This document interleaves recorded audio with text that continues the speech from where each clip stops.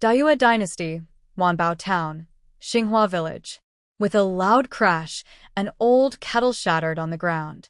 I'm not marrying him. Ginkgo pointed angrily at Lida, whose face was covered with rough patches. He had already married twice, and both wives had passed away. People in the village whispered that he and his brothers had caused their deaths. If she married him, she would probably end up the same way, mistreated and gone before long. Seeing the broken teapot, Madame Wang's anger flared up. You ungrateful girl. You've grown bold, haven't you?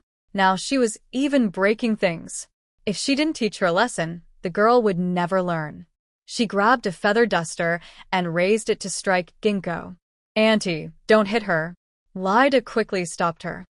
He turned to Ginkgo with a forced grin. Ginkgo, look how upset your mother is. Be good and come with me. You'll be the only woman in our house, and you'll have the final say in everything. Although the girl couldn't have children, she was good at earning money, 300 coins a month.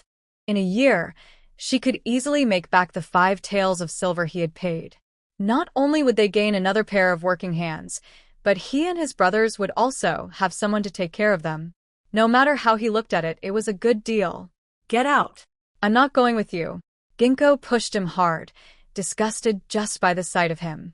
She would never marry into that family of rough old bachelors. Lida gritted his teeth in anger. This woman really needed to be taught a lesson. But since the marriage wasn't settled yet, he couldn't go too far. After a moment's thought, he turned to Madame Wang with a smile. Well then, Auntie, since Ginkgo doesn't agree, let's forget it. Just return the 5 taels of silver, and we'll call it even. How could that be? No one ever takes back a bride price once it's given, Madame Wang said stubbornly. Now that the money was in her hands, she had no intention of returning it. Auntie, you saw it yourself. It's not that I want to back out. It's Ginkgo who refuses. She has no say in this. Marriage is decided by the parents, not the children. In matters of marriage, it was always the parents who made the decision. How could a young girl decide for herself? Seeing how determined her mother was, Inxing grabbed her father's arm again. Father, are you really going to watch me jump into a fire pit? Yin Quan stayed silent. He glanced at Lida, whose face was covered with rough patches, then tapped his tobacco pipe before slowly standing up. Dear, since Xinger doesn't agree, maybe we should. Before he could finish, Madame Wang cut him off sharply. Shut that mouth of yours. If you've got nothing useful to say, get out of my sight. A good girl's dowry usually cost only 2 or 3 taels of silver. But for a girl who couldn't have children, someone was willing to pay 5 taels. What more could she possibly want?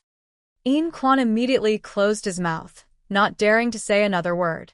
He turned helplessly toward Yinxing. Well, Xinger, maybe you should just agree. After all, you'll still be living in the same village, close to home. You can visit often. Lida also promised he'll treat you well. Since he couldn't persuade his wife, he could only try to persuade his daughter. Yes, uncle is right, Lida quickly added. Xinger, I'll be good to you. Come with me, all right? He reached out to grab her hand. Get away from me. Yinxing pushed him back. I'd rather die than go with you. Whoever wants to marry you can do it, but not me. Even if she never married in her life, she would never marry him. You ungrateful girl. Madame Wang swung a feather duster at her. You can't even have children, and someone still wants to marry you. You should be thankful. A woman who couldn't bear children would leave her husband without an heir. Lida didn't even mind that. What more could she ask for? Isn't it all your fault? Yinxing's eyes turned red. When she was 5, she got lost in the mountains while gathering firewood in winter. It took her a whole day to find her way back. Though she survived, her body was left weak, and she could never have children again. If her parents had gone into the mountains to look for her, she wouldn't have been hurt. Every time she thought about it, her heart filled with anger. She might be a girl, but she was still her mother's child. How could her mother be so heartless? Stop talking nonsense, Madame Wang snapped. There's so much work to do at home. I didn't have time to look after you. Don't you dare blame me for your own misfortune. It's been so long already. Why bring up something useless like that? You failed yourself. Don't blame her for it. If only you had. Before Yinxing could finish, Mrs. Wang cut her off. No matter what you say, it's useless. Today, you must go with Lida. Hurry up and pack your things. The money had already been taken, so the matter was settled. It wasn't something she could refuse just because she didn't want to marry. I'm not going with him. I won't marry him. Yinxing cried out, tears streaming down her face. They were all her mother's children, but why did their mother treat her brothers like treasures while being so harsh to her and her older sister? What had they done wrong? You'll marry him whether you want to or not. Mrs. Wang grabbed Yinxing's arm and pushed her toward the house. Hurry up and pack your things. I won't marry him. Yinxing struggled with all her strength. Marrying Lida felt worse than losing her freedom. With a sharp sound, Mrs. Wang slapped her across the face. Who else would even want you besides Lida? I would. A deep voice suddenly said. Everyone turned to see the tall and strong Xiao Qingbei walking in. Brother Qingbei. Why was he here? Xiao Qingbei stepped forward, glanced at Yinxing, then looked at Mrs. Wang. Auntie, I want to marry Yinxing. Please let her marry me. Xiao Qingbei, aren't you leaving to join the army tomorrow? Why are you meddling in this? Lida glared at him in anger. This guy was supposed to leave tomorrow. What was he doing ruining his plans? Xiao Qingbei ignored him. Auntie, I want to marry Yinxing. You really want to marry her? Mrs. Wang looked doubtful. Although his mother wasn't a good person, this young man was decent-looking and capable. Many girls in the village hoped to marry him. How could he possibly want her daughter, who couldn't have children? Yinxing was stunned. Brother Qingbei said he wanted to marry her. Could that really be true? Yes, Auntie. I want to marry Yinxing. I hope you'll agree. His tone was firm, showing he wasn't joking. Madame Wang glanced again at Ginkgo. If you want to marry Ginkgo, that's fine. Lida offered 5 taels of silver. Do you have that much? If he could also offer 5 taels, she would rather marry Ginkgo to him. He was much better than Lida. I do. Xiao Qingbei reached into his pocket, took out some broken silver, counted 5 taels, and handed them over. Here are 5 taels of silver. May I take Ginkgo with me now? All right, you can take her. Madame Wang's face lit up with joy. She then handed the silver to Lida. Here's your betrothal gift back. Ginkgo is now married to Qingbei. With the same amount of silver, of course, she would choose Qingbei. Seeing the 5 taels pushed back into his hands, Lida became furious. Annie, who takes money and then gives it back like this? Hearing that, Madame Wang rolled her eyes. Didn't you ask me for it before? Now I'm just returning it to you. You. Lida was speechless. He glared at Xiao Qingbei, his anger rising. Xiao Qingbei, what are you meddling in this for? He and his 2 brothers had scraped together 5 taels of silver to marry the girl. They thought everything was settled, but Xiao Qingbei had ruined their plan. You want to say that again? Xiao Qingbei grabbed Lida by the collar and looked down at him coldly. How dare he talk to him like that? He clearly needed to be taught a lesson. Facing the taller and stronger Xiao Qingbei, Lida felt nervous, but still tried to act tough. So, what if I said it? I was going to marry her, and you just barged in. Who does that? Your wife? Did Ginkgo ever agree to go with you? Did he really think no one could see through his intentions? He had already mistreated 2 wives, and now he wanted to go after Ginkgo. You. Lida was furious. He wanted to fight, but he knew he would only end up beaten. Humph. He turned and stormed off, swallowing his anger. Watching Qingbei stand there, strong and confident, Ginkgo couldn't help but stare in admiration. Brother Qingbei was truly amazing. When Xiao Qingbei turned around, he saw Yinxing staring straight at him. Go pack your things. Oh. Yinxing's face turned red. She lowered her head and quickly ran back into the house. Before long, she came back with a small bundle. Uncle, Auntie, we'll be leaving now. Go ahead, go ahead. Come visit when you can, Madame Wang said happily. She hadn't expected Xiao Qingbei to marry her daughter, who couldn't have children. That was much better than that lazy Lai Daqiang. If their life turned out well, she might even benefit from it. Xiao Qingbei took Yinxing's hand and led her out of the yard. Instead of going home, he brought her to the county office in town. Looking at the marriage certificate in her hands, Inqing still felt like she was dreaming. Brother Qingbei, are we going home now? She could hardly believe she had become his wife. Not yet. I'll take you to buy some new clothes first, Xiao Qingbei said, glancing at her patched outfit. In his memory, Inqing had never worn anything new. Since it was their wedding day, she should at least have a new set of clothes. Just as they were about to enter the clothing shop, Inqing stopped him. Brother Qingbei, I already have clothes. There's no need to buy new ones. She patted the bundle in her arms. Being able to marry him was already more than enough for her. She didn't want him to spend more money. It's our wedding day. Let's still get you a new set. Xiao Qingbei gently pulled her into the shop. He bought her a soft cotton outfit, dark blue pants and a red top with small flower patterns, and a pair of embroidered shoes. Brother Qingbei, isn't this too bright? Inqing touched the new clothes with wonder. Since childhood, she had always worn her siblings' old clothes. She had never worn anything new, and the fabric felt so soft. It's not too bright. It looks nice on you, Xiao Qingbei said with a smile. He had always thought Inqing wasn't bad-looking, but now, in her new clothes, she looked truly lovely. Seeing him gaze at her, Inqing shyly lowered her head. Brother Qingbei, are we going back now? Not yet, Xiao Qingbei said, coming back to his senses.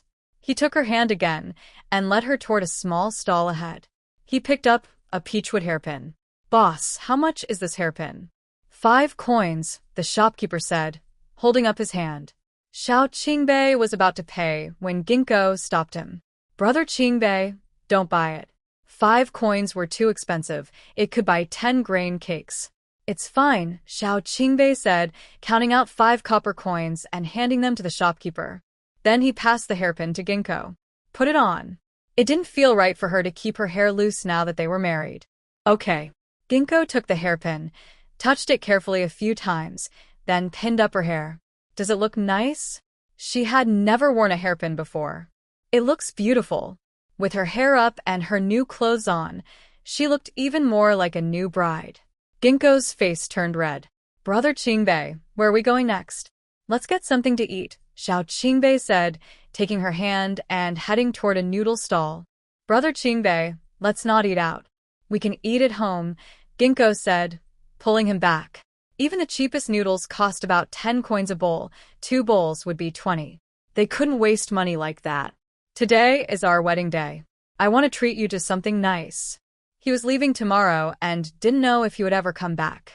So, he wanted to give her a good meal. He led her to the noodle stall. Boss, 2 bowls of noodles. Plain noodles are 10 coins a bowl, lamb noodles 15. Which would you like? Lamb noodles, Xiao Qingbei said after glancing at Ginkgo. She was so thin. She probably hadn't eaten anything good in a long time. All right. The shopkeeper said cheerfully, starting to cook. Brother Qingbei, please don't buy it. Ginkgo said anxiously. 2 bowls would cost 30 coins, enough to buy several pounds of grain. It felt wasteful. Sit down, Xiao Qingbei said, gently pulling her to a seat. When she looked like she was about to argue again, he gave her a look. We'll go home after we eat. Seeing that he had made up his mind, Ginkgo stayed quiet. Soon, 2 steaming bowls of lamb noodles were placed in front of them, each topped with 3 slices of lamb. Eat up. Xiao Qingbei pushed one of the bowls toward her. Smelling the rich aroma of the lamb noodles, Ginkgo couldn't help but swallow. It smelled so good. If it smelled this delicious, it must taste amazing. Go on, eat. Xiao Qingbei handed her a pair of chopsticks. Ginkgo took them. Well, since it was already bought, she might as well eat. The moment she took a bite, her mouth was filled with the flavor of lamb noodles. It felt like the whole world had become wonderful. This is so good. She never knew noodles could taste this amazing. Usually, she only had coarse rice porridge or wild vegetable paste. This was on a completely different level. If you like it, eat more, Xiao Qingbei said, placing another piece of lamb in her bowl. It seemed Ginkgo had never eaten something like this before. Brother Qingbei, this is enough for me. She tried to put the lamb back, but Xiao Qingbei stopped her. Go ahead and eat. I have this often. He added another piece of lamb to her bowl. Who knew when she'd get to eat something like this again? He wanted her to enjoy it while she could. When she tried to return it again, he stopped her firmly. Just eat. I'm not short on meat. Okay. Ginkgo nodded and lowered her head to eat. So this was what it felt like to be cared for. Seeing how happy she looked, Xiao Qingbei placed the last piece of lamb in her bowl. Eat. If it's not enough, I'll buy more. Okay. This time, Ginkgo didn't refuse. She ate happily. Brother Qingbei was really kind to her. At that time, the villagers were chatting at the entrance of the village. When they saw Xiao Qingbei walking back with Ginkgo, Dr. Gu's wife, Madame Feng, immediately stood up. Qingbei, did you really marry Ginkgo? No wonder old Madame's son had been shouting angrily in her yard. So it was true. Yes, Xiao Qingbei nodded, looking around at everyone. We've already received our marriage certificate. Everyone stared at them in surprise. Although Ginkgo was hardworking and good at earning money, she couldn't have children. Why would Qingbei marry her? Qingbei, you'd better go home quickly. Your mother is making a scene again. Madame Feng pointed her chin toward Xiao Qingbei's house. Old Madame's son had been shouting all afternoon. If she saw them now, who knew what she might do? Oh. Xiao Qingbei answered calmly. He had already expected his mother to react this way. Then we'll go back. He took Yinxing's hand and went home. As soon as they reached the gate, they saw old Madame's son standing in the yard with her hands on her hips, shouting loudly. When she saw Xiao Qingbei leading Yinxing back, she rushed over angrily. They said you spent 5 taels of silver to marry this girl. Is that true? Yes, we've already registered our marriage at the county office. You foolish boy. Why didn't you tell me about such a big thing? Old Madame's son slapped him across the face, then pointed at Yinxing angrily. What do you want her for? Send her back right now. Spending 5 taels of silver on a girl like her. What a waste, she thought. Mother, we've already registered our marriage. Yinxing is my wife now. Are you trying to make me angry to death? Send her back immediately. Yinxing looked at Xiao Qingbei nervously. Would he really send her away? I already said, Yinxing is my wife. Third son, you're really foolish. How could you marry her? The eldest sister-in-law, Wang Hohot, glared at Yinxing with disapproval.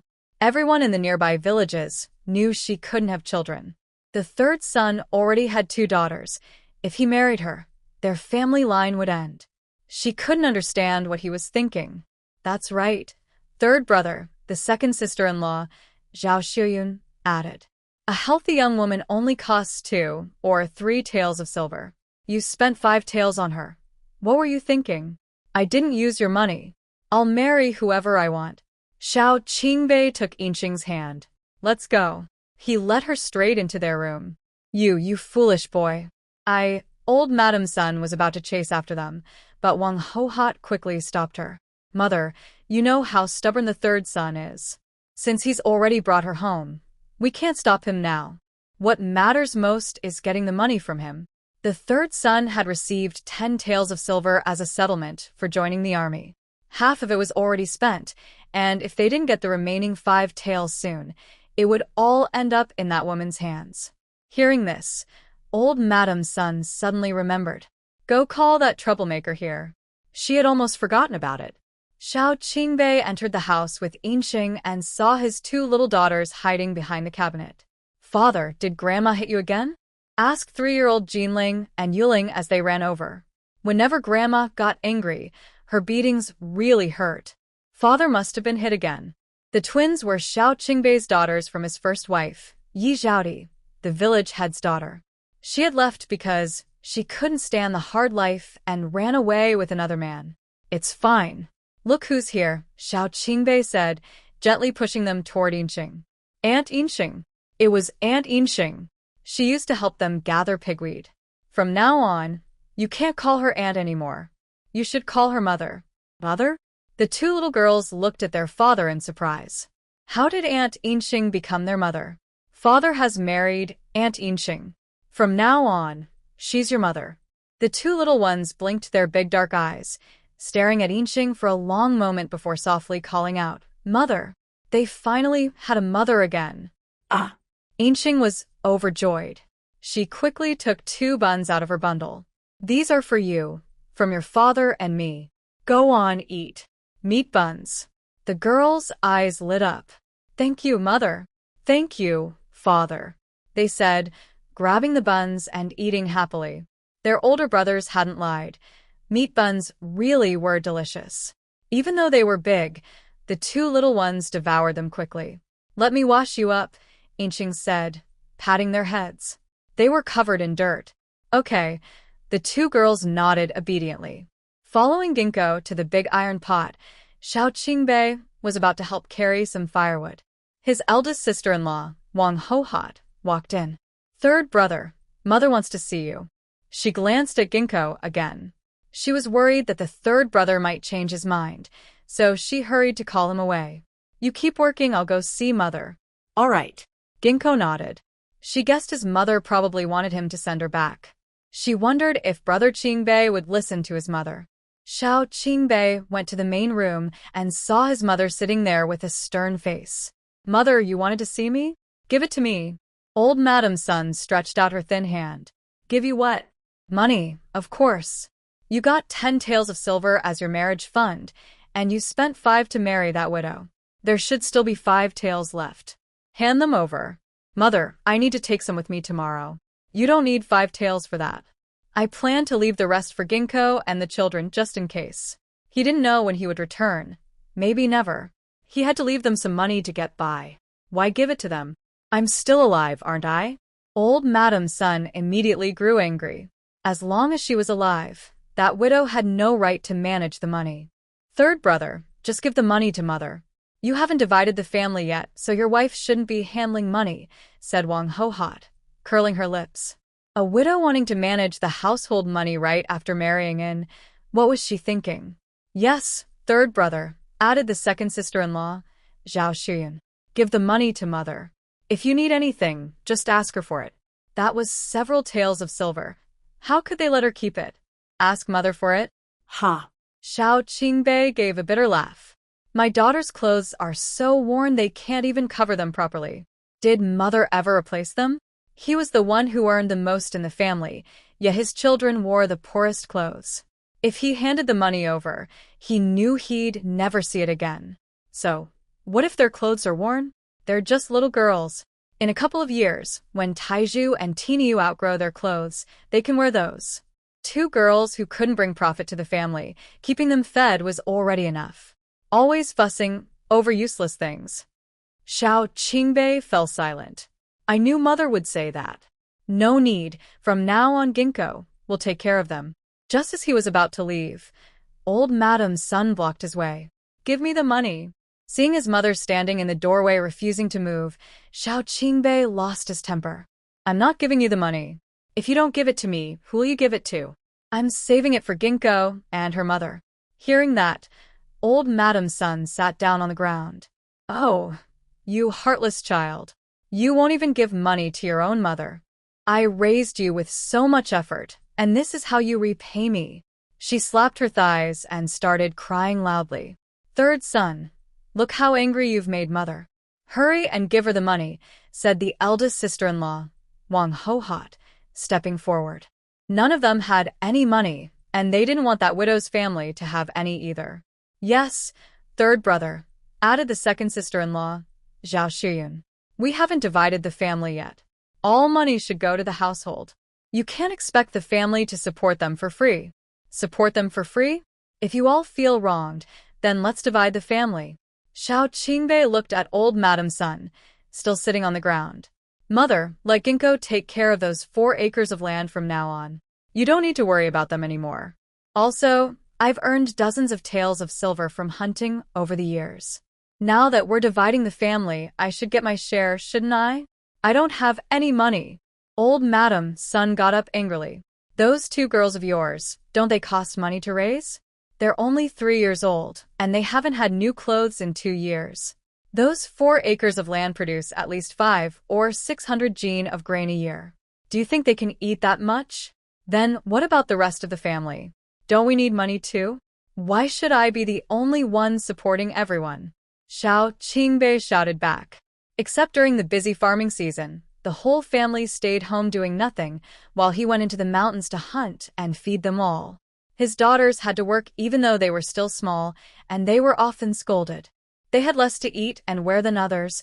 Why should it be this way? You ungrateful child. How dare you talk to me like that? Old Madam Sun stood with her hands on her hips. That troublemaker really dared to argue with her today. Let's divide the family property, so you won't feel wronged, Xiao Qingbei said firmly. He was leaving tomorrow, and if they could split the household now, Ginkgo and the children might live a little better. Divide the family? Don't even think about it.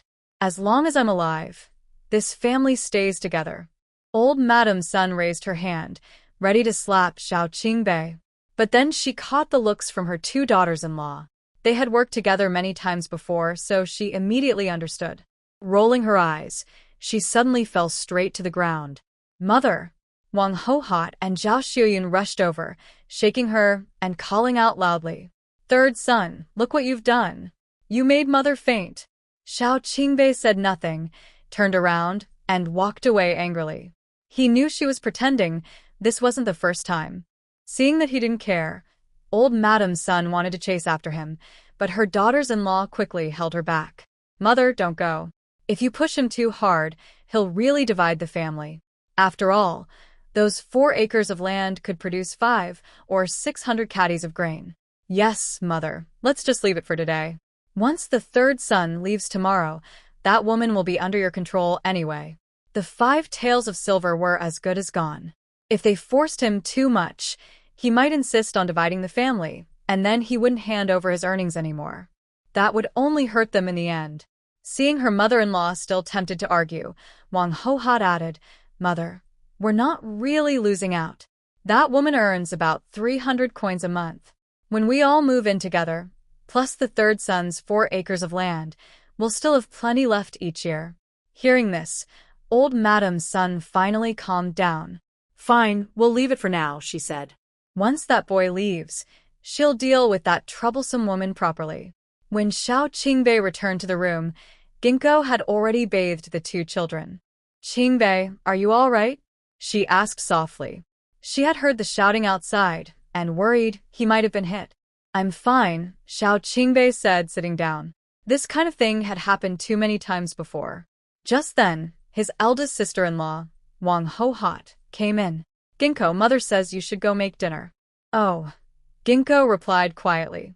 Ginkgo quickly carried Jinling and Yuling onto the bed.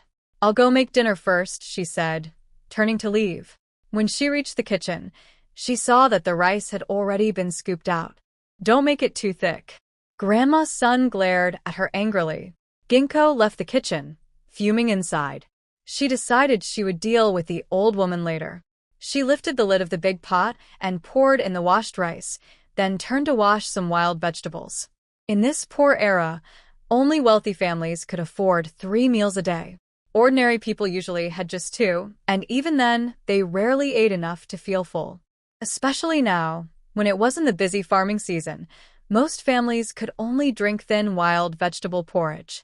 There wasn't much rice, and wild vegetables cooked quickly, so the porridge was soon ready. She filled a large bowl with it. By the time she brought it to the main room, Xiao Qingbei had already arrived with the 2 children. Ginkgo placed the porridge on the table, then ran back to bring a plate of salted beans. She stirred the porridge with a spoon to mix it evenly before serving everyone. Who made the porridge today? Why is it so watery? The eldest son, Xiao Qingshan, frowned at his bowl. It was much thinner than usual. Yeah. Why is it so watery? The second son, Xiao Qinghe, echoed. He had never seen porridge this thin before. How are we supposed to eat this? Xiao Taizhu, Qingshan's son, put down his chopsticks in disgust. Seeing his cousin stop eating, Xiao Tiniu, Qinghe's son, also threw down his chopsticks. I'm not eating either. I made the porridge, Ginkgo said calmly, but the rice was measured by mother. Who told you to give those 2 girls such thick porridge? Grandma's son snapped, glaring at Jinling and Yuling's bowls. They usually only got rice water, but today their porridge looked thicker and fuller. 2 useless girls, she thought angrily. Why should they get the best food? It's not thick at all, Ginkgo replied. It's the same as everyone else's. They're still growing. What's wrong with letting them eat a bit more? Grandma's son started to scold her, but the eldest daughter-in-law, Zhao Shiyun, quickly stopped her. Mother, let's just eat. The third son was still there, getting angry again and wanting to argue about dividing the family property. Once he left, they could do whatever they wanted. Humph. Grandma's son finally stopped talking. Just wait until that troublemaker leaves. When Ginkgo turned around, she saw Jinling and Yuling holding their bowls, not moving. Their eyes were red. They looked scared. Come on, eat your food. She casually picked up 2 salted beans and put them in their bowls. It was clear these 2 children were often bullied. Otherwise, they wouldn't be this frightened. The 2 little ones glanced timidly at Grandma's son. Usually, they weren't even allowed to sit at the table. They didn't know if their grandmother would hit them. What are you looking at? Eat quickly. Ginkgo added 2 more salted beans to their bowls. Okay. The 2 children finally started drinking their porridge. They had never tasted anything so good before. As they ate eagerly, they kept glancing at Grandma Sunday. They had to eat fast, or their grandmother might take it away.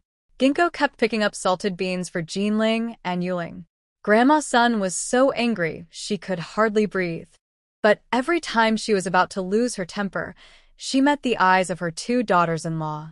So, she forced herself to stay quiet. Ginkgo acted as if she hadn't noticed anything. After finishing the meal, she cleaned up the bowls. When she returned to the room, she saw that Brother Qingbei still looked upset. Brother Qingbei, there's still some hot water in the pot. Do you want to wash up? Xiao Qingbei nodded. He stood up, walked over, and looked at the warm water in the basin. Then, he took off his outer coat. His strong, well-built figure made Ginkgo's face turn red. She quickly lowered her head and went back into the room. When Xiao Qingbei finished washing and came back, Ginkgo had already made the bed. All done? You can go wash now. Okay. Ginkgo turned and went out. Father, do we look nice? Jinling and Yuling smiled brightly at him. It felt so good to be clean. You look lovely. Xiao Qingbei smiled and gently kissed each daughter on the cheek. Before, they were always dirty. He hadn't realized how beautiful they were when clean. He noticed their little hands were covered with small scars. He felt uneasy inside. He was determined to make something of himself so that his daughters could live a good life. When Ginkgo came in, she saw Xiao Qingbei quietly watching the 2 children. Are the children asleep? They're asleep. Xiao Qingbei gently pulled the blanket over them again. Oh. Ginkgo took off her shoes and climbed onto the bed. After hesitating for a moment, she finally asked what was on her mind. Brother Qingbei, why did you decide to marry me? Every time they met before, they only exchanged a few words. She had never noticed that he had any special feelings for her. He was leaving to join the army tomorrow, so she couldn't understand why he wanted to marry her now. Ginkgo, you know my mother's temper. You've seen how things are at home. I'm afraid that after I leave, she might treat the children badly. So I wanted to find someone who could protect them. I hope you can take good care of them for me. When he was home, his mother often said she wanted to sell the girls. Knowing her temper, he believed she might actually do it. That's why he wanted to find someone reliable before leaving. He hadn't decided who at first, but when he passed by Ginkgo's house today and heard that Lida wanted to marry her, he went to propose instead. Ginkgo was not someone who would let others take advantage of her. She would be able to protect the girls. And Lida clearly didn't have good intentions. By marrying her, he was also helping her. Ginkgo was silent. So Brother Qingbei hadn't married her because he liked her. Brother Qingbei, don't worry. I'll take good care of the 2 children. He had already helped her by stopping her marriage to Lida. Taking care of his children was the least she could do. Besides, today he had bought her new clothes and good food. She had never been this happy before. She truly felt grateful to him. Seeing her agree, Xiao Qingbei felt relieved. Thank you. He took out some silver from his pocket, counted 3 taels, and handed them to her. Keep this money just in case you need it. Brother Qingbei, you should keep it. I still have some. He had already spent a lot today, buying her food and clothes, and even paying 5 taels to marry her. Since he was leaving for the army tomorrow, he should keep more money with him. I don't spend any money on food or lodging there, so I don't need that much. Xiao Qingbei pushed the silver back into her hand. You'll need money for many things later. Keep it. Don't give it to anyone else, and take good care of it. Neither his mother nor Ginkgo's mother was easy to deal with. If they took the money, life would become even harder for the family. Ginkgo understood what he meant. Brother Qingbei, don't worry. I won't give it to anyone. He was worried about the two children. So, she decided to keep the money safe, not letting anyone take it from her. Good. Xiao Qingbei nodded with satisfaction. Ginkgo was capable, she could handle it. It's getting late. Let's rest. He took off his outer coat and lay down. Ginkgo looked at him, her face turning red. There was only one quilt, and she couldn't sleep elsewhere. After hesitating for a while, she began to unbutton her clothes. They were already married, so sharing a bed was normal. She took off her outer coat, revealing a simple, faded cotton undershirt. Seeing that Qingbei had closed his eyes, she blushed and lay down beside him. The quilt was small. Even though Ginkgo tried to be careful, her back still brushed against his arm. The warmth of her skin made Qingbei's heart race. He opened his eyes and saw her fair back, feeling a rush of heat. Ginkgo's skin was so fair. He hadn't meant to think too much, but now, seeing her so close, his heart couldn't stay calm. She was his wife, after all. There was nothing wrong with being close. Ginkgo. He gently pulled her into his arms, holding her tightly. The next morning, when Ginkgo was still half asleep, someone banged on the door. You lazy girl. Get up right now. Old Madam's son stood at the door, shouting loudly. Now that the young man had left, she was ready to scold Ginkgo again. Ginkgo was startled awake. She quickly reached for her clothes, but as she moved, a sharp pain made her frown. Hiss. After being exhausted half the night, her body ached badly. But there was no time to rest. She quickly got dressed and went out. Mother, what are we doing? She looked around. Brother Qingbei wasn't there. He must have already left. It was good to get up early anyway. What do you think? Go make breakfast. Do I have to remind you every time? Hurry up. Oh. Ginkgo nodded. Just as she was heading to the kitchen, she saw Jinling and Yuling, each holding a basket in one hand and a knife in the other. They were looking at her with worried eyes. What are you two doing with those? Grandma told us to go to the mountain to cut pig grass, Jinling said, pouting, her eyes filling with tears. Father was gone, and now Grandma was making them work again. Cut pig grass? There are so many people at home. Why should you two do it? Ginkgo grabbed the knife and basket from their hands and tossed them aside. They were still so young. There were plenty of adults at home. Why make the children work? Seeing her throw the tools aside, Grandma's son immediately got angry. This family doesn't feed lazy mouths. Go to your chores. Just as she was about to raise her hand, Ginkgo pulled Jinling and Yuling close. Then why do my older brothers get to sit around doing nothing? They wandered around the village all day, never lifting a finger to help. How could grown men let little girls do all the work? You insolent girl! Before Grandma's son could finish shouting, her eldest daughter-in-law, Wang Ho-hot, came over. Ginkgo, you don't understand. Your brothers sleep so deeply that we can't wake them up. That's right, the second sister-in-law, Zhao Xiuyun, added quickly. They sleep like rocks. Well, if they can't wake up, that's easy to fix. Seeing Ginkgo heading toward her brother's rooms, Wang Ho-hot hurried after her. What are you doing? Was her younger sister-in-law really going to barge into her brother-in-law's room? Ginkgo ignored her and knocked on the door. Big brother, wake up. She knocked for a long time, but there was no response.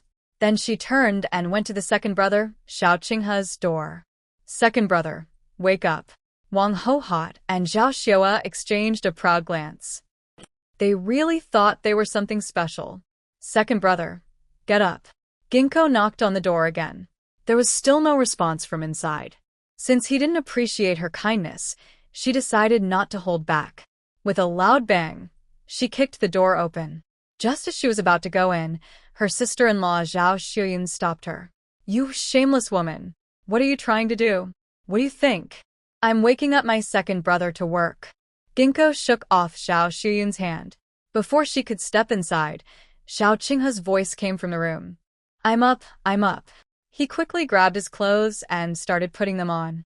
If she came in now, he'd lose all dignity. Ginkgo was about to head to Xiao Qingshan's room when he came out. What's all this noise so early in the morning? Since you're all awake, go get to work. I'll make breakfast. Ginkgo waved to Jinling and Yuling. Come with me to cook. Okay. The two little ones nodded.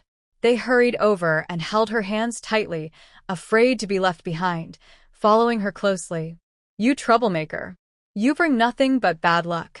This family will never have peace with you here. Old Madam's son shouted angrily. How could a younger sister-in-law go knocking on her elder brother-in-law's door? What shameless behavior. It was all that third son's fault. He left, but his wife still caused trouble. Why did he have to marry such a woman? Ignoring the old woman's yelling, Ginkgo calmly washed the rice and put it in the pot. Mother, we'll help you, Jinling and Yuling said, running over. They were about to start the fire, but Ginkgo lifted them onto small stools. Sit here. Mother doesn't need your help. They were too young to work. Jinling and Yuling pressed their lips together, smiling softly. Having a mother was truly wonderful. Soon, the wild vegetable porridge was ready. Ginkgo scooped out 3 bowls of the thicker part from the bottom of the pot. Since they didn't treat her like family, she saw no reason to be overly kind. She folded another bowl, making sure it looked right, then called the 2 children over. Come on, hurry and eat. Mom, are we going to eat in the main room? Jinling glanced outside. Grandma and the others were still waiting to eat. Was it okay for them to eat here? Yuling also looked outside. If Grandma saw them eating first, she would be furious. We'll just eat here, Ginkgo said, handing them chopsticks. If they went back to the main room, there would only be more trouble. Hearing their mother say that, the 2 little ones didn't hesitate. They picked up their bowls and started eating. At that time, Grandma's son and the others were sitting in the main room, stretching their necks and waiting. Why isn't the food ready yet? The eldest son, Xiao Qingshan, yawned. He had never gotten up this early before and was exhausted. Yeah, I'm starving, the second son, Xiao Qinghe said, yawning too. They had been up so early and still hadn't eaten. Their stomachs were growling. Go take a look, Grandma's son said to her eldest daughter-in-law. Okay. Wang Ho-hot stood up and walked out. Just as she reached the kitchen door, she saw Ginkgo coming out with Jinling and Yuling. Why isn't the food ready yet? It's ready. Then why didn't you serve it? It was ready, but she hadn't served it, leaving everyone waiting. I'm going to work. You can serve it yourself. She took Jinling and Yuling by the hand and was about to leave when Grandma's son came out of the house. Where are they going? I'm taking them with me. Why take them to work? Leave them at home. If they left, who would gather pig grass and wild vegetables? When they heard Grandma say they had to stay, the 2 little girls gripped Ginkgo's hands tightly. Their big, round eyes were full of fear. Mom. If they stayed, they would be scolded again. They wanted to go with their mother. No, I'm taking them, Ginkgo said firmly, pulling them along. If she left them behind, who knew how they might be treated? You! Grandma's son clenched her teeth in anger. Just as she was about to start shouting, Wang Ho-hot called out, Why is this porridge so watery? Grandma's son went into the kitchen and stirred the porridge with a spoon. It was much thinner than usual, and her anger flared up instantly. You greedy, shameless woman. Why didn't they make you burst from anger? She jumped and shouted at Ginkgo and the others as they walked away. They must have drunk what she had prepared. Ginkgo acted as if she didn't hear anything. She led her 2 children forward. The 2 little ones kept turning back as they walked. Only when they had gone far and saw that their grandmother didn't come after them did they finally relax. Mother, Grandma didn't chase us. They had thought she would come after them and scold them harshly. Don't be afraid. I won't let anyone bully you. Okay. The 2 children nodded together. They smiled happily, showing their tiny white teeth. Having their mother was truly wonderful. Ginkgo worked at a kiln factory not far from the village. You 2 stay here. If you find anything useful, we can sell it in town later. She pointed to a pit filled with discarded porcelain pieces. She often searched there for usable ones to sell in town. With some luck, she could earn a decent amount. Mother, who do these belong to? Jinling and Yuling's eyes sparkled. There were so many beautiful jars and bottles. These are things no one wants. Go ahead and look, but don't touch the broken ones. You might cut your hands. Okay. The two children ran off happily on their short legs. Stay here and wait for me. Don't wander off, understand? Got it. They nodded obediently and began sorting through the porcelain pieces with joy. Seeing Uncle Lu working by the kiln, Ginkgo walked over. Uncle Lu, could you please keep an eye on my two children? Sure, go ahead, Uncle Lu said with a smile. This young woman couldn't have more children, but having two daughters was already a blessing. Ginkgo thanked him and went into the house, where the master was busy checking accounts. She picked up a cloth and started cleaning. Seeing how quick and neat she was, Boss Jiang smiled. Done with things at home? He had heard about her situation. Although old Madam's son wasn't a good person, she was still better than Lida. Yes, sir. I wanted to discuss something with you. Go ahead. Master Jiang put down his writing brush. You probably already know that I got married, but my husband has passed away. I still have two children at home, and I worry about them. So I want to bring them here every day and let them stay at the kiln. Don't worry, I won't let it affect my work. After all, it was someone else's place, so she had to let him know first. When Ginkgo said this, Boss Jiang smiled and nodded. That's fine. This girl had been working here since she was 10. She worked hard, was diligent, and never lazy. If he let her go, it would be hard to find someone as good. Besides, her two children wouldn't come into the main house, so there was no problem. Thank you, sir, Ginkgo said respectfully, bowing. She picked up a cloth and began cleaning. After tidying the living room, she went to the bedroom, took the quilts outside to air, changed the sheets, and washed the used ones. When all that was done, she hurried to the kitchen. Aunt Six, is there anything else to do? Clean these vegetables and this fish. Okay. Ginkgo took the vegetables and fish. She picked up a rolling pin and gave the fish a quick tap on the head. The fish stopped moving, and she began to clean it skillfully. Xinger, your mother-in-law hasn't been giving you trouble, has she? Although marrying Xiao Qingbei was much better than marrying Lai Daqiang, that old madam's son was known for being difficult. Everyone in the nearby villages knew her bad temper. And since Ginkgo couldn't have children, people wondered if she was being mistreated. It's fine, Ginkgo said with a smile. She wasn't someone who could be easily bullied. Besides, Brother Qingbei had left her some words before he went away. There was nothing for her to fear. Xinger, I heard Xiao Qingbei left you some money. You must keep it safe. Now that she had two children to care for, she couldn't live without money. Yes, I know, Ginkgo nodded. She understood that very well. Without money, no one would respect you. Even your own mother might look down on you. Just like her older sister, who always got a cold face from their mother whenever she came home. After cleaning the fish and vegetables, Ginkgo helped Aunt Six with the cooking at the stove. She made 2 meat dishes, 2 vegetable dishes, and a soup. After finishing, she brought the meal to Master Jiang. When he was done eating, she helped Aunt Lu clean up the kitchen. Then she took back the quilt and the freshly washed sheets. Only then did she finally have a moment to rest. Aunt Lu, if there's nothing else, I'll go to the kiln now. She wondered if the two children had behaved. Go ahead, Aunt Lu said with a smile. This girl hadn't been lucky.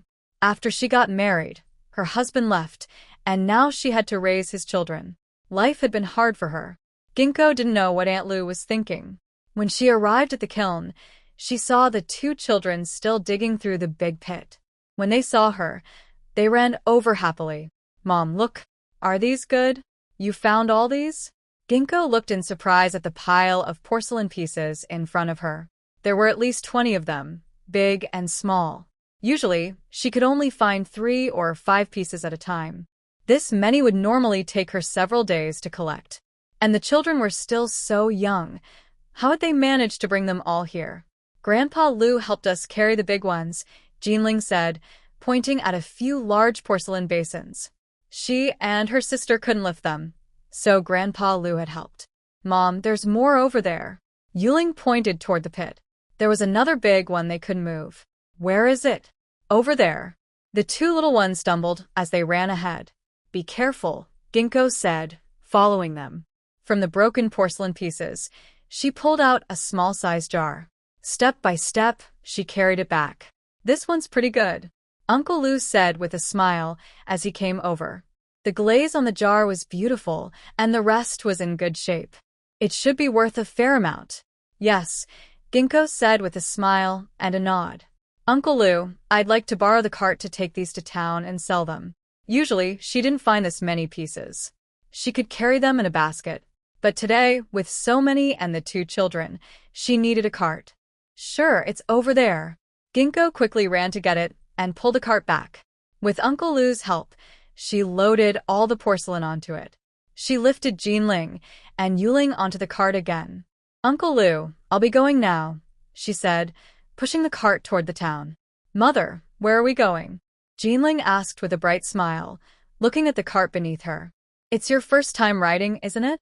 Yes. We're going to the town to sell these things. And who gets the money? Of course, it's for us. But remember, don't tell anyone about this. Every time the kiln fired, there were always some pieces that were flawed or discarded. Master Jiang didn't want them, but he allowed the workers to sell them. However, they were told not to mention it to outsiders, in case people from the village came to take advantage of it. If someone stole or damaged the good porcelain, it would cause trouble. So, everyone kept quiet about it.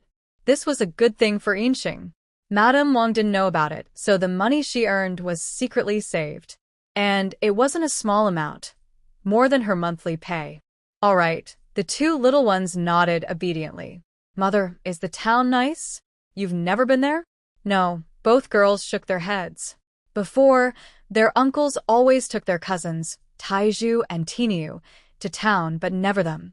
They had only heard from their cousins that the town was wonderful, though they didn't know if it was true. Then today, I'll take you both for a walk around. It was a pity they had never been there before. Okay. The two girls nodded happily, their faces full of excitement as they looked ahead. They were finally going to town. The kiln was about 10 miles from the town. It wasn't very close, but the road was fairly smooth. Yinxing was strong, so she walked quickly. In less than half an hour, they reached the town and went straight to the busiest street. As they walked, she called out, "Good deals here. Come and take a look.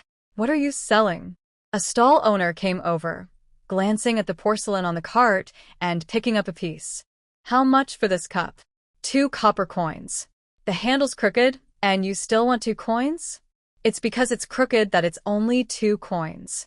Don't you see what kind of porcelain this is? Ginkgo pointed again at the crooked handle of the cup. It's only a little crooked. You wouldn't even notice if you didn't look closely. It doesn't affect drinking from it, and it's cheap to take home. The stall owner looked again. All right then. He took out 2 copper coins and handed them over. After all, it was fine porcelain, much prettier than the rough bowls at home. There's a lot of stock today. Another stall owner came over. Usually this girl only took 1 or 2 pieces, but today she had brought a whole cart. Yes, there's plenty of cheap goods today. Hurry and pick what you like. You'll be getting a real bargain. Hearing that, everyone gathered around, reaching out to look through the items. Since all the porcelain had small flaws, the smaller pieces cost 1 or 2 copper coins, the larger ones 3 or 4, and a few big basins could sell for 7 or 8.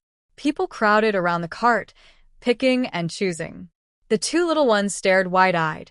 Everything looked so new and interesting, especially the food and toys. They wished they could see everything at once. So what Brother Taiju and Brother Tiniu said was true. This town was amazing. Ginkgo pushed the cart along the street, calling out as she went. The whole cart of porcelain sold quickly, leaving only a small jar. Mom, why didn't anyone buy this one? Jinling patted the jar with her small hand. It's so pretty. Why didn't anyone want it? It's not that they don't want it, Ginkgo said. They just can't afford it. Most of them were small traders. How could they spare 40 or 50 coins at once? Mom, does that mean we have to take it back home? Yuling frowned. If no one could buy it, did that mean they had to bring it back? No, Ginkgo said, pushing the cart toward the grain shop. She had worked hard to bring it here, so she had to sell it somehow. Besides, taking it back would be useless. At the shop door, She parked the cart, lifted Jinling and Yuling down, and carried the jar inside. "Boss, I have a small jar here for a good price. Want to take a look?" "A small jar? What kind?" The shopkeeper looked up. "It's got a flaw, doesn't it?" he said, pointing at the cloudy glaze on the outside. "The colors on this vase are all mixed up. It does have a small flaw, but it's cheap. If you really want it, give me 50 coins. 50 coins for this?" The shopkeeper looked at it with disdain. "If I had that much, I'd buy a good one. Could you get a perfect one for 50 coins? Ginkgo patted the jar. "For one just like this, without any flaws, you'd need at least 2 taels of silver." "Then how about 30 coins? The shopkeeper looked again. The material was indeed good. Whether for storing rice or water, it would work well. "Not for sale," Ginkgo said firmly. She was about to leave with the jar when the shopkeeper called out, "I can add 2 more copper coins at most." "How about this?" Ginkgo said. "Forget the money. Just give me 5 pounds of mixed grains instead." Given the times, food would soon be hard to come by. She could manage, but the 2 children were still young. She had to store some food so they wouldn't go hungry. Judging by the shopkeeper's attitude, even selling the jar for 40 coins would be difficult. So exchanging it for grain would be better. Both sides would benefit. 5 pounds of mixed grains? The shopkeeper thought for a moment. A pound cost 8 copper coins, so 5 pounds would be 40. After costs, he'd still make a small profit. He nodded quickly. "All right, I'll weigh out 5 pounds for you." He went to the grain bin, measured 5 pounds, and handed it over. "You're quite the business-minded girl." This way, the jar was worth about 40 copper coins.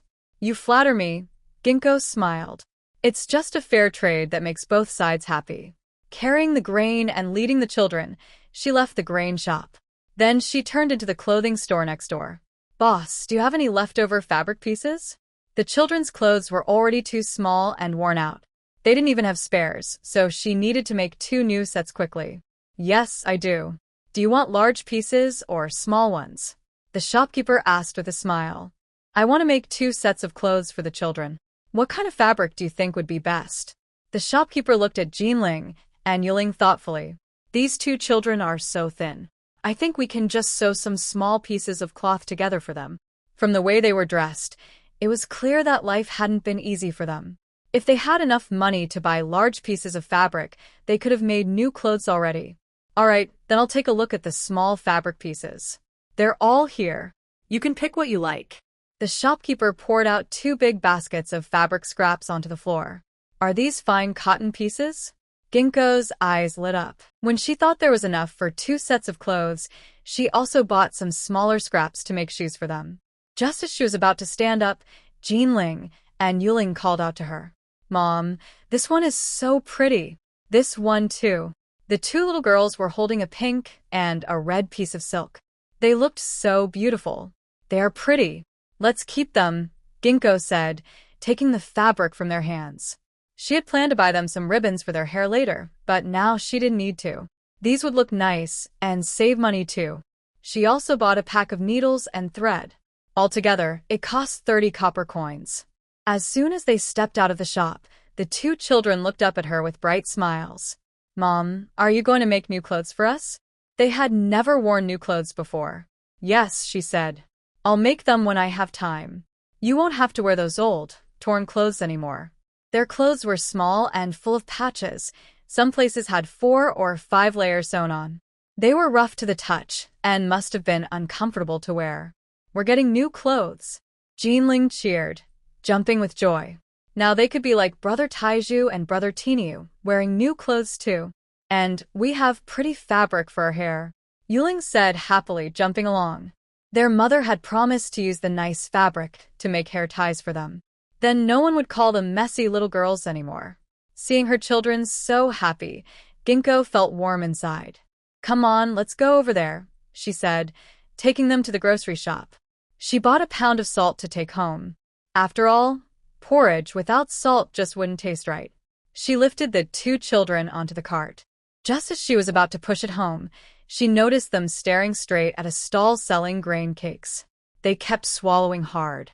It seemed they really wanted some. She took out her last 2 copper coins and walked over. "Boss, please give me 2 cakes. Sure thing. The vendor smiled and handed her 2 cakes. Ginkgo took them and passed one to each child. One for each of you. Go ahead and eat. Thank you, mother. The 2 little ones were overjoyed. They happily took the cakes. After one bite, their big eyes curved into crescent shapes. Mother, this cake is so tasty. Yes, and it's still warm. At home, they usually only had thin rice porridge. They had never eaten cakes before, and they found them delicious. If you like them, eat more, Ginkgo said, pushing the cart again. Just a simple grain cake could make the children this happy. It seemed they couldn't even afford this most days. Mother, this cake is really good. You should try some too. Jinling broke off a small piece and handed it to her. Sit still, Ginkgo said quickly, leaning closer. She opened her mouth to play along. Isn't it tasty? Yes, it is. Mother, mine is good too. Yuling broke off a piece and put it in Ginkgo's mouth. Isn't it delicious? Yes, it's very good. Ginkgo smiled warmly. So this is what it feels like to be a mother. When she saw the children trying to share more with her, she gently pushed their hands back. Mother isn't hungry. You too eat. Sit still and don't move around. Just a simple cake could make them so happy. She was determined to earn more money and raise them to be healthy and strong. When Brother Qingbei came back, he would surely be pleased. Perhaps because the cart was lighter on the way back, it took just over half an hour to return. Sold everything?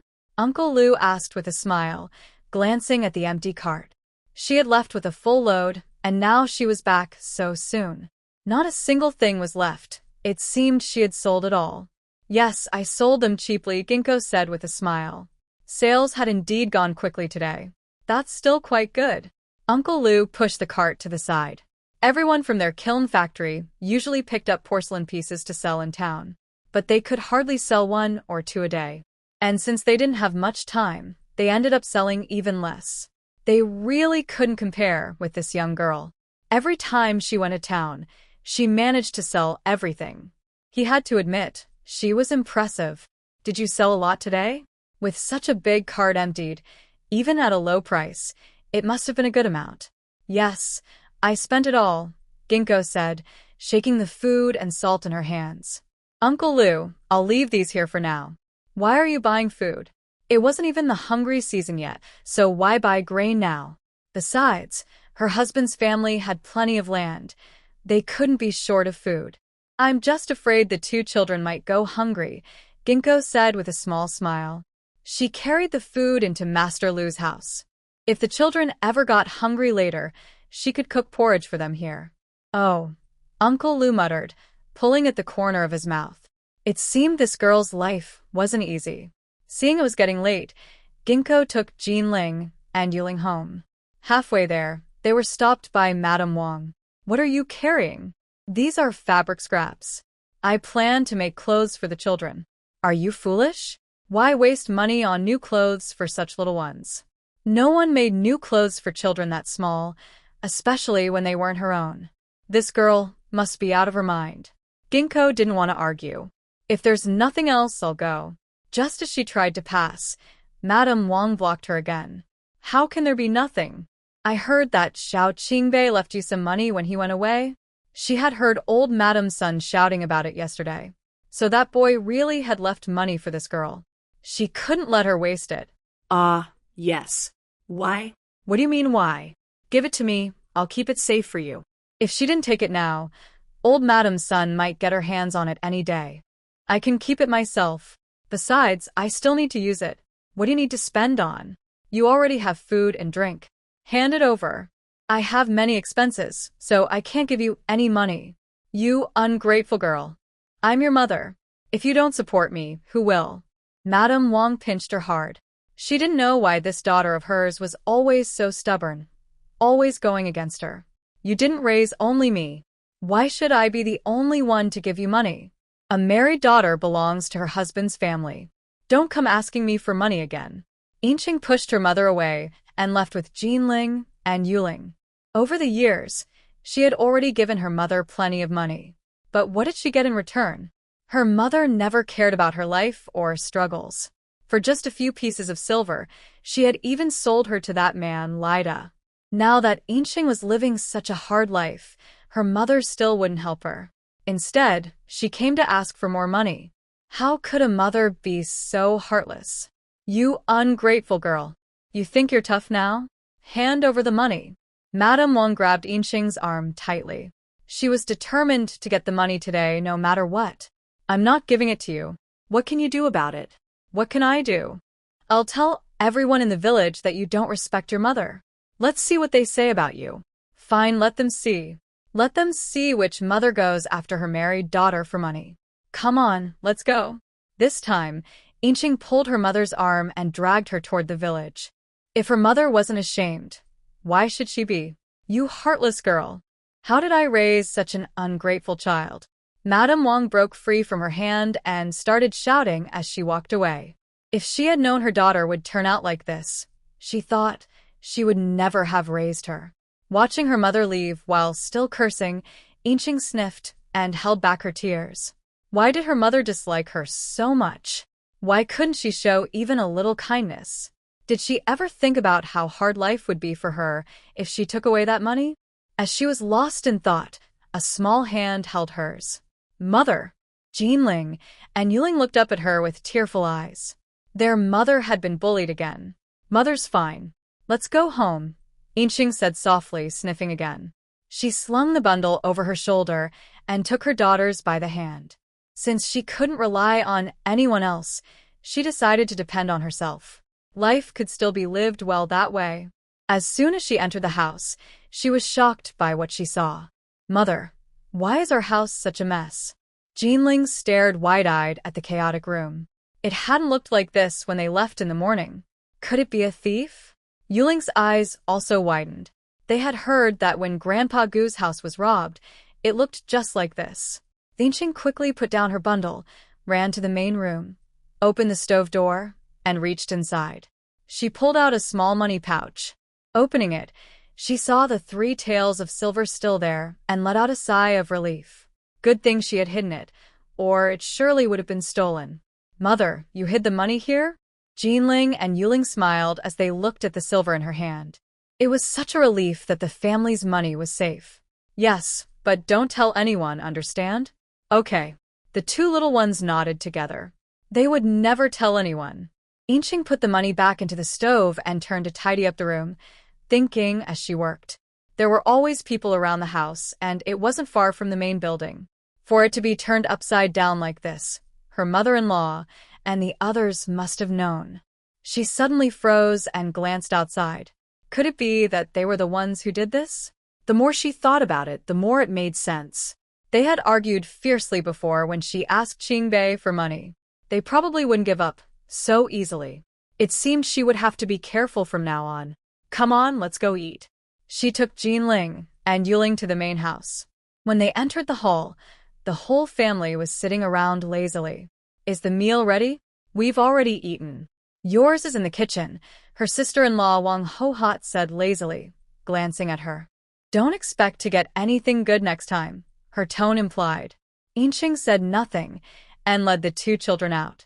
When they reached the kitchen, they saw a bowl of thin vegetable soup.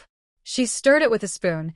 There were hardly any grains of rice, just like wild vegetable water. Mother, we already ate some flatbread. You can have this, Jinling said, peeking into the bowl.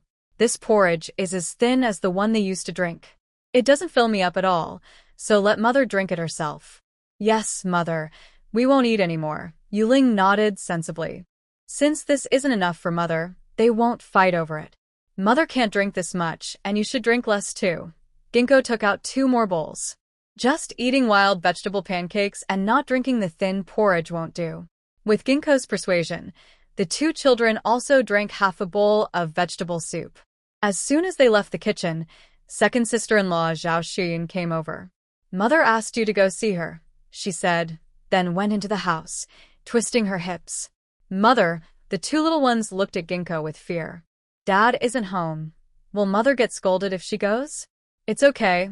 You 2 go back to your room and wait. Mother will be back soon.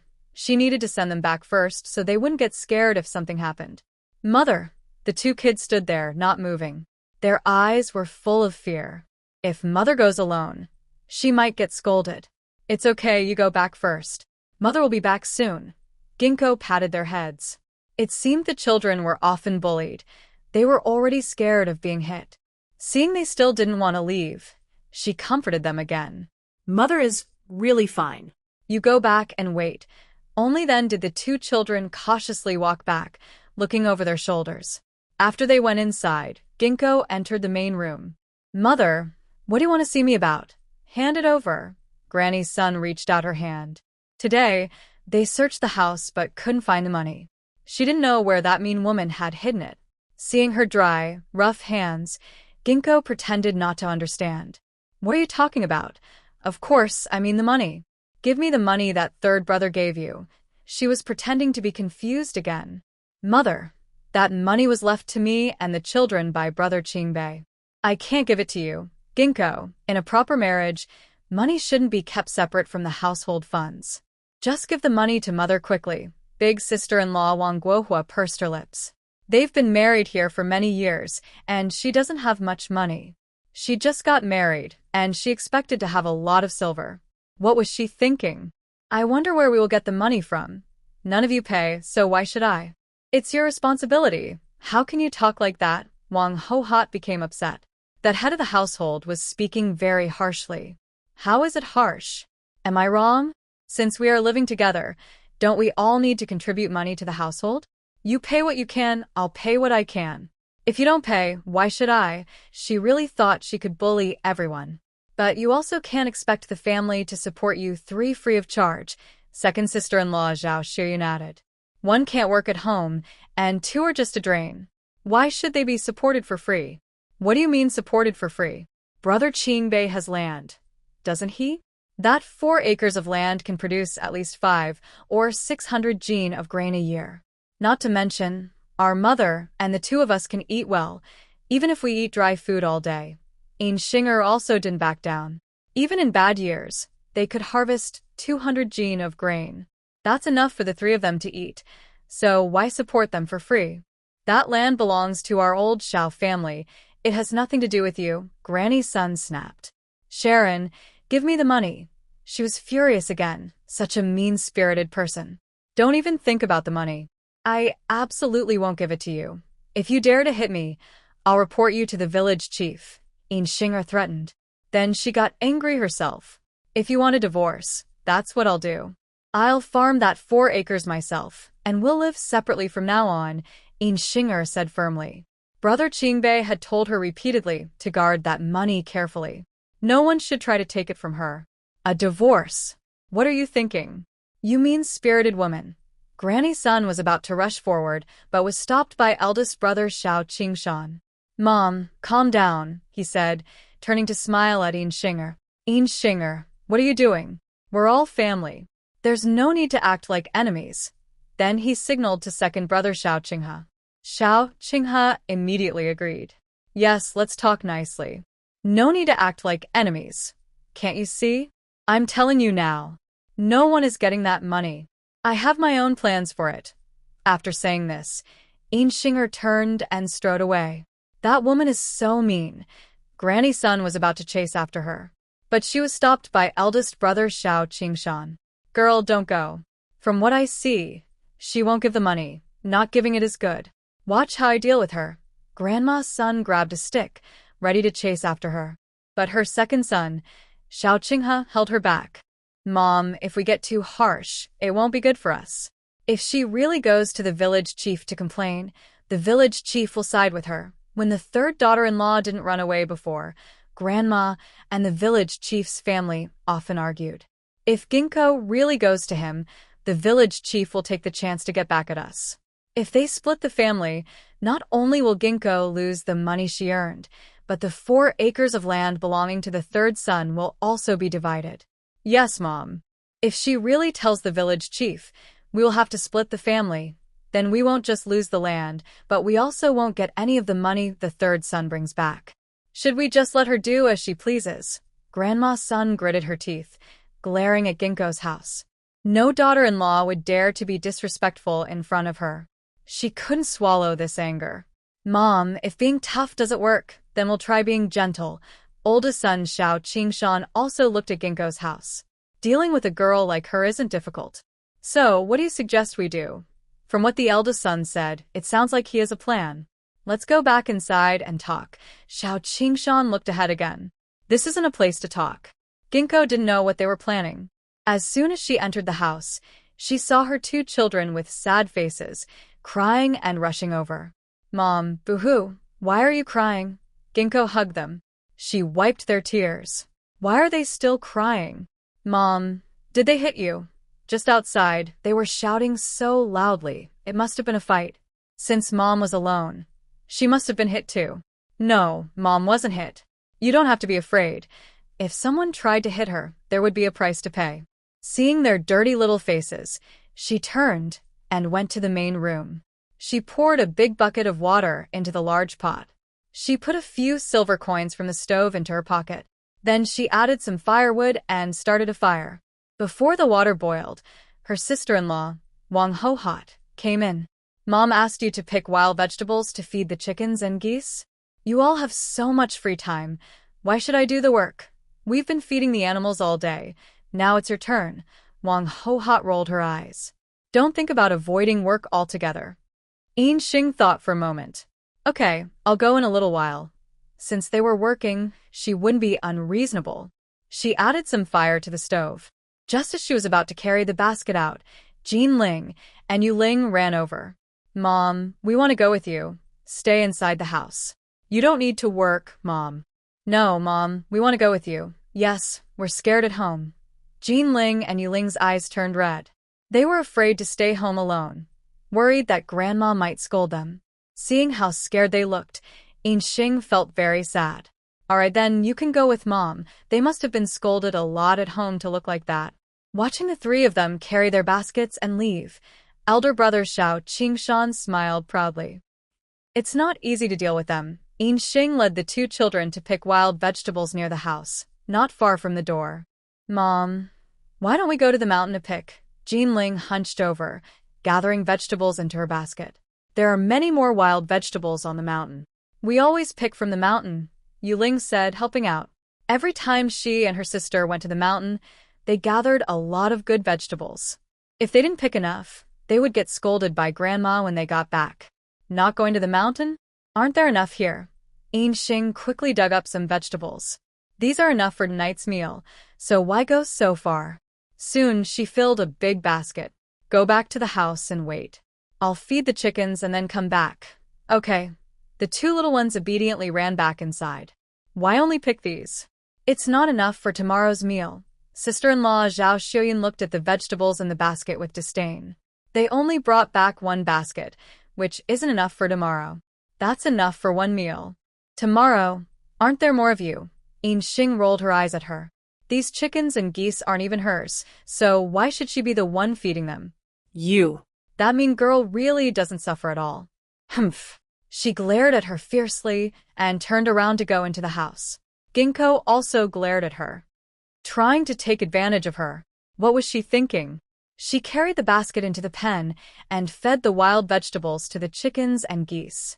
Just as she was about to come out, she saw the eggs in the nest, chicken eggs and goose eggs. She looked around, saw no one, and walked over directly. She picked up 2 goose eggs and 2 chicken eggs and put them in her pocket. She couldn't do this work for nothing.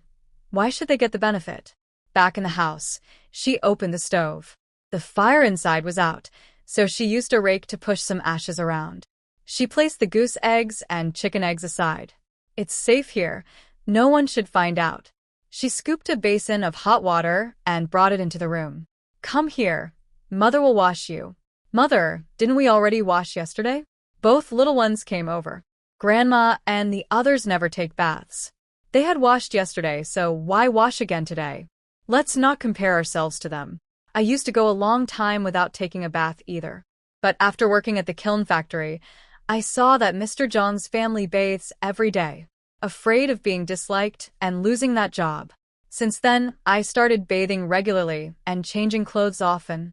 Seeing how thin and small their little arms and legs were, I felt heartbroken. It seems I need to give them more food. They are too skinny. After washing, she helped them dry off. Go play now, I'll wash too. Yes. The two little ones grinned happily. Washing feels so good. Ginkgo poured out the water and refilled the basin. She was about to take off her clothes and wash herself. Suddenly, Granny's son, along with Wang Hohot and Zhao Shiyun, stormed in with fierce looks. What are you doing? Like you're about to eat someone. Granny's son didn't say a word. She glared sharply at Ginkgo. If she found the eggs, she would definitely skin her alive. She led her two daughters-in-law inside, searching everywhere. Not even the big iron pot was spared. In the end, they found nothing. Humph! She shot another fierce glare at Ginkgo. The three of them then turned and left the house. Mother, do you think that unkind girl might have eaten the eggs? Big sister-in-law Wang Guohua looked back and took a quick glance. Today, there were fewer eggs from the chickens and geese than yesterday. It must have been stolen by that unkind girl. But no matter how they looked, they couldn't find them. Maybe she ate them all. It can't be. If she ate them, there would be a smell. Grandma's son shook her head. If those unkind girls really ate the eggs, even if the shells weren't visible, there should be a smell. But the room was completely scentless, so they probably didn't eat them. It seems today's chickens and geese didn't lay many eggs. Seeing that they had left, Ginkgo sighed in relief. They must have come to look for eggs. Luckily, the eggs were hidden in the kitchen. Mother, what are Grandma and the others doing here? Grandma and the second and third uncles looked so scary. I don't know what they came for. Don't mind them. After washing, Ginkgo took out some cloth pieces.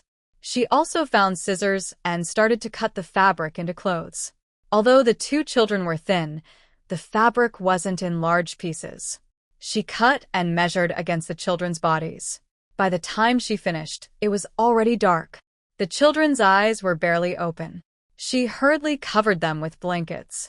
Sleep now, she said, then got up to lock the door. She climbed onto the Kong bed and lay down. Just as she was drifting into sleep, she was awakened by a full bladder. She thought it was from drinking vegetable porridge. She got up, put on her shoes in the dark, and went outside. She was about to go to the outhouse when she heard noises from the main yard. She immediately stepped back. Many people were talking. What were they doing so late at night? She peeked outside again. She saw two tall men carrying bags heading toward the backyard. Nearby, a few shorter people were muttering something. Listening carefully, she recognized them as Grandma and the second and third uncles. She didn't know what was in the bags. Ginkgo hid at the door, waiting until they went back inside. Then she carefully tiptoed to the backyard. She opened the cellar and quietly slipped inside. It was dark everywhere. She reached out and felt around. There are many bags, and inside they are all filled with grains. So, there is so much grain at home? It's late at night, and I don't know why they are putting the grain here. Whatever the reason, they definitely have bad intentions. I crawled out of the cellar, found a few bags and an oil lamp. I lit the lamp and poured some grain from each bag. I estimated I couldn't carry much more, so I turned off the lamp and sneaked out. Under the cover of night, I ran all the way to the village shrine. Long ago, a family lived in this village, all sharing the same surname. They built the shrine, where they worshipped their ancestors. Later, a plague wiped out the entire village. After that, people fleeing from hardships came here to settle. Now, the village has people with many different surnames.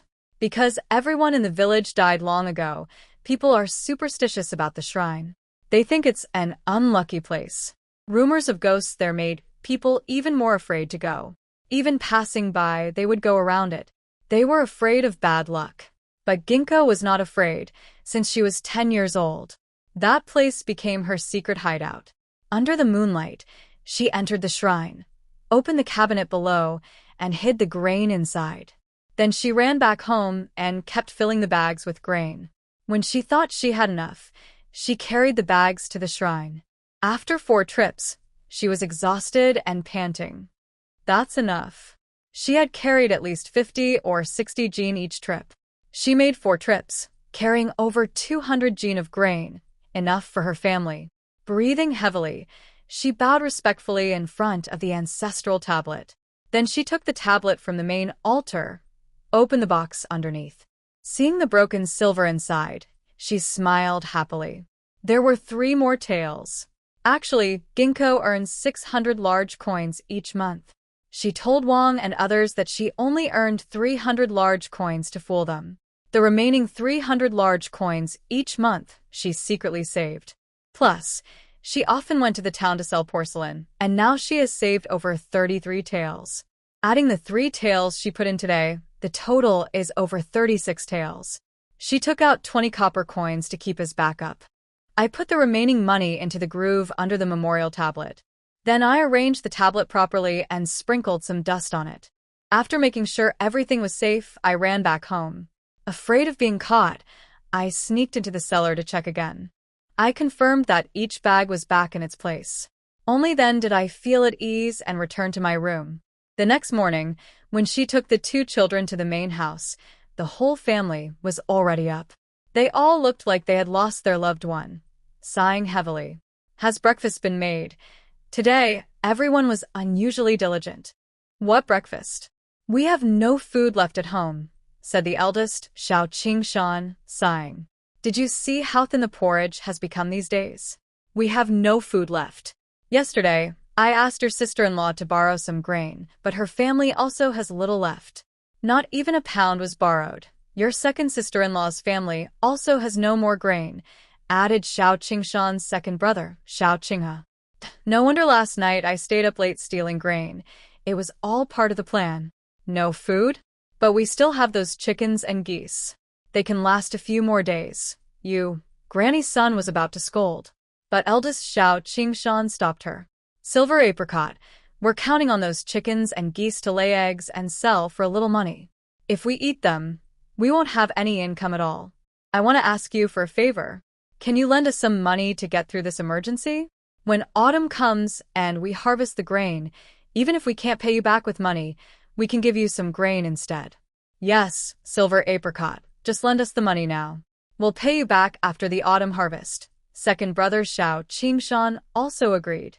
But I don't have enough money to last us until the autumn harvest. It's okay, the more the better.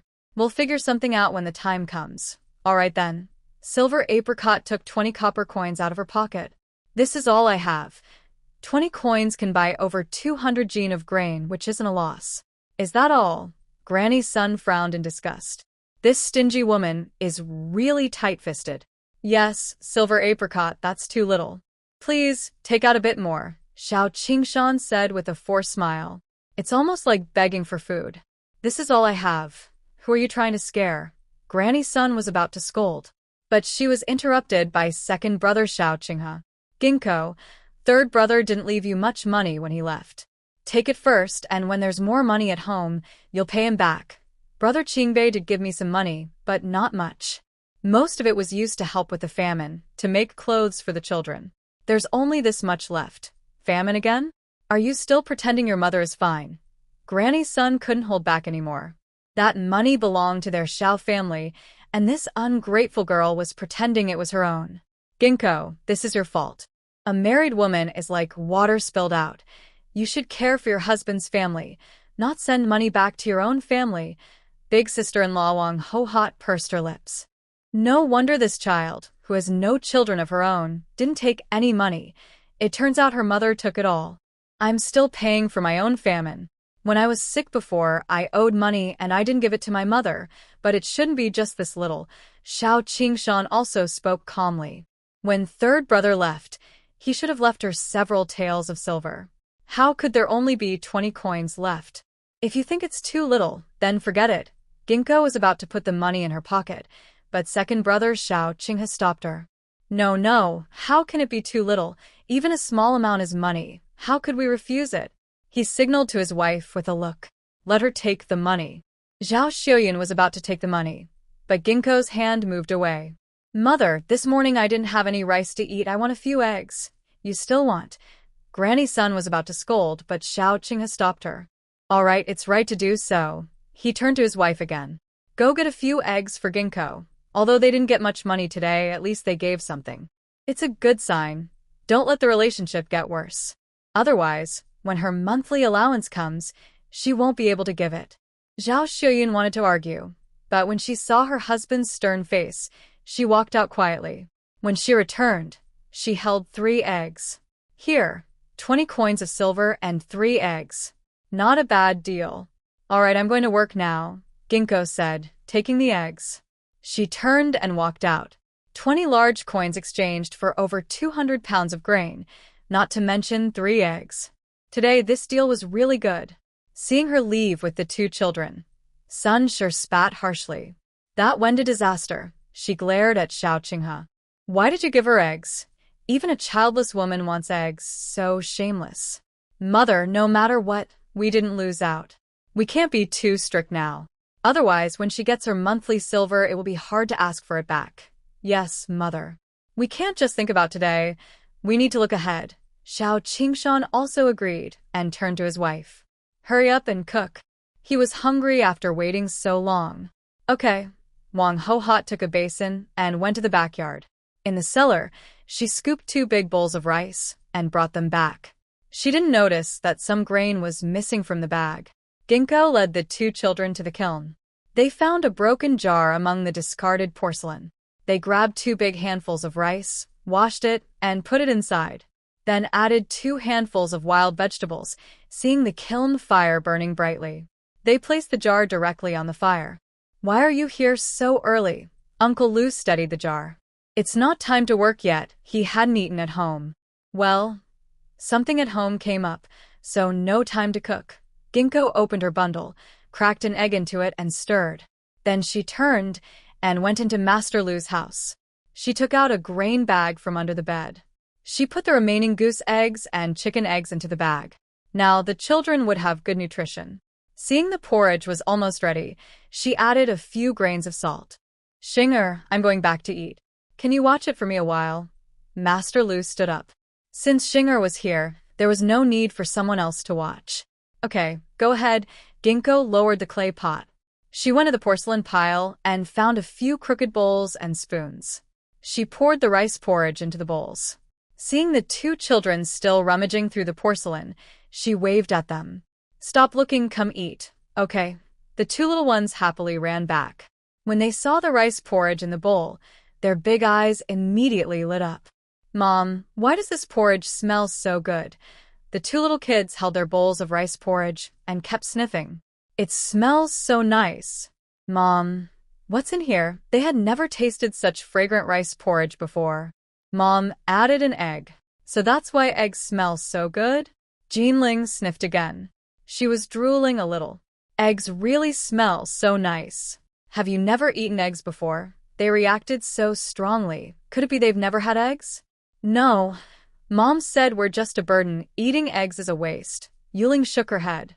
Every day, they fed the chickens and geese. They often collected eggs, but never ate any themselves. They only watched Mom and Uncle eat them. Does your dad not give you eggs? Brother Qingbei cares so much about these 2 kids. How could he not give them eggs? Dad doesn't know. When Mom and Uncle eat eggs, they do it when Dad isn't home. Jinling also shook her head. Every day, they went into the mountains with Dad to pick wild vegetables. Several times, they came back early and saw Mom and Uncle eating eggs. But they weren't allowed to tell Dad, or they'd get a scolding. Ginkgo. They are so mean. Even though Mom doesn't love her and her older sister much, she treats her brothers like her own eyes. Brother Qingbei is just a kid. How could they be so unkind? Hurry up and eat. Mom will make sure you have eggs every day from now on. No wonder these 2 kids are so thin. Since Brother Qingbei entrusted these 2 to her care, she must make sure they grow up healthy and chubby. Yes, the 2 little kids nodded happily. Mom is really so kind. Seeing how happily they ate, Ginkgo added a little more food to their bowls. After finishing, the 2 kids happily rubbed their stomachs. Mom, I'm full today. They used to eat only thin porridge and never felt full. This feeling of being full is so wonderful. From now on, Mom will make sure you eat enough every day. Ginkgo gently patted their little heads. Come here. Mom will comb your hair. The work was urgent, and she hadn't even combed their hair yet. Seeing the pink silk ribbon in her mother's hand, the 2 little ones happily gathered around. Ginkgo took out her comb and gave each of them 2 small hair curls. Then she tied a butterfly bow on their heads. All done. Before, these two kids had their hair down, and their faces were dirty. They didn't look very pretty. Now that their hair is tied up, they look quite nice. Touching the little curls on their heads, the two little ones couldn't wait to run to the water bucket. Seeing the butterfly bow on their heads, Jinling beamed with joy, showing her tiny teeth. Wow, you look so pretty. She eagerly reached out to touch. It was her first time combing hair. I look pretty too, Yuling smiled happily, looking at her reflection in the water. Her mother also made her hair look nice. We both look good, hee hee. Hey, who is this little girl? Uncle Lu came over smiling. You know, tying up their hair really makes them look good. The two little ones got even happier when they heard that. Hee hee, they grinned happily. Mom has to go to work now. You two stay here and behave, okay? The two kids nodded obediently. They kept smiling and looking at the water bucket.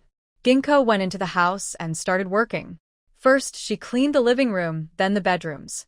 She hung the quilts outside and washed the clothes that the old master and madam had worn. After finishing these chores, she went to the kitchen and worked until noon before returning. Mom, we didn't find that many today. Jinling pointed sadly at the 4 or 5 pieces of porcelain she had collected. There were only these few, much fewer than yesterday. It's okay. Will there always be so many? Ginkgo gently ruffled Jinling's little head. If there were that many broken porcelain pieces, the old master would be very upset. She turned and went into Uncle Lu's room, took out the cut fabric from under the bed. She found a sunny spot outside. She was about to make clothes for the two children when 6th Annie came over smiling. What are you doing? Oh, I want to make 2 sets of clothes for the kids. Sit down, 6th Auntie. Ginkgo moved aside to give her space. Looking at the two children wearing small, revealing clothes, Aunt Lu smiled. I'll help you make new ones. Their clothes definitely needed to be replaced. No need. You go ahead with your work. You often help me with chores, so I should help you too. Aunt Lu brought over another set of clothes. Originally, Ginkgo was responsible for cleaning the house, but every day after finishing her chores, she would go to the kitchen to help her.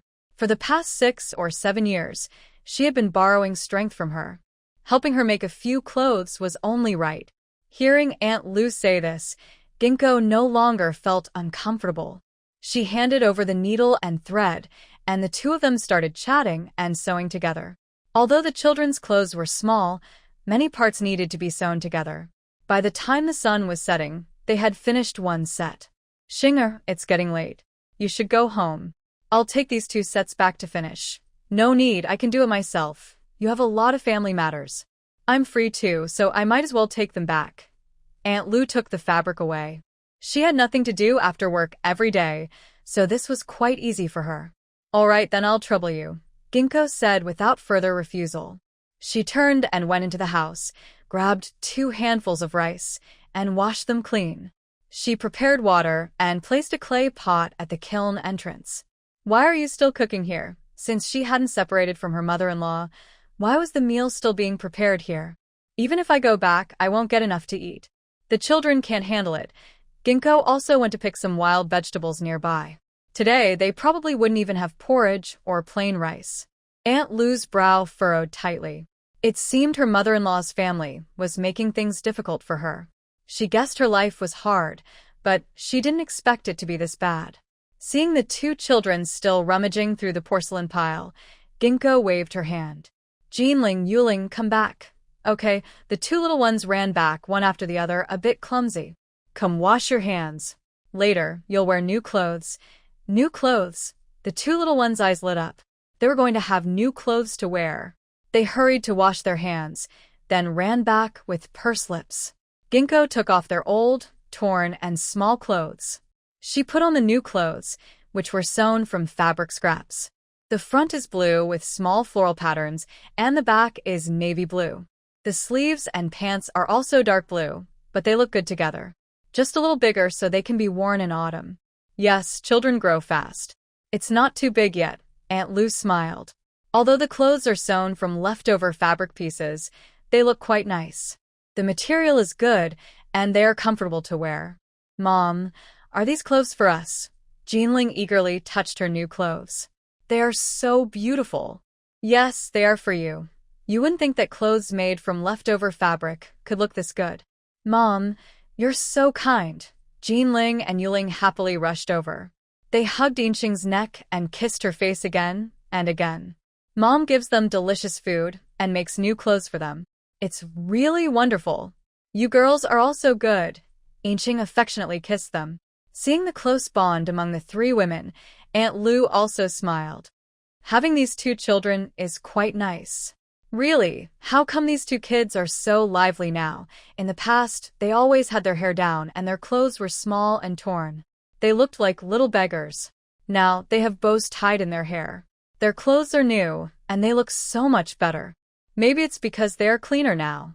Their faces seem to have some flesh on them, no longer so thin and bony. When she greeted them, others also looked over. Really? Kids with a mother are different, Granny Zhao said, surprised.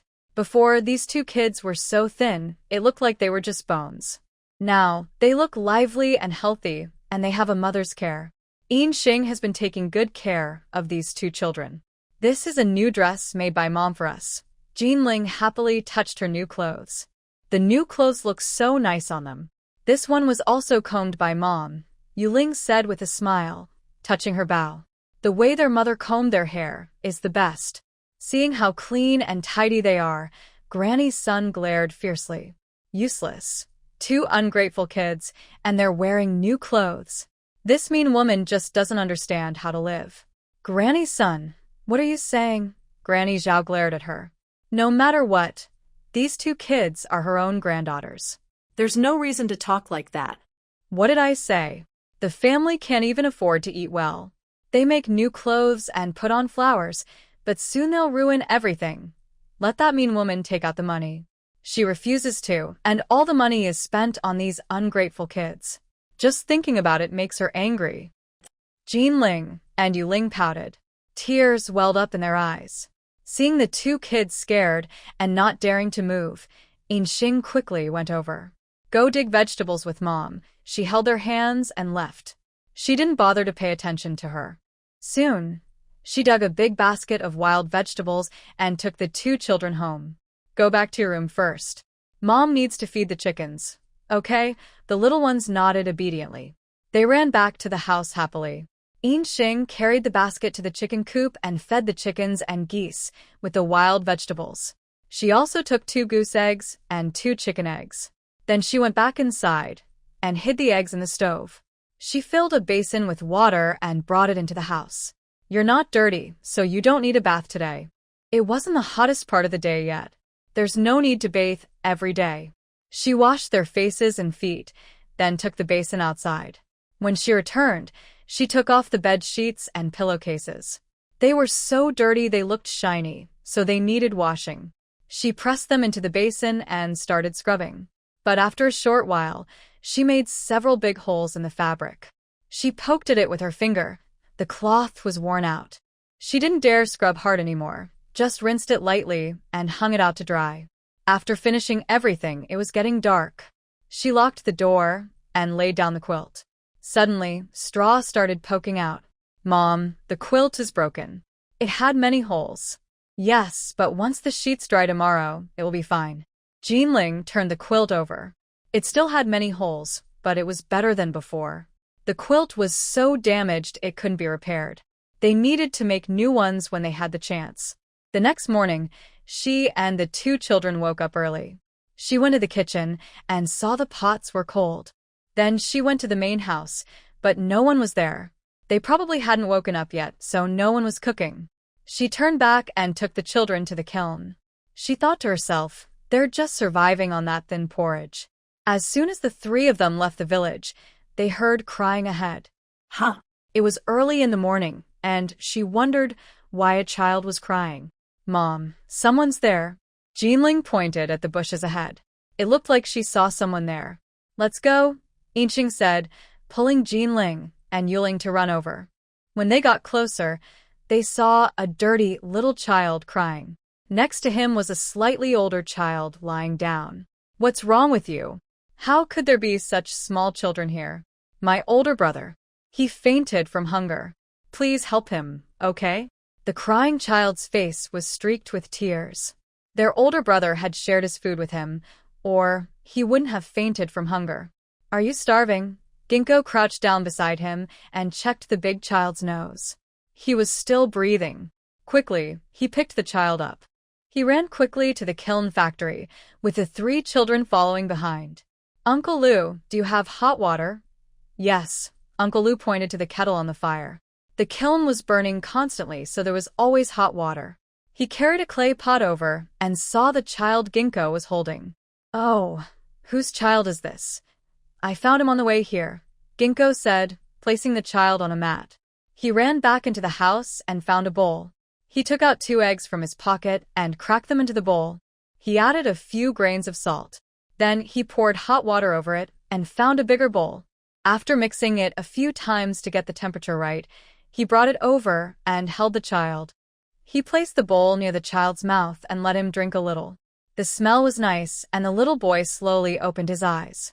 He looked at the big bowl of egg water in front of him, eager, and held it in his hands. He started drinking quickly. Slow down. The little boy paused his drinking. Seeing his older brother salivating and swallowing his own saliva, he handed the remaining drink over. Here, you can have some. Although the older brother usually ate more, he must be very hungry now. Big brother, I'm not hungry. The little boy shook his head. His older brother hadn't eaten much in a long time. I'm full now, you can drink, Ginkgo said. The little boy was about to refuse, but was interrupted by Ginkgo. If your brother wants you to drink, then just drink. I'll cook more food later. Hearing this, the little boy didn't hesitate anymore. He held the bowl and drank the rest of the egg water quickly.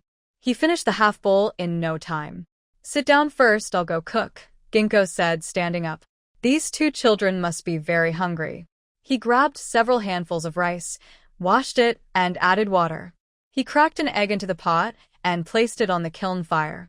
He turned around and picked some wild vegetables. He washed them clean, tore them into large pieces, and put them into a clay jar. Then he turned back and walked over. How did you come here? Where are your parents? The little boy opened his mouth, but his older brother interrupted him. My name is Debao, and my brother's name is Xiaobao. We came with our parents to do business, but we met bandits on the way. They all got killed, and only my brother and I are left, living by begging. We haven't eaten much these past days, and are very hungry. He gave his brother a quick look, signaling not to tell the full truth. Xiaobao understood immediately, and nodded quickly. Yes. Do you have any other relatives? These 2 children are so pitiful. No, we have no relatives left. Debao shook his head. What about your clothes? Ginkgo pulled at Debao's torn clothes. They're almost at their feet, and in such bad shape. It's obvious they are worn by beggars. They saw our clothes are worth something, so they all took them away. Debao pulled his exposed leg back. These clothes were even taken from a dead person. Poor children, Uncle Lu frowned. These 2 are so strong-looking, clearly from a wealthy family. Now their family is gone, and only they are left. They are so young and look very pitiful. It seemed the porridge was almost ready, so Ginkgo stood up and brought it over. She looked for 2 bowls and 2 spoons among the porcelain dishes. She poured the rice porridge and let it cool a bit. Then I'll go back to eat too. Ginkgo, can you watch the fire? Uncle Lu stood up. Okay, go ahead. Ginkgo sat down comfortably. Let's eat too. After we finish, I'll take you to see the village chief. He will help send you to the town. Nowadays, with wars and chaos, many lost children are abandoned. They are usually taken to the town. Debao was about to pick up his bowl when he heard Ginkgo and froze. We won't go to the town. He had heard that children sent to the town are often sold as slaves. Even if they are adopted, he and his younger brother might not be able to stay together. Now that they're separated from their father, they really don't want to lose their brother again. If you don't go to the town, you'll starve. It's clear these 2 children have no survival skills. If they keep wandering outside like this, they will surely starve someday. Then, we won't go to the town. Debao lowered his head. If they go to the town, he and his brother will definitely be separated. Think carefully. Do you have no other relatives? If these children have other family members, she would try to help them somehow. No, we don't. Debao shook his head. The situation is very dangerous now. If others find out about their whereabouts, they might lose their lives soon. Ginkgo. What should they do? If they don't go to the town, they will starve eventually. Although they look dirty and unkempt, it's obvious these two children are quite adorable. As she looked at them, a sudden idea came to her mind. Would you like to call me mother? Dabao was surprised. He clearly didn't understand what she meant. I mean, you can be my sons. When I get old, you can take care of me. I will treat you like my own children. Even though she already has Jinling and Yuling, without a young person around, she feels vulnerable. Jinling and Yuling will grow up and get married someday. She can't stay with them forever. If she accepts these two boys as her sons, not only will someone take care of her in old age, but Jinling and Yuling will also have strong support in their new families. Otherwise, they might be bullied or treated badly. We'll be your sons. Dabao's eyes widened. He is the crown prince, and she wants him to call her mother? Yes, if you're willing, I will raise you. If not, I won't force you. After we finish eating, I will take you to the village chief. He will help you settle down. She also wants to have children, but she can't force them. If they really don't want to, then forget it. We want to, Dabao said, glancing at his younger brother. They ran here, almost being caught by bad people several times. If they keep wandering like this, even if they are not caught, they might starve someday. Seeing that the woman looked kind and gentle, she probably had no bad intentions. So, they decided to stay for now, as it was a safe place to rest. Are you sure about this? No regrets later. We've decided. Dabao nodded again. Under the circumstances, they had no other choice. Then call me Mom so I can hear it, Ginkgo said happily. Mom. Dabao weakly called out, then looked at his younger brother. Receiving the elder brother's gaze, Erbao also called out. Mom, Ginkgo was very happy. Hurry up and eat. After dinner, I have to go to work. She was surprised to have children, even two at once. Seeing Jinling and Yuling staring blankly at them, she gently rubbed their small heads. Why are you still staring? Hurry up and call your big brother and second brother. Big brother, second brother, the two little girls looked straight at them. They now had brothers too. Yes, Dabao nodded like a little adult. Those two little girls looked very thin. She looked at the wild vegetable porridge in her bowl. It seemed their lives weren't easy either. Hurry up and eat. Yes, the children finally started eating. After finishing their meal, Ginkgo ran to the house. She first collected her wages for the month. Then she worked faster than usual, finishing about half an hour earlier. After work, she went straight to the kitchen. Aunt Lu, I found two sons, but they have no clothes to wear. I need to go to town quickly and buy some fabric. I can't help you with work today. What? Aunt Lu looked surprised. She wanted to ask what was going on, but Ginkgo had already run out. Wait until I come back and I'll tell you, she said. She jogged all the way to the town, sweat soaking her clothes. There was no time to think about that. She headed straight to the clothing shop. Boss, do you have large pieces of fabric? Her two sons looked strong, so small pieces wouldn't be enough. Yes, a new batch just arrived yesterday, the boss said with a smile, bringing over a big pile of fabric. All the leftover fabric pieces are for making clothes. There are all kinds of fabric. Ginkgo starts choosing fine cotton cloth from inside.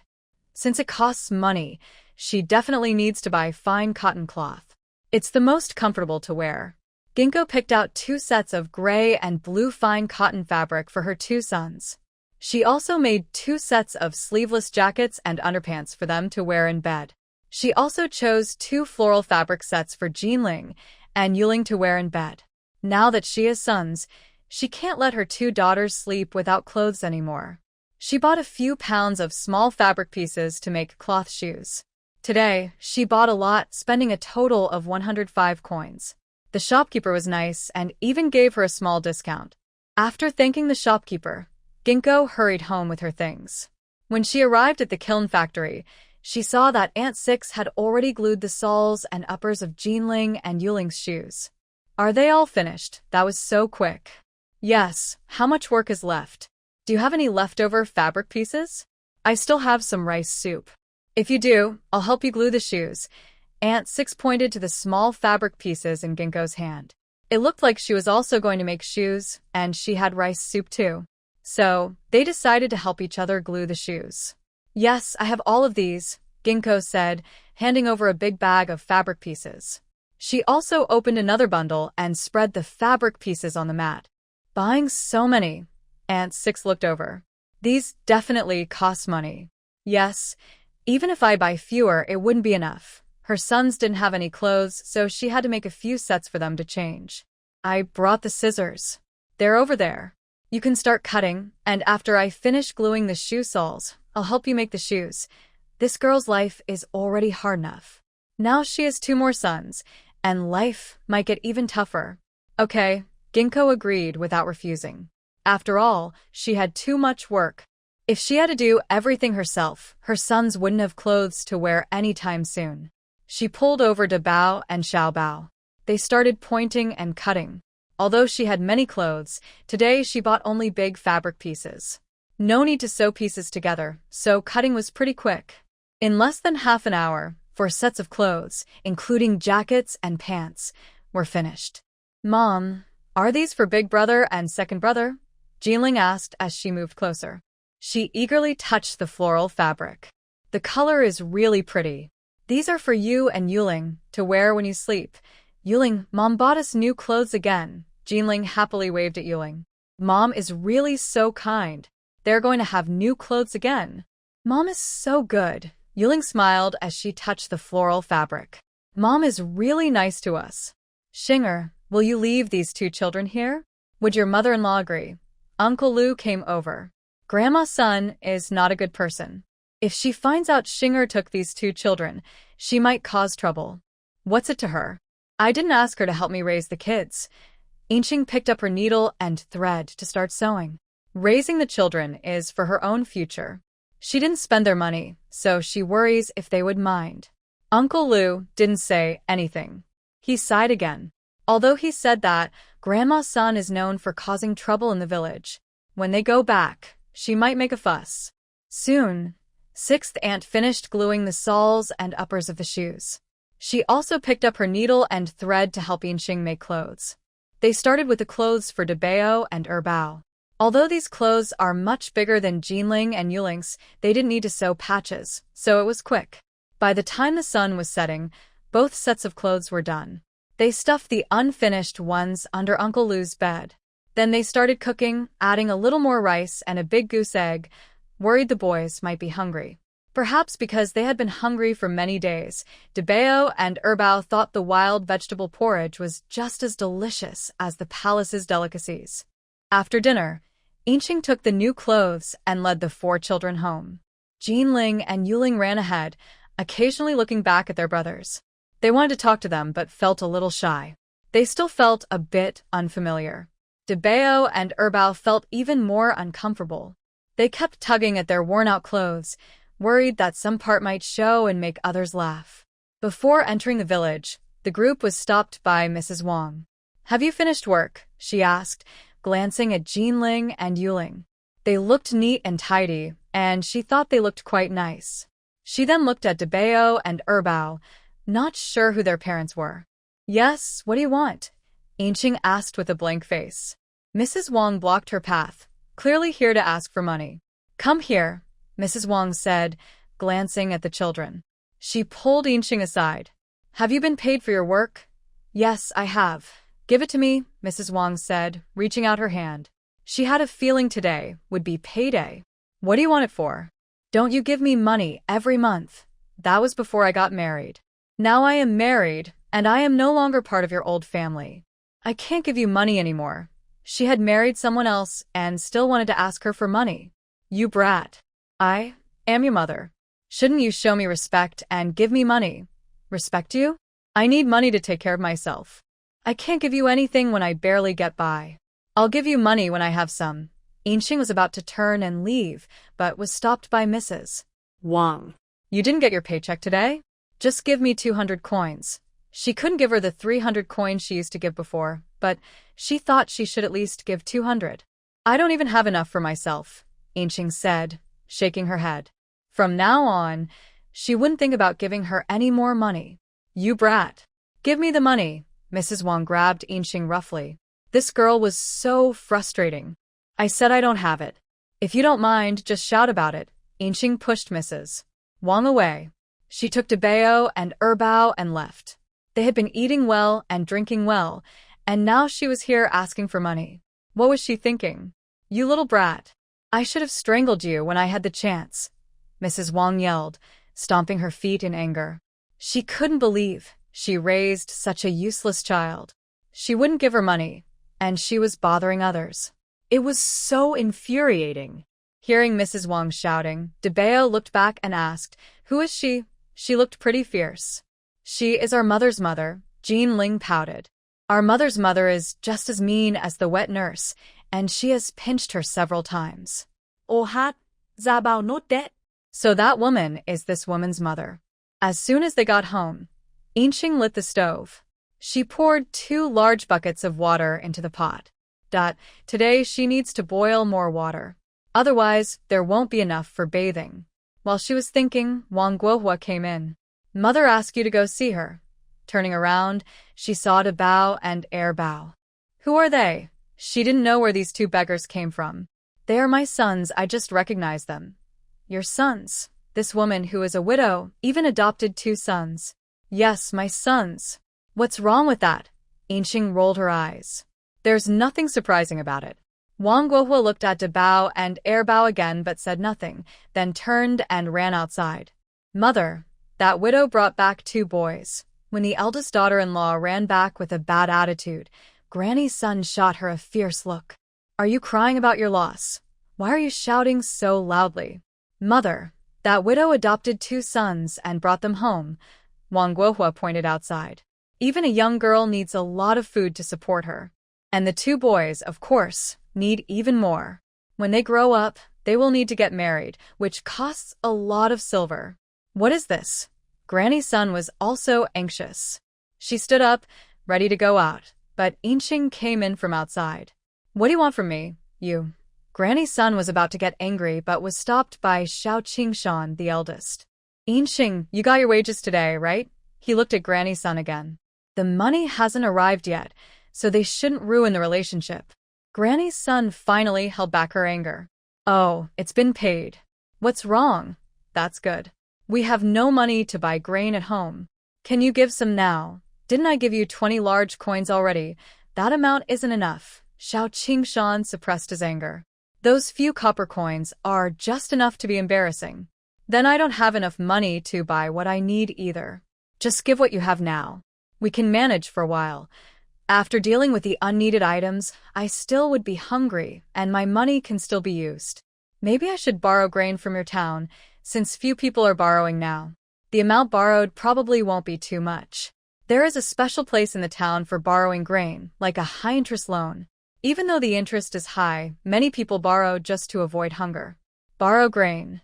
That would be too risky. Grandma's son immediately got angry. Not to mention there is food at home. Even if there isn't, borrowing isn't a good idea. Borrow 1 bushel and have to return 2. It's just not worth it. Yes, Ginkgo, borrowing grain isn't worth it. Just take out your money. We can manage for a while, and when it's not enough, we'll think of something. Second brother Xiao Qinghe also agreed. That greedy man is very strict about money. I can't borrow. I already have 2 sons to support and my money isn't enough for that. Grandma's son was about to get angry. But her eldest brother Xiao Qingshan stopped her. Ginkgo, you're wrong about this. We have boys at home. Why not let one of them go outside to find a family? Or, better yet, use that money to support Taizhu now, and in the future, he can take care of you. If you spend it on Tainyo, I'll have him take care of you too, second brother Xiao Qinghe agreed. The eldest brother is quite clever with money. Yes, Ginkgo, we shouldn't let outsiders benefit from our money. Support our own children now, and when we're old, they'll take care of us. Big sister-in-law Wang Hohat also came over. Money shouldn't be given away to others. Exactly, support our own children and they'll care for us when we're old. Second sister-in-law Zhao Xin also agreed. No need, I've already decided to support them myself. She really thought she was clever. Ginkgo, Xiao Qingshan wanted to say more. But Ginkgo interrupted him. Stop talking. I've made my decision. I will definitely support those 2 children. No, you should send them away soon. Grandma's son couldn't hold back anymore. She grimaced and pointed at Ginkgo's nose. Our Xiao family doesn't support children born outside. I didn't ask you to support them. I earn my own money and support myself. Your money doesn't count either. That means girl spends money on herself, just like she supports herself. Whether it works or not isn't up to you, Inqing said, rolling her eyes. She turned to leave, but Grandma's son grabbed her again. You mean girl? Hand over the money to me. She reached out to grab it, but Inqing pushed her hard. She was pushed backward and fell flat on the ground, lying spread out. You mean girl? How dare you hit your mother? Old Xiao Qingshan couldn't hold back anymore. He gave his wife a look. Since she was so ungrateful, they wouldn't hold back anymore. Seeing the look from the head of the family, Wang Ho-Hot rushed forward. But as she got close, Inqing slapped her hard. 2 loud slaps sounded. Wang Ho-Hot was stunned. Ouch, she cried, holding her head and smiling. She couldn't see clearly anymore. Seeing her sister-in-law was hit, Zhao Shuyun also rushed over. But before she could touch Inqing, her face was scratched. Ouch, mother, she yelled, touching her burning face. It hurt so much, like it was bleeding. Seeing that his wife wasn't taken advantage of, Xiao Qingshan and Xiao Qingxi also came over. You spoil her. So many people, and she still can't be controlled. When they both approached, Inqing also got angry. She kicked Xiao Qingshan in the groin. Ugh, Xiao Qingshan grimaced in pain. His forehead broke out in sweat. This girl was really fierce. Now he was even angrier. Both Xiao Qingshan and Xiao Qingxi reached out at the same time, hitting and kicking her. Although Inqing was strong in fighting, she couldn't beat 2 grown men. After a short fight, Xiao Qingshan kicked her down. Hand over the money. Talking nicely didn't work. She was really a troublemaker. Dream on. Inqing also got angry. She got up and grabbed a chopping knife, biting her teeth and slashing. I'm going to kill you. Xiao Qingshan's pupils shrank suddenly. He quickly stepped back. Although he dodged the knife, his clothes weren't so lucky. With a tearing sound, a large tear over half a foot long appeared in his front chest. Looking at the torn clothes, my heart was pounding hard. This woman is too cruel. Luckily, I ran fast, or my guts would have been torn apart. You've gone too far, Granny's son shouted angrily. That wicked girl dared to attack with a knife. She then looked at second brother Xiao Qinghe. Beat her. This big family shouldn't let just one wicked girl bully them. Xiao Qinghe was about to rush forward when Ginkgo raised her chopping knife again. If you're not afraid of dying, come on. I'm barefoot, not afraid of your shoes. At worst, we all die together. Her eyes were red, and she waved the chopping knife fiercely at them. She didn't believe they weren't afraid of death. Seeing her murderous look, Xiao Qinghe also got scared. His legs trembled as he pointed at Ginkgo. Kill me, and you'll pay with your life. If you dare, come and cut me. I'm just a single woman. What am I afraid of? If I kill one, I get my money back. If I kill 2, I make a profit. If you're not afraid of death, come on. See if I dare to cut. Afraid they wouldn't believe her, she took a step forward. She swung her chopping knife fiercely. Scared, Granny's son and the others kept retreating. You disaster-bringing woman. You'll get struck by lightning sooner or later. If lightning strikes, it'll be you first. Ginkgo pointed her knife at them. Don't even think about taking my money. After saying that, she turned around and stormed off. If she didn't calm them down today, who knew how badly they'd bully her in the future? Seeing her leave, Granny's son stomped her feet and cursed. You troublemaker. Short-lived ghost. You'll get struck by lightning sooner or later. Seeing my mother come back with her hair all messy, Jean Ling and Yu Ling pouted and started crying. Mom. They rushed to hug her. She must have been beaten. Don't cry, Mom is fine. Ginkgo helped wipe their tears. Turning around, she saw Daba and Erbao standing there, staring blankly at her. Don't be afraid, Mom will protect you. The children looked scared. Daba and Erbao nodded. They looked outside again. Our family is really too mean. After leading the children into the house, Ginkgo went to the main hall and fetched a basin of hot water. First, She washed Jinling and Yuling's faces and feet. Then she changed the hot water and brought it into the room. She pulled Debeo over and said, "Come, mother will give you a bath," just about to help him take off his clothes. But Debeo stopped her. "I want to wash outside," he said, glancing at Jinling and Yuling. Although they are still young, he felt a little shy. Inxing also saw this. "How old are you? What are you afraid of? I'm already 6 years old." Debeo stubbornly held onto his clothes. His father said he is now a young man, so he shouldn't take off his clothes in front of girls. "You're only 6, not 7. You only need to be careful about boys and girls when you're 7. He's only 6, so what's there to be afraid of?" He reached out again to help him take off his clothes, but Debeo stopped him again. "I want to wash outside." Seeing how stubborn he was, Inxing had no choice but to let him go.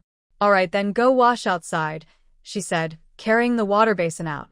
Debeo hurried to follow. When he saw the basin of water, he wanted Inxing to step back. But Inxing took off his clothes without hesitation. "Stop dawdling. Erbao hasn't washed yet." She picked him up and placed him in the wooden basin, then used a towel to help him wash. Looking at how good the conditions at his home are, no wonder he's so strong. Debeo wanted to refuse, but it was too late. He tightly protected his private parts with his little hands. Inxing wanted to laugh, but said nothing. After washing his body and changing into new clothes, she also washed his hair. Seeing his chubby little face, she couldn't help but give him a kiss. "My eldest son is really impressive. This child looks like a little fairy from a painting. He is truly very handsome. Since the eldest is so good-looking, the second son can't be bad either." She carried him back to the room, then took the second son out. Watching her busy outside, Debeo took a moment to regain his composure. He looked at his new clothes and touched the spot where he was just kissed.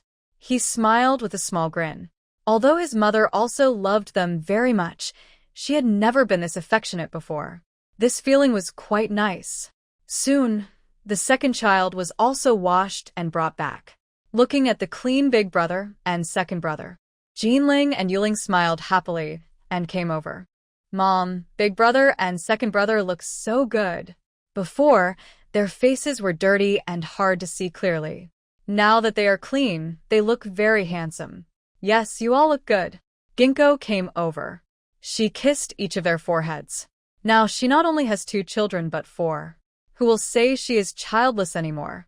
When Brother Qingbei comes back and sees how much everyone loves the boys, he will be very happy too. She took the dry sheets over. There was no time to sew, so she just spread them out. Big and second children covered Jinling and Yuling's small quilts. Ginkgo, Jinling, and Yuling shared one quilt. Just as she was about to lie down, she saw the main courtyard light was on through the back window. Even at this late hour, they are not sleeping. What could they be doing? Thinking of today's events, she put on her shoes and got ready to go outside. "Go to bed first. I need to use the outhouse," she said. She helped the children cover their quilts, then quietly slipped out into the dark. She went to the corner of Sun Posey's window and indeed heard them plotting. "That wicked woman can't give us the money. You all go soon. While she's asleep, tie her up. Take the money back and give her a good beating." Sun Posey was still very angry. She didn't expect that wicked woman to be so bold. They couldn't stop her. Don't think she's afraid. She'll act again when she's asleep. They can't let her bully her own children. "Mom, even if we manage to take the money now, what about later? Do you think she'll stay quiet?" Second son Xiao Qinghe frowned. From today's situation, that nasty woman really can drink. Even if they take the money this time, she won't give up easily. If she strikes back secretly later, someone might get hurt. That would be a big problem. "Yes, Mom, that childless woman is too cruel." Second sister-in-law Zhao Xiyun touched the bruise on her face. "That childless woman is just too mean." Luckily, the knife didn't cut her. Otherwise, she might have gone to see the king of hell by now. Then we can't just give up. Wang Guohua grits her teeth in anger. She didn't expect that the stubborn woman would be so tough. She almost chopped the man. "Give up? Humph. No way." Elder brother Xiao Qingshan smirked. With such a big family, there's no way they would let that woman bully them. "Big brother, what should we do?" Xiao Qinghe looked at him. From his tone, it seems he has an idea. The others also looked over. If soft and hard methods don't work, then we'll use sneaky tricks and drive her away. Without a place to stay, let's see how arrogant they can be. Can someone like her really be driven away? Xiao Qingshan raised his chin toward the front yard. That woman is stubborn and fierce. You can't get money from her easily. How could she be driven out? Whether she leaves or not, she has to go, Xiao Qingshan said with a slight smile. Tomorrow I'll go find Lida and ask him to stay in the front yard. I don't believe she can stay stubbornly in the front yard forever. Master, that's a good plan. Wang Guohua's eyes lit up. As soon as Lida comes, that stubborn woman will definitely have to leave for the sake of her reputation. Otherwise, someone might expose her. Yes, that's a good idea. Granny Sun nodded in approval. It has to be the eldest son. This plan is really clever. Xiao Qinghe also nodded in agreement. That woman has no place to stay and is leading 4 children. With only 300 yuan a month, how could that be enough? If they can't make a living, she'll come back to them. When that happens, they will teach her a lesson. Yinxing. What a bunch of untrustworthy people. It's clear they want to use sneaky tricks. Seeing them ready to leave, she quickly slipped into the chicken coop. When she saw them go back to their own house and was about to leave, she turned and saw a chicken and a goose lying nearby. She grabbed a goose by the neck. With a quick twist, she broke its neck. Who doesn't know how to steal food? She picked it up and headed straight to the kiln. Uncle Lu was still firing the kiln. Seeing Yinxing come over, he was surprised. Why are you here? Uncle Lu, do you have hot water? I want to return a goose.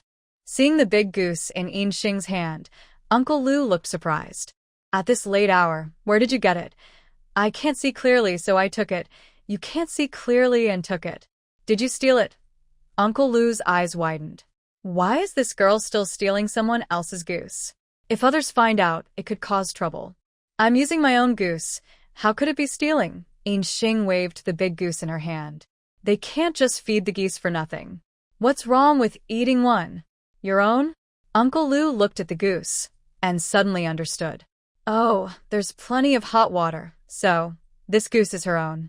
Sending it here late at night, her mother-in-law probably doesn't know. Uncle Lu, can you help me find a basin, a knife, and a bowl? I need to bleed the goose. Okay. Uncle Lu hurried into the house. Soon, he brought out a broken ceramic basin, a bowl, and a kitchen knife. Yinxing took the knife and cut a small slit in the goose's neck. Immediately, blood flowed out quickly, filling more than half a bowl. Uncle Lu, you can steam and drink this blood later. I won't drink it. Save it for tomorrow for your family to eat. This blood can't be kept for long. I worry it will spoil. Just steam it and drink. Yinxing handed the blood over. By tomorrow, the blood might go bad, so it's better for Uncle Lu to eat it first. All right, I got a good deal today, Uncle Lu said with a smile. His stomach was empty anyway. Yinxing brought over hot water and started preparing the goose. Uncle Lu helped too, and soon the goose was cleaned. They chopped it into small pieces and put it into a clay pot. They also found some small garlic cloves nearby and added them in before bringing everything into the house. Uncle Lu, this goose needs to be stewed slowly. Tomorrow morning, help me stew it early. When they come, they can eat it right away. Stewing the goose takes time, so if they wait until tomorrow morning, they won't be able to eat it soon. All right, I understand. Hurry back now. It's getting late. After working a little longer, it was already midnight. Okay, I'm going home now. Yinxing then ran toward her house. By the time she arrived, she was covered in sweat. She carefully tiptoed into the house. Just as she was about to climb onto the bed, she heard a young, gentle voice. Where did you go? Yinxing shivered in fear. You're not asleep yet. She quickly lit the oil lamp. She saw Daba sitting properly there. Bao and the others were already asleep. Where did you go? Daba looked at Yinxing. She hadn't been back for a long time and didn't know where she had been. I said I was going to the bathroom. Time to sleep now. Yinxing climbed onto the bed and saw Daba still sitting there. She pushed him down directly. Go to sleep quickly. This kid was quite energetic. Daba. Who was she fooling? There was no way she went to the bathroom and sweated like that. The next morning, after washing up, Inxing and the children left the house. When they arrived at the kiln, De-yi was already cooking over the fire. Take a look, it should be ready soon. Master Lu moved to the side. He had already started cooking about half an hour ago. Yes, it's almost done. Inxing poked at it with chopsticks. It was still a little hard, but it was almost cooked.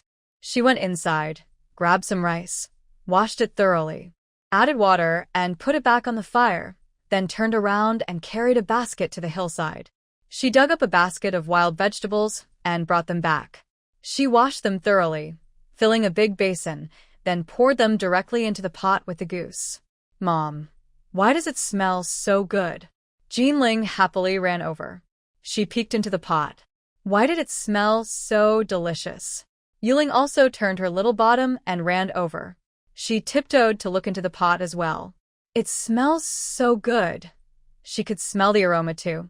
Go play with your brothers now. Soon, there will be meat to eat. Inxing happily clicked her tongue. Yes. Jinling and Yuling happily ran off. Big brother, second brother, will we have meat to eat soon? Taizhu and Tainyo said the meat was delicious, and today they could also enjoy it. Yes. Dabao looked over toward the kiln entrance. He couldn't help but swallow hard. That smell is really quite nice. He guessed it was about time, so Inxing brought out the clay jar. Uncle Lu, could you go call Sixth Auntie for me? Let her come and eat with us. Sixth Auntie usually takes good care of her. With such good food, there's no way she would be left out. Sure, Uncle Lu nodded with a smile. He stood up and went to the house. Soon, he and Sixth Auntie each brought back a big bowl of plain rice. I've already cooked porridge. Why are you bringing rice? This rice doesn't cost us anything, so why not take some? Sixth Auntie sat down happily on the mat. Inxing and the others didn't have much food, so helping her save some was good. Besides, the rice was free anyway. Seeing the children staring at her bowl of rice, she smiled and handed some over. Here, Grandma Lu will share some with you. She scooped a little into each child's bowl. Usually these kids only drink porridge, so today they could have some dry rice too. I still have more. Uncle Lu also handed over some rice. They usually aren't hungry, so eating a little less is fine. Just keep it for yourselves to eat, Inxing said, stopping them. They wanted to come over and eat goose meat, but they brought their own food and even shared some with the children. Having porridge is fine, and besides, there's so much meat here. Sixth Auntie smiled, filling each of them a bowl of rice porridge. Mom, can we eat this? Jinling licked her lips, staring at the goose meat in the jar. It smells so good. Yes, you can eat it. Be careful, it's hot. Inxing helped her by scooping a piece of goose meat. She also added a piece for Yuling and a bao. Hurry up and eat. Sixth Auntie, Uncle Lu, you should eat too. Okay, everyone finally started to eat with their chopsticks. When Jinling took a bite of goose meat, her eyes curved into a smile. Mom, this meat is really delicious. Yes, I didn't know meat could taste so good. Yuling nodded happily. Brother Taizhu didn't lie to them. This meat really is very tasty. Have you never eaten goose meat before? Airbao looked at Jinling and Yuling. The reaction was so strong, as if they had never eaten goose meat before. No. Jinling shook her head. We haven't eaten any kind of meat, Yuling agreed. All the meat at home was reserved for Milk, Uncle Air, Uncle San, and the older brothers. When Dad was home, they could share some soup. They had never eaten a single piece of meat. Dabao frowned. They hadn't even tasted meat. No wonder they were so thin. Even Sixth Auntie and Uncle Lu exchanged worried looks. The grandma's son really isn't a good person. She never gave the children any meat to eat. Inxiang felt uncomfortable hearing this. They raised so many chickens and geese at home. Yet, these two children had never eaten meat. Then, she added 2 more pieces of goose meat to Jinling and Yuling. Eat up. Today you can eat your fill. Yes, thank you, Mother. After a meal, everyone was full and satisfied. Mother, look, my little belly is sticking out again. Jinling ran over to Inxiang. She patted her round little belly. Today, she had eaten well again. Yes, that's good. Inxiang happily kissed her. She started clearing the dishes. The wild vegetables in the jar were all gone. But there was still plenty of goose meat left, enough for another meal tonight. Seeing Sixth Auntie ready to leave, Incheon quickly stopped her. Sixth Annie, I want to ask you something. What is it? Just say it. Sixth Annie, tonight my family might not be peaceful. I want Jinling and Yuling to stay at your place for the night, she said, then turned to Uncle Lu. Uncle Lu, I want Bao and Bao to stay at your place for the night. I'm worried they might get scared. Today, that whole group needs to find lighted things at home definitely won't be peaceful. I need to settle the children first. If I take them back, they might get frightened. Sixth Annie frowned tightly. She looked at Uncle Lu, then worriedly at Incheon. Shinger, why don't you go back to your mother's house and call 2 people over? Hearing this, the family didn't hesitate to tease the girl. If she went back alone today, something might really happen. These children are all left without anyone to care for them. Yeah, maybe you should go home and tell your mother. Uncle Lu nodded in agreement. Even if her mother doesn't like her, at this point, it's better than nothing. It's definitely better than dealing with outsiders. No need, Ginkgo said with a slight smile. Her mother's temper is stubborn. Even if she could help, she would just hold a grudge afterward. Better to solve things on her own than listen to her constant scolding. This isn't the first time, after all. Since she was young, she's always handled everything herself. All right, since you've made your decision, I'll come tonight to take the children home. Aunt Lu nodded. This girl is very stubborn. Once she makes up her mind, it's hard to change it. Okay, I'll go with you. Ginkgo agreed. She turned to look at Daba. Take good care of your younger brothers and sisters here. Mother has to go to work. She followed Aunt Lu into the house. They kept busy until noon, then returned together. They took out Daba's shoes and started making new ones. The soles and uppers were already finished by Aunt Lu. Now they just needed to sew them together and make the shoes smaller. In less than half an afternoon, 4 pairs of shoes were finished. Come here, everyone. Ginkgo waved to the children. Daba and the others crawled out of the pile of porcelain. Come here. Ginkgo quickly picked Daba up and held him. She threw his old, worn-out straw shoes aside. He was now wearing brand-new blue cloth shoes. How do they feel? She asked, poking her finger inside the shoes. There's still a little room, but it should be fine. Daba nodded. He hadn't worn shoes that fit so well in a long time. They felt more comfortable than the shoes in the palace. Mom, I want to wear new shoes too. I want new shoes too. Bao and Jinling sat down as well. They threw their old shoes aside and showed their little feet to Ginkgo. Don't worry, one at a time. Ginkgo helped them put on the new shoes and check the fit. There's enough room for them to wear through autumn without problems. Mom, these shoes are so pretty. Jinling smiled happily, wiggling her little feet. This was the first time she wore shoes that fit so well and were so new. My shoes look nice too. Yuling also brought her small feet closer. Her shoes looked just as pretty as her sister's. My shoes are nice too. Bao also curled up his little feet. He thought his shoes looked good and then happily looked at his older brother. Big brother, your shoes are also nice. Mother's shoes are always beautiful. Yes. Bao also smiled. He looked down at his new shoes and thought they looked better and better. Go play now. Mother is going to cook. Ginkgo stood up. She cooked some rice porridge and added plenty of wild vegetables along with the morning's goose meat. Uncle Lu didn't want to eat here, but Ginkgo and the children kept persuading him. In the end, he stayed. After the meal, Ginkgo looked at Uncle Lu. Uncle Lu, I need to leave early today. The children are yours now. Later, 6th aunt will come to pick up Jingle and Yuling. Today, there will be a big challenge, so it's better to go early. Oh, then you should go back. Be careful, he replied. He wasn't sure if this girl could handle that family. Ginkgo nodded. Just as she was about to leave, Bao called her. Mother, his face turned red after shouting. Ginkgo came closer. She kissed him on the forehead. Why are you calling me mother? Bao was stunned, and his face felt even more awkward. Maybe. I should go back with you. From what she said earlier, going back today might not be peaceful. That family is too mean, and they might bully her. Even though he's still young, he's a boy now. If he went back with her, maybe he could help her. Seeing the worry in his eyes, Ginkgo affectionately kissed him again. Good son, you stay here with your brothers and sisters. Don't worry, mother will be fine. After saying that, she kissed him again and happily walked away. People say that having a son means having support. That's definitely true. Her son is so young but already cares about her. DeBeo touched his small face and smiled shyly. Really? Why do you keep loving him? But then I remembered what she said before. I started to worry again. I hope nothing bad happens to her. Ginkgo doesn't know how worried Daba is about her. When she got home, she saw that her door was open. She quickly walked over and looked inside. Sure enough, Lido was lying on the Kong, spread out. What are you doing in my house? Huh? Lido looked up.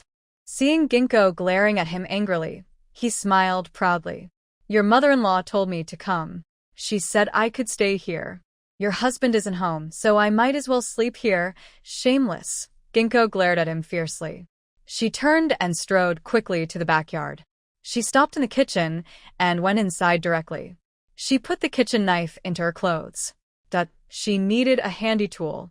Mother, that bachelor's back. Sister-in-law Wang Ho-hot stretched her neck and looked outside. Why did that bachelor come back alone today? Everyone stay alert. Don't be so timid. Grandma's son looked at Xiao Qingshan and the others. With so many people working, they couldn't handle that troublemaker. They're all so weak. Got it. Wang Ho-hot straightened her back. This time, she wouldn't let that bachelor bully her. Feeling a bit unsure, she looked at Zhao Xiaoyun again. Sister-in-law, don't forget to help me then. Otherwise, she alone couldn't handle that troublemaker. When Ginkgo entered the house, she saw everyone with serious faces staring at her. Why did you let Lida stay in my house? Nothing special. It's my house. I can let whoever I want stay, Grandma's son said stiffly. She glared at Ginkgo again. All the property belonged to her. She could let anyone stay as she pleased. Where am I supposed to stay then? Wherever you want. It has nothing to do with us. Wang Ho-hot also pouted, determined to kick that bachelor out today. Fine, you said it. I'll stay in your house tonight. She turned to leave, and Wang Ho-hot shouted angrily. Stay in my house for nothing. She chased after him, pulling Ginkgo's arm roughly. Get lost. Seeing the eldest sister-in-law fighting with the unkind woman. Second sister-in-law Zhao Xiaoyun also rushed out. Afraid that the wives might get hurt, Xiao Qingshan and Xiao Qinghe also followed. This time, Ginkgo didn't get any advantage. She didn't fight back for long before she was knocked down. Shameless. Wang Ho-hot brushed her messy hair. Still thinking about staying in her house. What's she planning? Seeing their proud looks at her, Ginkgo got up from the ground. Since you're so shameless, don't blame me. She turned and rushed into the kitchen. Where did she go? Wang Ho-hot stretched her neck. She didn't know what that mean woman was doing in the kitchen. She can't cause any big trouble, Xiao Qingshan sneered. With so many people, how could they be bullied by one woman? Just then, thick smoke started coming out of the kitchen. Soon, flames shot up to the roof. Oh no, you disaster maker. Granny's son was panicked, slapping her thigh.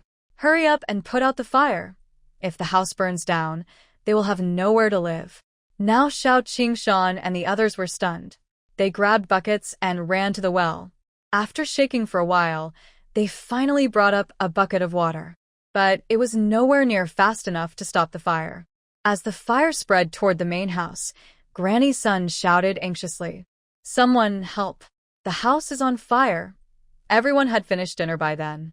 Many sat under the big elm tree chatting. When they heard Granny's son's shout, they all looked over. They saw smoke billowing from her house. Oh no! Zhao's house is on fire. Everyone stopped talking and hurried over. When they arrived, they saw the kitchen was about to collapse.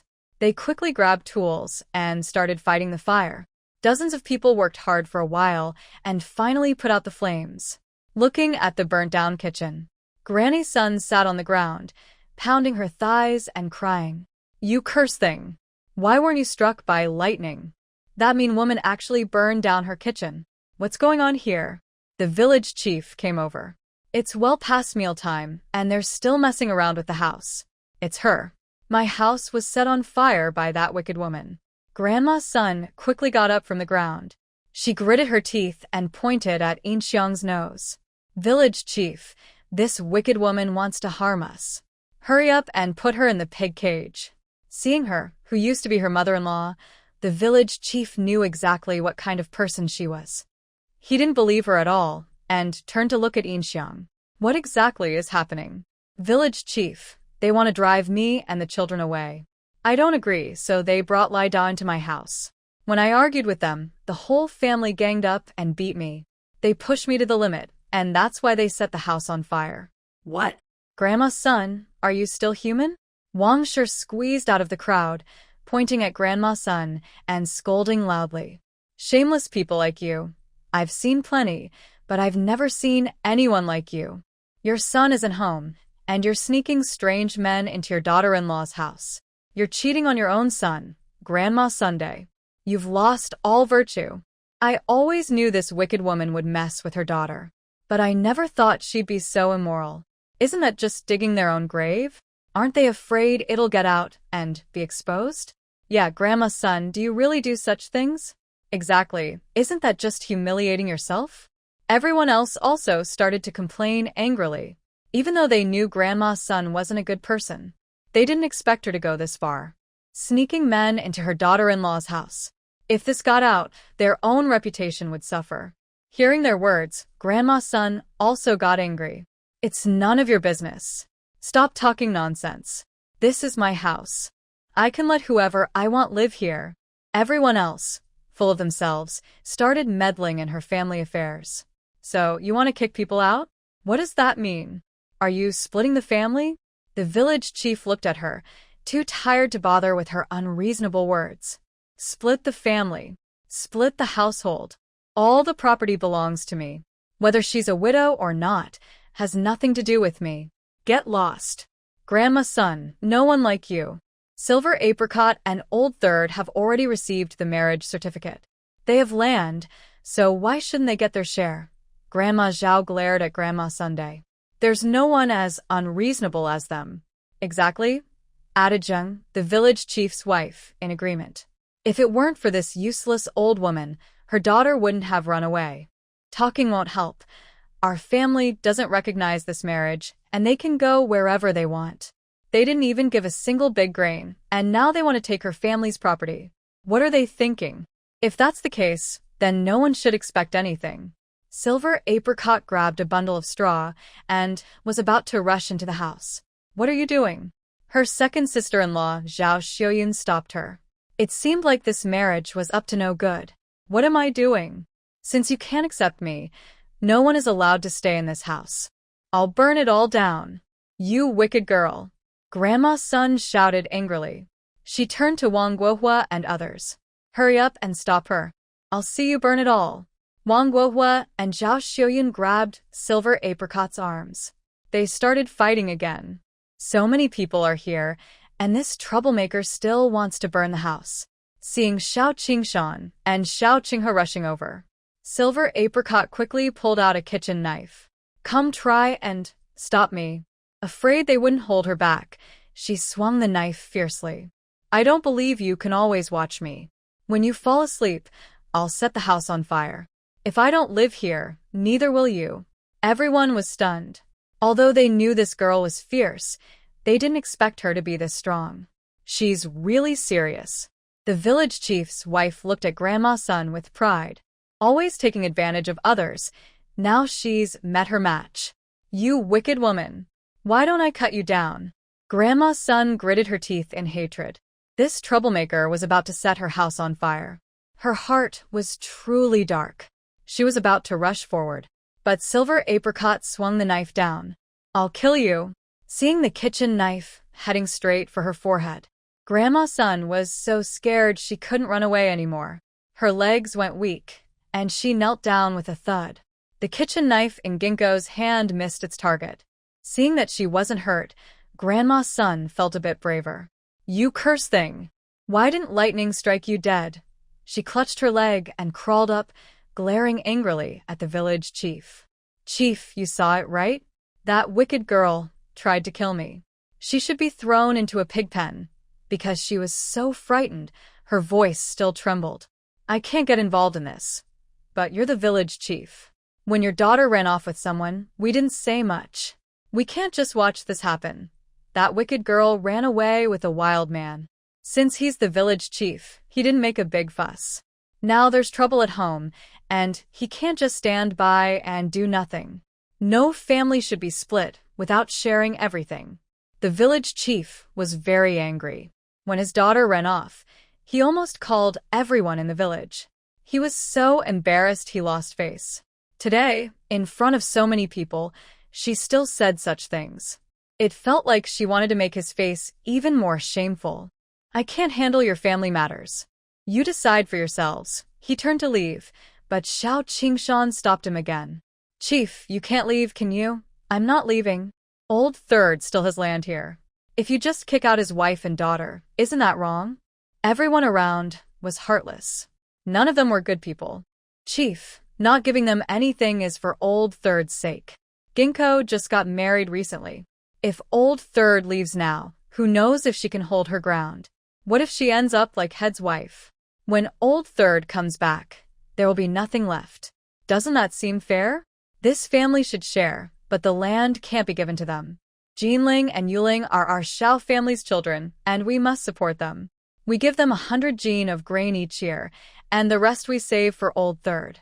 As for Ginkgo, she hasn't given us a son or a daughter. She hasn't worked for us either, so she can't get anything. And those 2 wild children have nothing to do with our Xiao family.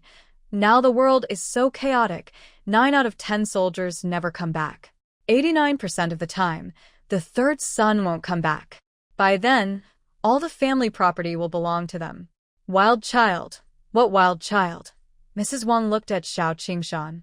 She didn't understand what he meant. Your daughter is capable, and she has recognized 2 sons.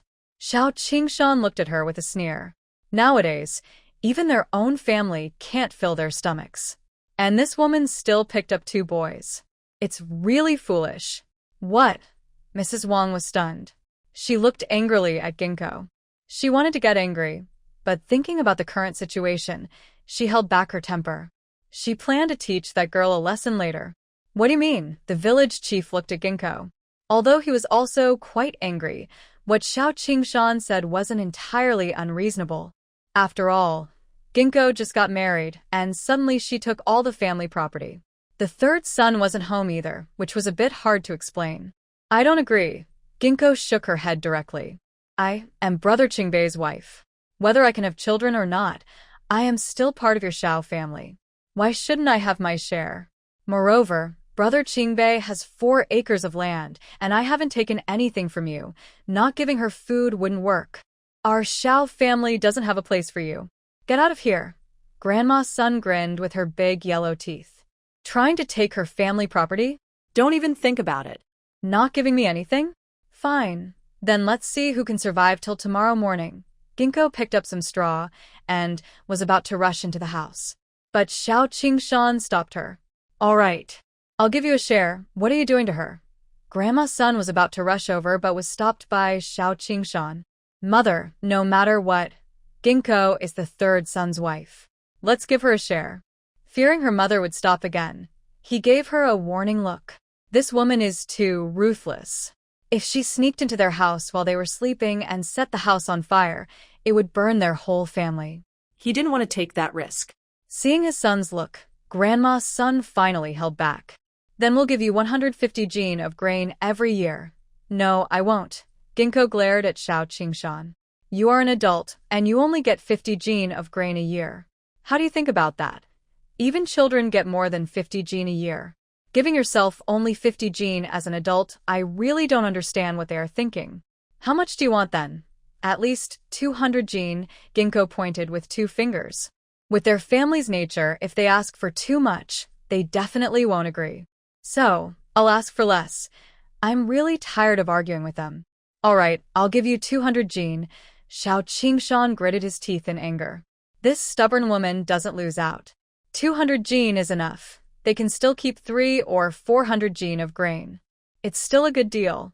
Thinking of something, she looked at the village chief again. Village chief, we agreed to share this house. But you saw the situation today. They can't stay here anymore. If these women stay here, and one day they get angry and set the house on fire, none of us will survive. Where else would they stay? Wang sure hadn't finished speaking. She was interrupted by Ginkgo. Fine, if you don't want to stay here, then don't. She really thought she wanted to stay here. Where else would you go if not here? Do you want to go home and let us feed you for nothing? Wang Shi glared at Ginkgo with clenched teeth. Could it be that this girl wants to go back home? She certainly wouldn't raise a bunch of freeloaders. I didn't say I'd go to your house. Ginkgo rolled her eyes at her.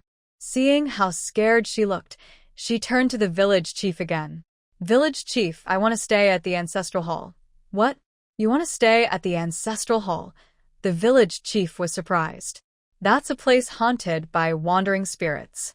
People in the village avoid passing by there. And this girl actually wants to stay there. Everyone else was also shocked. Ginkgo, that's not a place for people to live. Don't go there. Exactly, it's often haunted. Yeah, it's really scary. It's okay, I'm not afraid. A straight person isn't afraid of shadows. Since she was 10, she had been going there regularly. There's nothing to be afraid of. If you want to go, then go. The village chief nodded. That was a place no one wanted. If that girl wasn't afraid, then let her be. Well, then Before Yinxing could finish speaking, she was interrupted by Mrs. Wang. You little brat, you're so stubborn. There's a good house to live in. Why go stay in that ghostly place? The ancestral hall was full of memorial tablets, and everywhere there were wandering spirits and ghosts. I really don't understand what this girl is thinking. She's truly blinded by foolishness. I want to live wherever I choose, and you don't need to control me. Yinxing glared at Mrs. Wang. Since she wouldn't control her, she would stay out of her affairs. She turned her head and looked at Xiao Qingshan and the others. Give me the grain. When Yinxing said she wanted grain, Grandma Sun waved her dry hands. No, wait until the harvest. Haven't you seen that the family hasn't had enough to eat these days? 200 jin of grain couldn't just be given to her on demand. Not giving me? Fine. Then I'll wait inside the house. When there's grain, I'll leave. She made a move to go into the main hall, but old Xiao Qingshan stopped her again. Here, take it. He turned to Xiao Qingxi. Second brother, go get 200 jin of grain for her. From her attitude, it was clear she wouldn't be satisfied without grain today. Xiao Qingxi also saw this. He went to the backyard with a serious face. After a while, he returned carrying a large bag of grain. Here, take it. He threw it directly in front of Yinxing, seeing that the bag wasn't very full. Yinxing looked at the village chief again. Village chief, I think this grain isn't 200 jin. She had taken so much, so it definitely wasn't enough. Why isn't it enough? We weighed it carefully back then. Aunt Wang Guifeng came over. Back then, these bags had all been weighed. How could it not be enough? Just weigh it again and you'll know. The village chief waved to the people behind him. Go get a big scale. Oh. A young man ran off quickly. Soon he returned with a large scale. Everyone help out. The village chief called everyone over. 2 strong young men stepped forward. They hooked the grain onto the scale's hook. They found a thick stick and lifted it up. Not enough yet. This is 170 jin, still a bit low. The village chief fiddled with the weight, and it was actually over 30 jin short. Impossible. This bag should be 200 jin. Grandma Sun came over and looked closely at the weight. She stared at the scale for a long time, her eyes wide with surprise. How is that possible? The scale must be broken. Initially, the bag was supposed to hold 200 jin of grain. How could it be so much less? We always use this scale for official grain measurements. If it's wrong, wouldn't the authorities notice? The village chief glared at her with a stern look. The scale was right there, yet she still argued. Xiao Qingshan and Xiao Qingha also came over. Seeing the weight on the scale, they were also confused. Is the grain really that much less? Then let's weigh another 30 jin of grain. Since the scale was right there, they decided to do that. They said nothing else, and quickly, Wang Guohua and Zhao Xuyin brought over half a bag of grain to fill it up to 200 jin. Is that better now? Xiao Qingshan looked at Yinxing. This stubborn woman had a good eye. She even noticed the grain was short. Yes, let's write the agreement now. Yinxing turned to the village chief. Since they had the grain, they could settle the division. Okay, the village chief nodded. He called for a pen and ink. Under everyone's watch, they wrote the family division document. Both parties pressed their thumbprints, and the division was complete. Get lost, Grandma's son glared at Inching. The 200 gene of grain was gone just like that. The kitchen was also dismantled. Seeing this, she felt furious inside. Who are you calling names? Mrs. Wang got angry. She was upset that her daughter was insulted right in front of her. She was about to go over and confront her, but the village chief stopped her. Enough. Are you done? No one in the village was as unreasonable as they were. Who knew what sins they had committed in their past lives to end up with these troublemakers? Mrs. Wang wanted to say more, but Inquan pushed through the crowd. Go pack your things. I'll carry the grain for you. He grabbed a large sack and suddenly threw it over his shoulder. Everyone's eyes lit up at the sight. This old man is really strong. He carried 200 pounds of grain without any help from others. He easily lifted it just like a young man. Oh, Ginkgo nodded and quickly ran back inside to pack her things. She carried a bundle behind Inquan. They went all the way to the ancestral hall, where Inquan finally set down the bag. Looking at the tablets in the main house, he frowned. Maybe you should go back and talk to your mother. Stay in our storage room for a while. This place made him feel uneasy. His daughter, with her children, couldn't possibly stay here. No need, I'll stay here, she said. Going back isn't an option, especially since her older brothers wouldn't agree. Even her mother wouldn't agree. And even if she did stay, she wouldn't be at peace. She didn't want to live a life full of scolding every day. Can you really stay here? Inquan looked again at the tablets in the ancestral hall. They looked creepy. How could she stay here? How can I not? I'll stay here. Ginkgo pointed at the door of the guardhouse. Put the grain here. I'll finish packing and then decide where to put it. The yard was messy. She needed to clean it up first. Seeing her stubbornness, Inquan had no choice. He placed the grain at the door of the guardhouse. Go back now. Are you brave enough to stay here? Of course I am. You go back now, she replied. Inquan looked into the guardhouse one last time, then turned and left with his hands behind his back. Looking at the spacious yard, Ginkgo felt a mix of emotions. When she was a child, she often played here and always wished it would be nice to have a yard this big someday. She never thought it would happen so soon. Seeing the messy surroundings, she started tidying up with her hands. She had to finish cleaning quickly, or the children wouldn't have a place to stay tomorrow night. The ancestral hall was not far from the kiln factory, and the land was high. From the entrance, she could see the entire kiln factory. The main hall was about 1,000 square meters. Inside, there were many tablets, and the yard was quite large. The area should be at least 1 or 2,000 square meters. Originally, the yard was paved with blue stones, but they were all stolen over time. Now, the yard is full of weeds, and the surrounding walls are built with blue bricks. The entrance is quite grand, with a large gatehouse beside it. It was probably where the guards of the ancestral hall used to live. Inside, there was a brick bed, but it has fallen apart because of neglect. The tables and chairs are broken, with legs scattered on the ground. Both rooms have a row of carved cabinets with decorative patterns.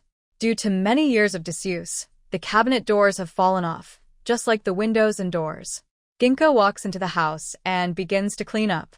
She clears out all the clutter. Then she borrows a water bucket and a ceramic basin from Uncle Lou. There is a well in the yard, so she fetches water and starts cleaning. Because of many years of neglect, there's a lot of dust, making cleaning very hard. She works until midnight before finishing cleaning the 2 rooms. Ginkgo is exhausted and can hardly move. She sits down heavily. Looking at the dimly lit room, she wonders if she cleaned everything properly. No matter if it's clean or not, she decides to stop. She is simply too tired. She finds 2 bundles of dry grass, lays them out simply, and lies down on her back. Perhaps because she is so tired, she falls into a deep sleep quickly. In her dreams, she hears some noise. She suddenly opens her eyes and sees Inquan walking in with a basket and a small container.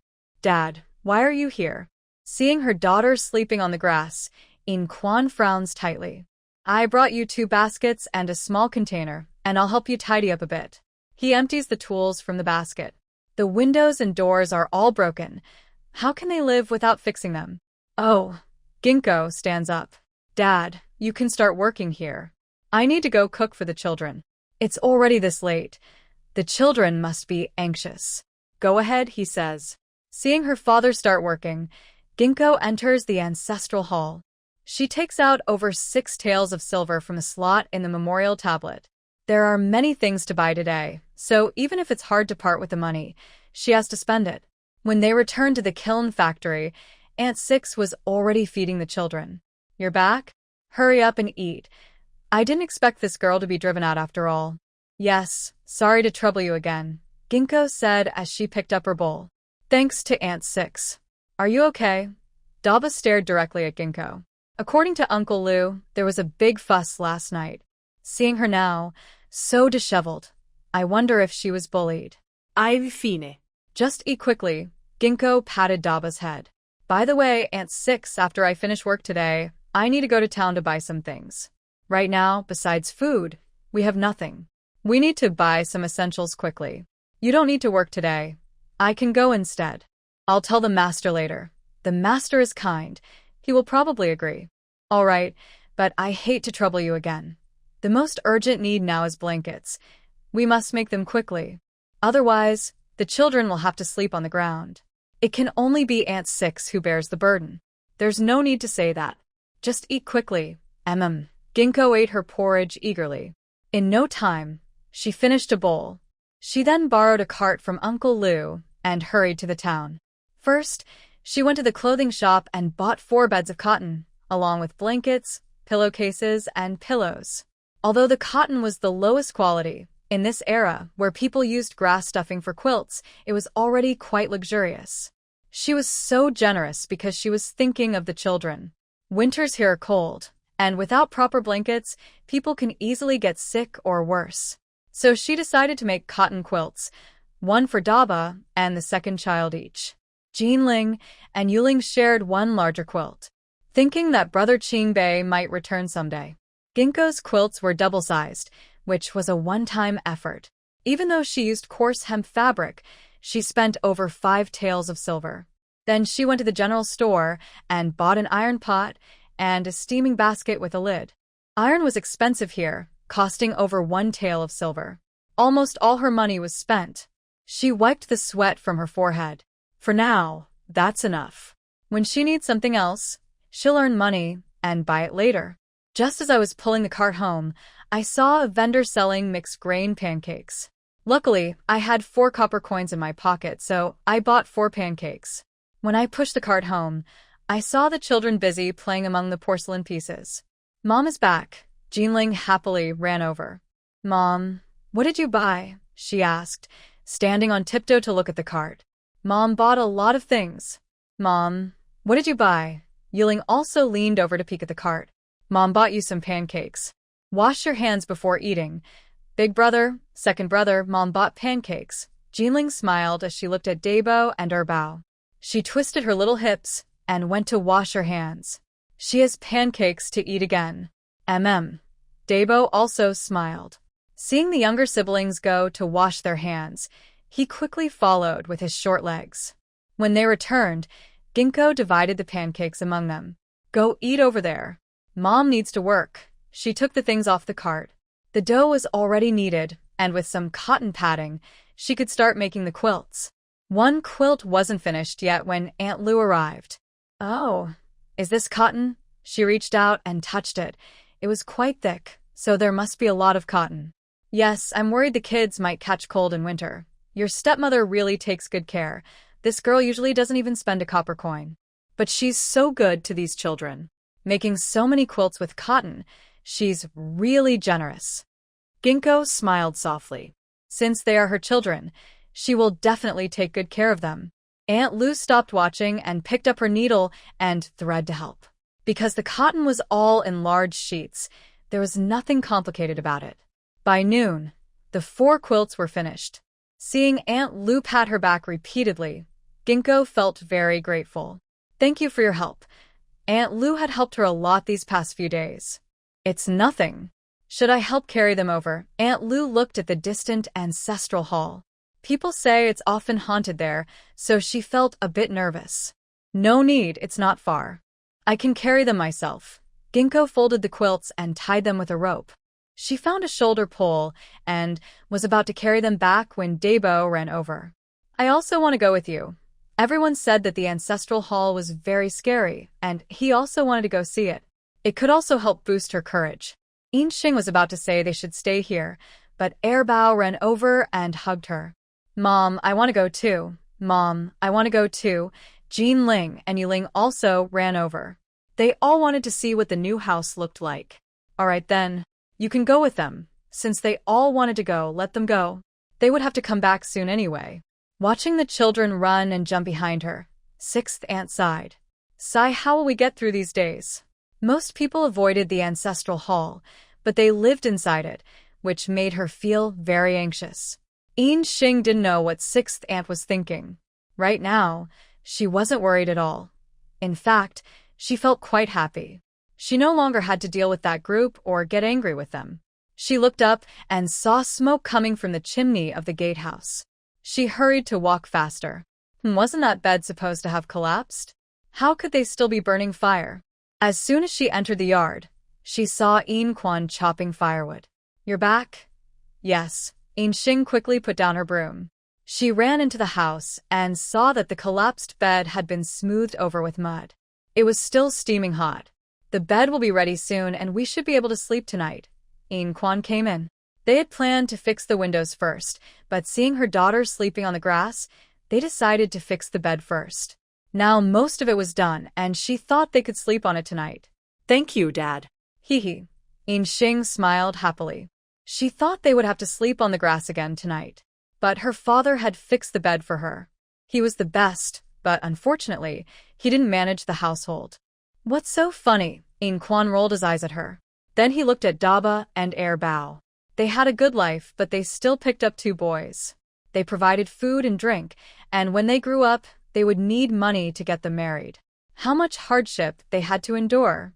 Why worry about it? Having 2 daughters was enough. Looking at the 2 stove openings outside, one big, one small, Ginkgo was very happy. Today, she had bought a large iron pot. Soon, she would bring it back and set it up.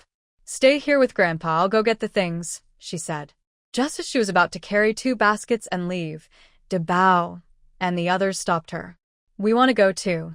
There were so many things. She couldn't carry them all alone. I'll go too, Bao said, following along. Seeing their older brothers and sisters going, Jinling and Yuling also ran over. Mom, we want to go too. From now on, this is our home. Why do you still want to go? We want to help you carry things, Bao said, stepping forward. Since she was raising herself and her younger brother, it was right for them to help with some chores. All right, then go ahead, Ginkgo said, patting Bao's head. Having sons was really good. The big family of 1 adult and 4 children left the yard. The ancestral hall and kiln were just up and down the slope. They quickly arrived, and Ginkgo started packing things inside the house. The children also put the porcelain they had found earlier into baskets. We'll take what we can use and the rest will stay here. Later, when Mom pushes the cart to town, she'll sell it. Okay? The children nodded obediently. They packed their favorite items, face wash, foot wash, food, and water, into the baskets. Soon both baskets were full. Ginkgo carried the baskets in front, with the children happily following behind. Each of them held 1 or 2 pieces of porcelain. Once home, they started working right away. Ginkgo set the large iron pot on the big stove and the clay pot on the small stove. The children weren't idle either. Each chose a nice cabinet to store their things. Besides their cups for drinking water, Jinling and Yuling also had a set of new clothes and shoes. Bao and Bao were a bit sad because their clothes and shoes hadn't been made yet. They only had 1 cup each. On the lowest shelf, they placed their face towels and wash basins. Seeing their things arranged, the little ones began helping Ginkgo with other chores. She neatly arranged her belongings in the cabinet. She also placed the wash basin she chose below. When Quan carried in a roll of mat, he saw Xing busy in the kitchen. Wow, there are quite a few of these things. All these bottles and jars are made of porcelain. It's really fortunate that they borrowed these. If they had to buy them, it would cost at least 10 or 20 silver coins. Father, where did you get this mat? Of course, I took it from home. Do you think I stole it? Wouldn't your mother scold you if she found out? His wife kept the household items very carefully. If she found out, she would definitely scold his father fiercely. Scold me if you want. I've been scolded before. At worst, I'll just make up a story tomorrow. In Quan looked indifferent. He was used to being scolded several times a day. Well, Inxing hadn't finished speaking when suddenly voices came from outside. The yard is tidied up quite neatly. Uncle Leo carried in a large porcelain basin. In the past, when passing by here, he saw it was messy outside. He didn't expect that after tidying up, it would look so neat. He glanced at the ancestral hall quickly and then looked away. Uncle Leo, what is this? Inxing pointed at the large porcelain basin on his shoulder. It was very big. This is one I kept from before. I don't use it much. You children have many, so you should be able to use it. Uncle Leo carried the basin into the house. He is responsible for firing the kiln, so he kept good things for himself. With Yin Quan's help, he carefully placed the large basin in the corner. Why are there so many? Inxing picked up a few other porcelain basins from inside. He thought there was only one big basin, but there were actually several. These are good. You can keep them for use. Their life was hard. If they bought these things, it would cost a lot of money. They didn't have time to sell them anyway. It was better to keep them and use them for themselves. These shouldn't be cheap, In Quan said, touching the porcelain basin. Although it had some damage, it was so big that buying it would not be inexpensive. Thank you, Uncle Lu. Inxing's nose felt a little sore. I didn't expect Uncle Lu to care so much about her. You're welcome. You all be busy now. I'm going back. Then I will go too. I've already fixed the door for you. Don't forget to lock it before you sleep tonight. In Quan pointed at the door. Although hardly anyone would come here, it's still best to lock the door at night. Okay. Inxing nodded. After sending them out of the yard, she quickly locked the door. Besides her father and Uncle Lu, no one else would come. Seeing that it was getting late, she started washing rice to cook. The big iron pot wasn't boiling yet. She was still using the clay pot. By the time the rice porridge was ready, it was already dark outside. A few children sat around the table, drinking slightly bitter wild vegetable porridge. But they all had sweet smiles on their faces.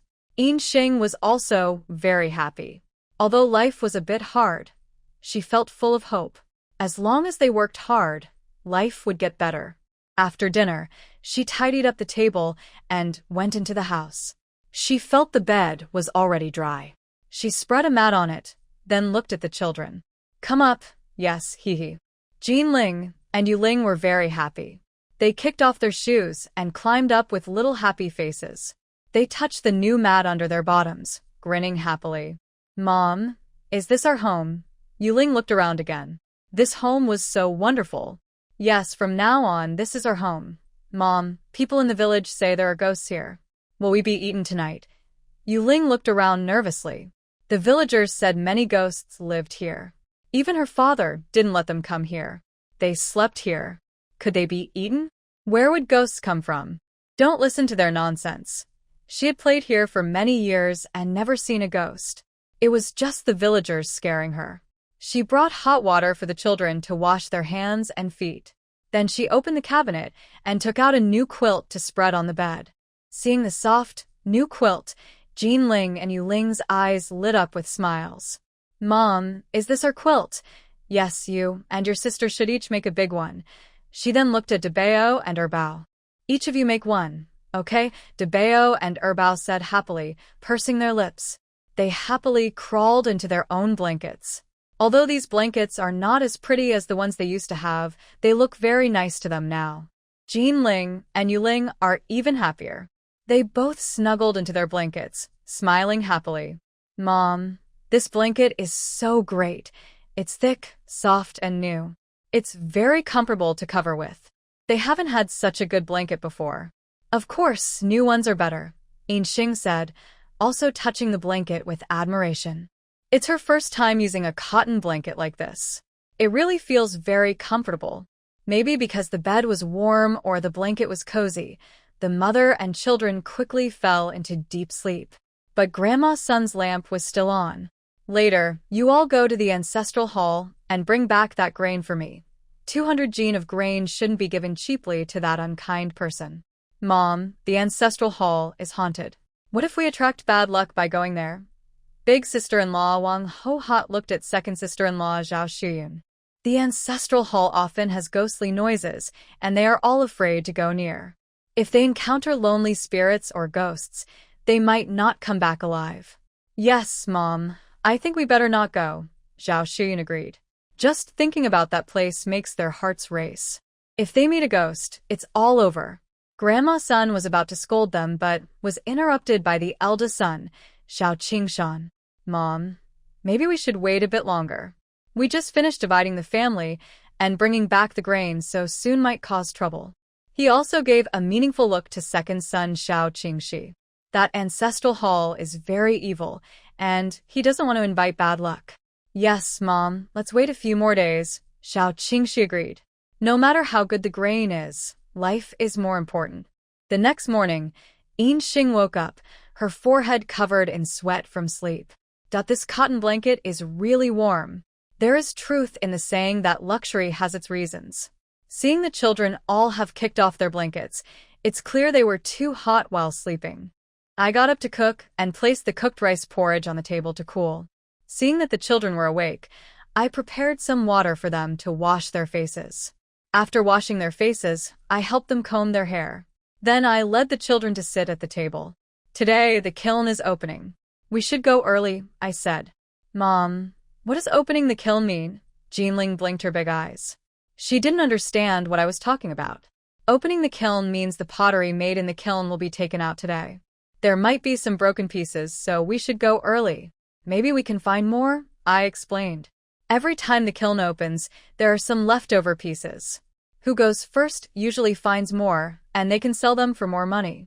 Let's eat quickly, Yuling said, eating her porridge eagerly. Recently, we haven't found many good pieces. We need to go early today. Daba and Erbao are also eating faster.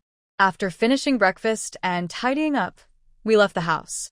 When we arrived at the kiln, it was already open. Workers were moving out finished pottery. Seeing us, Uncle Lu waved at us. Xinger, come over. Okay, Yin Xiang led the children over. Uncle Lu brought out a large, crooked ceramic basin from the kiln. Here you go. Wow, Yin Xiang was happy. The basin was big. She hurried to take it into the house. Uncle Lu also picked out some crooked cups and bowls. He handed them to Daba and Erbao. The little kids happily ran back with their treasures. Uncle Lu picked out some good-looking defective pieces. Yin Xiang and the others carefully sorted through them. Before long, the space under Uncle Lu's bed was filled with these items. Mom has to go to work now. Yin Xiang wiped the sweat from her forehead. If there are more, put them here, I said. We found a lot today, and we can sell many of these pieces. Yes, Jinling happily ran back again. There were so many good things today. Yin Xiang quickly went into the house, finished her chores, and then went to the kitchen. Seeing that sixth aunt was not there, I returned to the kiln. No wonder sixth aunt isn't in the kitchen. She has come here. Yes, I finished making the kids' clothes and shoes. I'm bringing them to you. Really so fast. Silver Apricot happily took the big bundle. She was planning to make some today afternoon too. But sixth aunt finished everything first. I'm just quick, sixth aunt said with a smile, then pointed to the large pile of porcelain nearby. I didn't leave much behind today. If all these could be sold, it would bring in some money. That's a lot. Silver Apricot was also surprised. When she first started working outside, there weren't many items. Now, there's such a big pile. The kids really found a lot today. I need to hurry and sell these, she said, putting the bundle inside the house. Then she brought out a large cart. There are still many items under the bed. She must sell them quickly. Otherwise, others might get jealous when they see. She managed to load the big pile outside onto the cart, then turned to look at Jinling and the others. No more space on the cart. You guys stay home with Big Brother, she said. Yes, Mother. We're going to keep collecting, Jinling said happily. There are so many good things today, they need to gather more. Later, mother can sell more, and they will have tasty food. These children are quite sensible, sixth aunt said with a smile. Although raising them costs a lot and is tiring, the kids are really thoughtful. They work without needing to be told. When they grow up, they will be good people. With such children, Silver Apricot can also have a brighter future. All right, sixth aunt. I'll go now, Silver Apricot said with a smile. She cares for all these children very much. She pulled the cart and headed to the town, going to the same street as before. But since she had a lot of goods today, she only sold half of them on that street.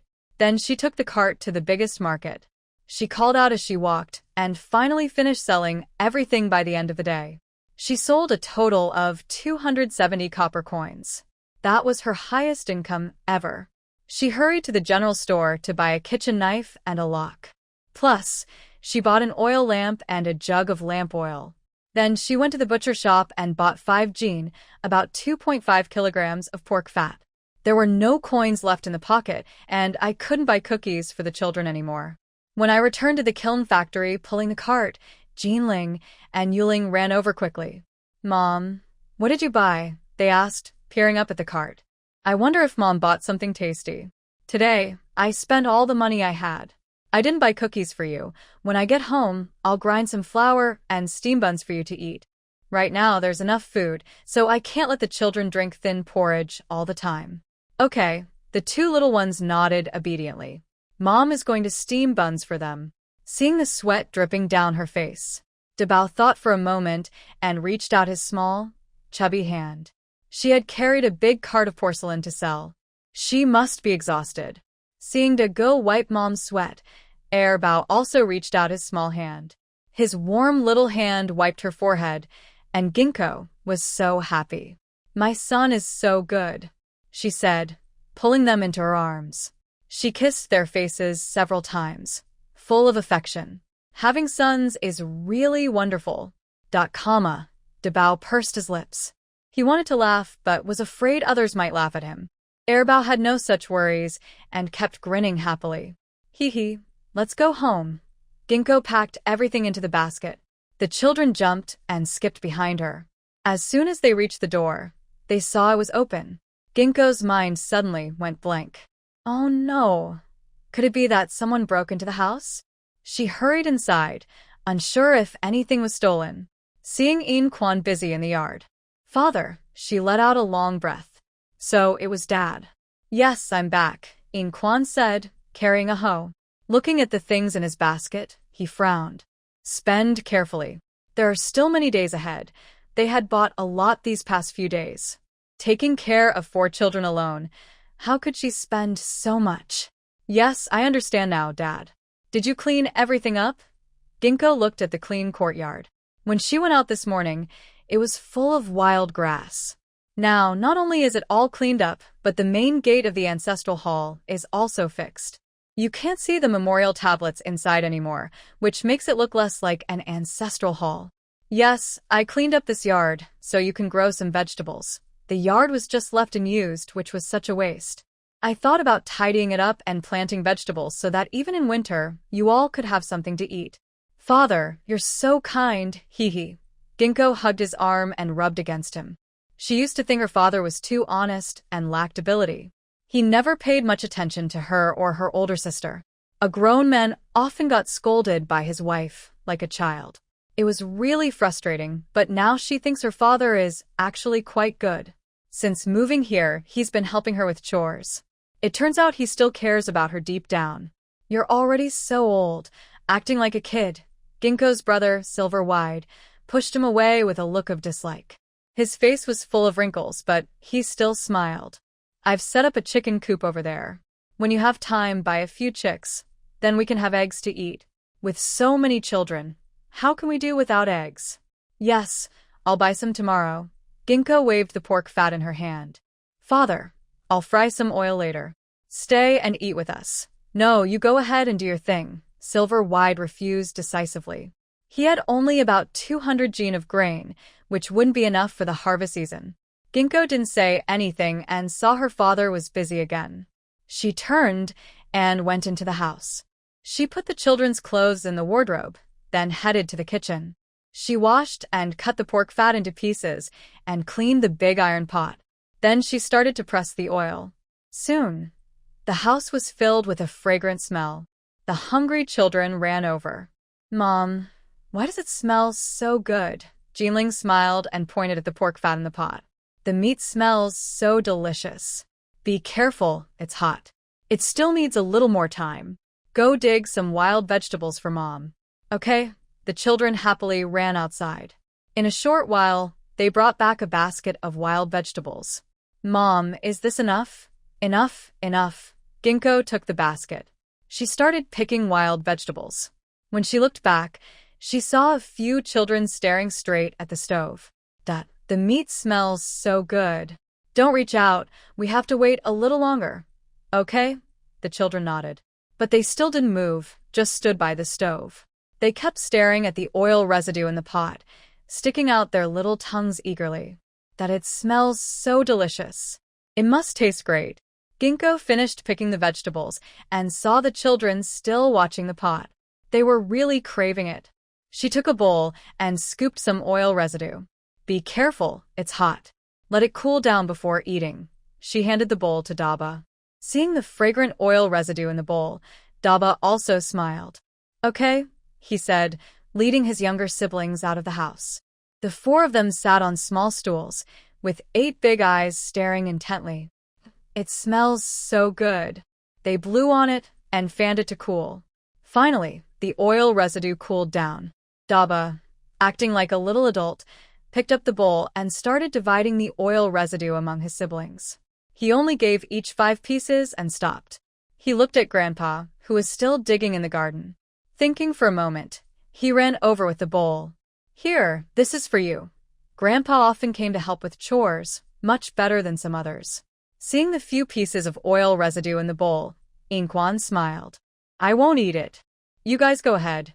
This child is quite sensible, unlike his 2 grandsons, who always stuff themselves with good food."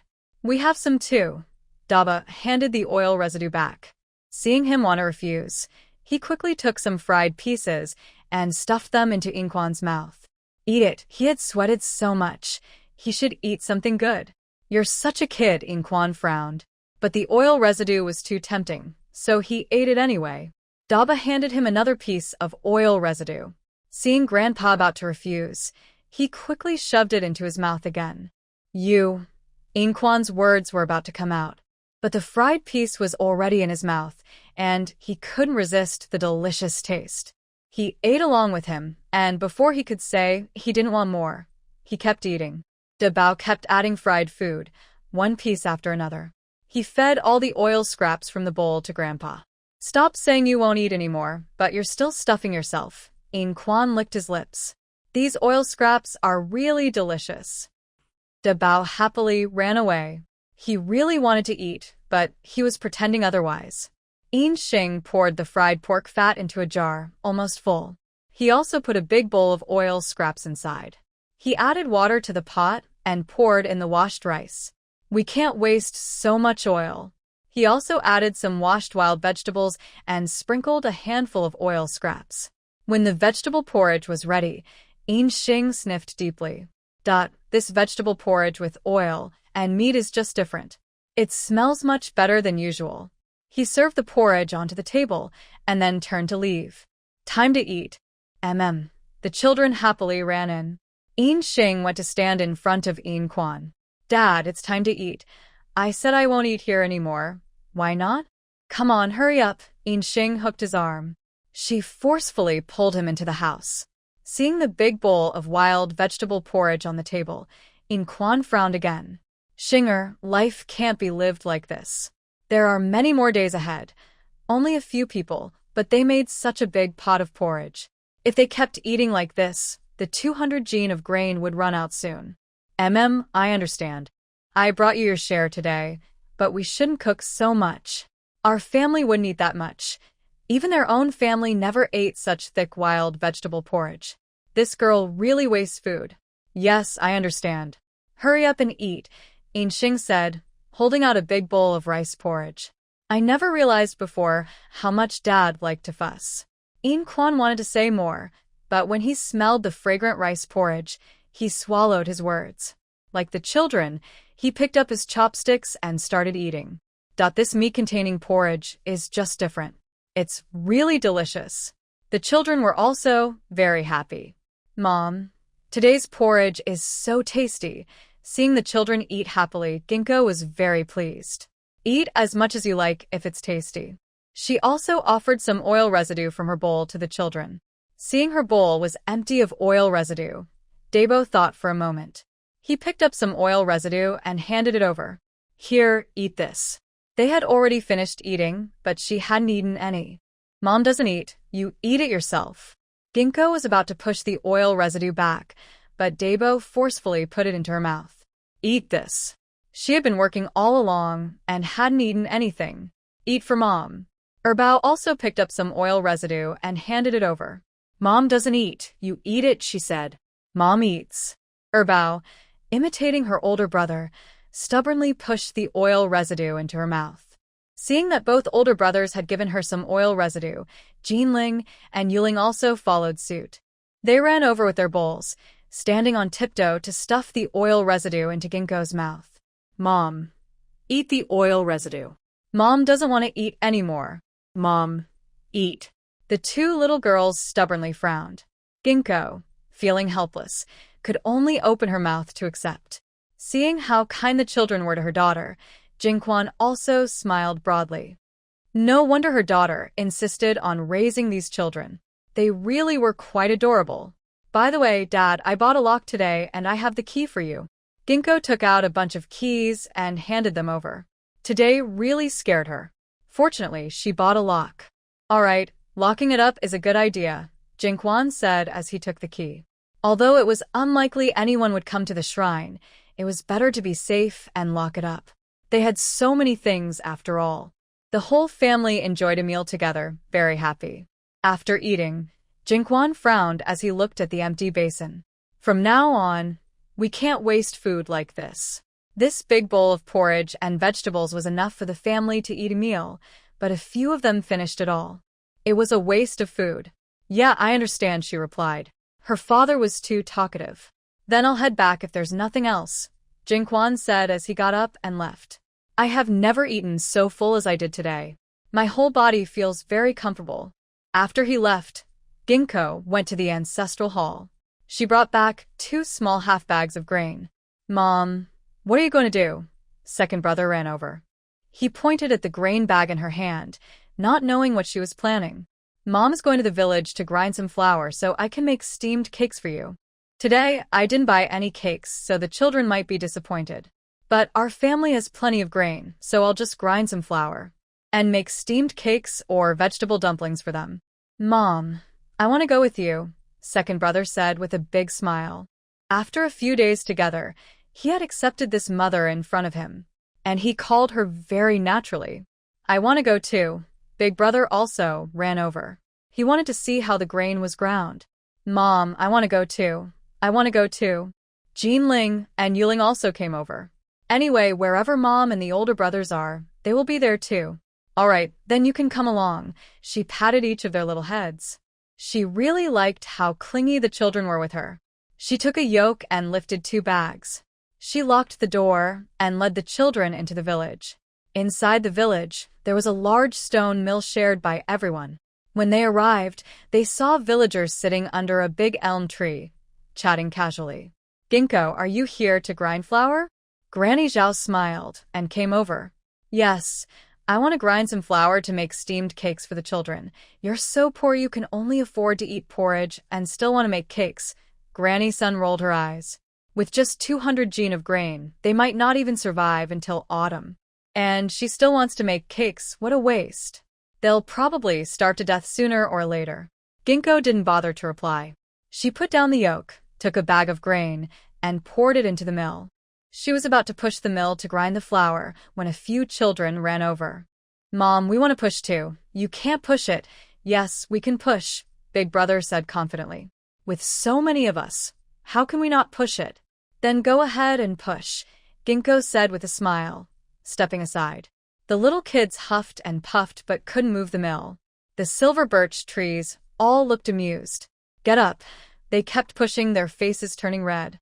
Okay, the little ones pouted sadly. So, they really are so useless. Look at how well this child is taken care of. Grandma Zhao looked at Debeo and the others with admiration.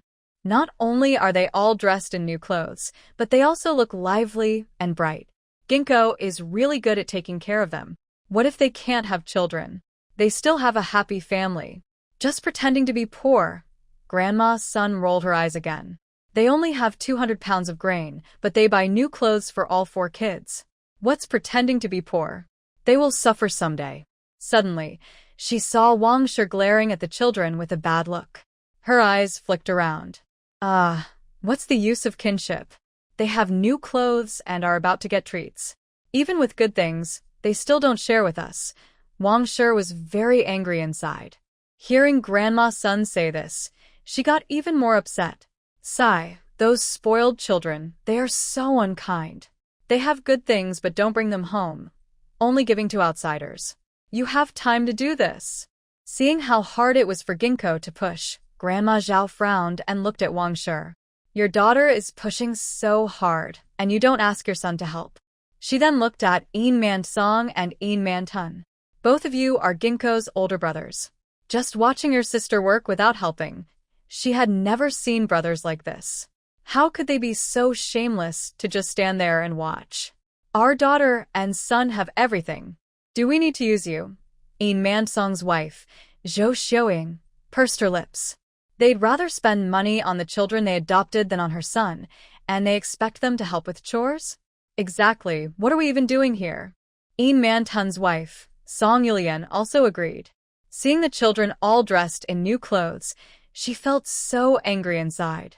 Yin Man Song and Yin Man Tun didn't like to move around much. After hearing their wives, they sat even more quietly. Sigh, it's no wonder their wives say they don't give money to their own sons. They'd rather spend it on the wild children they picked up. Ginkgo really went too far.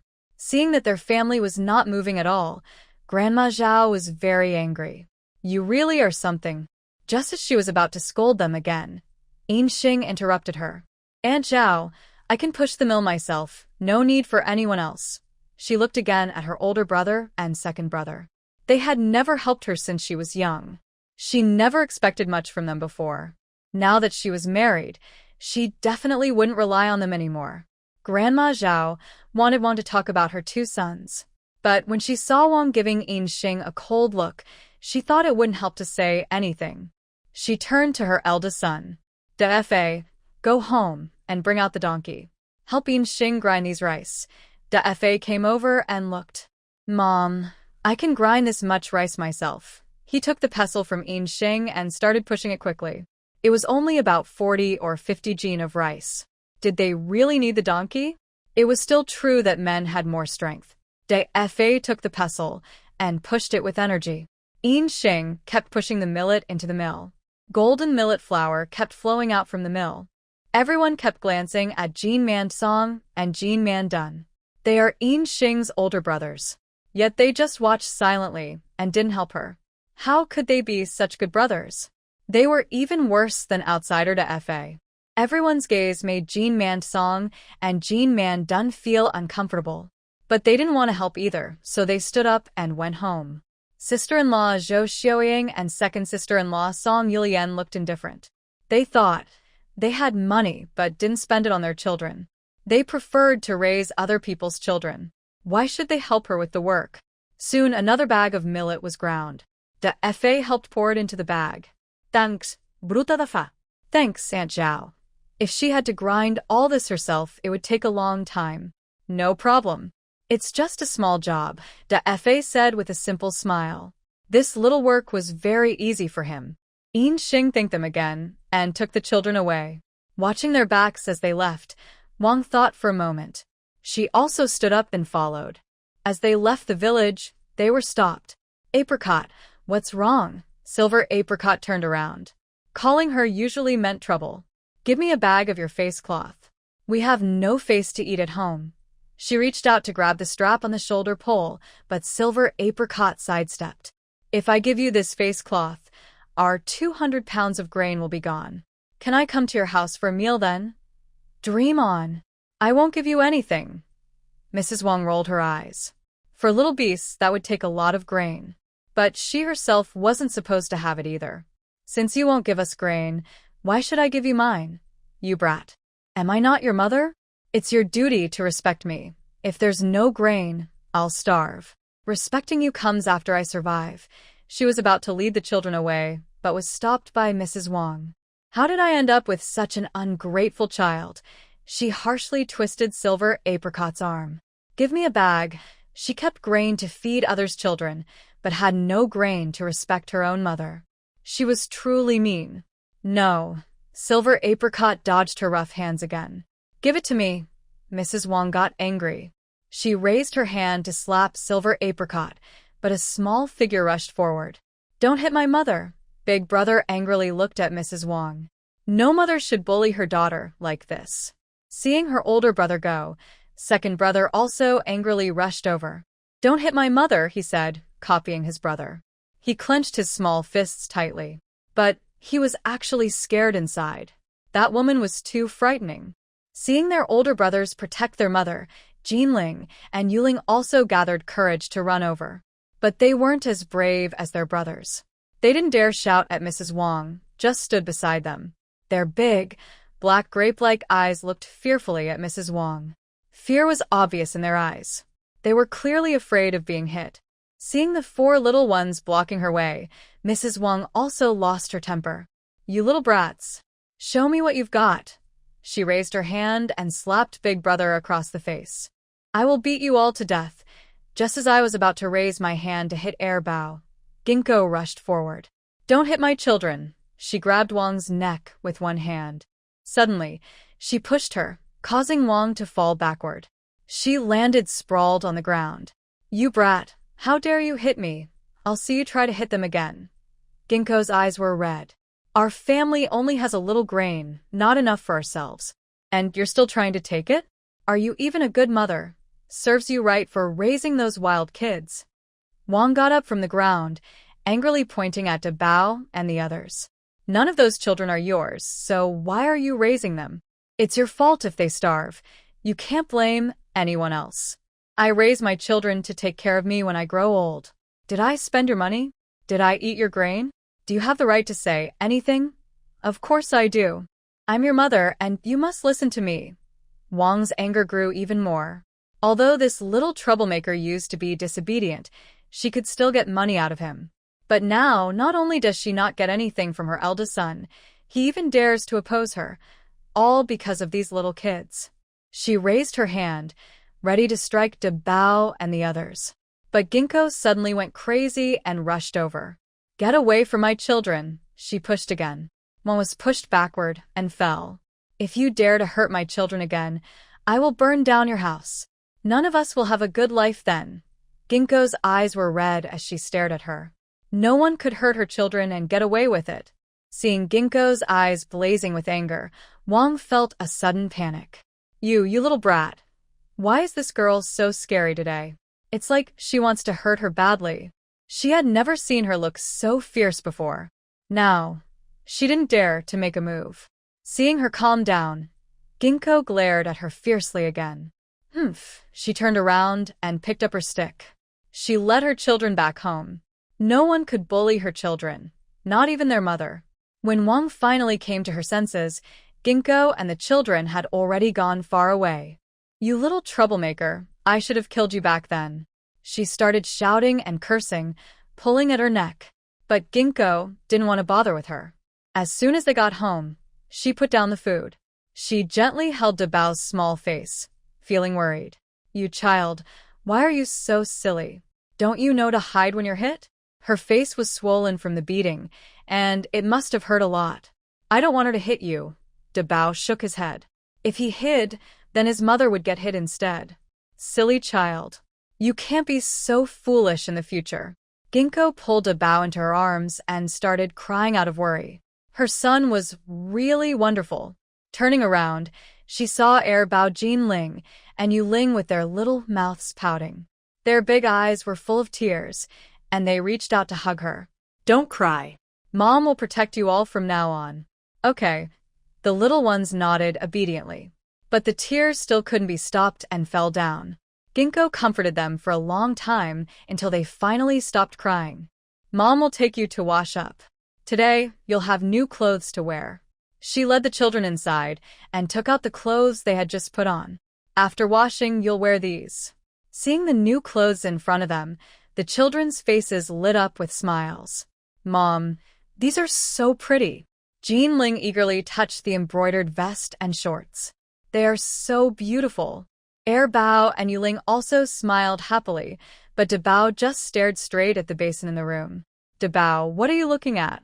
She didn't know what he was staring at so intently. Hearing her question, Dabao hesitated. Can we move this outside to wash? I carefully moved over and gently lifted the bathtub.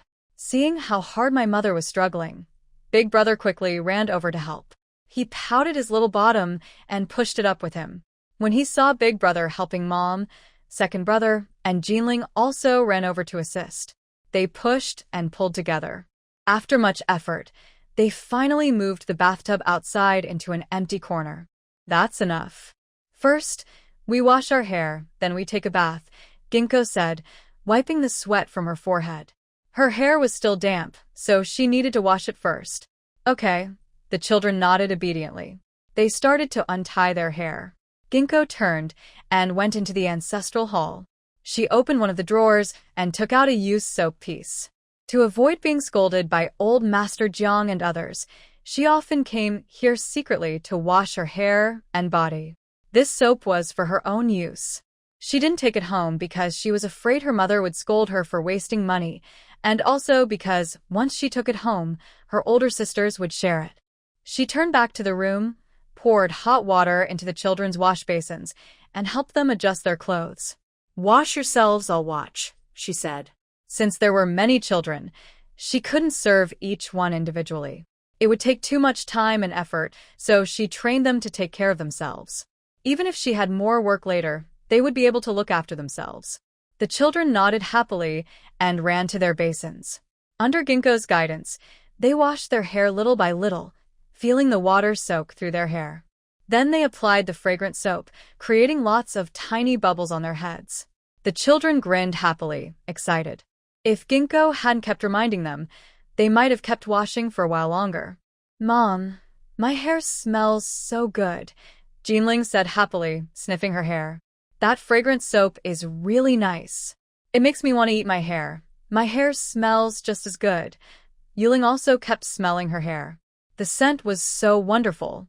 Even Daba and Bao pursed their lips happily. Although this fragrant oil wasn't much to them, they hadn't used it in a long time, and now it felt different. Go play on the bed first. After I wash my hair, I will give you a bath, said Ginkgo, removing her hairpin and starting to wash her hair. After washing her hair, she added water to the big bathtub and then went back into the house. Who wants to wash first? I want to go first. Jinling pouted and climbed down from the bed. I want to wash too, Yuling said, running over. Then you two can wash together. The big bathtub was big enough for both of them. She carried them outside, took off their clothes, and put them into the tub. Although the children were still quite thin, they no longer looked as frail as before. She applied the fragrant oil and washed them again. After drying them, she carried them back inside. She poured out the water from the tub and replaced it with fresh water. She called Daba and Bao out. After their last bath, they were less resistant. They sat obediently in the bath, waiting for Ginkgo to wash them. The kids weren't very dirty, so it didn't take long. She finished washing them and carried them back into the house. Finally, it was her turn to wash herself. When she finished, it was already dark outside. She lit an oil lamp and placed it on the stove.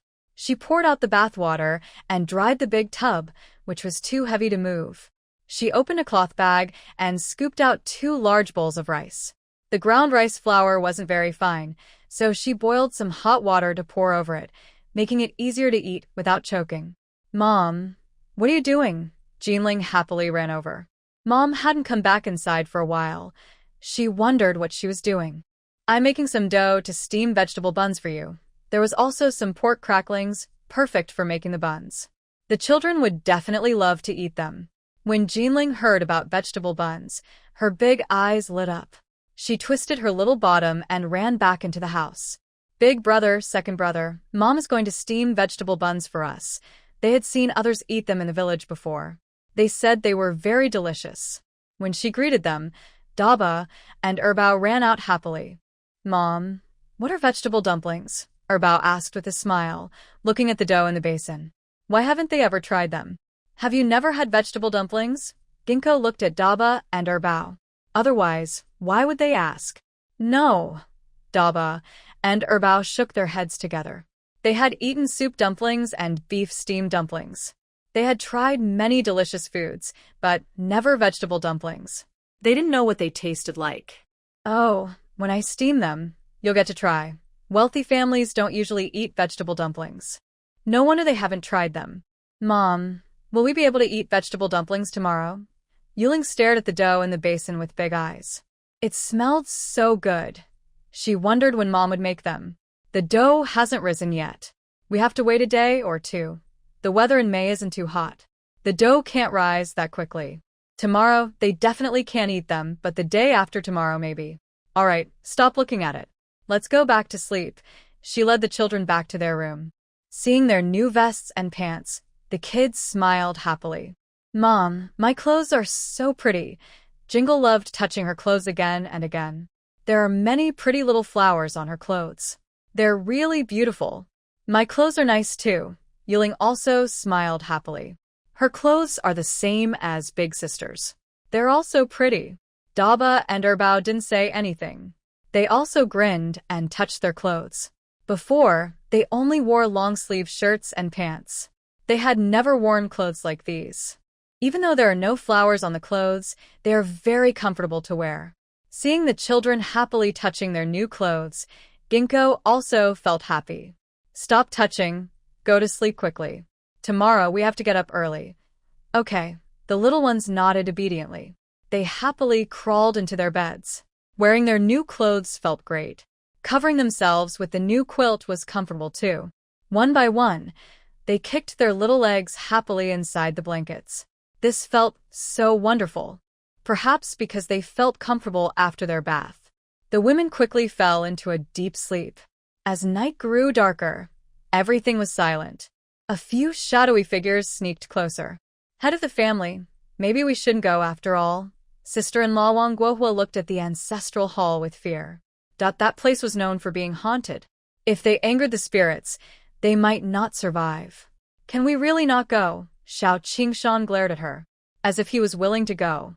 Mother had been nagging about it these days, and if they didn't go soon, she would get anxious again. But Wang Guohua's words were cut off by second brother Xiao Qingshi. Sister-in-law, since we're here, let's not talk about useless things. Although he was nervous too, they had already come this far. They couldn't just leave the food behind. It was 200 jin of grain after all. They couldn't let it fall into others' hands. Yes, sister-in-law, let's go. Second sister-in-law Zhao Xin also felt her heart pounding. If they didn't go, their mother-in-law would surely scold them badly. Hearing everyone agree, Wang Guohua finally relaxed. All right, let's go. They carried sticks and tiptoed closer. When they reached the gate, they pushed but couldn't open it. It should be tied up inside. Xiao Qingshan pushed again. The door was shut tight, so it was probably secured. Let's check over there. Xiao Qingshi pointed to the side. Since they couldn't get through the main gate, they looked for another entrance. The four of them sneaked around the wall. They couldn't find a way in. This wall is too high. We can't get over it? Wang Guohua tilted her head, staring at the tall wall. It was at least twice her height, impossible to climb. Xiao Qingshan said nothing. He also looked up, puzzled. How could the wall be built so high? Let's go back first. The wall was indeed too tall. Without a ladder, they couldn't climb over. They had to return and bring a ladder next time. Hearing they would go home, Wang Guohua's face lit up with joy. All right, then let's head back now. The four of them returned along the same path and hurried back home. The next morning, after breakfast, Ginkgo took a few children to the kiln factory. He gave some instructions and then went into the house. After finishing his work, he came back. He moved all the porcelain from Uncle Lu's bed and loaded it onto a big cart. It's even more than yesterday. Uncle Lu smiled. Today's load wasn't just bigger than yesterday's. All the items were good quality, so they should sell for a good price. Yes, Ginkgo smiled. Luckily, Uncle Lu was there, otherwise, it wouldn't have been possible to earn so much. He greeted the children and pushed the cart into the town. Because there were so many items today, he had to walk through several streets. It wasn't until late afternoon that he finished selling all the porcelain. He earned 374 coins, setting a new record, and he was very happy. He bought 20 chicks for 50 coins. He also bought 10 coarse hemp bags for 20 coins. He had 4 coins left as change. He bought each child a cookie. Then he pushed the cart back home. From afar, he saw his mother returning. Jinling happily ran over to greet her. "Mom, what did you buy?" She tiptoed and looked over the cart. She wasn't sure if her mother bought cookies. "Mom bought you cookies. Wash your hands first before eating. Big brother, second brother, Mom bought us cookies again." The 2 little ones happily ran back. After washing their hands, they smiled and took the cookies. "Go sit over there and eat. Mom is going to see 6th Auntie." In the past few days, he had been busy with household chores and hadn't helped 6th Auntie much. Now it was still early, so he decided to visit her and help with some work. Seeing the children sitting quietly and eating, he turned around and went back to the house, heading to the kitchen. He saw 6th Auntie washing a big basin of apricots. "Why are you washing so many?" he asked as he approached. He started washing them too. Eating too many apricots can upset the stomach, but he didn't understand why she was washing so many. "Madam wants to eat apricot preserves, so I should make more." "Oh," Ginkgo nodded. She knew about this because the lady and young masters liked to eat apricot preserves. Every year around this time, they made some. "By the way, 6th Aunt, do you think these things are expensive to buy in town? A pound of sugar costs about 60 or 70 large coins. Every time, 6th Aunt adds bowl after bowl of sugar. If bought outside, it should be quite costly." "Exactly. This costs at least 200 large coins per pound." 200 large coins? Ginkgo was surprised. She knew it wasn't cheap, but she didn't expect it to be so expensive. 200 large coins per pound means 3 pounds would be her entire month's wages. That's right. This is something only wealthy families can afford. With such high prices, ordinary people can't usually buy it. Looking at the big, white apricots in the basin, Ginkgo had an idea. 6th Aunt, do you think I could sell this stuff? There are plenty of apricots on the mountain and all I need is sugar. As for the labor, it's not much. If I could sell it for 200 large coins per pound, I could make a good profit. It's a lot of work, washing, boiling, and drying. I'm not afraid of trouble, as long as I can make money. With many children at home, just saving food isn't enough. I need to find a way to earn some money. Then give it a try. Wealthy families eat this stuff. Even if you don't sell it for 200 large coins per pound, you won't lose much. Okay, tomorrow I'll go to town and buy some sugar. You don't need to go to town. The steward bought a lot last time. It's even cheaper than in town. Just tell him, he should be able to share some with you since he's been here for so many years and gets along well with everyone. This should be fine. Alright, I'll talk to him. Ginkgo wiped her hands and went back to the front yard. She told the steward, who agreed immediately. It costs 50 large coins per pound, much cheaper than outside. She only had 300 copper coins on her, so she'd pay the rest later. She also got the recipe from 6th Aunt. Carrying the sugar, she left the house. She picked up the little chick and led the children home. As soon as they entered the yard, they saw Silver Wide busy working in the garden. "Father, yes, we're back. Grandpa and Mom bought some little chicks. Jinling and Yuling were very happy. When the chicks grow up, we will have chicken meat and eggs to eat." "Really? Then put them in the pen," Silver Wide said as he came over. She took the chicks to the pen, and Ginkgo put the white sugar into the cupboard. Then she turned around and carried the basket again. "Father, the apricots on the mountain are ripe. I want to pick some. Can you watch the children for me?" Just as she was about to leave, Daba and Erbao ran after her. "Mom, we want to go too." Silver Ginkgo was about to nod in agreement, but Jinling and Yuling also ran over. "We want to go too." "Don't go. You need to stay at home and feed the chicks. If they couldn't walk properly, she would have to carry them. So, they couldn't pick apricots today. When they heard about the chicks, the two little ones nodded immediately. Yes, Mom. You must come back early. They didn't want to leave the chicks, so this time they decided not to go with her. I waited for my mother to come down from the tree before running over. Looking at the ground full of apricots, the two little brothers smiled happily. Wow, so many. My mother is really amazing. Hurry up and help me pick them, Ginkgo said as he bent down to gather the apricots into the basket. Hold on tight. There's still a lot of work to do when we go back. The two little kids didn't delay anymore. They crouched down and helped pick the apricots too. When they finished collecting all the apricots from the ground, not only was the basket full, but Ginkgo's clothes also had a big pocket filled with apricots. Shall we go home now? These should be enough. Yes, the two kids said, each holding a handful of apricots.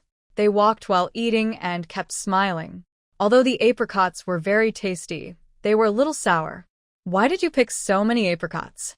Eating too many isn't good, Ginkgo's older brother said, pointing at the big basket of apricots. Eating too many can be harmful. I plan to make dried apricots to sell and see if I can make some money. Dad, do you have any old broken mats at home? Broken mats? Yes, I want to use them to dry the apricots. I'll go home and look for some for you, Dad replied.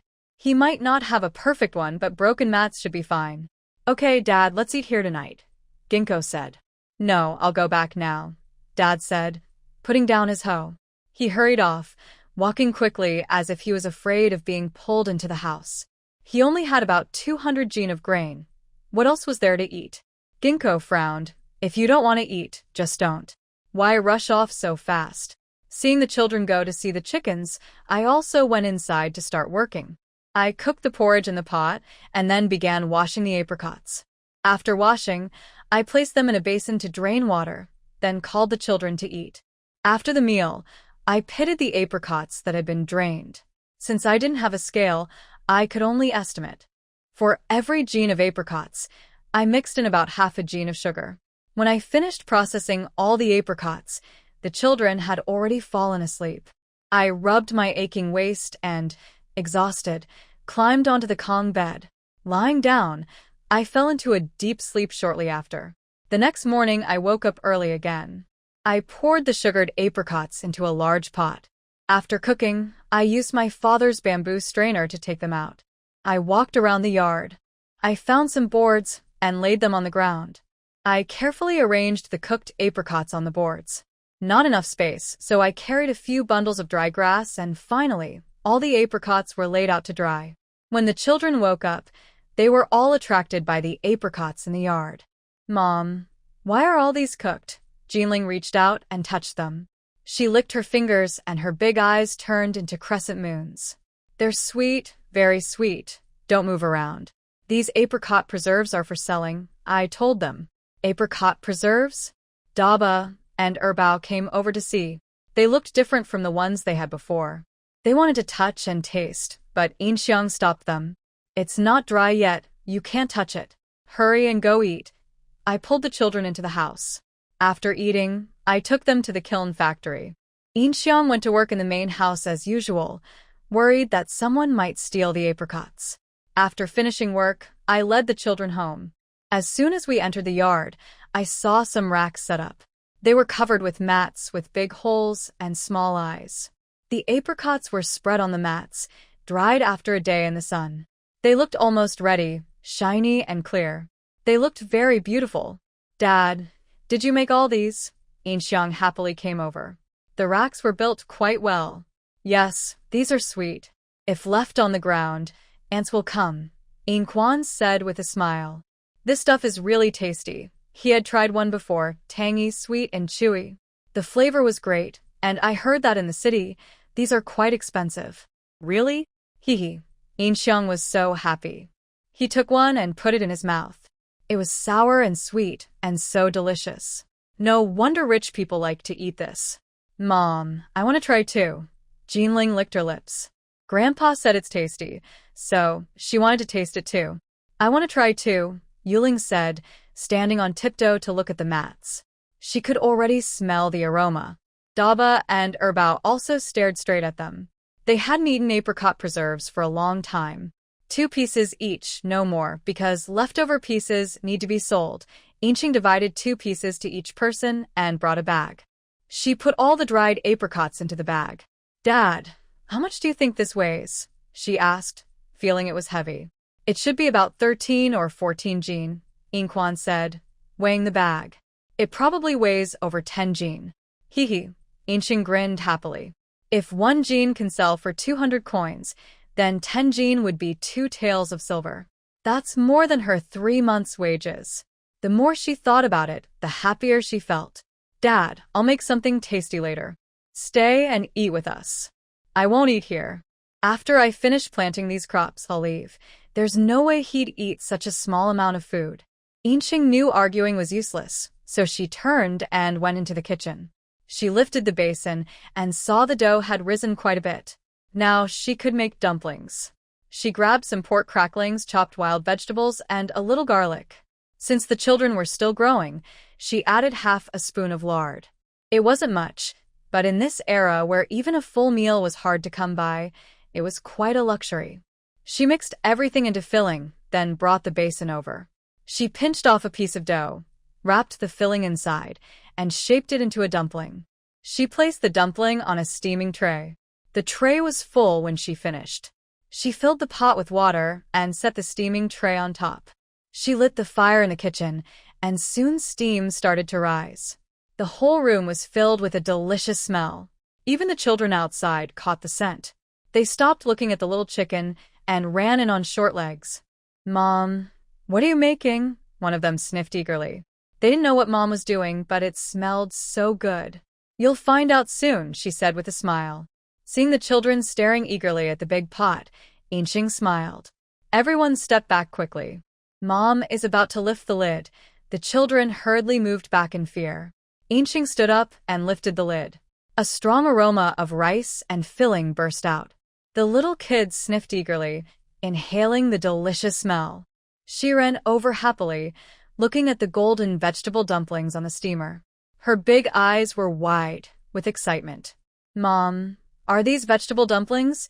This must be the vegetable dumplings her mother talked about, or they wouldn't smell so good. Even Silver Quan, working in the garden, could smell it. He put down his hoe and looked over. What is this girl making now?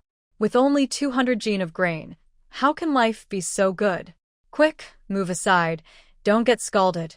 Ginkgo carried the steamer into the house. A few children followed behind, grinning. They placed the steamer on the table, then happily climbed onto chairs. It's too hot, don't rush. Let it cool a bit.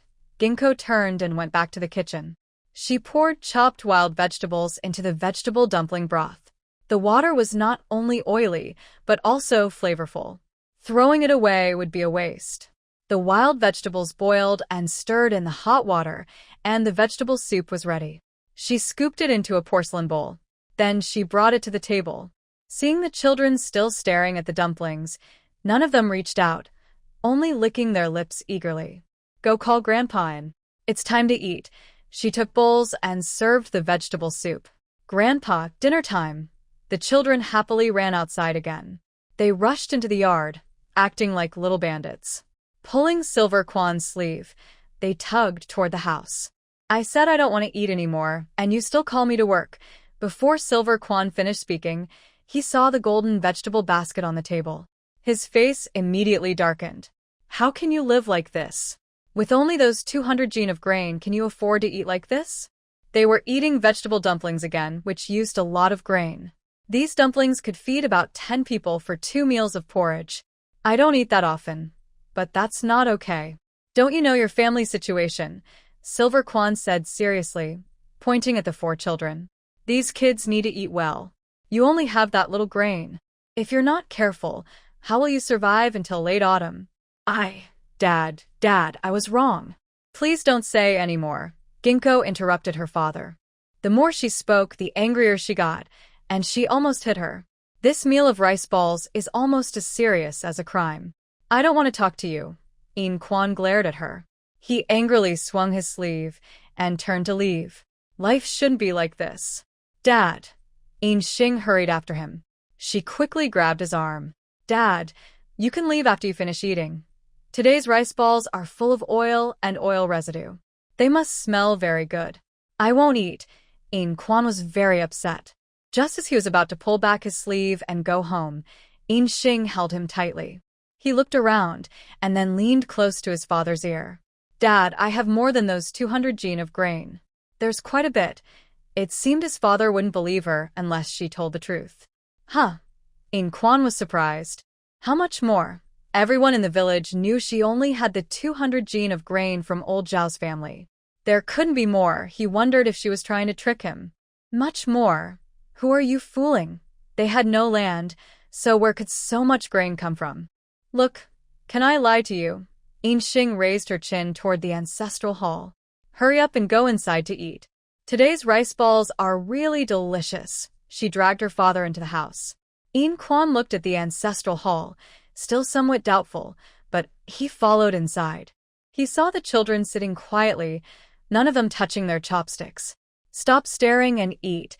In Xing handed her father his chopsticks.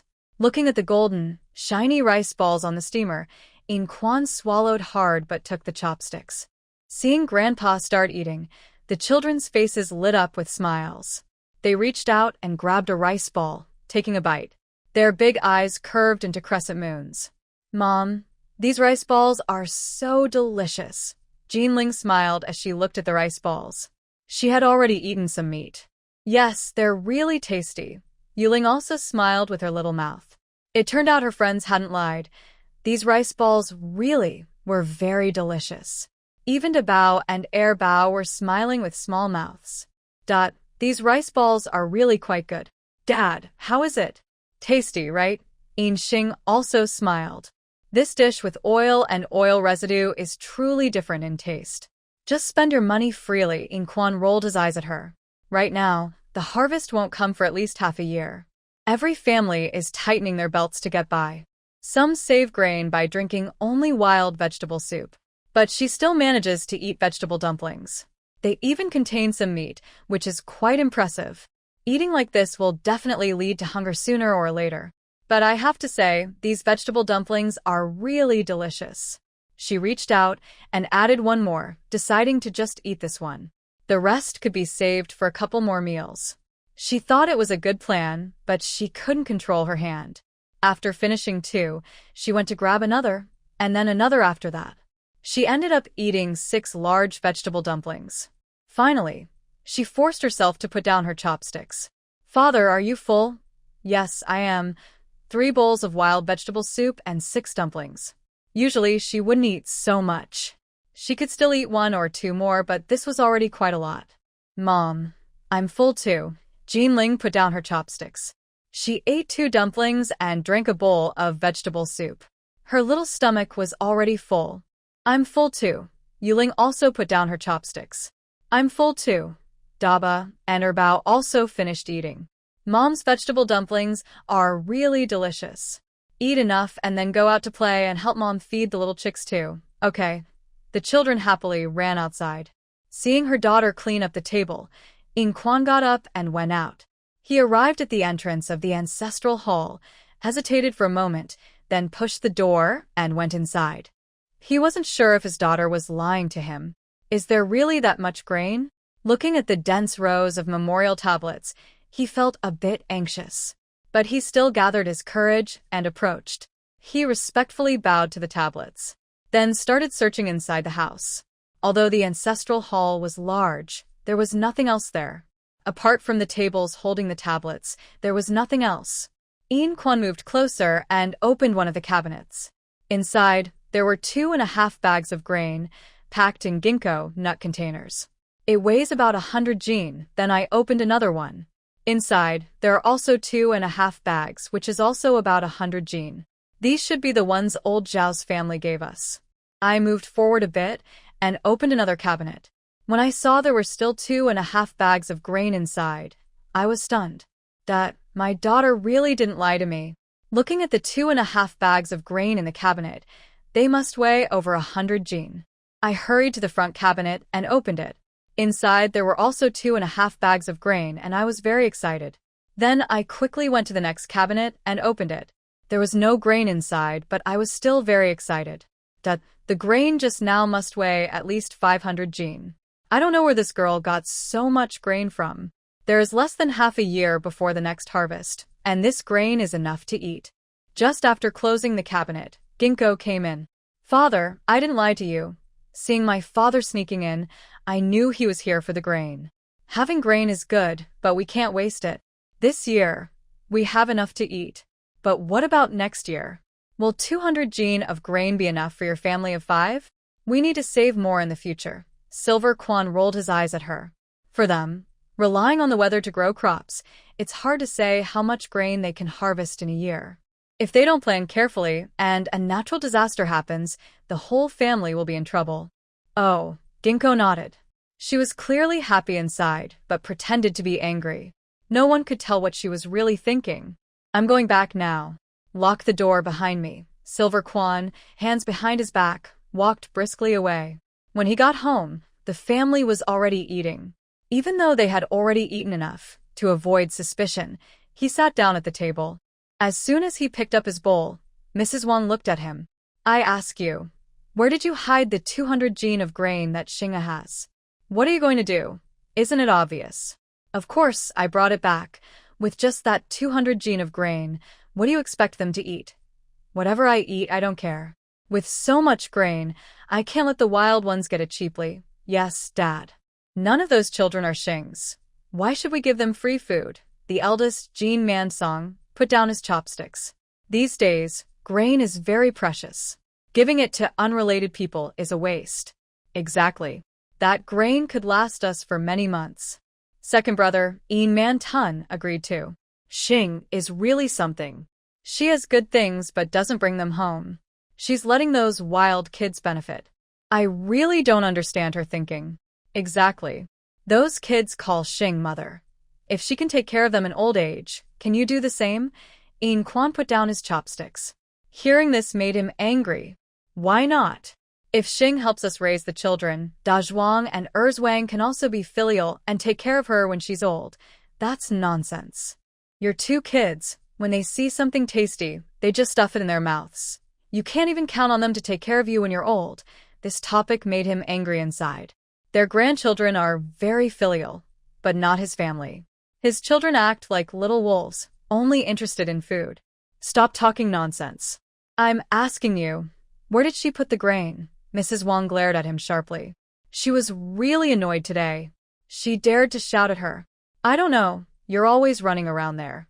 How could you not know? I really don't know. Show me tomorrow where the grain is. I'll get it back. I won't let those little brats get it cheaply. Een Quan was about to speak. Suddenly, he remembered something and nodded.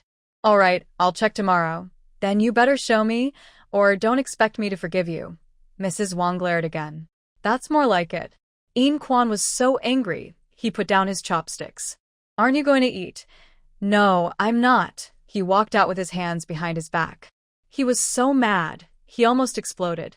The next morning, after breakfast, Een Xing put the key she had tied on a string around De Bao's neck. Here is the improved and simplified version of your text. Take this key with you. When you're done, lead your brothers and sisters home. There are vegetable dumplings on the steamer. If you're hungry, eat some.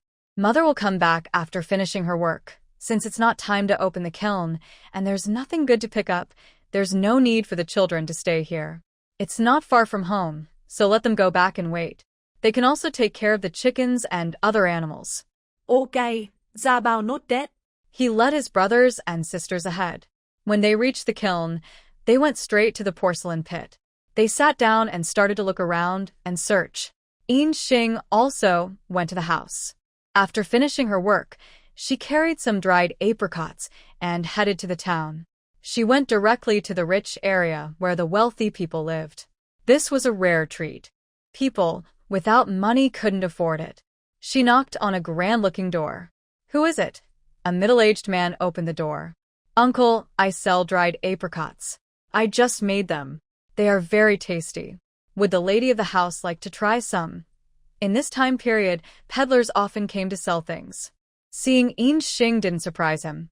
The man stepped aside to let her in. Come in. Thank you, Uncle. Een Xing followed him inside. They entered a courtyard. They saw a plump woman sitting in the sun. When she heard the noise, she opened her eyes. What are you selling? Madam, I sell dried apricots. I just made them. Sell dried apricots? Let me try if they are good.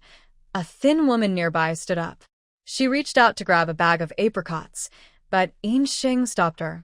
Madam, you can try, but I need to be clear. My dried apricots cost 200 coins per jean. They are not cheap. The woman looked like she was saying she wouldn't buy if the price was too high. She might try them but wouldn't buy if she thought it was too expensive. Who wants to try? The woman glared at Yin Xing. She just wanted to taste, not buy. With that, there was no point in trying. Madam, my meat jerky is freshly made. It's very tasty, Yin Xing said, holding out the bag again. The woman looked at it and decided. Seeing how skillful she was at this, the fat lady was very pleased. She reached out and pinched a piece, then put it in her mouth. You know, this is quite chewy. Please weigh 2 jean for me. These days, she hadn't had much appetite. This thing is sweet and sour and quite tasty. Sigh. Yin Xing nodded happily. It was clear she could buy with ease. She took out the scale borrowed from Aunt Lu, weighed 2 jean, and poured it into the basin they brought. When she received the money, she was so happy she almost jumped. 400 large coins so easily earned. She thanked them happily and left the yard. Now she felt light as a feather and full of energy. She headed straight to the next big household. They didn't hesitate at all and bought 3 jean. Yin Xing was even more excited now. One family after another she kept going. After visiting 5 or 6 households, all the dried apricots were sold out. She touched her bulging money pouch around her waist. Her heart was pounding faster. She had sold 3 or 4 taels of silver so quickly. This thing is just too profitable. On the way back, Yin Xing's heart was pounding like crazy. Her steps were even lighter. She had worked for 6 or 7 years and saved just over 30 taels of silver. But these 15 jean of dried apricots sold for 3 taels of silver. After subtracting the 500 large coins for sugar, she still earned 2.5 taels. This is just too profitable. She hurried home to pick apricots, wanting to sell more while she could. Then she could save more money. If she kept selling like this, she might even save up to 100 taels. The more she thought about it, the more excited she became, and her steps quickened. As soon as she reached the kiln, she went to find the steward. She repaid the 200 large coins for the famine, then asked for 50 jean of sugar. She also borrowed a cart from Uncle Lu and pushed it home. Even though she had spent all her earnings, she still felt very happy inside. When she got home, she saw Yin Quan watering the garden. You came back early. How did the sales go? Pretty good. She couldn't tell everyone about the money. Not even her own father. What's this you bought? Sugar. Are these all white sugar? Yin Quan was surprised. Such a big bag must be worth several taels of silver. Yes, I need to make more apricot preserves to sell during this time. Yin Xing carried the white sugar into the ancestral hall and put it in the cabinet below. For her, this was the safest place. She turned around, placed the gourd and basket on the cart, and added a few more bags. Big treasure and second treasure, come with me to pick apricots. We need to pick more today, so the children can help speed things up. Yes. Big treasure and second treasure ran over. Mom, I want to go too. I want to go as well. Jean Ling and Yuling also came running over. All right, then all of you go. Today there are many apricots to pick, and more people mean it will go faster. I'll go with you too. Yin Quan put down the water bucket. Seeing she brought so many things, she probably shouldn't miss out on picking apricots. The garden has been watered, so I'll join you. I can help pick more. Okay. Yin Xing nodded. It's even better if Dad goes along. They locked the door, and the 6 of them pushed the cart up the mountain. This time they went a bit farther, choosing a few big, fruitful apricot trees. Yin Quan was responsible for shaking the apricots, and Yin Xing led the children to pick them up from the ground. With more people, they finished in just over half an hour. They filled 2 baskets and 2 buckets and packed several bags as well. They pushed the cart back home. Dad, I'll cook, and you can eat first before leaving. All right. Yin Quan didn't refuse this time. He carried the apricots from the cart into the house and helped wash them. They had just finished washing half when the meal was ready. In Xing made wild vegetable porridge, and each person had 2 vegetable buns. After eating, everyone started to core the apricots. They peeled almost a basketful, and the children's eyes couldn't stay open. In Xing told them to wash up and then go to bed. Soon, they all fell into a deep sleep. Seeing the children asleep, In Quan put down his work. Apricot, you shouldn't do any more. Why not? In Xing looked to the side. There are so many apricots left unpitted. How can I not do it? Today, let's do this first because we have other things to take care of later. In Quan picked up the clay pot, wiped his hands on his clothes, and then rubbed his face, turning it into a big black face. He then untied his hair, letting his gray hair fall loose. Oh. Dad, what are you doing? In Xing was surprised.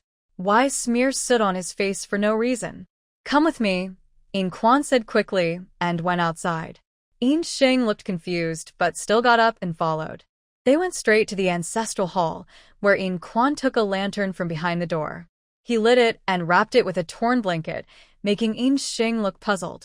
Dad, what exactly are you trying to do? He looked at his father, feeling a bit worried because he didn't seem normal. Xing are your mother, and they're worried about the 200 gene of grain you have. They might come to steal it tonight. Later, we will scare them away. Steal grain? I can just watch out for that. No wonder Dad was acting so strange. You can watch for a moment, but not forever. If the 200 gene of grain isn't taken in a day, they won't give up. We can't have Xinger guarding it all the time. So, how do we scare them? Later, we will pretend to be ghosts here to scare them. In Quan took a handful of red mountain fruits from his pocket, chewed them, and bright red juice flowed out.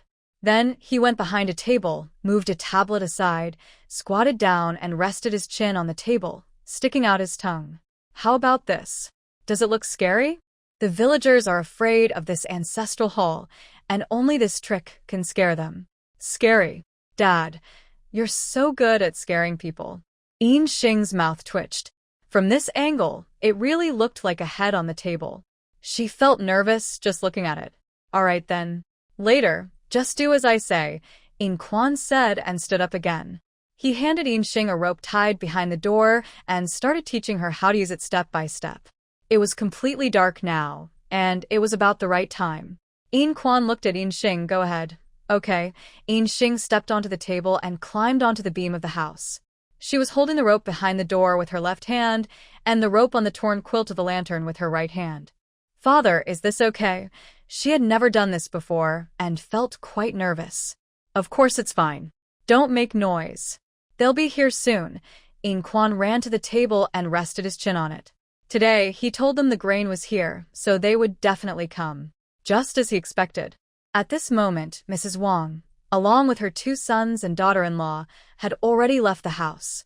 Not far out, they saw some sneaky figures ahead. Mother, why are there people up front? Eldest son Jean Man-song pointed at the shadows. No one usually comes here during the day. In the late evening, why would anyone come now? Could they be ghosts? Daughter-in-law Zhou Xiaoying looked at the figures with fear. That shrine is a place full of spirits. And it's late at night. How could anyone be there? Maybe they saw ghosts or something. Stop talking nonsense. There are no ghosts. Mrs. Wang glared at her eldest daughter-in-law. Her heart was pounding, and this woman's words made her even more nervous. Mother, it looks like they're also heading to the shrine. Second son In Man Tun pointed at the shadows. They were actually going toward the shrine too. Mrs. Wang wanted to look closer, but then heard voices ahead. Head of the family, I'm really nervous. Maybe we should say we didn't find any grain. Let's go back quickly. Sister-in-law Wang Ho-Hot looked around nervously. Her neck was cold, and she felt like something was about to happen. Is that possible? If we don't get the grain back today, Mother will be furious and might even tear the house apart. Second son Xiao Qinghe continued. Lately, their mother had been scolding them non-stop. If they didn't bring the grain back, she definitely wouldn't stop. Everyone paused in surprise. It turned out to be Xiao Shan's family. The eldest, In Man Song, held on to Wang's arm. We'll wait until they carry out the grain, he said. Dad mentioned that the grain was in the ancestral hall, which I visited when I was young. Inside, there were memorial tablets looking spooky and scary. And now, it's late at night. Going inside might attract wandering spirits or ghosts. It's better to wait outside. Once Xiao Qingshan and the others carry out the grain, we'll stop them directly. They probably won't dare to make a scene to save face. Okay, that's a good idea. The eldest daughter-in-law, Zhou Xiaoying, immediately agreed. That way, we don't have to go into the ancestral hall. Wang nodded in agreement. Her son was right. Once they carry out the grain, there's no need for us to go inside. The group quietly followed behind. Xiao Qingshan and Xiao Qingxi didn't realize someone was following them. They carried a ladder to the entrance of the ancestral hall. They placed the ladder against the big wall. Do you want to go up? Xiao Qingshan looked at Wang Guohua. Head of the family, maybe you should go up instead. There are spirits and ghosts inside. She didn't dare go in. Let you open the door, but not go into the hall alone. What's the worry? Just hurry up. Wang Guohua wanted to say more but was interrupted by Xiao Qinghe. Yeah, sister-in-law. We asked you to open the door, not to go find the grain. What are you afraid of? Exactly, just do it quickly, second sister-in-law Zhao Xuyin echoed. Seeing their words, Wang Guohua had no choice. She trembled as she climbed the ladder onto the wall. Then she lowered the ladder and nervously climbed down. Carefully, she opened the door latch, and Xiao Qingshan and the others entered. They looked at the guardhouse and then at the ancestral hall. Let's go. They headed straight toward the hall. If they went into the guardhouse now, it might wake up the women and children. So they decided to search the hall first. If they couldn't find the grain, they'd check the guardhouse afterward. Seeing them heading toward the hall, Wang and the others hid at the main gate. This group of kids was quite clever. It seems they knew the grain was hidden in the hall. Xiao Qingshan and the others didn't realize they were being watched. Under the moonlight, they hurried toward the ancestral hall. When they reached the main gate, they were about to open it. Suddenly, the two large doors of the ancestral hall swung open. Before they could understand what was happening, a lantern appeared on the table. Next to it, there was a dark, human-like head. Its eyes were wide open, and its bloody tongue was hanging out. Everyone was stunned. They stared directly at the head. After a moment, Wang Hohot and Zhao Xiaoyun started screaming. It's a ghost. Their legs went weak, and they sat down hard on the ground, clutching the head of the family's leg tightly. Help! Help! Xiao Qingshan and Xiao Qinghe were also very scared. They wanted to turn and run, but their legs were held by their wives. Like dragging a dead dog, they were pulled forward. They were dragged all the way to the gate, then carried on their wives' backs and ran away. Everyone else looked confused. Is there really a ghost? Zhou Xiaoying, the eldest wife, couldn't even speak properly. Seeing how scared they were, maybe they really saw a ghost. The others didn't say anything. Their hearts were pounding hard. They all looked toward the ancestral hall. They saw the door, which was open before, suddenly close again in a strange way. Everyone was stunned. They forgot to blink their eyes from fear. Before they could say anything, the door suddenly opened again. Then it closed, then opened again, repeating over and over. Seeing this, Wang's family was completely stunned. Their legs felt heavy as if filled with lead, and they trembled uncontrollably. After a while, they managed to regain some composure. It's a ghost, Wang shouted. He turned to run, but his legs wouldn't move. He stumbled like a dog with its tail between its legs. Een Man Song and Een Man Tun's legs also stopped working. But luckily, they were a little stronger than Wang. They shook and pulled Wang up, dragging him like a dead dog. They ran while pulling him. After a while, they heard no more movement outside. Een Xingxai looked down at Een Quan. Dad, it seems everyone has left. There had been no sound for a long time, so they probably all left. Een Quan stood up. It seems everyone is gone. Ginkgo jumped down from the beam and carefully looked outside. Dad, I feel like Xiao Qingshan and the others have come too. The sound was different earlier, so it seemed like two groups of people. You didn't hear wrong. It's them, Een Quan said with a serious face. Today's event was supposed to be just for the daughter-in-law and her family. But unexpectedly, Xiao Qingshan and his group also came, and they managed to kill 2 birds with 1 stone. Dad, do you think they will come again? Ginkgo looked outside again. Hopefully, they've been scared into behaving this time. Why would they come again? Yin Quan tied up his hair. Today, it looked like they were so frightened their spirits might fly away. No need to come back. Maybe they'll avoid this place in the future.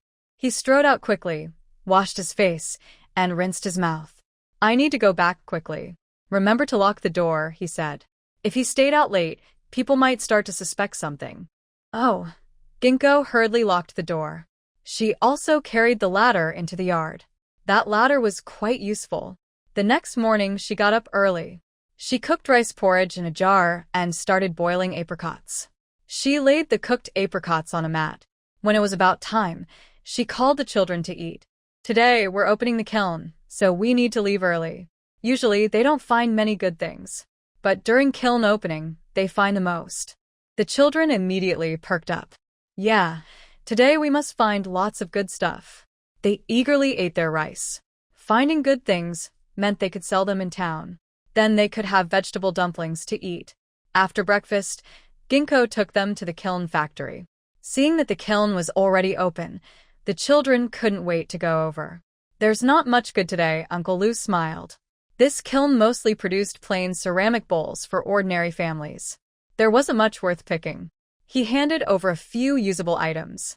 Just these, take them. The children took them happily, pouting as they ran back. Mom, that's all we found. They thought they would find many treasures like last time.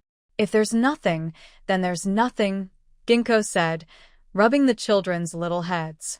It's not always possible to be that lucky. Can we sell these? These won't sell for much. We'll take them home and use them ourselves.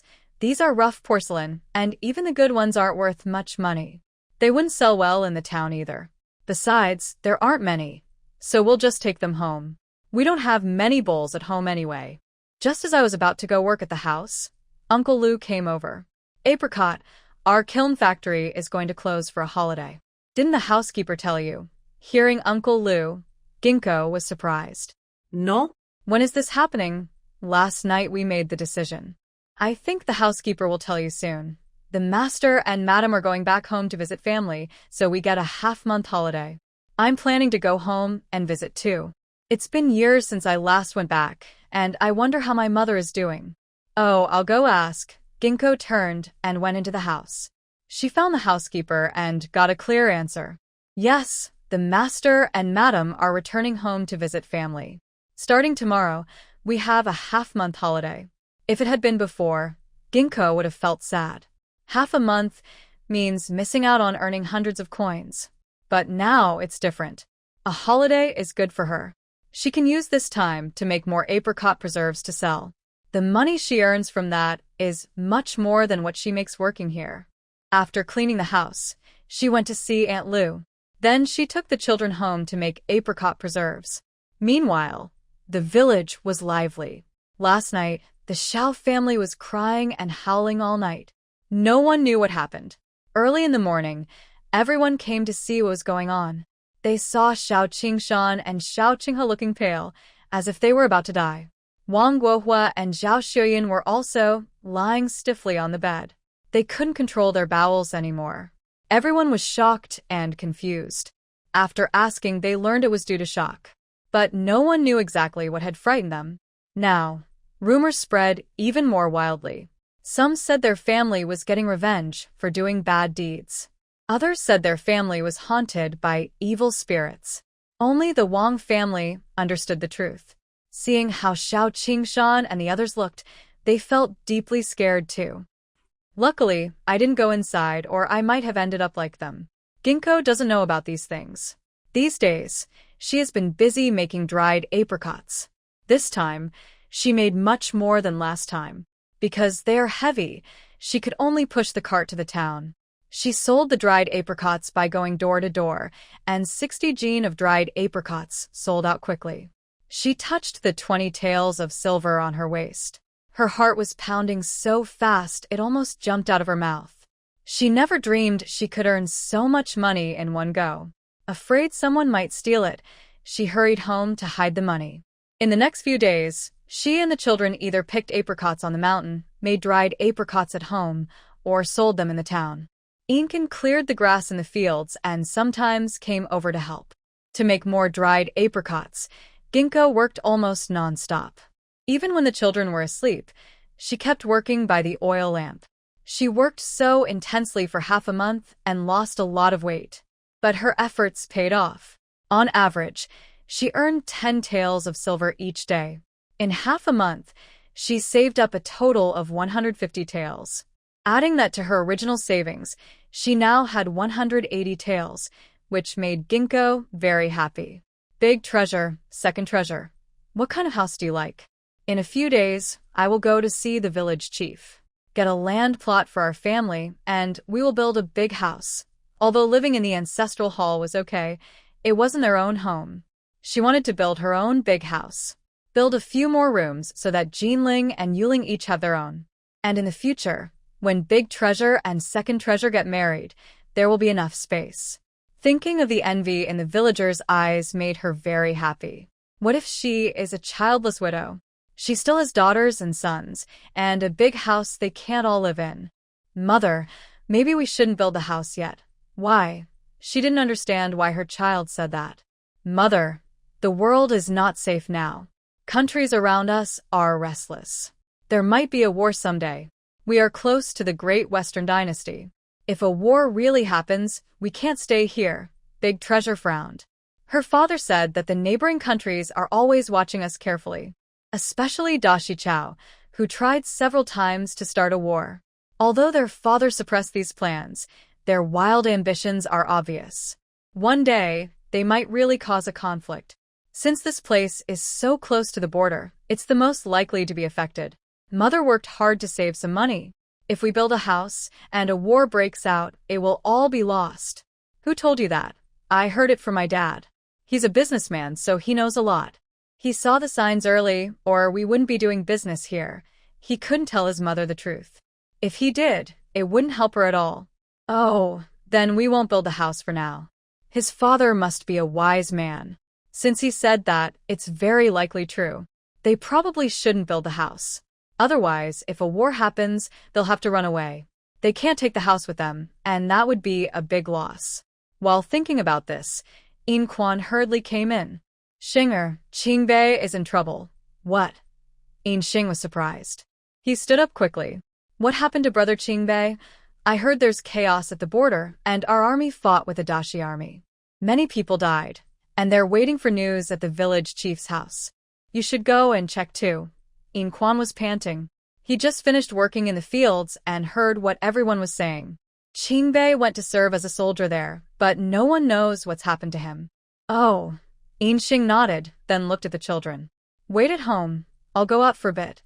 After saying that, she ran out with tears in her eyes. Mom, we're going too. Jinling and Yuling pouted and followed. Dad will be fine, I'm sure. De Bao and Air Bao also followed closely. When they arrived at the village chief's house, many people were already waiting. Village chief, how much condolence money will there be? Granny's son squeezed forward. I heard many people died this time. Probably including the third son, but no one knows how much compensation they will get. Before the village chief could speak, In Xing burst in crying. Village chief, do you have any news about Brother Qingbei? Her tears kept flowing. Brother Qingbei will be fine, I believe. What's it got to do with you? Granny's son glared at In Xiang. She had already taken 200 pounds of grain and still wasn't satisfied. Now she was thinking about third brother's pension money. What's she planning? In Xiang didn't bother to reply. She grabbed the village chief's sleeve. Village chief, what happened to Brother Qingbei? Seeing her crying so hard, the village chief frowned. Don't worry just yet, he said, turning to the others. I'll announce the list of those who died in battle. Anyone whose name is called, come to receive your pension. He then started reading from the register. Sun Erniu, Li Sihu. With each name called, a heartbreaking cry echoed. Even In Xiang's heart clenched tightly. She felt that the next name called would be Brother Qingbei's. But after all the names were read out, Qingbei's name was not mentioned. Village chief, are you finished? Granny's son was anxious. Why wasn't her son's name called? Yes, I'm done, the village chief replied, giving her a look. Only she seemed to be hoping her son had died. Village chief, since Qingbei's name wasn't called, does that mean he's still alive? Yes, probably. The village chief nodded. Inxiong knew deep down that brother Qingbei was not dead. I plan to go into the mountains to pick some apricots. It's already out of season, there probably aren't any left. Now, most of the apricots on the mountain are gone. There's probably nothing good to find. I can still pick a little, and I want to make some dried meat. Recently, making dried meat, the children get to eat some every day. Maybe because of that, I feel like they've grown taller. Their faces also look fuller, so I want to go back to the mountain and pick some more. Luckily, we still have some white sugar at home, so I can make more dried meat. I'll keep it as a snack for the children. After all, now we can afford it. We shouldn't let the children go hungry. I took the children back up the mountain, wandering around for a long time. In the end, we gathered a basket of apricots, but they didn't look very good. Still, it's fine for us to eat at home. When we got back, I washed the apricots and started cooking. I've been very busy lately, so I haven't had time to make vegetable dumplings for the children. Tomorrow work will start, so I made some extra today. When the fragrant vegetable dumplings were ready, the children ran into the house. Smells so good. Jinling kept sniffing. Mom's vegetable dumplings are the best. Go call Grandpa to come eat. Yes, Grandpa. Dinner's ready, and Mom made vegetable dumplings again. The children happily ran outside. Soon, In Quan was brought in. Knowing that the girl had enough food, In Quan felt less resistant. Besides, these dumplings are really delicious. Dad, today my mother-in-law went to the village chief's house. Are Xiao Qingshan and the others not home? In the past, when something like this happened, I would be eager to rush forward. But today, only the mother-in-law was there. That was quite strange. She's still sick, Ginkgo was surprised. It's been over half a month since they last scared them. How come they still haven't recovered? Yes, I heard they were asking about the great god a couple days ago. In Quan smiled. They've been taking Chinese medicine for over half a month but haven't gotten better. They all still look like sickly children. In the past few days, they've been asking for a divine healer everywhere, probably trying to find a ghostly remedy. At that moment, my mother's voice was so loud it sounded like she was shouting loudly. She was probably very scared too. She was quite frightened, but it's not a big problem. In Quan smiled again. In the first couple of days, she looked very down and I was worried she might have gone too far. But later, she recovered, and now everything is fine. After this, I think they won't come back again. Seeing my father smile so slyly, In Xing also felt happy. Father, you are really quite tricky. I used to think my father was an honest, straightforward man. He could argue with anyone, but I never expected him to be so sneaky and clever. He came up with such a bad idea. What are you talking about? I did it all for you, In Quan said, giving her a quick look. If it weren't to protect her food supply, he wouldn't have thought of such a sneaky trick. Those little troublemakers always followed her mother and refused to listen. When talking nicely didn't work, he had to come up with a bad plan. Yes, father is the best. Hee. In Xing grinned again. Even though what father did was a bit mean, it was really for her good. She liked her mischievous father like this. While eating vegetable dumplings and drinking wild vegetable soup, the whole family was very happy. But Grandma Sun's family was different. They looked very gloomy right now. Has the great master arrived yet? Wang Guohua looked outside and asked. It's been more than half a month, and her body has no strength at all. She must be possessed by a ghost. She just wanted the great master to come quickly and get rid of the ghost on her. It should be soon. Zhao Xuyan also looked very weak. They both hoped the great master would come soon and take away the ghost. I tell you, if it doesn't work this time, you two better go back to your mother's house. Grandma Sun gritted her big yellow teeth. She had been doing all the chores at home lately. At her age, she was like a young wife. She had spent over 5 taels of silver on medicine and hiring the great master. If it still doesn't work, she would tell those 2 troublemakers to go back to their mother's house. She didn't want to be responsible for this grandson anymore. Just then, a woman dressed in bright makeup covered in jingling bells, entered the room. Are you guys trying to drive away the ghosts? Yes, yes, yes. Master, you're finally here. Wang Hohot and Zhao Shuyun nodded eagerly, as if they had found a savior. The old woman nodded and reached out to Grandma Sunday, 2 taels of silver. Hand over the money. You're asking for money when you haven't done anything yet. Grandma Sun rolled her eyes. What if the treatment doesn't work? Wouldn't that be a waste of money? First, pay before we start. That's how we do it. The old woman glared at Grandma Sunday. She wouldn't work without the money in her hand. Grandma Sun wanted to say more, but her eldest son Xiao Qingshan stopped her. Mom, just give her the money quickly. There's no reason to hold on to it. Just give it to her. Yes, Mom, sooner or later you have to pay. Just do it, Xiao Qingshi agreed. Although her health had improved recently, she still felt weak. She was sure some ghost was pressing down on her. She thought if she didn't get rid of it quickly, she would be drained soon. Hearing their sons, Grandma Sun reluctantly took out 2 taels of silver. Here, no one would give money first without doing anything. The old woman took the money, weighed it, and was satisfied. She then put it into her pocket, prepared herself briefly, and lifted her drum. She twisted her hips and started to dance and sing. Horizon setting in the west, evening glow appears. All gods and spirits, listen to me. She thought she would finish after a little dance. But she kept dancing and singing over and over again. Until dawn's first light appeared, she finally stopped. That's enough. The old woman panted heavily. She packed up her things, shook her big hips, and left. Grandma Sun opened her eyes. She was confused for a moment, then looked at her 2 daughters-in-law lying on the bed. She pointed at them and scolded. Get to work. The ghosts are gone, and you're still lying here. Do you really think you're the boss? From afar, I saw Grandpa Lu working at the kiln, and a few children happily ran over. Grandpa Lu, Uncle Lu smiled as he stood up. He gently patted each child's head.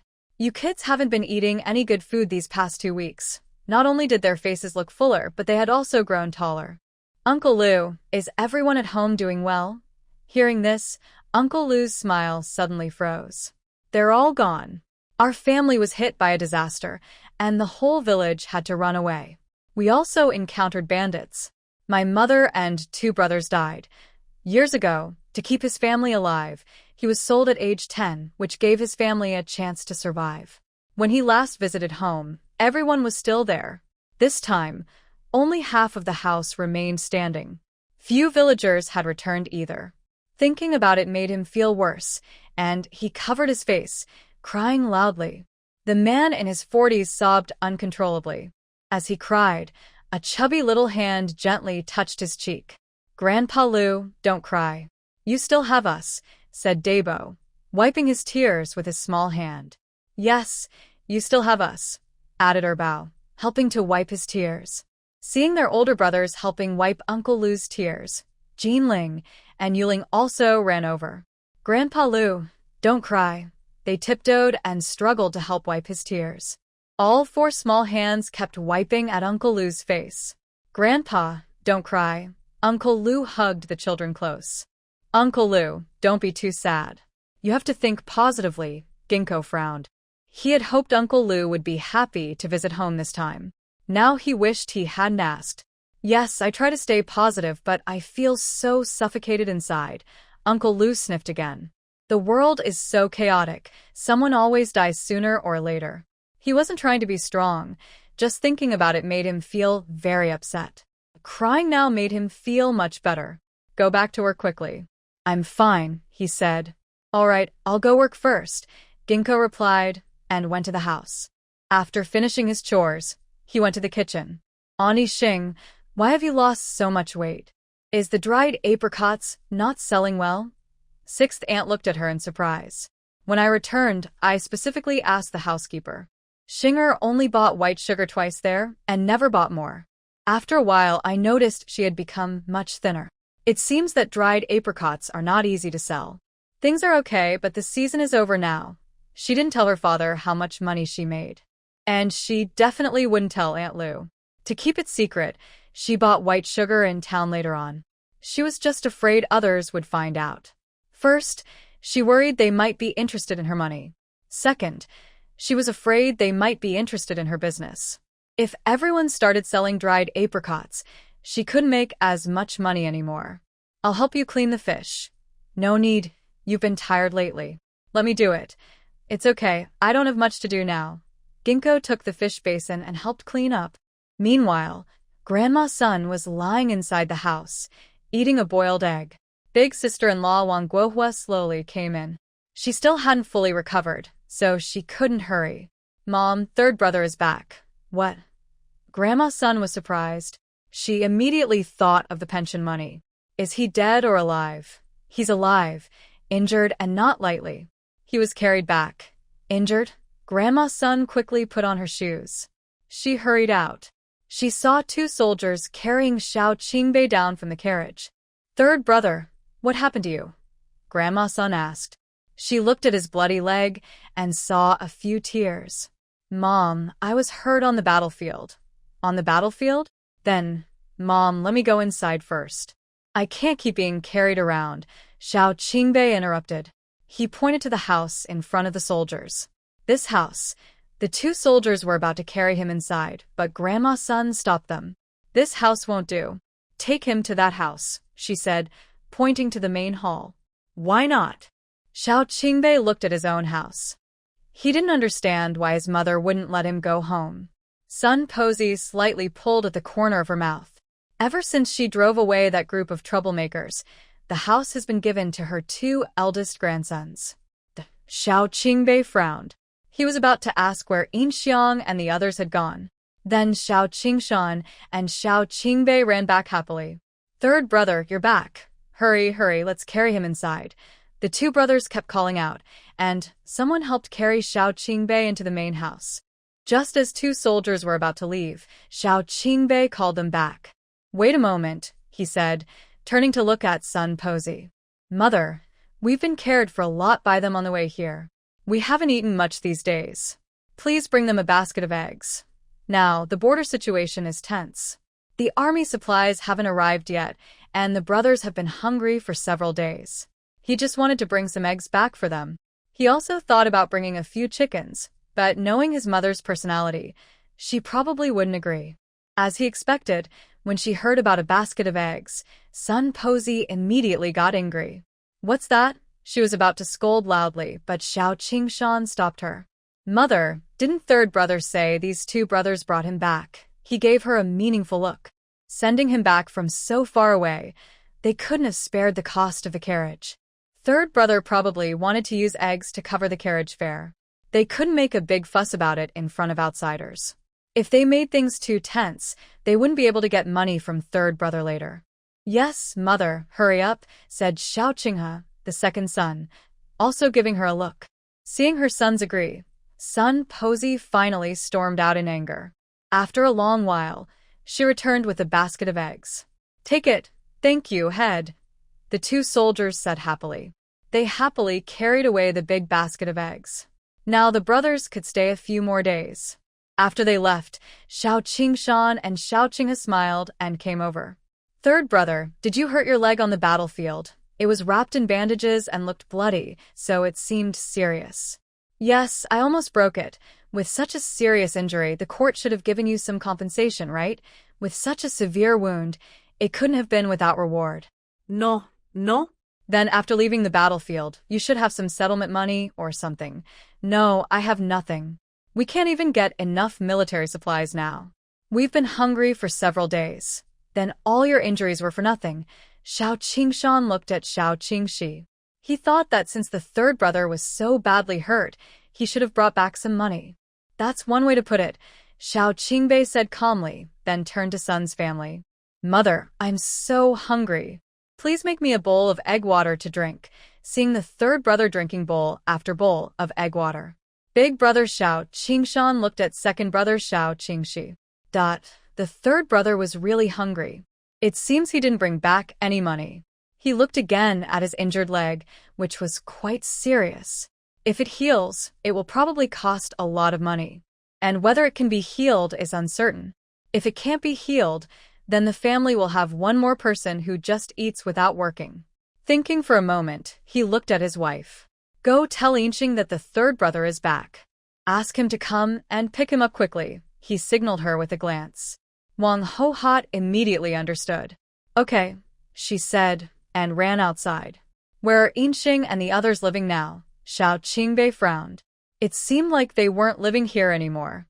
Oh, they're now staying at the ancestral hall. They will come to pick you up soon. At the ancestral hall. That place was avoided by everyone. How could they live there? Third brother, you don't know. During the time you were away, we were really tricked and suffered a lot by that wicked woman. Sun's wife sat down nearby. She looked very distressed, tears and snot running as she complained. She exaggerated the past events. Xiao Qingshan and Xiao Qingxi also added some details. Hearing this, Xiao Qingbei's brow furrowed even more. Since the family split, what did you all share with them? He knew his mother, older brother, and second brother well. He didn't believe that Inxing was as unreasonable as they said. What's there to share? That wicked woman took away 200 jin of grain from our family. Sun's wife gritted her teeth in anger. Nowadays, grain is very valuable. 200 jin of grain is enough for a family to eat for several months. Is there nothing else to share? Nothing else? What more do you want? 200 jin of grain is enough to threaten her life. Since we've divided the family, what about my land? 200 jin of grain isn't enough for the three of us to eat for a year. Your land belongs to our family. How can we give it to that unkind woman? But since we've divided the family, shouldn't my land also be shared? That won't work. Your land is part of our old Xiao family. How can we give it to outsiders? Grandma's son pursed her lips. Seeing that the third son looked upset, she moved closer. Third son, that unkind woman hasn't given you a son or a daughter. Those two girls will get married someday. Can we give them the land? This land belongs to our old Xiao family. It's meant to be left for our descendants. Getting only 200 jin of grain for those troublemakers is generous. Don't even think about claiming her land. Xiao Qingbei was about to laugh in anger and speak, but outside, Ginkgo's voice came in. Brother Qingbei. She rushed in like a gust of wind. Seeing Xiao Qingbei's bloodied leg, her eyes immediately turned red. Brother Qingbei, what happened to your leg? There was so much blood. It must be serious. I've fine. Are you and the children okay? We're all fine. Since you're here, take the third son away. Xiao Qingshan looked at Ginkgo. Since the family is divided, there's no reason to keep the third son here anymore. Brother Qingbei, I'll go back and get the cart, Ginkgo said. She was about to leave but suddenly remembered something. Now that Brother Qingbei is back, shouldn't his land and remaining grain be returned to us? They used Brother Qingbei's absence as an excuse before, refusing to give back his land and grain. Now that he's back, what can they say? I've already given you all the grain. What more do you want? Grandma's son said stubbornly. That unkind woman is too greedy. But that grain is for me and the children. You still haven't returned Brother Qingbei's grain and land. That's our family's. Why should we give it to you? Wang Guohua said stubbornly. She was about to lose her temper. Zhao Shuyun also echoed along. All 200 jin of grain were taken, yet they still looked for more. That land belongs to Brother Qingbei's family. It should be ours. Shut your mouth. That land is our old Xiao family's. It has nothing to do with you, Granny's son spat with her big yellow teeth. This mean woman still wants her land. Don't even think about it. Seeing Xiao Qingbei sitting silently, she pushed him. Third son, tell her that land isn't for her to think about. And don't even dream about the grain. Mother, you've already separated us. Xiao Qingbei suppressed his feelings. So, what if we've been separated?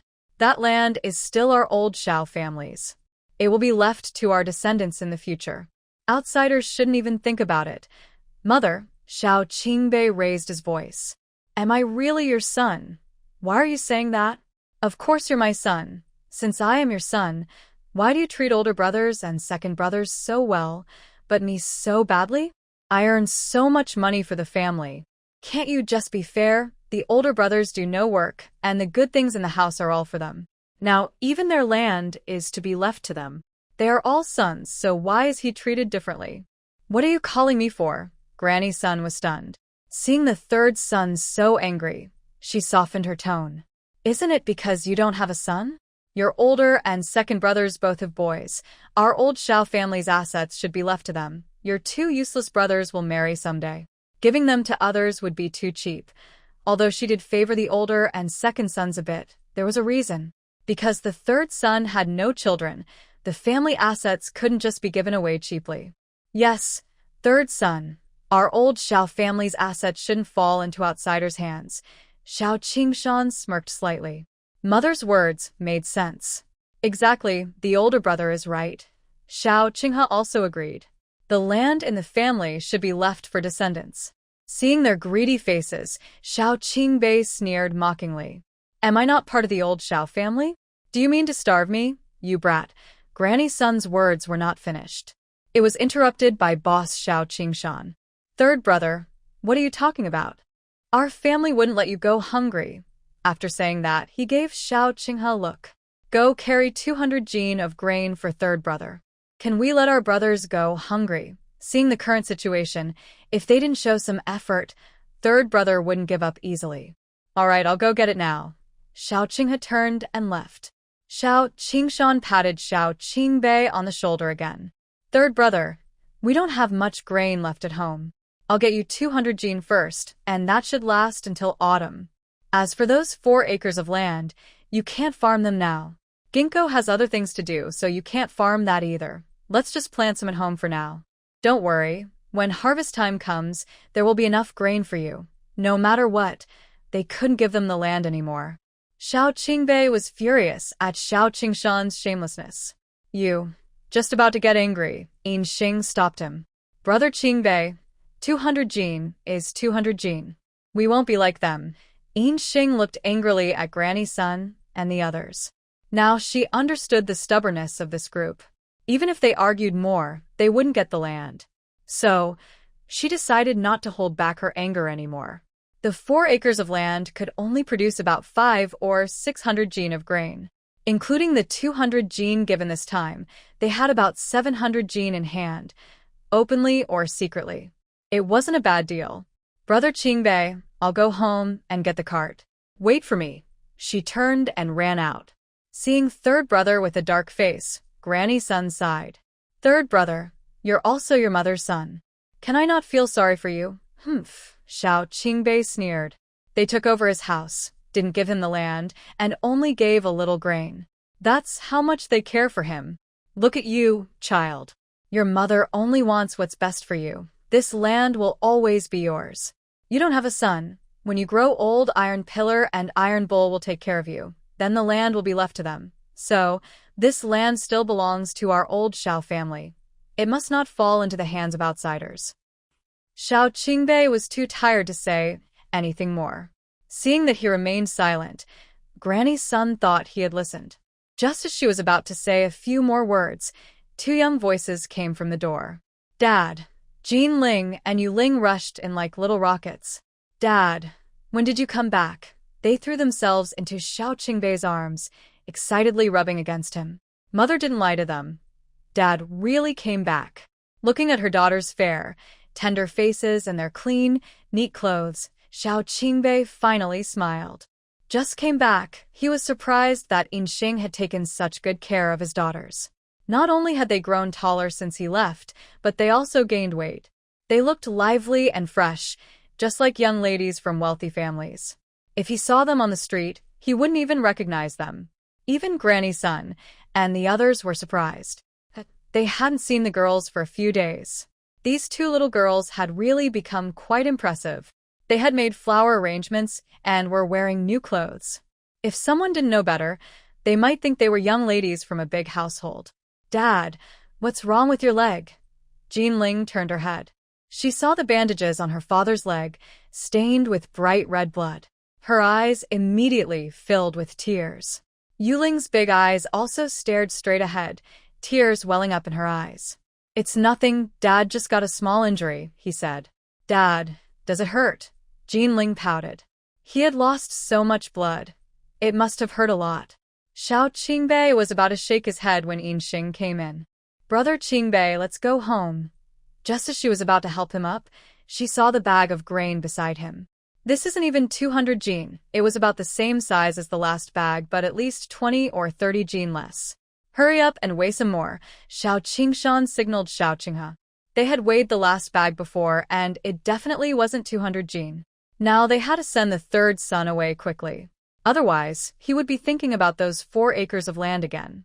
Oh, Xiao Qinghe ran out again. In a short while, he returned carrying half a bag of grain and placed it directly on the cart. These are just about enough. Ginkgo took a quick look and decided it was enough. Brother Qingbei, let's go home. He helped Xiao Qingbei up and slowly moved onto the cart. Third son, if you miss your mother, come back. I'll cook some chicken for you. Grandma's son pretended to wipe her eyes. Of course, she cared about her own son. Xiao Qingbei said nothing. He didn't even look at her, just turned to Ginkgo. Let's go. He didn't want to stay here any longer. Okay, Ginkgo pushed the cart. They left the yard. Everyone was chatting under the big elm tree. When they saw them come out, they all gathered around. Qingbei, how did you hurt your leg? Granny Zhao frowned. It looked serious. Got cut by the enemy. Oh? Is it serious? Will you still be able to walk later? It should be fine. Where are you guys going? Back home. Ginkgo looked at everyone. Back home? Isn't there a house? Granny Zhao pointed to Xiao Qingbei's house. He had his own house, much better than the ancestral hall. That house has already been given to Tai Niu and Tai Zhu by my mother-in-law. What? Grandma's son is really unreasonable. Granny Zhao frowned. That house was built by Qingbei himself. It should be shared with him after the family split. How could others live there? Others also started to complain angrily that there's no one like Grandma Sunday. They are all sons. How can the treatment be so different? Seeing Brother Qingbei's brow furrow tightly, it was clear he didn't want to hear these words. Auntie, we went to see Dr. Gu. Seeing how badly Qingbei's leg was hurt, it was necessary for Dr. Gu to check it carefully. We can't let any hidden problems develop. Go ahead. Granny Zhao nodded. Then she started scolding Grandma's son again. Ginkgo pushed Xiao Qingbei to Dr. Gu's house. Carefully, she helped him inside. Uncle Gu, please take a look at Brother Qingbei, she asked. Sure. Dr. Gu took his medicine box and came over. He took out scissors and carefully cut the bandages on Xiao Qingbei's leg. When he saw the terrible wound inside, his eyebrows furrowed in concern. Oh no, such a serious injury? It wasn't just a simple cut. Uncle Gu, is Brother Qingbei's leg okay? Yinqing's eyes turned red. No wonder Brother Qingbei didn't dare to walk. His leg was badly damaged. Dad. Jinling and Yuling pouted. They immediately buried their small heads in their father's arms. His father's wound looked so scary, they didn't dare to look at it. Dad's fine, Xiao Qingbei said, hugging his 2 daughters. He patted their backs gently. This wasn't the first time he was hurt. He was used to it. Dr. Gu took out medicine and helped clean Xiao Qingbei's wound. At first, he could bear it, but when removing the dead tissue, it was extremely painful. Xiao Qingbei endured the pain silently. Still, he couldn't help but let out muffled groans now and then. Seeing the sweat on Brother Qingbei's forehead, Yinqing felt very sad. Brother Qingbei, just hold on a little longer. It will be better soon. She reached out to wipe his sweat. Brother Qingbei must be in a lot of pain. Xiao Qingbei closed his eyes. But he kept making muffled sounds of discomfort. After a long while, the wound was finally cleaned and bandaged. Seeing the wound properly dressed, Yinqing wiped the sweat from her forehead. Finally, it was done. Uncle Gu, I didn't bring money today. I'll bring it to you tomorrow. All right, you can go back now. Okay. Yinqing helped Xiao Qingbei back onto the cart. She pushed him home. Although she was very strong, the cart was loaded with over 200 jin of grain. And Xiao Qingbei's large build. Pushing the cart was quite tiring for Yinqing. Fortunately, the distance wasn't too far, and she was really happy inside. Soon, they arrived home and saw Daba and Erbao standing at the door. Big brother, second brother, Dad is back. When Brother Qingbei returned, they also had a father now. The 2 younger brothers didn't say anything. They just looked straight at Xiao Qingbei. How could they possibly call a stranger Dad? Moreover, they still have their real father. Seeing them standing there silently, Ginkgo slightly curled his lips. Brother Qingbei, these two children are not used to us yet. When they first came to the house, they didn't call me Mom at all. They'll get used to it after some time. It was clear that Daba and Erbao were still unfamiliar. Xiao Qingbei didn't say anything. He carefully got off the cart and slowly moved into the yard. But when he saw the yard, he paused in surprise. He was silent. He had been here as a child, and the place was full of broken things. He didn't expect it to be cleaned up so well. There was a big pile of chopped firewood and a basket with little chickens. The garden was full of green vegetables, all neatly tidied up. If you didn't know better, you wouldn't realize this was a family shrine. Seeing Ginkgo struggling to carry the grain, he walked over. "Give it to me." With one hand, he grabbed the bag and tucked it under his arm. He suddenly swung it and threw it at the door of the guardhouse, making Daba and Erbao's eyes light up. He was so strong. Seeing the two children with bright, shining eyes, Ginkgo was very happy. "Your dad is very capable. Brother Qingbei is not only strong but also a good hunter. No one in the 10-mile radius can compare to him." Seeing the children look at him with admiration, Xiao Qingbei smiled. He leaned on his stick and limped into the house. The kitchen had two stoves, one big and one small. The cabinets, work table, firewood, everything was neatly arranged. He moved further inside and was immediately impressed again.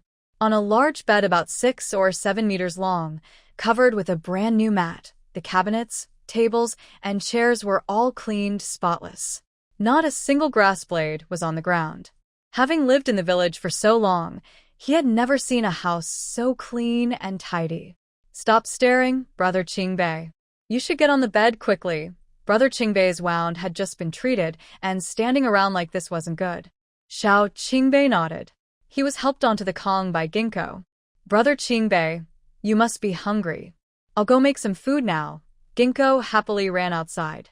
Qingbei had suffered serious injuries, so he needed something good to eat. Now the vegetables were ready to eat, so he carried a basket and went out. He picked most of the radishes and cherries, washed them thoroughly, and chopped them into small pieces. He also grabbed 2 handfuls of pork cracklings and chopped them with small green onions. Thinking about Qingbei's nutritional needs, he added a spoonful of lard. While stirring, he smiled happily. Today, there was a lot of meat in the dishes, so Qingbei must really like it. After mixing the filling, he brought over the prepared dough. He wrapped the vegetable filling into small buns and placed them on a steaming rack. Once all the buns were wrapped, he covered them with a lid. He then added fire to the stove and washed some wild vegetables. He also took out an egg, planning to add it to the vegetable soup.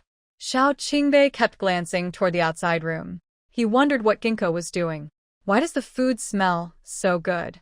Even Jinling and Yuling couldn't resist. "Mom, did you make vegetable buns again?" They ran out happily. The smell was so tempting. Mom must have made vegetable buns again. "Yes, move aside quickly." Ginkgo carried a large steaming basket of hot vegetable buns into the house.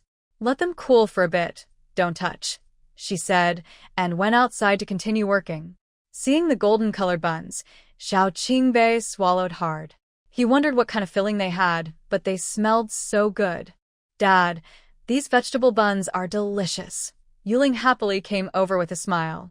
"Do you often eat this?" "Yes, as long as we want to eat. Mom makes them for us." Jinling nodded happily. Every time they craved vegetable buns, no matter how busy Mom was, she would make them. Xiao Qingbei gently pinched his daughter's little face, surprised. No wonder she had gained weight. "Time to eat."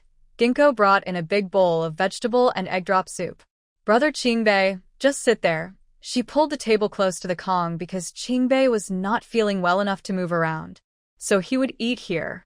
"Yes." Xiao Qingbei took the bowl of vegetable and egg drop soup. "It smells really good." Seeing the children eating happily, he also took a small portion of vegetable dumplings. One bite, and it was incredibly delicious. He had never tasted such tasty vegetable dumplings before. Maybe it was because he had been very hungry lately. He finished a few dumplings quickly. Watching Brother Qingbei eat so eagerly, Ginkgo felt very sad. Brother Qingbei, are you still hungry?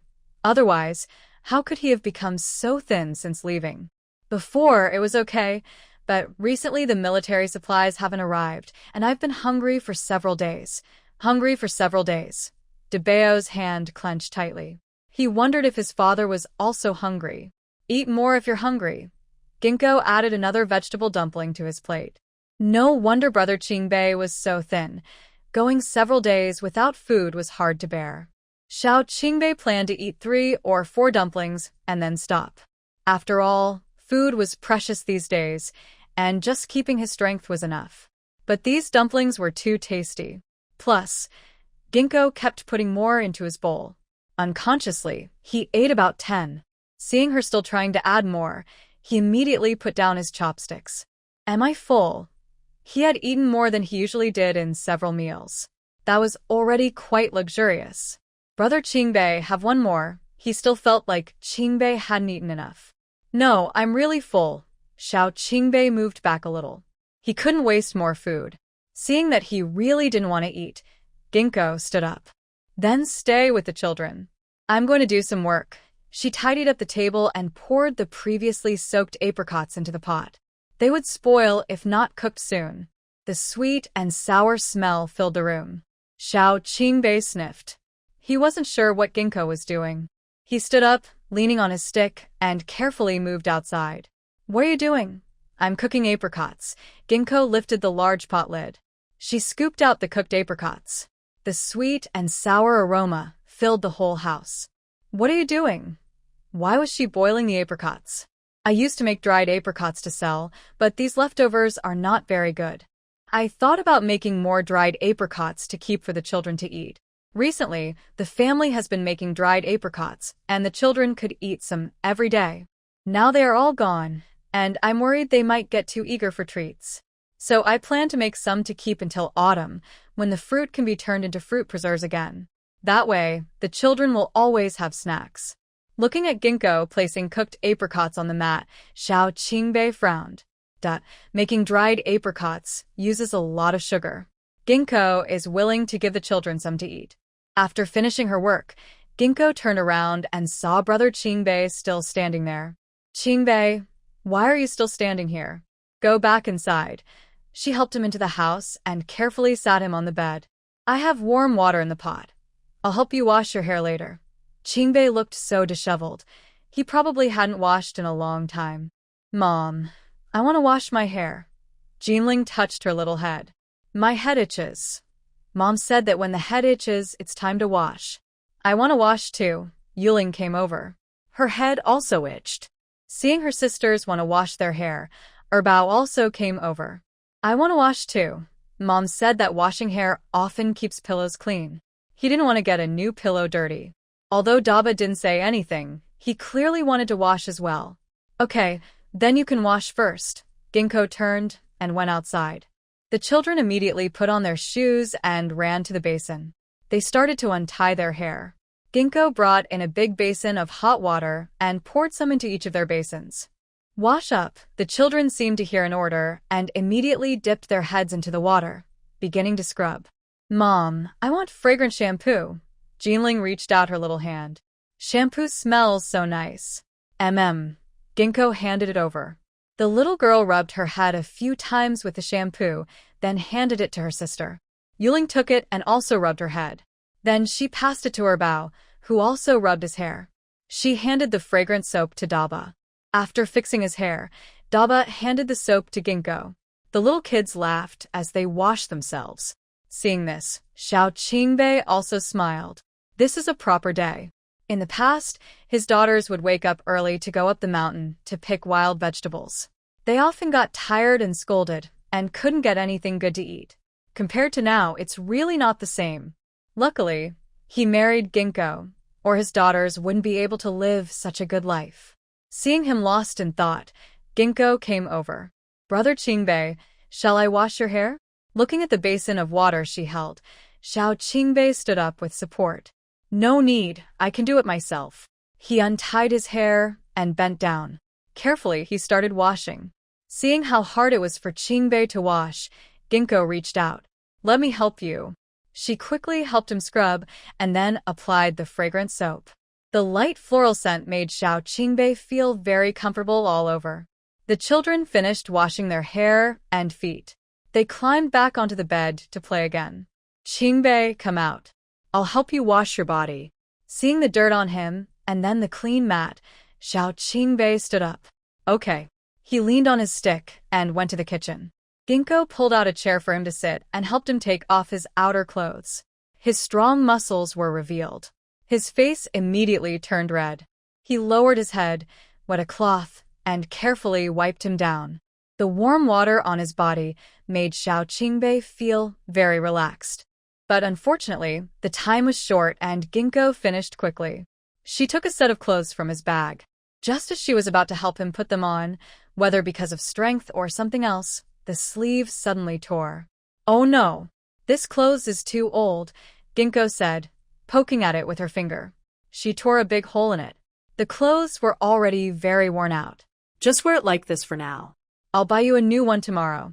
No need. I can still wear this. Just sew it up for me. Xiao Qingbei put on his clothes. His clothes were already so worn out. Could he afford to change them? I'll help you clean your lower body. Ginkgo untied Xiao Qingbei's pants. She carefully moved downward, even though she didn't look at the important parts. But she still accidentally saw them, and her face turned red. Seeing her face as red as an apple, Xiao Qingbei's lips couldn't help but curl into a small smile. She was shy.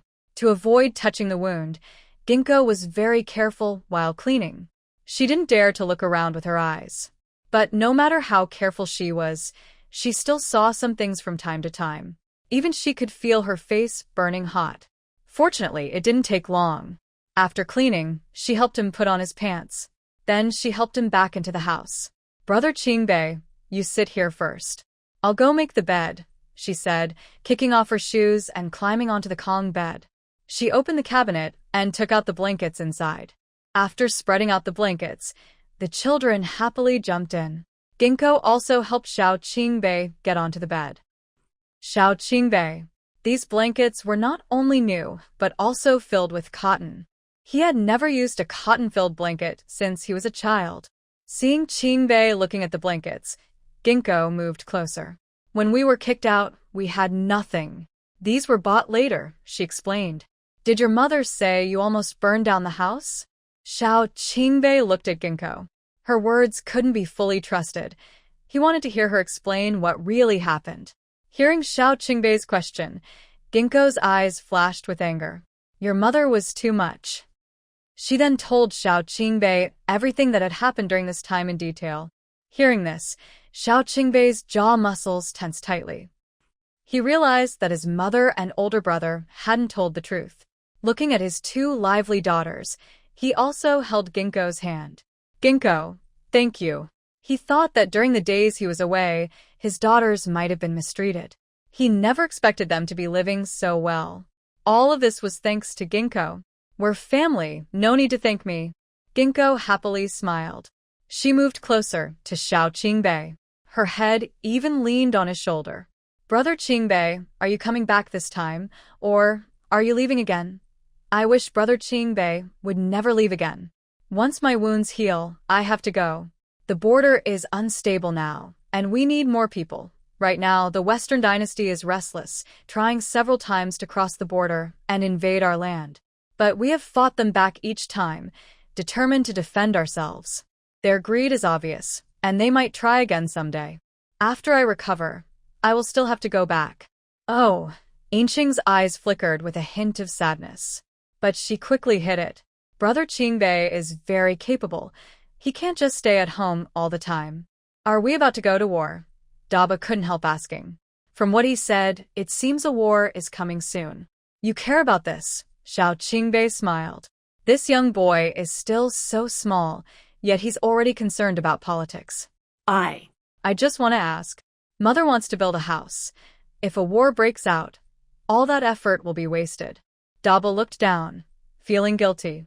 If there's a war, it will make our father's situation even harder. Hearing Daba say he wants to build a house, Xiao Qingbei looked at Yinxing.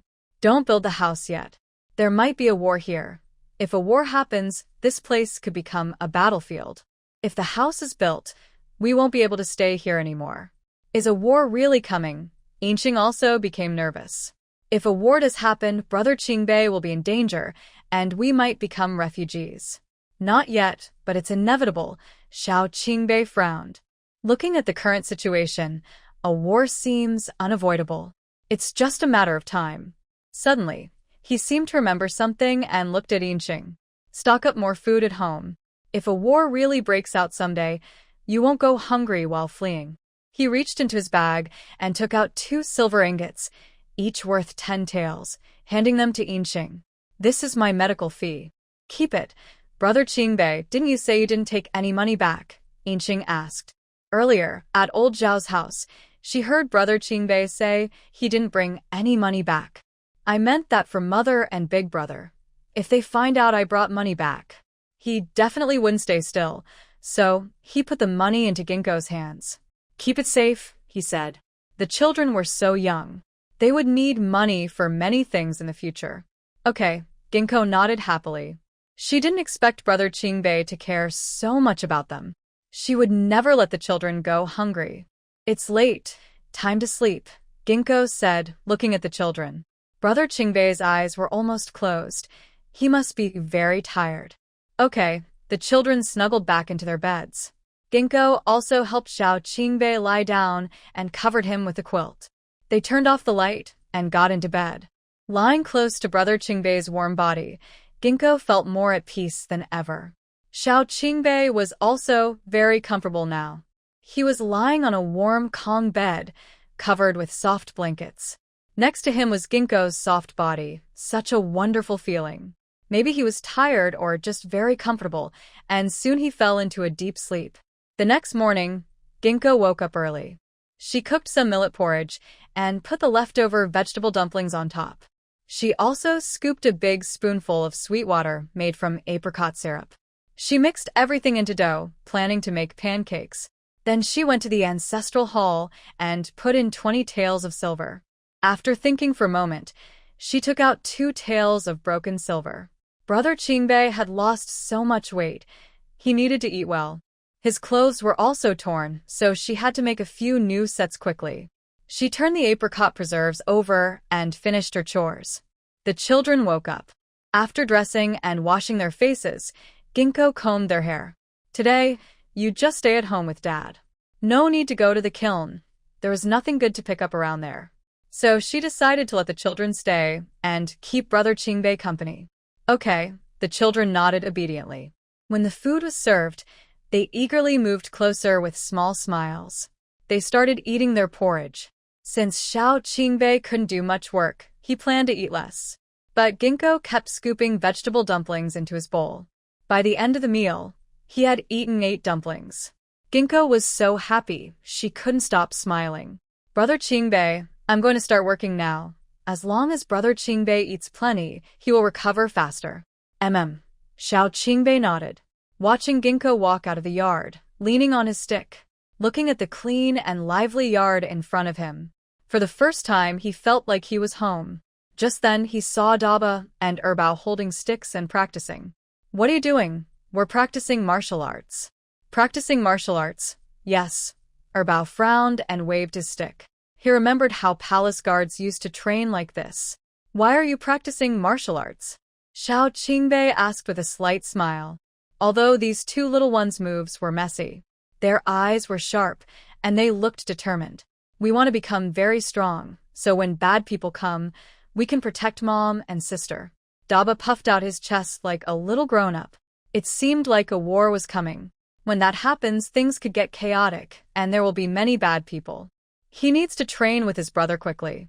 If he trains hard enough, he can protect Mom and Sister when the time comes. You have ambition. Do you know that practicing martial arts is hard? When I was 6, I went up the mountain with my master to learn martial arts. 10 years of hard training. It's not something ordinary people can endure. We're not afraid. Erbao also puffed out his chest. As long as we can protect Mom and Sister, we're not afraid of any hardship. Yes, we're not afraid.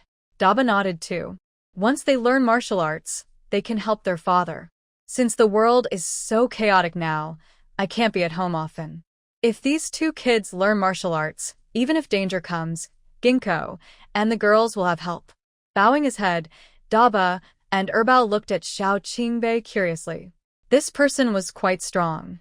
But if they wanted to fight bad guys, just being strong wasn't enough. They needed to learn powerful skills. Skills that could defeat enemies. Seeing the doubtful looks in these two little guys' eyes, Xiao Qingbei smiled and casually picked up a stone from the ground. I quickly threw a stone into the garden. Suddenly, a mouse jumped up, struggled for a moment, and then stopped moving. Seeing this, the two little guys' eyes shone brightly. That this person is really amazing. They didn't see the mouse, but he not only noticed it, he also used such a small stone to kill it. It seems he has real skill. Am I qualified to be your teacher? Xiao Qingbei asked with a slight smile. Maybe it's just my feeling, but I think these two kids are promising. Then we will call you our master, Debao said, glancing at Erbao. The two brothers knelt directly in front of Xiao Qingbei. Master, we bow to you. All right, get up. Xiao Qingbei nodded happily. Let's start with the basics, like practicing horse dance. Yin Xing didn't know what was happening at home. After finishing his work, he hurried to the town. He bought a set of ready-made clothes outside, including a coat and trousers and a vest inside. It cost a total of 450 large coins. For Yin Xing, that was very expensive. But Qingbei's clothes were all worn out. Since new ones couldn't be made quickly, he had to buy a ready-made set first. He also bought fabric for 2 more sets of outer clothes and 2 sets of inner clothes. The fabric was at least half the price of ready-made clothes. He didn't buy ready-made shoes because he was still injured and couldn't work now. He didn't need to buy shoes for the time being, but he bought a lot of scrap cloth to make a few pairs of shoes for Qingbei. He planned to take them when he left. He also bought a face towel and some sewing supplies, costing about 1.5 coins. After paying, he hurried back home. Seeing Yin Xing rush back, Aunt Lu called out to her. What did you buy? All these fabrics. Why so much cloth? Qingbei's clothes are all worn out. I thought I'd get him a couple of new ones. Yin Xing wiped the sweat from his forehead. Qingbei works hard and often sweats. 1 set of clothes isn't enough. Are you planning to make shoes? Aunt Lu touched the scrap fabric. They should all be for making shoes. I want to make a few more pairs of shoes for Brother Qingbei. Brother Qingbei is often away, so his shoes wear out quickly. I just want to make a few more pairs for him to take along. You really buy a lot. Let me take these dolls home and help you stick them on. Aunt Lu looked through the fabric pieces again. There are quite a few pieces. If she were to do all of them alone, it would take a long time. Since she is skilled, she can help her finish some. All right, I won't trouble you anymore. Ginkgo also didn't refuse. There are so many sewing tasks. She also needs to take care of Brother Qingbei. If she can't finish, he might leave. Then all this effort would be wasted. She took out the scraps of cloth and immediately felt lighter. You really buy a lot. Aunt Lu weighed the scraps. They probably weigh over 10 jin.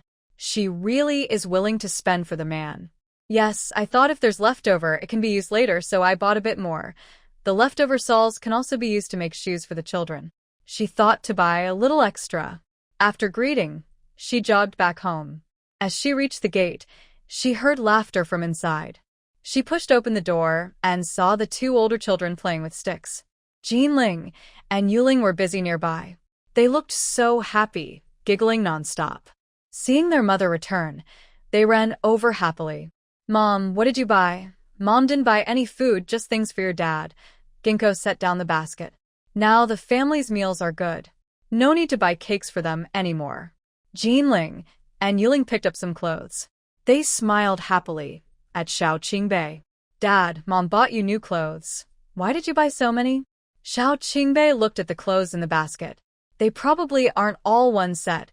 Even the cheapest cost a few hundred coins. It's not cheap to buy these. Your clothes are all worn out. I bought you a ready-made set. Come inside and change. I can still wear this, Xiao Qingbei said, tugging at his clothes. But accidentally, he tore a hole in it. Hurry up and change. At this age, there's no point in wearing old clothes. She pulled him into the house and took off his clothes. She put on a vest and underwear, then added a coat. Good, just right, Ginkgo happily stretched. It fit perfectly, as if made for his body. Xiao Qingbei also touched his clothes. He couldn't remember the last time he wore new clothes.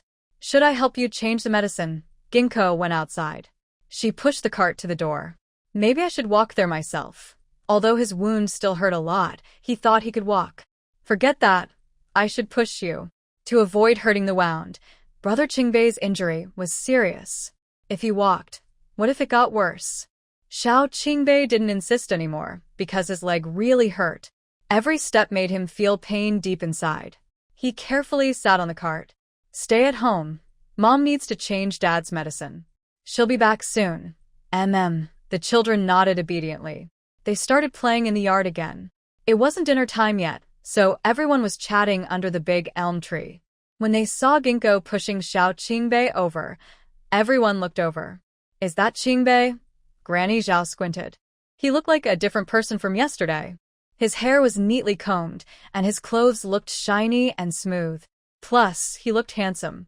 People who didn't know might think he was a young master from a rich family. Of course, look at Ginkgo. She takes such good care of the kids. They look lively and bright. And she takes care of the man so well. He looks shiny and smooth. Mrs. Foam, the wife of the doctor, praised nearby. Yesterday, she saw Jinling and Yuling with their bright little faces. They looked like young ladies from a wealthy family. Today, Qingbei was so tidy and neat. Ginkgo really is good at taking care of things. Exactly, in our 10-mile village, there's no girl as clean and neat as Ginkgo. Others agreed too. They spoke honestly from their hearts. No matter how many patches her clothes had, Ginkgo was always clean and tidy. Even her hair was combed neatly. In this entire village, there was no girl as clean and caring as her. It's a pity she couldn't have children. Everyone kept praising her, and Yinxing felt very happy inside. Especially when she saw Brother Qingbei on the cart. She thought his posture looked stronger. You're not as good as everyone says. Third brother, how are you feeling? Grandma's son came over. The eldest and second brothers only went to that ghostly place once. They almost risked their lives, but third brother stayed overnight. She didn't know if he saw anything there. I'm fine, Xiao Qingbei said calmly.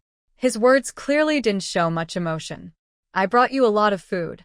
Take good care of third brother, and make sure he eats well. Grandma's son glared at Yinxing. That food wasn't for her. I don't need you to tell me that. We'll change Qingbei's dressing later. If you're so thoughtful, then pay for Qingbei's medicine. I'll pay. Are you crazy? Grandma's son shot a sharp look at Yinxing. She had taken so much food from her, and now she wanted money? What was she thinking? Afraid she might say something more, she turned and hurried away. Yinxing sighed. This time, she stopped pretending. She pushed the cart to Dr. Gu's house. Maybe because of the new dressing or better nutrition, her wound looked much better than yesterday. This made Yinxing very happy. After settling the 30 copper coins for the medicine, she pushed Xiao Qingbei back home. Qingbei, stay at home for now. I need to go out. She turned and hurried out. Qingbei's wound healed so quickly, probably because he ate well. She also needed to prepare some good food for him. That way, his wound would heal even faster. Thinking about it made her feel very happy, and she quickly arrived at her parents' house. As soon as she entered the yard, she saw Mrs. Wang glaring at her with sharp eyes. What are you here for? She couldn't tell what she wanted or why she came. I'm here to buy a chicken. Buy. Just a few? Just one. Her family's chicken was the fattest, and there should be plenty of meat. 20 big coins. Mrs. Wang reached out her hand. All right, but I want to pick it myself. She didn't mean not to pay. She just wanted to choose the chicken herself. But Mr. Wang didn't say anything, but he still took Ginkgo to the chicken coop. After looking around, Ginkgo pointed to the biggest rooster. I want that one. That was the largest one. You're not stupid. Mr. Wang rolled his eyes at her again. But in the cage, that chicken was the biggest, and its eyes were very sharp. Hearing Mr. Wang, Ginkgo lifted her chin. Of course. Who buys a chicken without choosing the big one? Besides, 20 coins isn't cheap. Where can't you buy a big, fat chicken? Which one do you like? sister-in-law Zhou Xiaoying and second sister-in-law Song Yulian came out.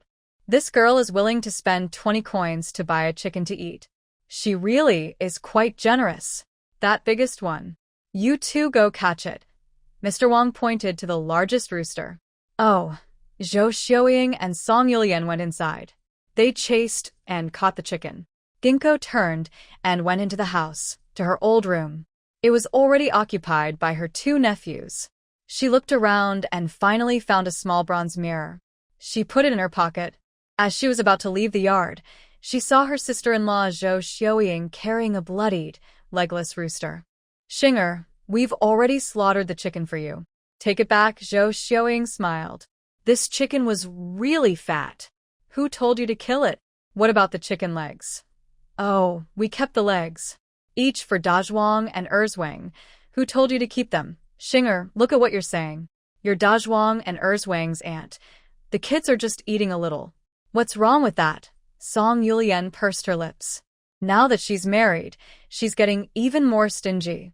Such a big rooster is enough for their family to eat. What's wrong with having 2 chicken legs? Ginkgo's brows furrowed tightly. She was about to step forward and say something, but Ginkgo spoke first. Then you can keep them all. I'll buy from someone else. She turned to leave, but Mr. Wang stopped her again. All the chickens are slaughtered. Can't you buy some? Look, who sells chickens without legs after bleeding them out? Those legs are meant for your 2 nephews to eat, right? You are their aunt. What's wrong with you eating a little?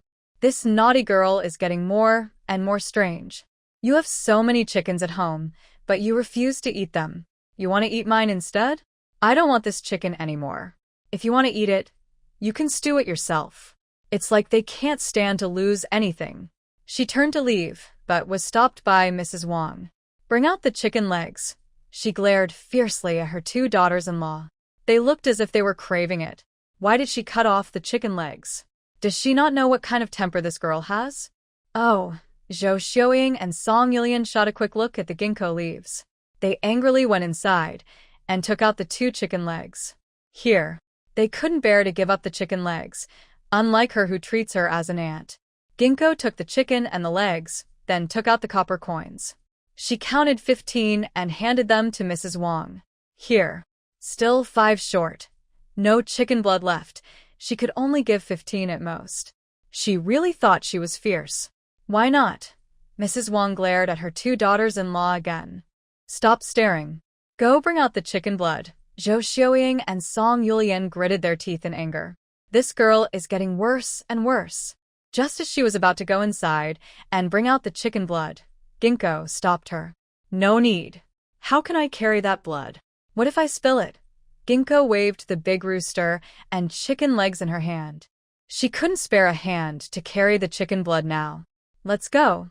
She turned and strode out of the yard. You 2 greedy girls. Can't you be satisfied without eating? Mrs. Wang gritted her teeth and pointed at her 2 daughters-in-law. If it weren't for these 2 ungrateful girls, she could have earned 5 more copper coins. She walked away angrily and pinched their arms hard. You must have been a starving ghost in your past life. Mother, we just wanted to help the family improve a little. Zhou Xiaoying and Song Yulian grimaced in pain. Who would have thought that this naughty girl was so unthoughtful? She wouldn't even spare a bowl of chicken blood. Seeing them go inside, Ginkgo rolled her eyes. She thought, who else could take advantage of Xianger's kindness? Her daughter is just like that, always good and never losing out. When I looked up, I saw the ginkgo tree's head appear at the gate. Huh? I quickly stood up and walked over. What are you doing?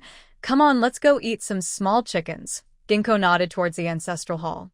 Dad had helped her with so many chores. Now that there's good food, how could we not bring him along? Hee hee.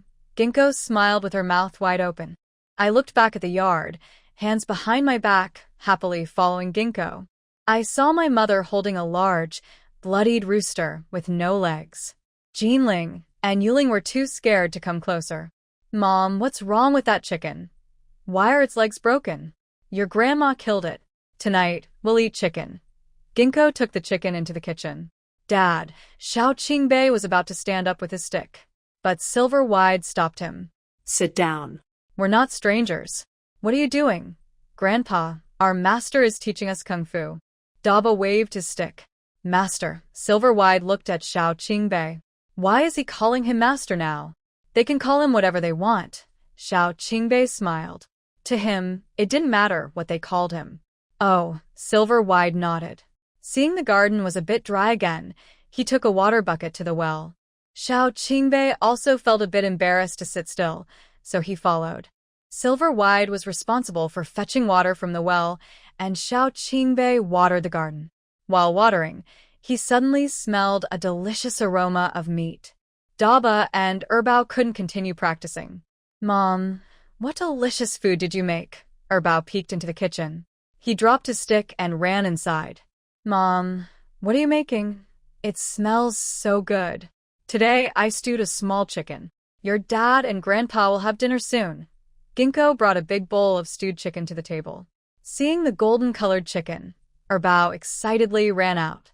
Master, Grandpa, dinner's ready. Mom made lots of chicken. With that, everyone stopped working or feeding the chickens. They all went back inside, looking at the stewed chicken and cabbage slices on the table. Their eyes sparkled with excitement. Are there 2 more dishes? Silver-Wide sat down first. There has never been such good food during the new year. Hurry up and eat. Ginkgo handed over the prepared rice. It seemed like she remembered something and looked at Erbao again. I heard you call someone master earlier. Who are you talking to? I'm calling master. Erbao pointed to Xiao Qingbei. Ginkgo immediately frowned. Why call him master?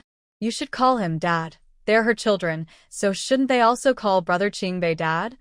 Mom, we've already bowed and called him master. We should call him that. Debao said seriously and firmly. They can have a master, but besides the emperor, they can't call anyone else dad. Ginkgo wanted to say more, but Xiao Qingbei interrupted her. Whatever you call is fine. As long as they are happy to call me that. Seeing these 2 little ones didn't seem to want to call him dad. Since they had already bowed and called him master, it was natural to call him that. Oh, Ginkgo nodded awkwardly. Does brother Qingbei dislike Debao and Erbao? After a meal, only a bowl of chicken remained from over 10 jin of chicken. Most of the large basin of stewed cabbage was gone, leaving only the broth. Mom, this chicken is so delicious. Erbao smiled happily at Ginkgo. They used to eat stewed chicken often in the palace. It always seemed like this chicken was tastier. Of course. Your mom might be good at cooking, Ginkgo smiled. Since her daughter started working at the kiln, she had learned more and more skills. No one could cook like her now. The taste was truly unmatched. It seemed like she remembered something and looked at Xiao Qingbei again. Are you still going to the front lines?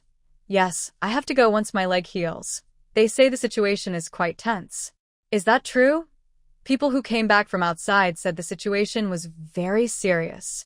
But she wasn't sure if it was true. Yes, sooner or later, we'll have to fight the Western dynasty. Oh, Ginkgo's face showed worry. Once the war starts, the common people will suffer.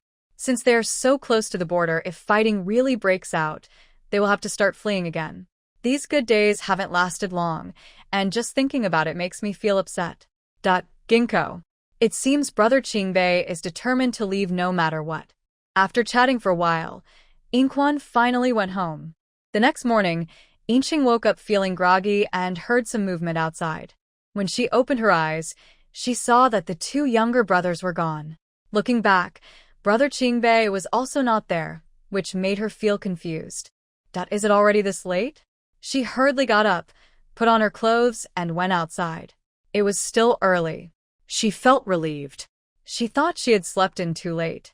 She saw the 2 younger brothers practicing horse dance in the yard and went over. Why are you up so early? She thought she had overslept. Mom, from now on, we will get up this early every day to practice, Debao said.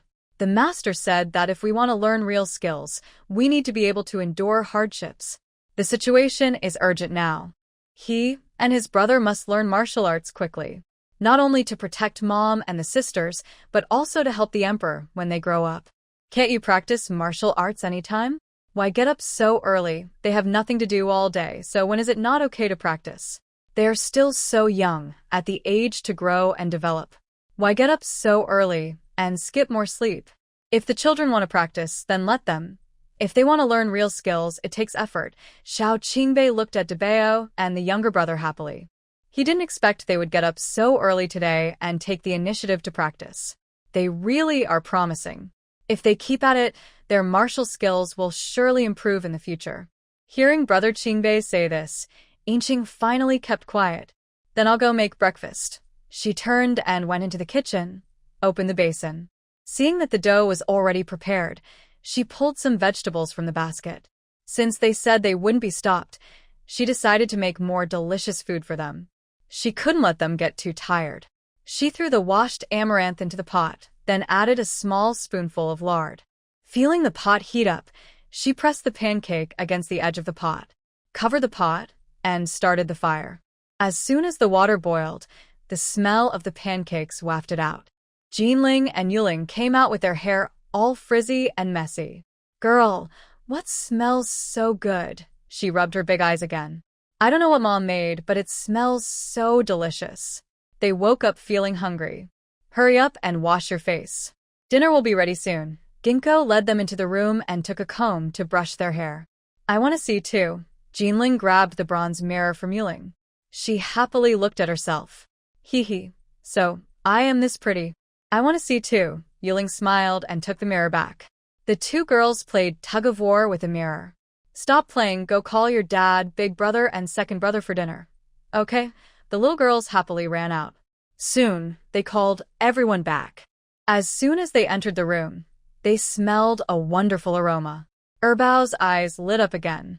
"Mom, why does it smell so good? It feels like Mom has cooked something tasty again." When they looked inside, they saw a bowl of golden, crispy flatbread. Their mouths watered with excitement. "What is this? Is it bread?"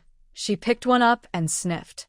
"It looks like bread, but why is there crispy rice on it?" "This is a special flatbread. Go wash your hands." Ginkgo took the flatbread away. "It seems they haven't tried this before." "Okay." Erbao and Debeo hurried to wash their hands. They happily sat back down and picked up a piece of the flatbread. One bite, and their big eyes curved into crescent moons. Delicious. "Mom, this flatbread is really tasty. It's soft like plain bread, but with crispy rice on top. Crispy and much better than plain bread." "Yes, and it's sweet too." Jinling also smiled happily. "Mom, you must have added sugar inside. Otherwise, it wouldn't be this sweet." "Yes, I added some sugar syrup from cooked apricots. In the past, leftover apricot syrup was used to cook more apricots. But now, since they no longer make dried apricots, the last batch of syrup was all that was left. It was a big jar, and I added a spoonful when kneading the dough. No one of the kids said it was so tasty. This flatbread isn't just sweet, it also has a hint of apricot flavor. It's really delicious. This flatbread is well made." Xiao Qingbei nodded in agreement. In the past, the pancakes I ate at home were also made with yeast. But they weren't as soft and fluffy as Ginkgo's. When I ate them, they felt scratchy in my throat. I don't know how Ginkgo makes them. She somehow makes the pancakes so soft, and they don't scratch my throat when I eat them. "Eat more if you like it," Ginkgo said happily. "As long as Brother Qingbei and the children like it, that's enough." After dinner, Ginkgo tidied up and went to work. After finishing her tasks, she came back early to make clothes for Xiao Qingbei. To finish the clothes sooner, she started working overtime at night. She worked hard for about 10 days and finally finished 2 sets of inner and outer clothes for Xiao Qingbei. She also made 3 pairs of shoes. She had planned to make 2 more pairs, but Xiao Qingbei stopped her, saying these shoes were enough. First, he really had enough shoes. Second, he didn't want to see Ginkgo stay up late every night. Early in the morning, after breakfast, Ginkgo started busying herself. "Everyone, be careful. Today we open the kiln, so we need to go early." "Okay," the children cheered and ran out happily. When they arrived at the kiln, they saw Uncle Lu and others already starting the firing. They excitedly ran over. "Uncle Lu, do you have good stuff?" Erbao tiptoed and looked around. They didn't know if there would be good things for them today. "Yes, plenty. Come over quickly." Uncle Lu smiled. He moved the selected items over. When they saw a big ceramic basin, Ginkgo hurried over. "Give it to me." she said, then ran back to the house with it. She tucked it under the bed, thinking that today they couldn't leave the good stuff outside. She turned and ran outside again, repeatedly fetching things back and forth. Xiao Qingbei stood at the gate of the ancestral hall, watching Ginkgo and the children carrying porcelain items back and forth. They looked so happy, as if they had found some treasure. Ginkgo and the others were indeed happy because today they had produced quite a few imperfect pieces. The bottom of the bed was already full, and there was a big pile outside too. Mom needs to go to work now. You all can pick from here. Ginkgo wiped the sweat from her forehead.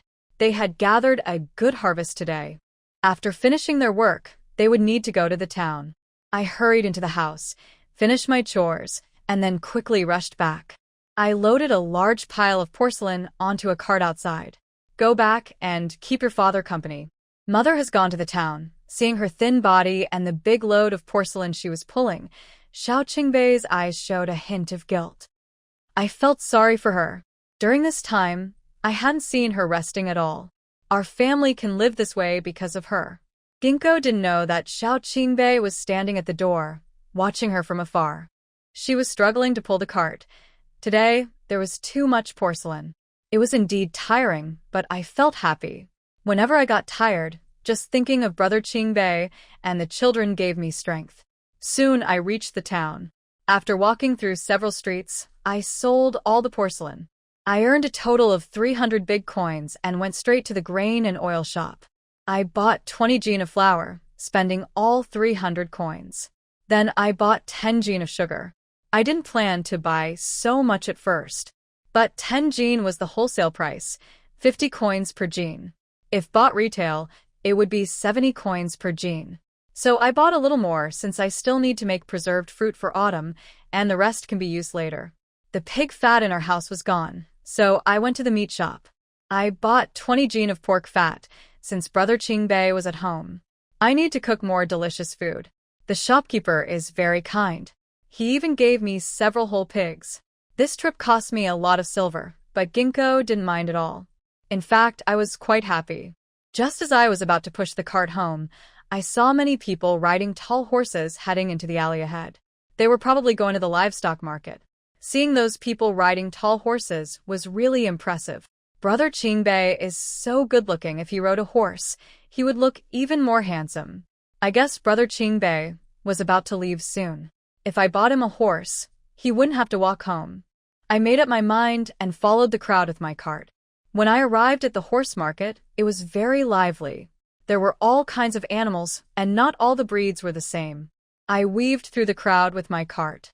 Little sister-in-law, are you here to buy a horse? A strong man blocked the way ahead. I have a 6-year-old horse. Look how strong and healthy it is. It can handle long trips and work without any problem. How much is your horse? Ginkgo looked at the black horse in his hand. It looked quite sturdy. 20 silver coins. No bargaining. 20 silver coins. Ginkgo was surprised. Although she had heard horses were expensive, she didn't expect it to be this costly. 20 silver coins could support a family of 10 or more for 2 or 3 years. I'll take another look, she said, pulling her cart and heading in a different direction. But she was stopped again by an old man. Girl, are you buying a horse? I have a good one, 15 silver coins. No, thank you, Ginkgo said, glancing at the horse he was leading. It looked very thin, like a scrawny monkey, and he was asking 15 coins. She pulled her cart and moved on to another place. After asking several more sellers, she found that only the old man's horse was priced at 15 coins. All the others were at least 20 coins or more, which made her realize there were no cheap horses. Since she had asked around so much, she decided to go home and think it over. Just as she was about to leave, she saw a tall, bright red horse ahead. It stood out like a crane among chickens, immediately catching her attention. She hurried over with her cart. How much are you selling this horse for? This horse was not only taller and stronger than the others she had seen, but its coat was also shinier. Even she, an outsider, could tell it was a good horse. 30 silver coins. No bargaining. 30 silver coins. Ginkgo was again surprised. Although this horse was expensive, she had been asking around and hadn't heard of one this costly. Miss, don't think my horse is expensive just for the price. It's really a good one. He moved closer to her. This horse is bred for the army. It's not comparable to those other horses. What is a military horse? Ginkgo really didn't know. A military horse is one used by the army. It's fast and has good stamina. These horses are in a different league from the others. Ginkgo was silent. Couldn't this horse be just right for Brother Qingbei to use? Can you lower the price a bit? No, I can't. If this horse was in the army, it would be worth at least 100 or 80 silver coins. Here, people don't recognize good things, so I can't sell it for a high price. The man shook his head repeatedly. 30 taels of silver is already quite cheap. Oh, I'll go back and think about it, then come again tomorrow. 30 taels of silver, I need to think it over carefully. Once you've decided, I'll sell the horse. Then just sell it. Ginkgo rolled her eyes at him. 30 taels of silver seem like small money. Probably. Besides their family, no one in the village can come up with 30 taels. Such a high price, anyone would need to think it over. Can he sell it so easily? I'll go home and think it over first. Besides, I didn't bring any money today, so I can't buy it anyway. He walked far away, but didn't hear anyone calling him. It seems the price of the horse can't be any lower. He pulled a cart back home.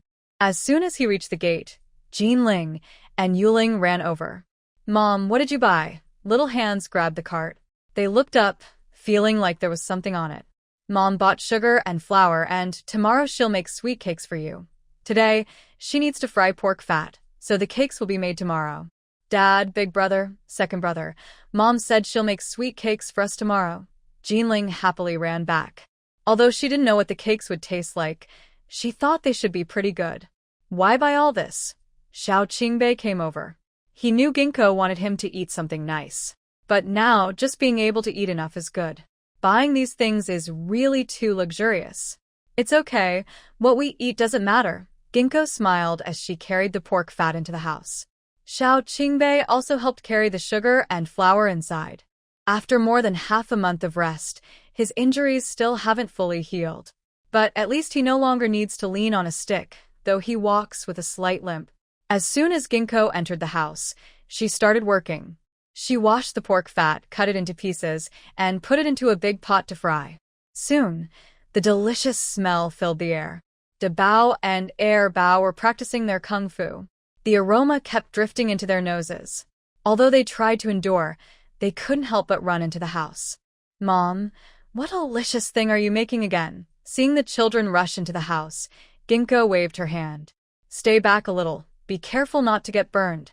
She started scooping lard out, looking at all the fried and pork parts connected together. The children's eyes widened in amazement. Mom, why is there so much meat? Second boy licked his lips. Last time there was only one plate, so he didn't understand why there was so much this time.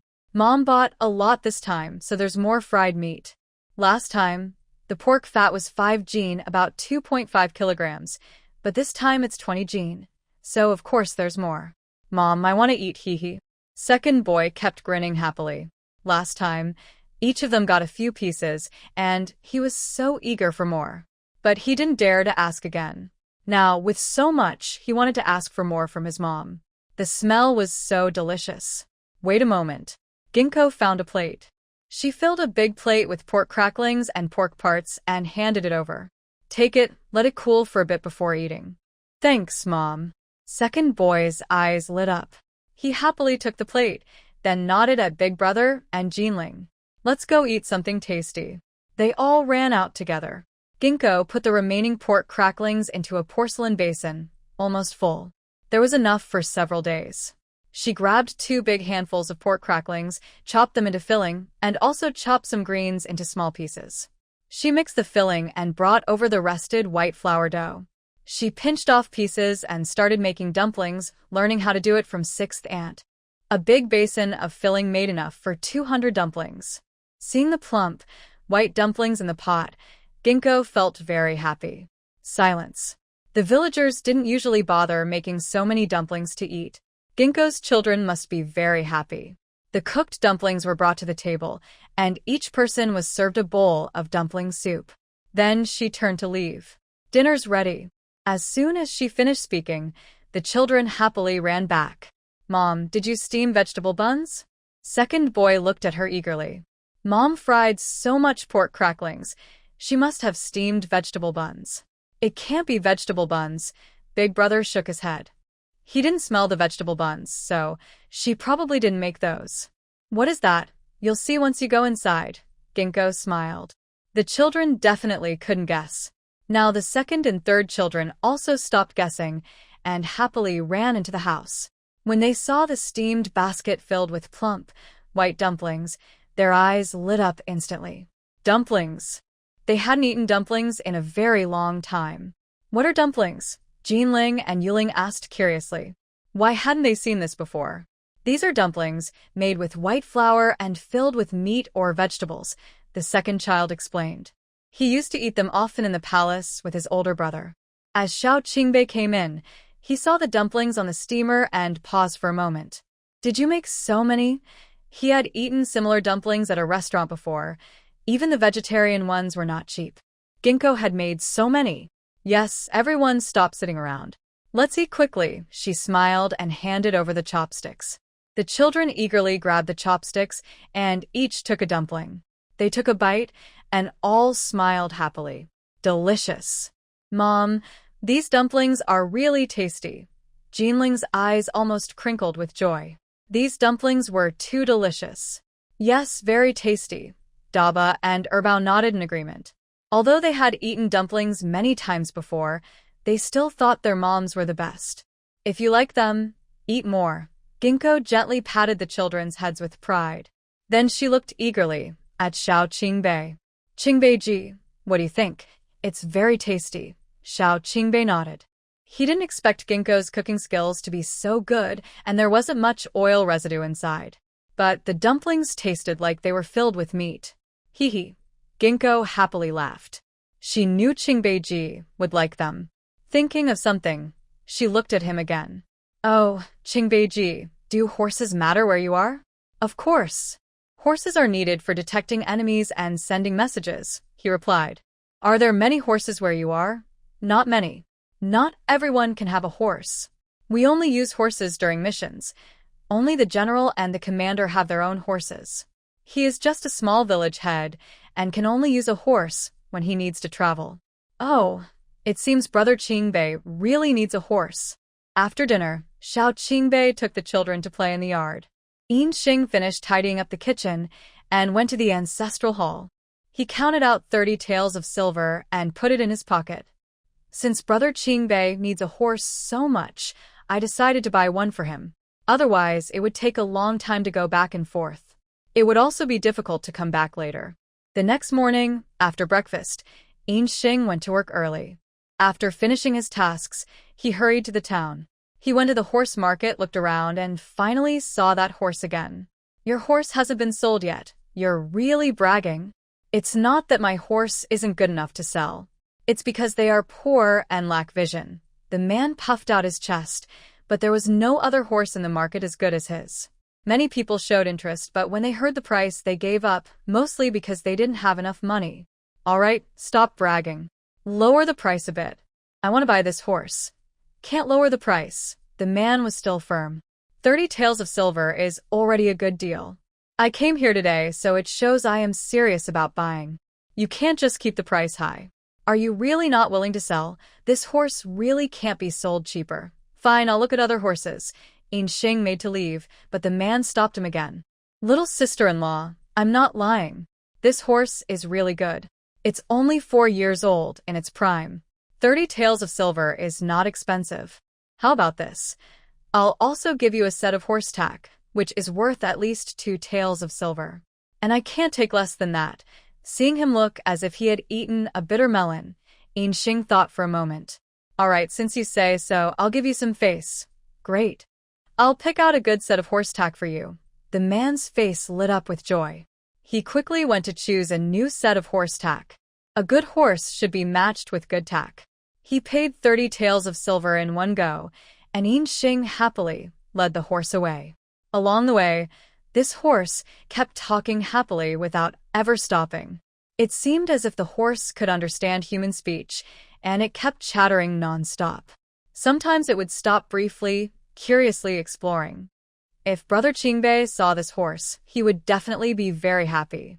The more I thought about it, the more excited I became, and my steps quickened. As soon as I reached the door, I called out happily, "Brother Qingbei, look what I bought." That Xiao Qingbei was surprised. I wasn't sure what Ginkgo had bought, but she was so excited. I hobbled over and pushed open the door. When I saw the tall, reddish-brown horse, I froze in surprise. Wow! Seeing Brother Qingbei staring straight at the horse, Ginkgo smiled happily. "Brother Qingbei, I bought this horse for you. Do you like it? Did you buy it for me?" Xiao Qingbei looked at Ginkgo. He quickly went to the reddish-brown horse, holding its head and looking at it carefully. His eyes showed surprise again. Such a good horse. This horse didn't look like an ordinary breed. Yes, the seller said it was bred from a military horse. Even Brother Qingbei said so. It seemed the seller wasn't lying. This really was a fine horse. A military horse. Xiao Qingbei got even more excited. No wonder the horse looked so special. But soon, his expression turned serious again. "How much did you pay for this horse? Such a good horse couldn't have been cheap." 30 taels of silver. 30 taels of silver. Yes, did I pay too much? Why was Brother Qingbei so surprised? Could it be that she paid too much for the horse? It's not expensive. Xiao Qingbei looked at the reddish-brown horse again. With such a good breed, 30 taels of silver was already a good deal. He just felt a little heartache. He only had 20 taels of silver, but Ginkgo bought him a horse worth 30 taels. He felt a bit guilty about it. It's not expensive. That's good. Ginkgo sighed in relief. She thought she had spent too much money. Maybe we should sell this horse? Xiao Qingbei looked at Ginkgo. 30 taels of silver was no small amount. It could last their family several years of savings. "Why do you want to sell it?" Yinxing asked anxiously. "Don't you like this horse?" he replied. "I do like it, but the price is too high. You and the children." Before Xiao Qingbei finished speaking, Yinxing interrupted him. "Brother Qingbei, as long as you're happy, there's no need to worry about money. The family has enough, and I still have some savings. After autumn, I'll sell dried fruit, and that will cover our expenses." It's clear that Qingbei cares about the money. Afraid he might refuse, Yinxing added. "It's far from the border here. Traveling back and forth on foot is tiring. When you want to come back, just do so. You won't need to waste time on the road. Although the border isn't too far from here, walking back and forth would take several days. Having this horse makes a big difference. It's estimated he can reach home in less than half a day." Seeing how determined Xinger was, Xiao Qingbei didn't insist anymore. "Thank you," he said, gently patting the chestnut-colored horse. He really liked this horse very much. "Family, what are we thanking for, Brother Qingbei?" Xinger hadn't finished speaking when the children rushed out. "Mom, you bought a horse," they all exclaimed, gathering around. They looked up at the chestnut horse with big smiles. They were so happy. Mom bought such a big horse. "Yes, I bought it for your dad." "Dad, can you ride horses?" Jinling carefully touched the horse's leg. It was so big. She wondered if Dad dared to ride it. "Of course I can," Qingbei said with a smile. As a scout, how could he not ride a horse? Ignoring the pain in his leg, he mounted the horse. "Go," he shouted, riding off like the wind. He circled around the ancestral hall, making the children very excited. "Dad is so cool." Jinling and Yuling cheered, clapping happily. "Dad is really amazing." The two older children looked on with envy.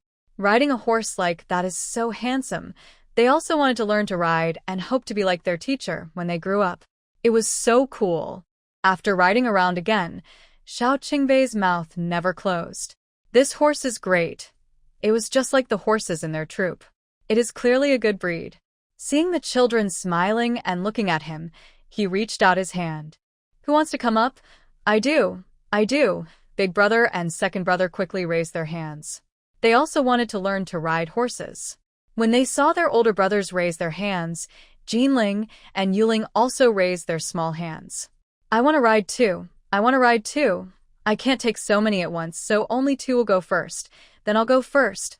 "Me too," Jinling and Yuling happily gathered around.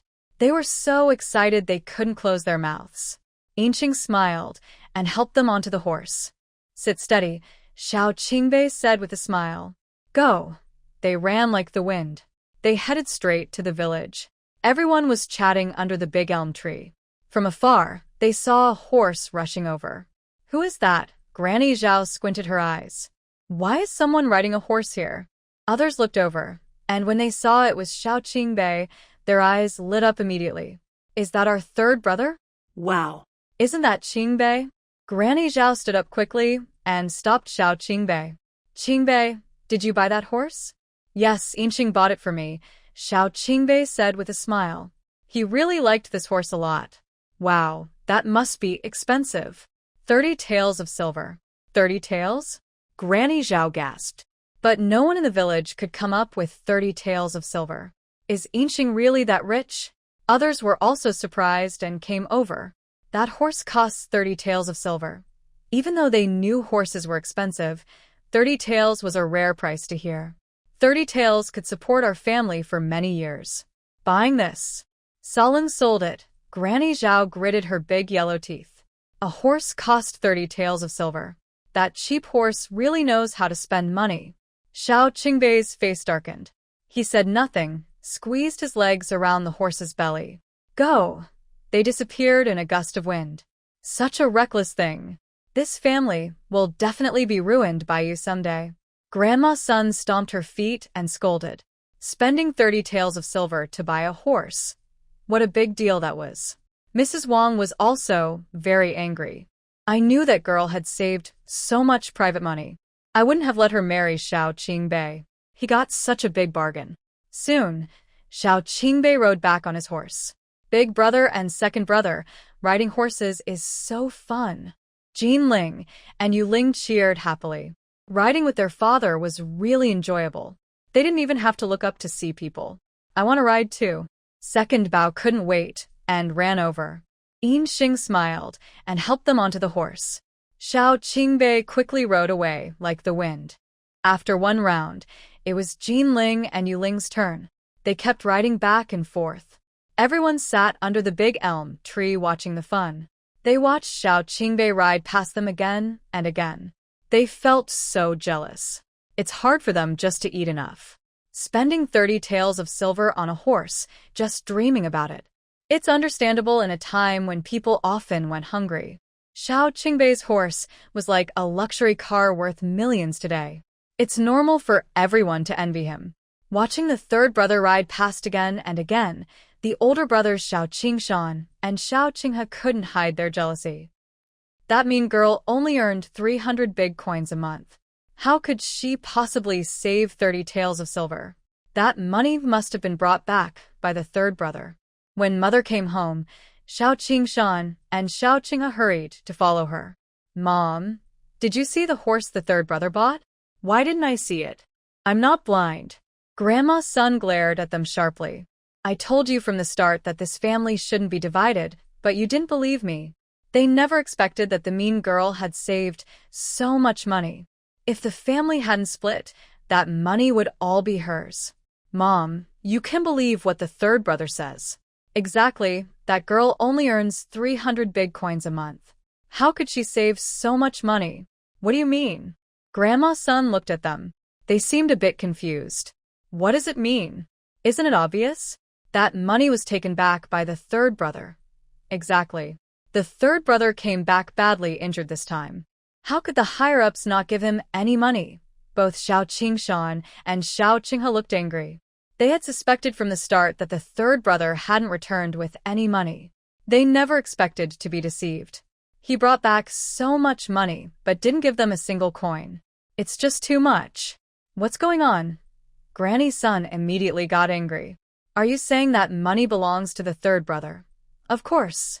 Otherwise, how could Inxiang have so much money saved? That scoundrel. I'm going to find him right now. Granny's son put on her shoes and rushed out. He took back so much money, but was ungrateful to his parents. He even gave it to that unkind woman. And bought such a expensive horse. That reckless guy really has no conscience. Mom, don't get so upset. Think carefully about what to say before you go. Xiao Qingshan didn't know that Granny's son and the others were plotting against him. He was worried about tiring the horse, so he only rode a few circles and then stopped. Follow Mom inside. Dad will go feed the horses. He carried Jinling and Yuling down, rode to the foot of the mountain, choosing a lush, green spot. But before the horse was fully fed, Granny's son, Xiao Qingshan, and Xiao Qinghe came rushing over with fierce looks. Third brother, Granny's son was about to get angry, but Xiao Qingshan stopped her and gave her a warning look. Only then did Granny's son hold back her anger. Third brother, why did you buy such an expensive horse? Just sell it quickly. Can't sell it. In a few days, I still need to ride it back. It can also be used during missions, but you don't need to buy such an expensive one. Your sister-in-law's village has donkeys for sale. They cost less than 5 taels of silver. Sell this horse and buy a donkey instead. You can ride that. Then give half the money to Mom. Keep the rest for yourself. Don't let that unkind woman get it all. Yeah, third brother, this horse is too expensive. Just sell it. Exactly, a donkey will work just as well. Xiao Qingshan and Xiao Qinghe quickly agreed. Can a donkey be the same as a horse? Xiao Qingshan was about to laugh in anger. Moreover, Ginkgo bought this horse for me. Let's not talk about whether I can sell it. Even if I do, the money should be returned to her. The money is hers? Impossible. She only earns a little each month. Xiao Qingshan looked at Xiao Qingbei, thinking they were easy to fool. That poor woman only earns a small amount. How could she save so much? Yes, third brother, stop lying to us. Xiao Qinghe agreed. Third brother is too sneaky. I'm telling the truth. I'm not lying to you. Although Ginkgo's wages are not much, she often collects discarded porcelain to sell. This money has been saved little by little over the years. Collect porcelain to sell? Granny's son looked at her 2 sons. They hadn't heard about this before. Yes, they work at the kiln factory, where they can collect discarded porcelain to sell. But outsiders are not allowed to collect. Everyone looked at each other in surprise. They really didn't know about this. So, third brother, even if this money belongs to Ginkgo, you shouldn't waste it like this. Listen to your mother. Sell this horse and get a donkey instead. It will work just as well. Granny's son said more gently. Even if that woman is terrible, this money belongs to their family. Yes, third brother, listen to your mother and sell the horse. Xiao Qingshan also agreed.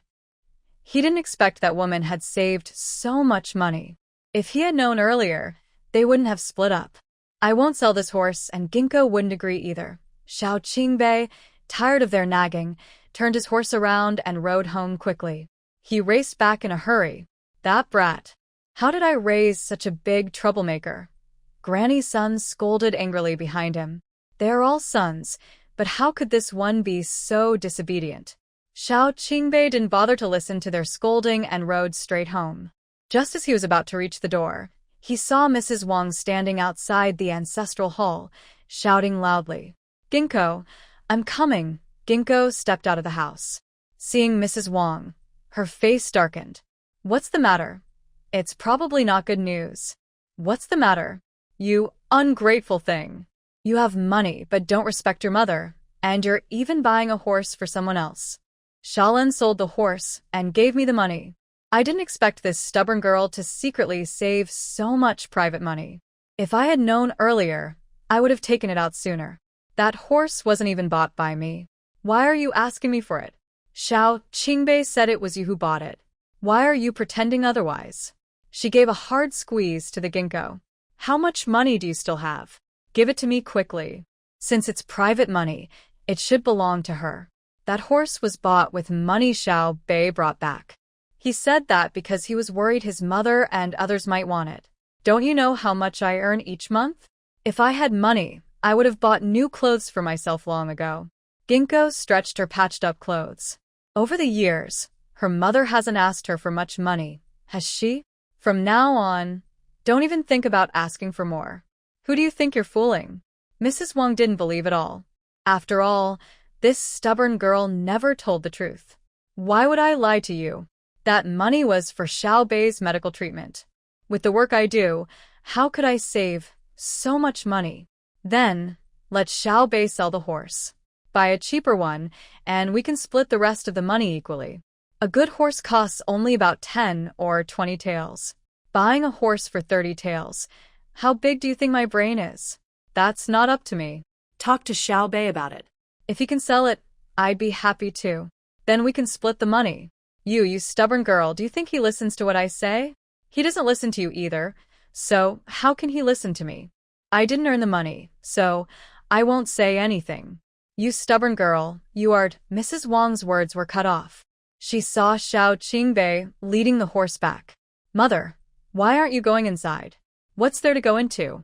Mrs. Wang glared fiercely at Ginkgo. Then she turned and stormed off. She definitely wouldn't go into that ghostly place. Staying here a moment longer makes her nervous. Seeing her angry back, Ginkgo smiled and looked at Xiao Qingbei. Qingbei, dinner is ready. Let's go inside? Okay. Xiao Qingbei nodded. He glanced at Mrs. Wang's back and also smiled. Ginkgo's excuse was just like his. In the following days, Xiao Qingbei taught the children daily martial arts. Then he took them horseback riding, exploring all the nearby hills. Yinxing spent her days working and coming home early to prepare delicious food: pancakes, sweet cakes, dumplings, and vegetable balls. Although it cost a lot of food and money, she didn't mind at all. Instead, she felt these days were the most enjoyable. Time flew by quickly, and more than half a month passed. It was finally time for Xiao Qingbei to leave. After breakfast, Yinxing was about to go to work when Xiao Qingbei called her. Xinger, I have to go back now. Huh? Oh, Yinxing was surprised, a hint of sadness in her eyes. When will you leave? She asked. Brother Qingbei is leaving so soon. I plan to leave tomorrow morning. The border is unstable, so I need to go back quickly, he replied. Although she hated to see him go, the current tense border situation made it necessary. All right, I'll pack your things tonight, she said. Yinxing turned and left the house. After finishing her chores, she hurried back and went straight to the Wang family's house. When she arrived, Wang sure didn't look pleased. What are you here for again? She asked. I'm here to buy chickens, not to ask for chickens. Just tell me if you want to sell. Don't give me a bad look.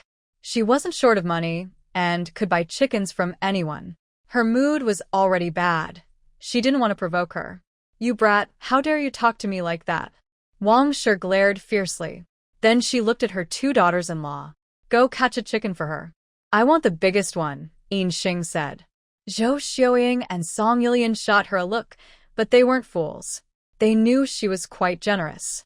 They had bought several chickens recently, so Xiao Qingbei must have brought back a good amount of money. I want a live one. I don't want any with their legs cut off. Yinxing added. When have I not given you a live chicken? Wang sure snapped. Wasn't it just the first time she sold a chicken, and its leg was cut off? When did she do that again? I just want to warn you, Yinxing said, glancing over. Just a quick reminder, maybe something might be missing. Here you go. Sister-in-law Zhou Xiaoying handed over a big rooster. Yinxing took the rooster and looked at it. Nothing was missing, so she took out 20 copper coins and handed them over. Just as she was about to carry the chicken home, she looked around again. Where's my dad? He went to the town to sell baskets. Oh. Yinxing carried the rooster out of the yard. It seemed her father wouldn't get to eat chicken this time. The children saw her carrying a big rooster and got very excited. Mom, are we eating chicken tonight? Bao ran over happily. Mom's cooked chicken is so delicious. Yes, tonight we'll have chicken with mushrooms. Yinxing was about to carry the rooster to clean it when Xiao Qingbei came over. Why buy it so expensive? Although every family keeps chickens, they only eat them during the New Year. While he was recovering at home, they had already eaten chickens several times. One chicken costs 20 copper coins. It's really too expensive. No worries, you'll leave tomorrow, and who knows when we'll get to eat again. Life in the army is hard, and since Qingbei is leaving, it's uncertain when he'll return. She was just thinking of buying another chicken to stew. She turned around and went into the house to start preparing. Like before, she made a small chicken stew with mushrooms and also cooked a vegetable dish. Most common folks only eat stir-fried dishes, except the wealthy families. For ordinary people like them, eating 2 gin of oil a year is considered good. Most households eat stews with almost no oil. When the fragrant chicken was served on the table, the children couldn't hold back and eagerly gathered around. They picked up their chopsticks and started eating. Even Xiao Qingbei ate quite a bit. After the meal, everyone's belly was full. After cleaning up the dishes, Yinxing helped Xiao Qingbei tidy up. She packed the new clothes and shoes into a bundle. She secretly put 2 handfuls of apricot preserves into each pocket of the clothes. After making sure she hadn't forgotten anything, she turned and went to the kitchen. She kneaded a big basin of dough, then returned to the house.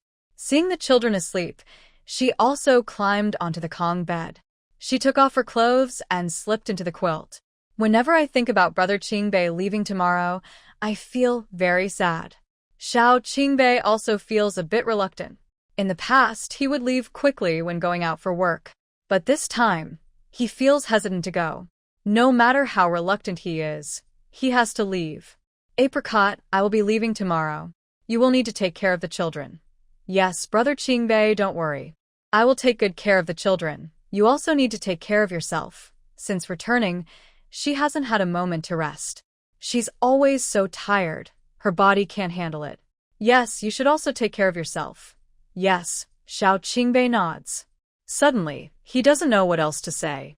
The room becomes very quiet. They don't hear Brother Qingbei speaking, and Ginkgo turns around, seeing him staring straight at her. Brother Qingbei, she begins to speak, but before she finishes, Xiao Qingbei suddenly leans in and presses her down. Apricot, his warm lips cover hers. He had been wanting to do this for days. The next morning, Ginkgo gets up early to prepare breakfast. Xiao Qingbei is teaching the 2 children martial arts in the yard. From now on, you need to practice hard every day. Next time I come back, I will test you. Yes, the 2 children nod together. Master, can't you leave a little later? Thinking about not seeing the master anymore makes her feel quite reluctant. Now, the border situation is tense, so I have to leave. Xiao Qingbei pats the little heads of the 2 children. As long as you learn everything your master teaches you, you'll be very strong. Through these days, he has seen that these 2 children are really good at practicing martial arts. It's a pity he has to leave, and he doesn't know if they will keep practicing. If they neglect it, it would be a shame. Master, don't worry.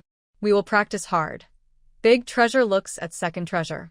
Whether it's for mother and sisters or for the emperor, they will definitely keep practicing. Yes, Xiao Qingbei is about to give more advice when Ginkgo walks out of the kitchen. Time to eat. Okay, let's go eat. She leads the children inside.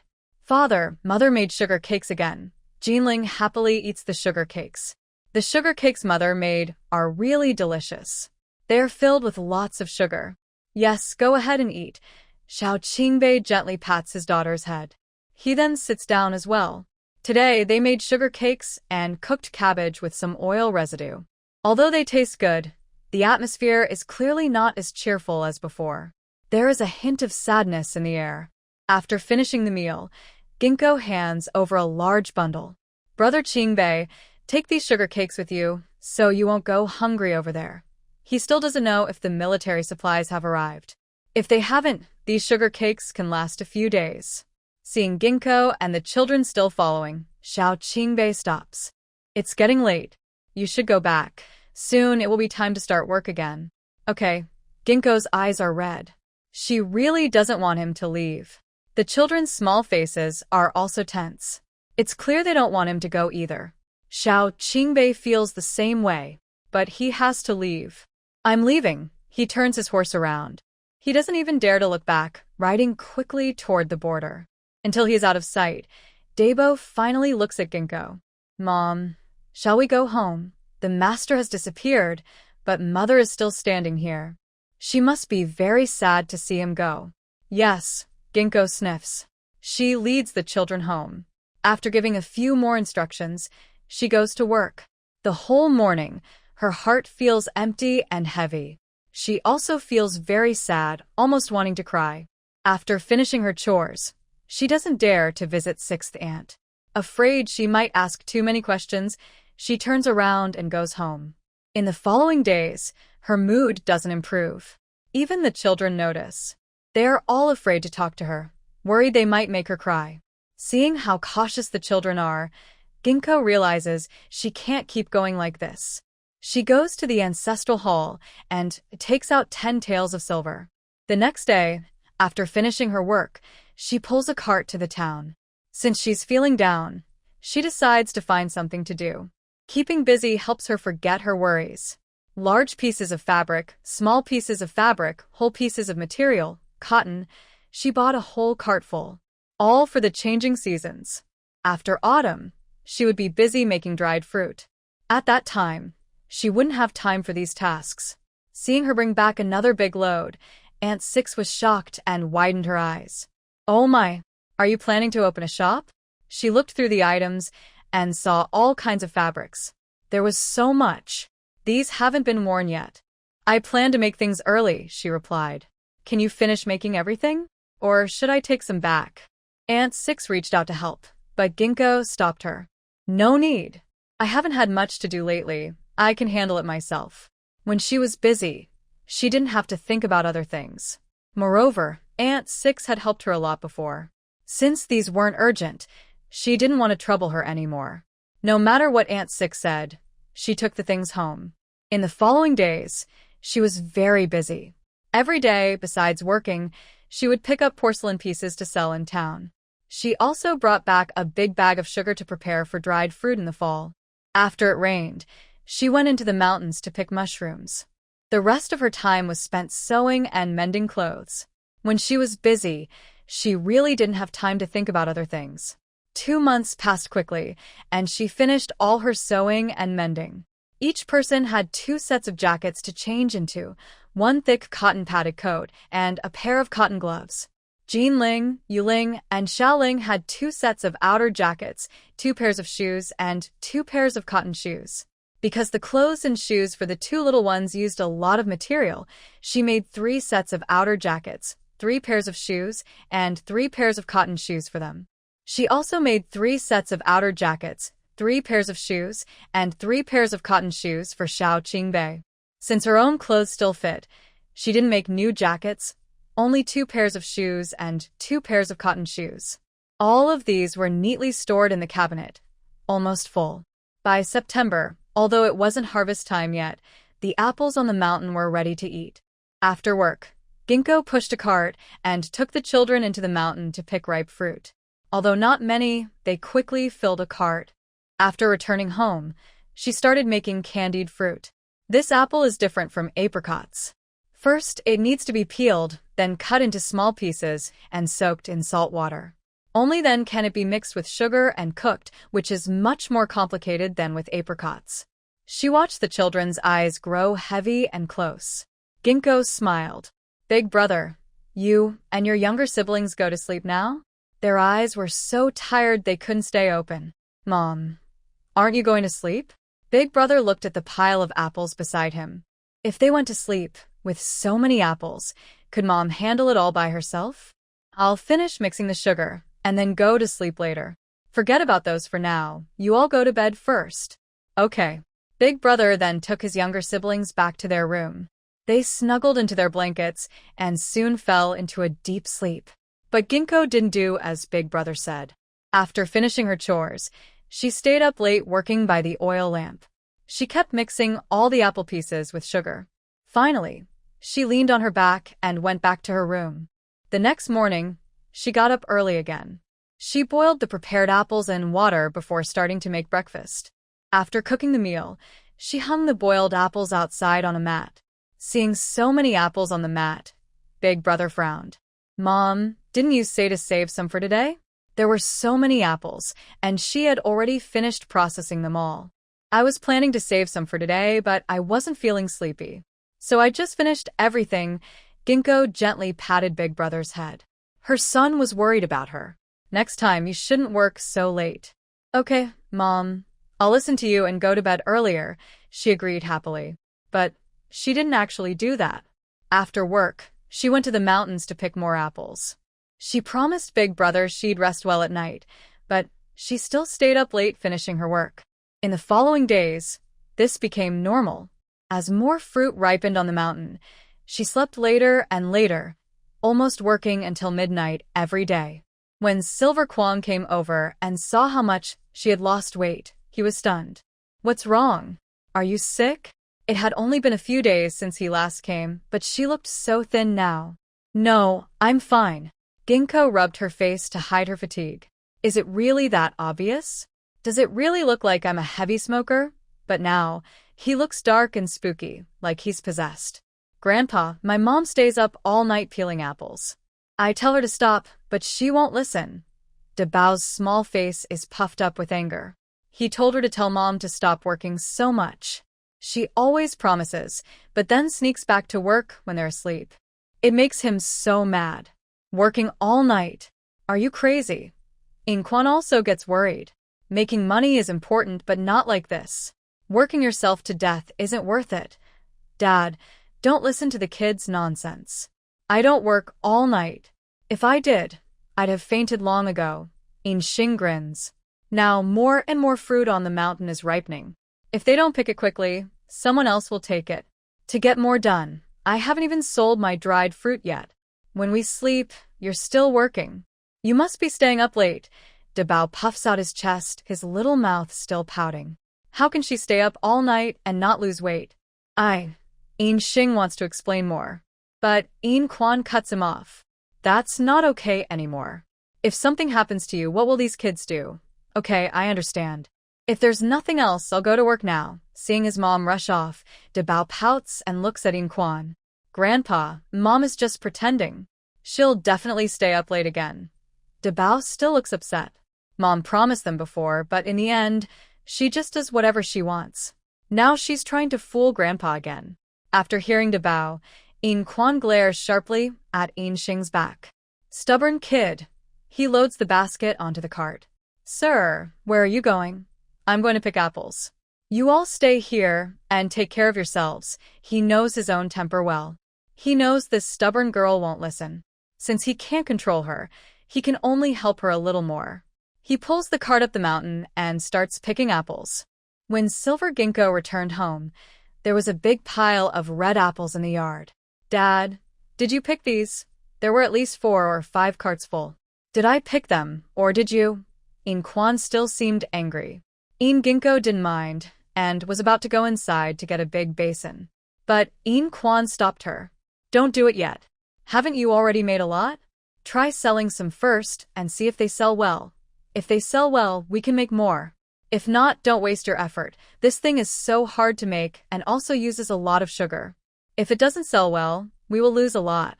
All right, I'll go sell some now, In-Ginkgo said and stood up. Her father was right. She should try selling some first. If it sells well, she would make more. If not, she wouldn't.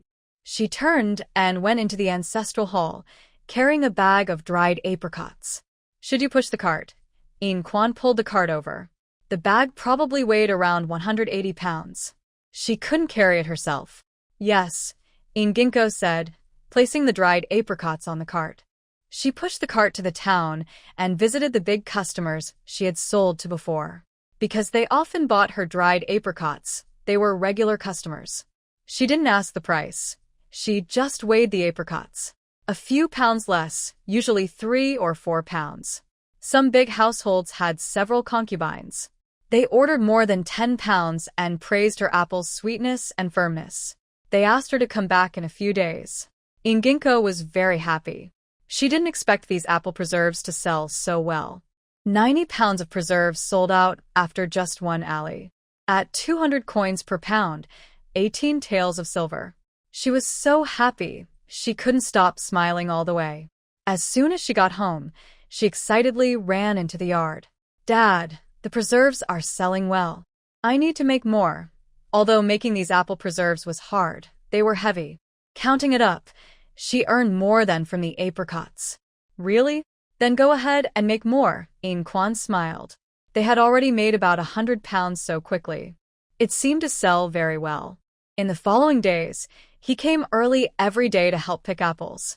After In-Ginkgo finished her work, she also went to the mountains to pick fruit. Now is the time when many mountain fruits are ripe. If I don't pick some to take home, others will pick them first. I mainly pick apples and pears. Sometimes I also pick hawthorns and dates as snacks for the children. Before I knew it, more than half a month had passed. The ancestral hall was filled with fruits, almost covering the memorial tablets. But the fruits on the mountain had been completely picked clean.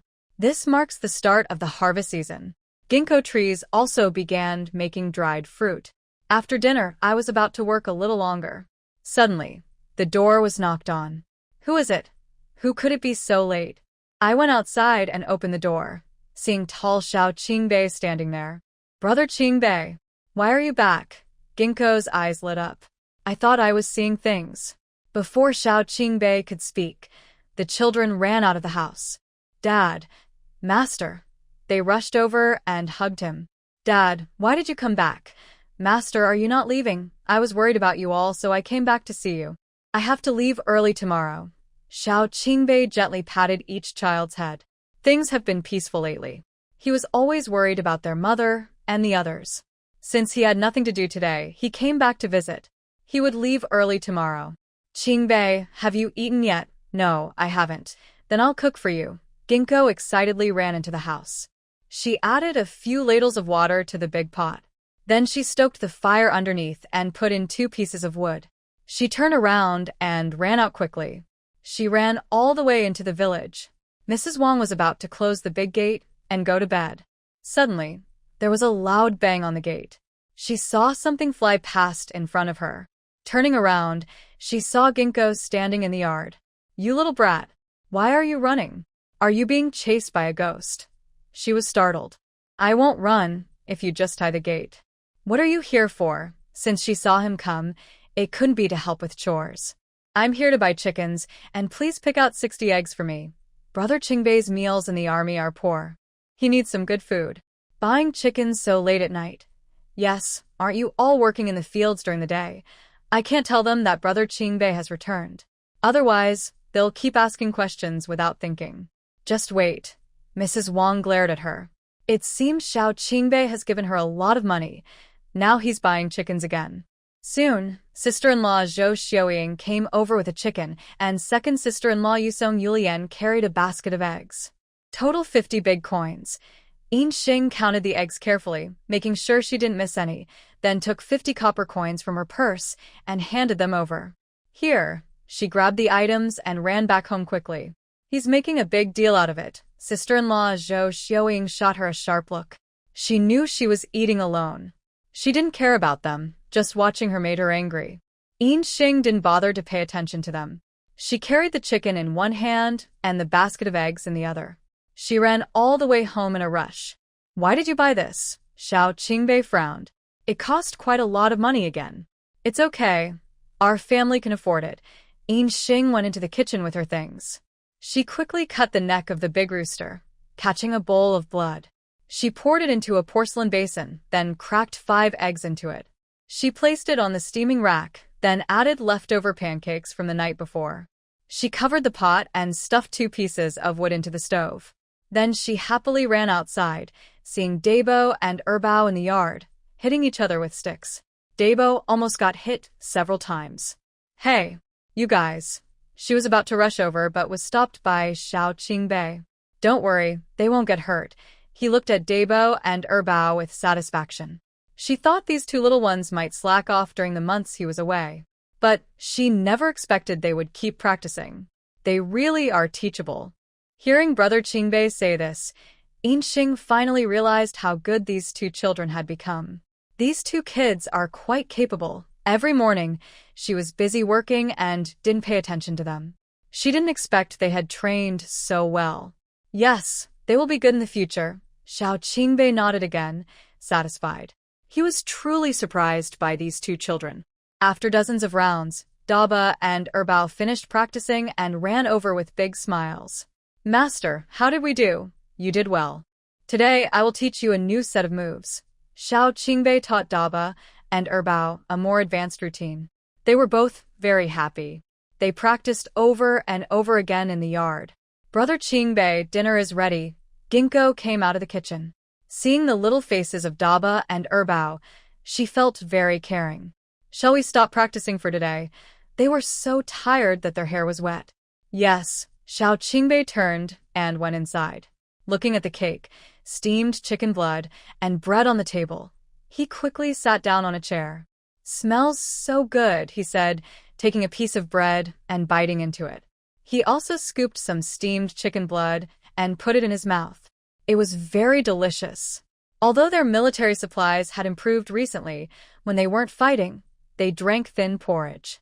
They couldn't enjoy such good food often. Seeing Brother Qingbei eating so happily, Ginkgo looked a little worried. "Brother Qingbei, come back often when you're free. I'll make you something tasty." Life at the border must be very hard for Brother Qingbei, she thought. "How can I come back often?" Xiao Qingbei smiled. Even if the situation wasn't so tense, he wouldn't be able to visit frequently. "Are you going to fight soon?" Daba asked nervously, leaning in. They didn't know how the situation at the border was now. "Not for now," Xiao Qingbei shook his head. Although enemies often harassed them, they had pushed them back each time. They had been defeated several times, so they didn't dare to act rashly. "Oh," Daba sighed in relief. "As long as there's no fighting, it's fine." A big bowl of steamed chicken blood and 8 pieces of bread quickly disappeared into Xiao Qingbei's stomach. "Brother Qingbei, are you full? If not, I can make more for you," Ginkgo asked. Xiao Qingbei had eaten everything and left nothing, so he probably wasn't full. "I'm full," he said happily, patting his stomach. It had been a long time since he felt this way. These breads and steamed blood were really delicious. "Are you making fruit preserves again?" Ginkgo asked. There were so many apples in the kitchen. She guessed she was making fruit preserves again. "Well, I plan to finish everything before going shopping." Ginkgo started to get busy again. Xiao Qingbei also went over. He picked up a peeling knife and joined in the work. A few children also came over to help. The family listened to Xiao Qingbei talk about border affairs while working. Before they knew it, it was getting dark. They let the children go to bed first, and Ginkgo and Xiao Qingbei worked for a little longer. "Brother Qingbei, stop working. We have to leave early tomorrow." Qingbei needs to get up early tomorrow, so staying up late might make him too tired. "Okay." Xiao Qingbei stood up. He washed his hands and went inside. "Brother Qingbei, I've finished making the padded jacket and cotton padded shoes." She opened the cabinet and took out the clothes she made for him. "So many?" Xiao Qingbei touched them. "They're still filled with cotton." "Yes, I made an extra set, so you have a spare." Seeing Ginkgo try to pack things into a bundle, he quickly stopped her. "I'll just take the padded jacket and a pair of cotton shoes. I'll come back in a few days. The weather isn't too cold right now. There's no need to bring all the thick clothes. He'll need to come back in a few days anyway. He can bring the rest when he leaves again." Hearing that Qingbei said he would come back soon, Ginkgo was very happy. "All right, then let's leave these at home for now." She put the thick coat, outer shirt, and thick shoes back in the cabinet, left a pair of cotton shoes and a set of padded jacket outside, packed another set into the bundle, and put some dried fruit in her pocket. After finishing everything, she finally climbed onto the Kong bed. She took off her clothes and just lay down when Xiao Qingbei pulled her into his arms. He pressed her down. "Xinger." A warm kiss fell on her lips. He had never liked Xinger before. Marrying her was only to take care of their daughter. But since they slept together, he couldn't help but crave her body. Otherwise, he wouldn't have rushed back today. After a while of tossing and turning, Ginkgo finally fell asleep exhausted. The next morning, she got up early, still feeling tired. She cooked chicken and mushroom stew in the pot, and also placed a circle of pancakes around the edge. She steamed a pot of plain rice in the steamer.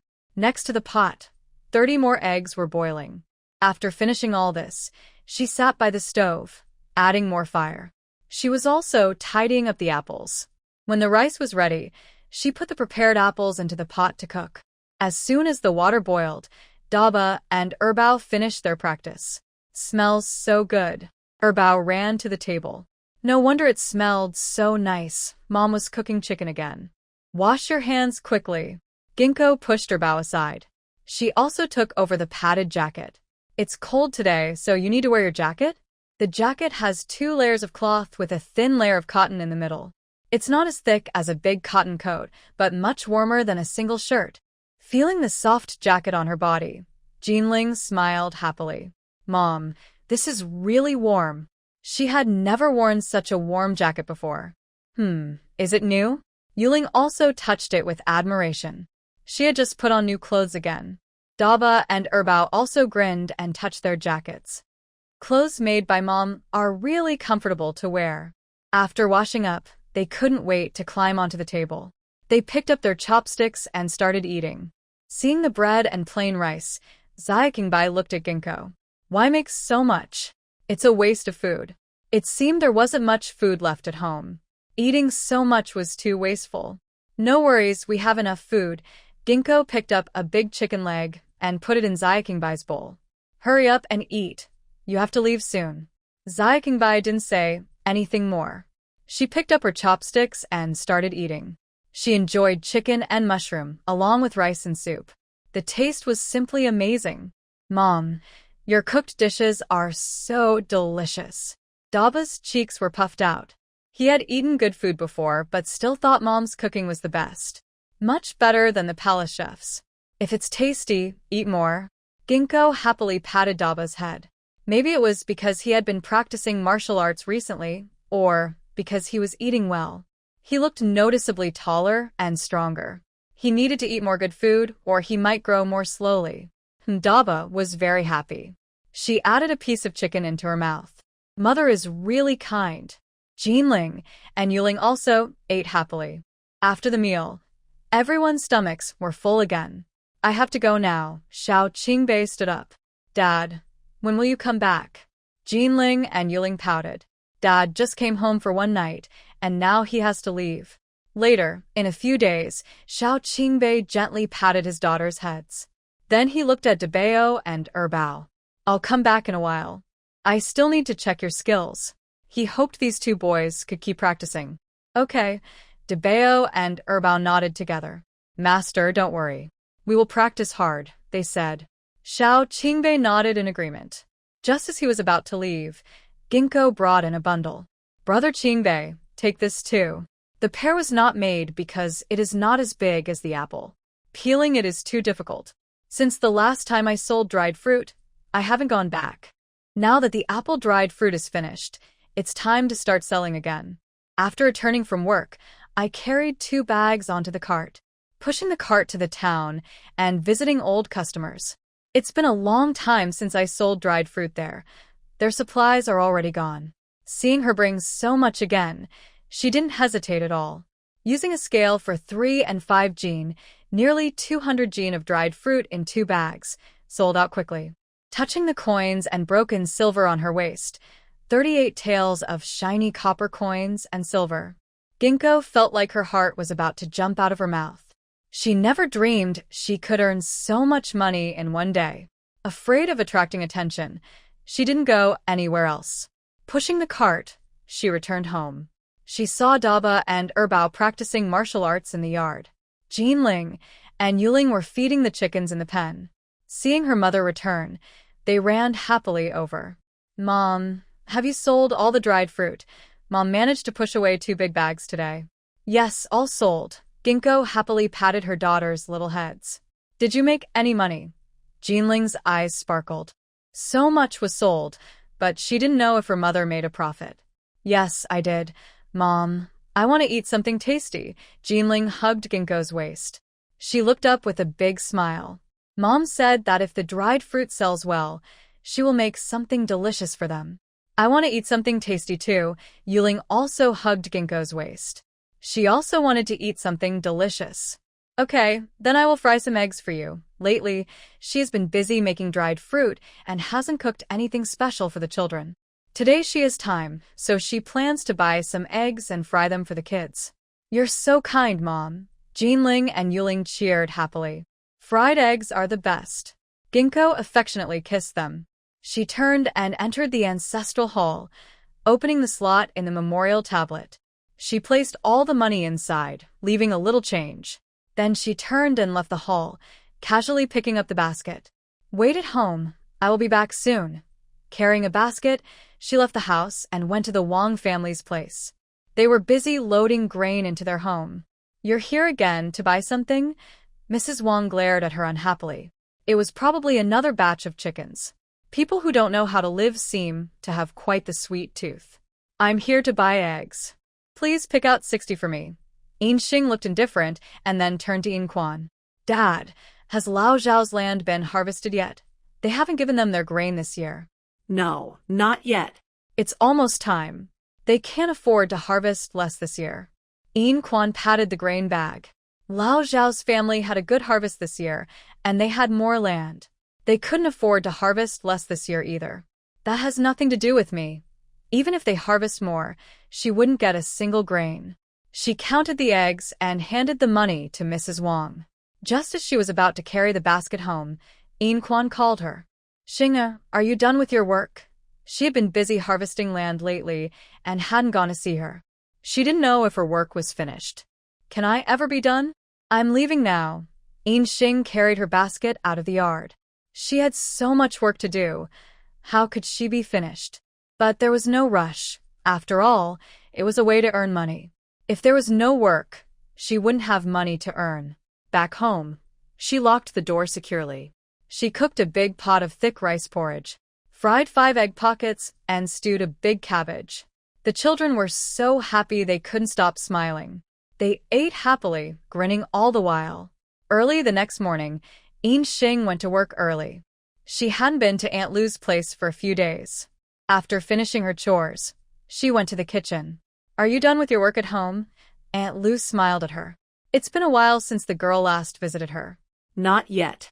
I just came to see how you're doing. Yin Xing picked up some vegetables and started helping.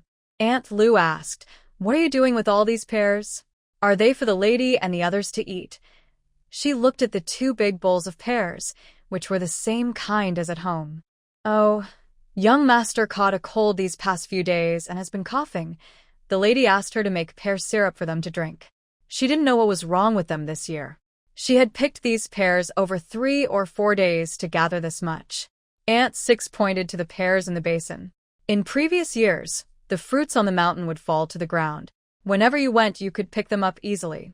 But this year, maybe because she went too late or for some other reason, the trees were bare and there weren't many good ones on the ground. She had to make several trips to gather this much, and it still wasn't very good. Pear syrup. Ginkgo's eyes lit up. She stared directly at the 2 big basins of pears. Why hadn't she thought of that? Making dried pears takes effort, but you can boil pear syrup. Oh, Aunt Six, isn't pear syrup quite expensive?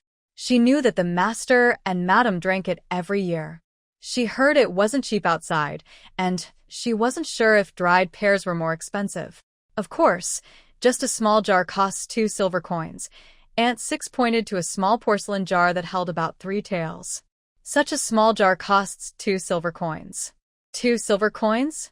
Ginkgo was shocked, staring at the tiny jar. That's not much, yet it sells for 2 silver coins. Yes, this stuff is very expensive, Aunt Six said with a shrug. Although the pears themselves cost nothing, they contained medicinal herbs. And boiling it takes a lot of effort, which is why it's so costly. Aunt Six, can you tell me the recipe? I want to make some too. With so many pears at home, she could make quite a bit. A small jar for 2 silver coins could earn a lot of money. Aunt Six didn't realize what she was thinking. She thought Ginkgo wanted to make it for her children to drink.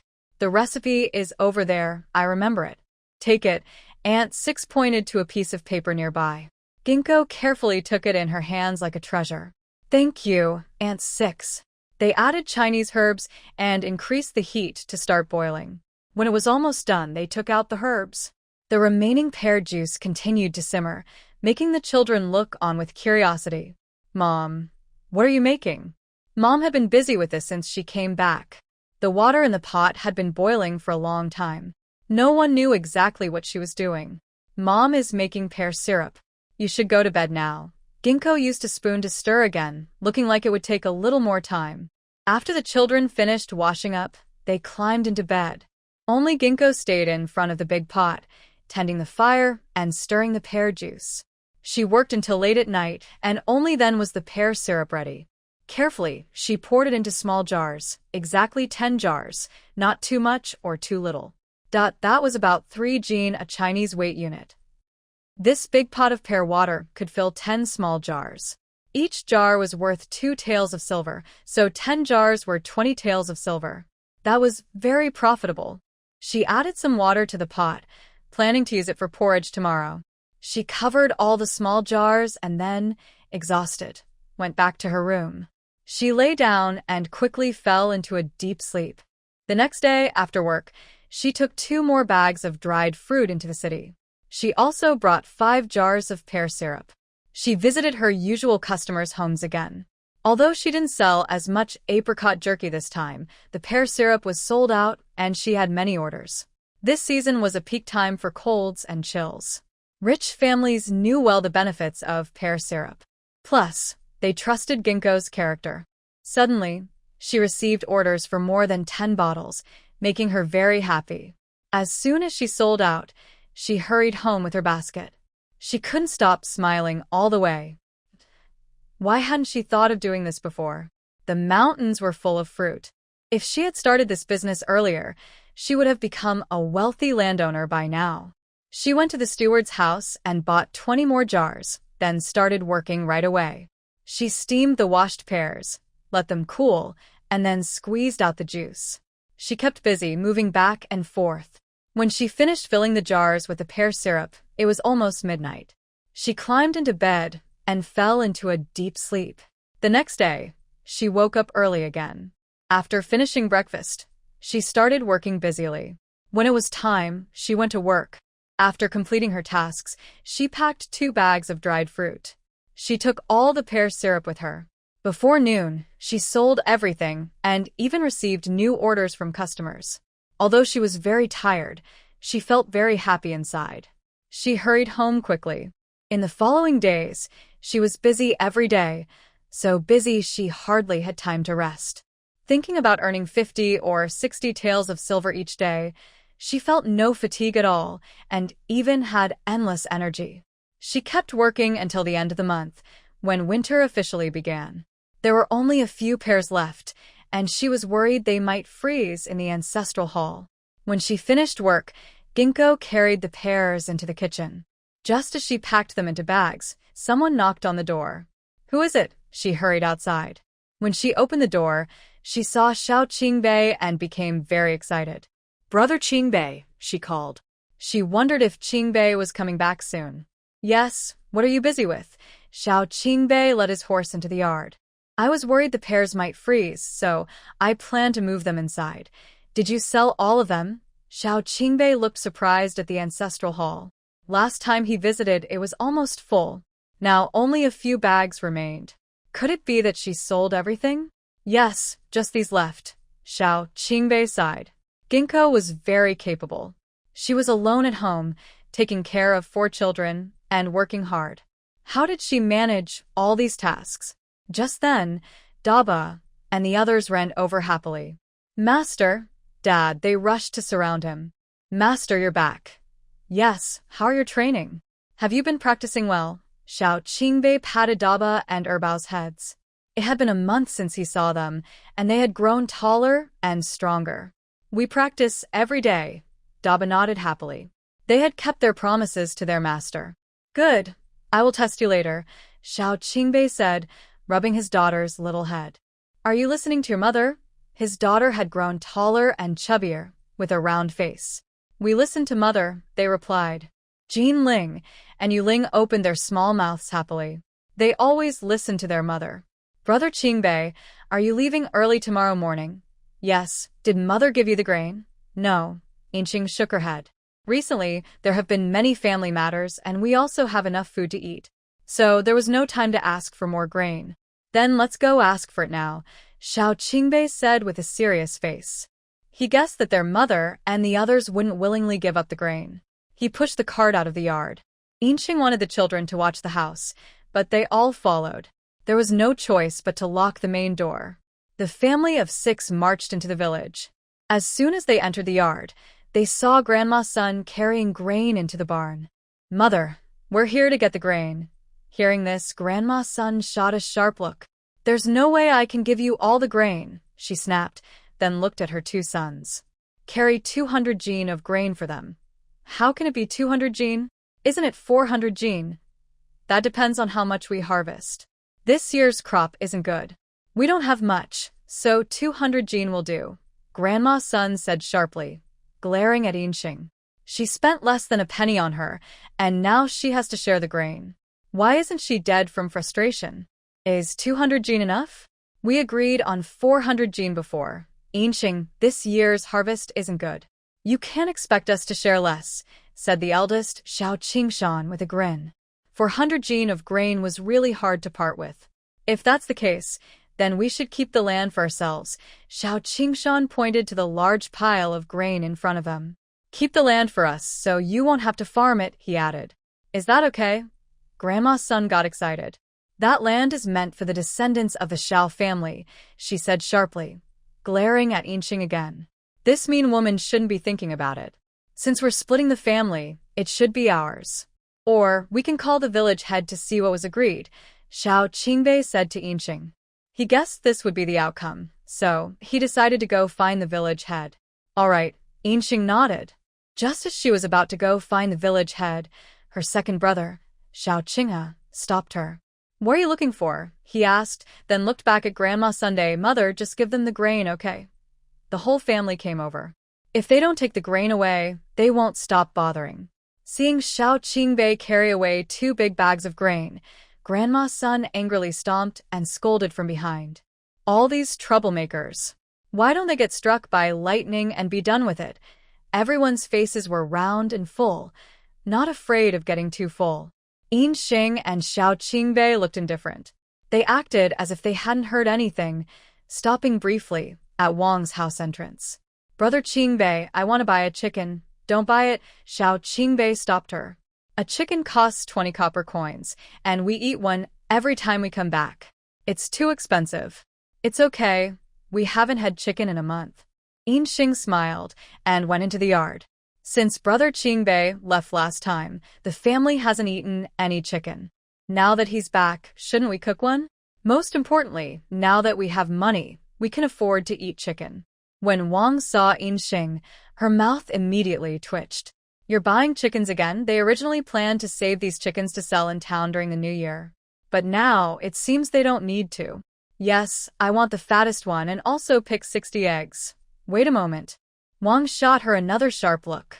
She turned and went inside, calling out to her 2 daughters-in-law. Zhou Xiaoying and Song Yulian saw Inxing and didn't look friendly. They glared at her and went straight to the chicken coop. Wang picked out 60 eggs and brought them out. Inxing counted them, exactly 60, then handed over the money. Just as she was about to carry the chicken away, Wang suddenly coughed violently. Cough, cough, cough. What's wrong with you? Her eyes turned red from coughing, looking like she was sick. What's wrong? Do you think I care about my life? Wang glared at her. She only gives good things to her children. They all grew fat and she was no longer just a mother. Can you speak nicely? She was trying to show concern, but she didn't appreciate it. Just as she was about to leave, In Quan also came out of the house. Xinger is here, cough, cough, cough. He also started coughing violently. Father, what's going on with everyone here? Why are you all coughing so badly? I've caught a cold. It's quite serious. In this village, no one has escaped it. How are you and the children? Coughs repeatedly. Every year, when the weather gets cold, there's always a cold. But this year, it's the worst. Not many people in the village are healthy. We're all fine, they said. It turns out they all caught a cold. Father, why don't you come over to my place for a bit? She winked at him. Last time, he didn't get to enjoy the chicken stew. No, I don't want to pass the illness to the children, In Quan said with a smile and shook his head. He understood what his daughter meant. But now he's coughing badly and has a fever. He shouldn't bring the illness to the children. All right, then we'll head back, Inxing said without insisting. Father is right. We shouldn't pass the illness to the kids. That would be troublesome later. Are you all not catching a cold? No, what's wrong? Inxing looked at Xiao Qingbei in surprise. She didn't understand why Qingbei said that. This cold is quite serious. Even our soldiers caught it. This time the temperature suddenly dropped and many people caught colds. Even he wasn't spared. Otherwise, he wouldn't be back so late. No, we're all fine. Inxing looked at the children again. With such a serious cold, none of the women caught it. Suddenly, her eyes lit up. Could it be pear syrup? Lately, she had been boiling pear syrup in the pot every day for porridge. It tasted sweet and delicious. She didn't expect it to work so well. It seemed she should keep some for future use. Back home, she carried the grain into the ancestral hall. Xing simmered the little chicken in a pot and stuffed the chicken feathers she plucked into a cloth bag. She sewed the bag shut and handed it to Qingbei. Qingbei, don't forget to take this with you tomorrow when you leave. The weather is getting colder each day. Qingbei's place must be quite cold. With this feather cushion underneath, it shouldn't be so cold. Don't you want it? Qingbei took it and squeezed it. There are quite a few chicken feathers inside. It seems that all the chicken feathers eaten recently are here. We have a warm Kong bed at home. I don't need this. All right, then I'll take it. Lately, the nights have been very cold when sleeping. So I will take this with me. Master, could you teach us a set of martial arts? Debao and Erbao asked together. Master finally came back for a visit. He wanted to teach them more skills. Good, I might as well see how well you've learned your martial arts. He led them outside. Who knows if they've been lazy during this time? In the yard, Debao and Erbao started practicing. Xing also came out to watch the fun. Seeing the two kids jumping around happily, he smiled. These two children are quite good at practicing. Just as he was thinking this, Debao suddenly sprinted toward the big wall. He jumped up with both legs and kicked off the wall, flipping over quickly. Oh no! Xing shivered in fear. He hoped he wouldn't fall and get hurt. He hurriedly opened the gate and ran outside. But when he reached the wall, he saw no one and ran back again. Before he could say anything, he saw a small figure flip over the wall again. She quickly ran outside again, only to see another small figure climbing over the wall. She then hurried back into the yard, repeating this several times. This made Qingbei and Lingyuling laugh so hard they couldn't stop. Ha ha ha. Mom, my big brother is back again. Ling pointed at Debao, who had just climbed over. She thought her brother had fallen, but he had done it on purpose. You little rascal. You scared me to death. Xing poked Debao's forehead. He thought Debao had really fallen. Hee. Mom, we learned this a long time ago, Debao said happily. Last time the master visited, they could already climb over this wall. But you need to be careful. This wall is pretty high. Before Xing finished speaking, Erbao also ran toward the wall. Just like Debao, he stepped on the wall surface. He didn't even touch the top of the wall, but flipped over quickly. Xing shouted again in surprise. Oh. Be a bit more careful. He watched as it flew away, not knowing if it had fallen or not. It was very scary. While thinking about this, Erbao jumped back in. Mom, Master, am I really good? He tilted his little neck, looking eager for praise. You're very good, but in the future, try not to jump so much. Xing looked again at the tall wall. Jumping down from such a high place is too frightening. What if you get hurt? You don't need to worry, they will be fine, Qingbei said with a smile. He gently patted Erbao's head, showing affection. Good job. This boy is only 4 years old, but he's better at practicing than his older brother.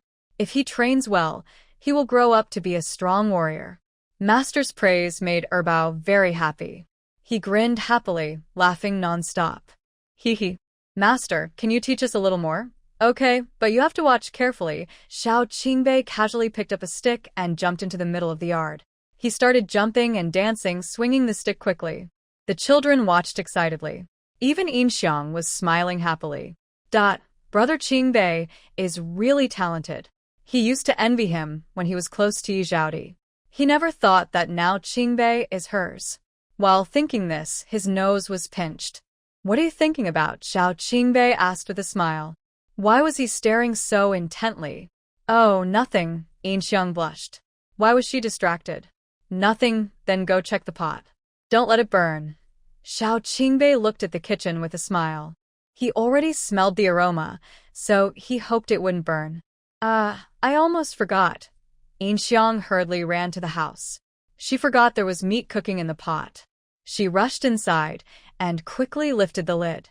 Luckily it wasn't burnt. She took out the chicken and cooked a radish. She brought the food to the table, then turned to leave again. Qingbei, dinner is ready. Oh. Xiao Qingbei looked at Debao and Erbao. Did you remember everything? Remembered. Debao and Erbao nodded together. Today they learned a lot again. Yes, in the future. You must practice hard. Next time you come back, the teacher will test you again. Xiao Qingbei happily patted Debao and Erbao's heads. I really didn't expect these two little ones to be so diligent. If I had been half as attentive as they are now, my skills would be much better by now. As soon as they entered the house, they saw the chicken and radish on the table. A smile unconsciously appeared on their faces. Smells so good. This aroma is really tempting. Mom's cooked chicken is the most delicious. Debao excitedly leaned over and sniffed. I love eating Mom's cooked chicken the most. Hurry up and wash your hands.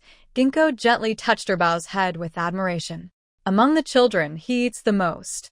And he's the tallest, growing the fastest. In a few years, he might catch up with his older brother. Eating well is the only way to grow strong. Okay. Erbao finished washing his hands and couldn't wait to come back. He picked up his bowl and started eating. He took a piece of chicken, and in a blink, only the bones remained. Ginkgo couldn't help but laugh. Take your time, why rush? Mom, your cooked chicken is so delicious. Erbao also smiled with squinted eyes. He took a piece of chicken and put it into Ginkgo's bowl. Mom's cooked chicken is truly delicious. Yes, Mom, this chicken is very tasty. You should try a piece too. Debao also took a piece and put it in. Seeing that their older brothers and sisters also gave chicken to Mom, Jinling and Yuling also took a piece and handed it over. In a moment, Ginkgo's bowl was filled with chicken. She was so happy inside, but her brows were slightly furrowed. Eat your own. Can I serve myself? Being so cared for by her children felt really good. Xiao Qingbei smiled slightly. The children being so close to Ginkgo shows how kind she usually is to them.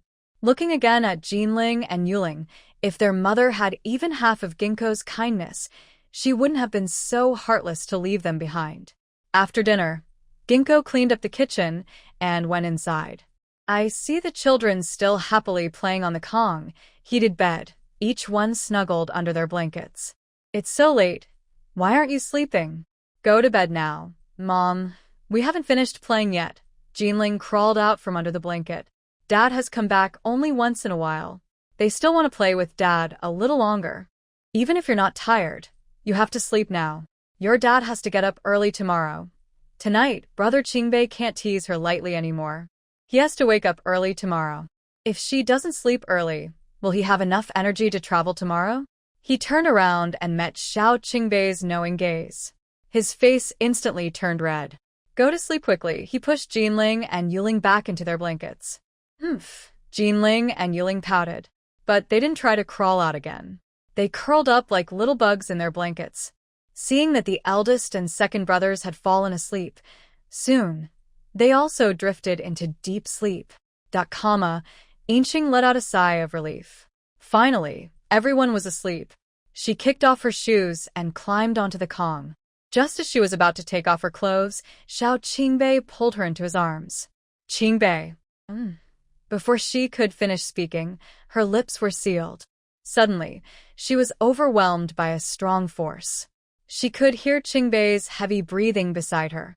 Singa, I miss you. Since Zhaodi left, he thought he wouldn't have feelings for any woman again. But now, he felt such strong desire. Yinxing also wrapped her arms around Xiao Qingbei's neck. Qingbei. The next morning, Yinxing woke up early still feeling sore.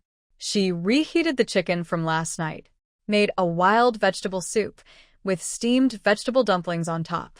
After eating, she handed over 2 bundles.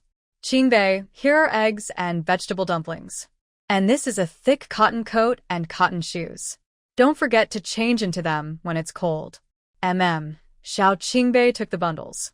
He pulled Yinxing into his arms. I'm leaving now. Take good care of the children. He kissed her on the forehead, then turned over and mounted his horse. He rode off quickly. She kept watching until she couldn't see his figure anymore. Yinxing was reluctant to go into the yard. I told the children I was leaving and went out to work. After finishing my tasks, I took 2 bags of dried fruit to the town. There was no more pear syrup, and I didn't sell the last bag of dried fruit. I plan to keep it for the children to eat. They will have enough to eat this winter. Now that we have money at home, I don't want the children to suffer. When I heard this was the last time, the regular customers quickly bought supplies. Some bought more than 10 jean at once. In less than half an hour, both big bags of dried fruit were sold out.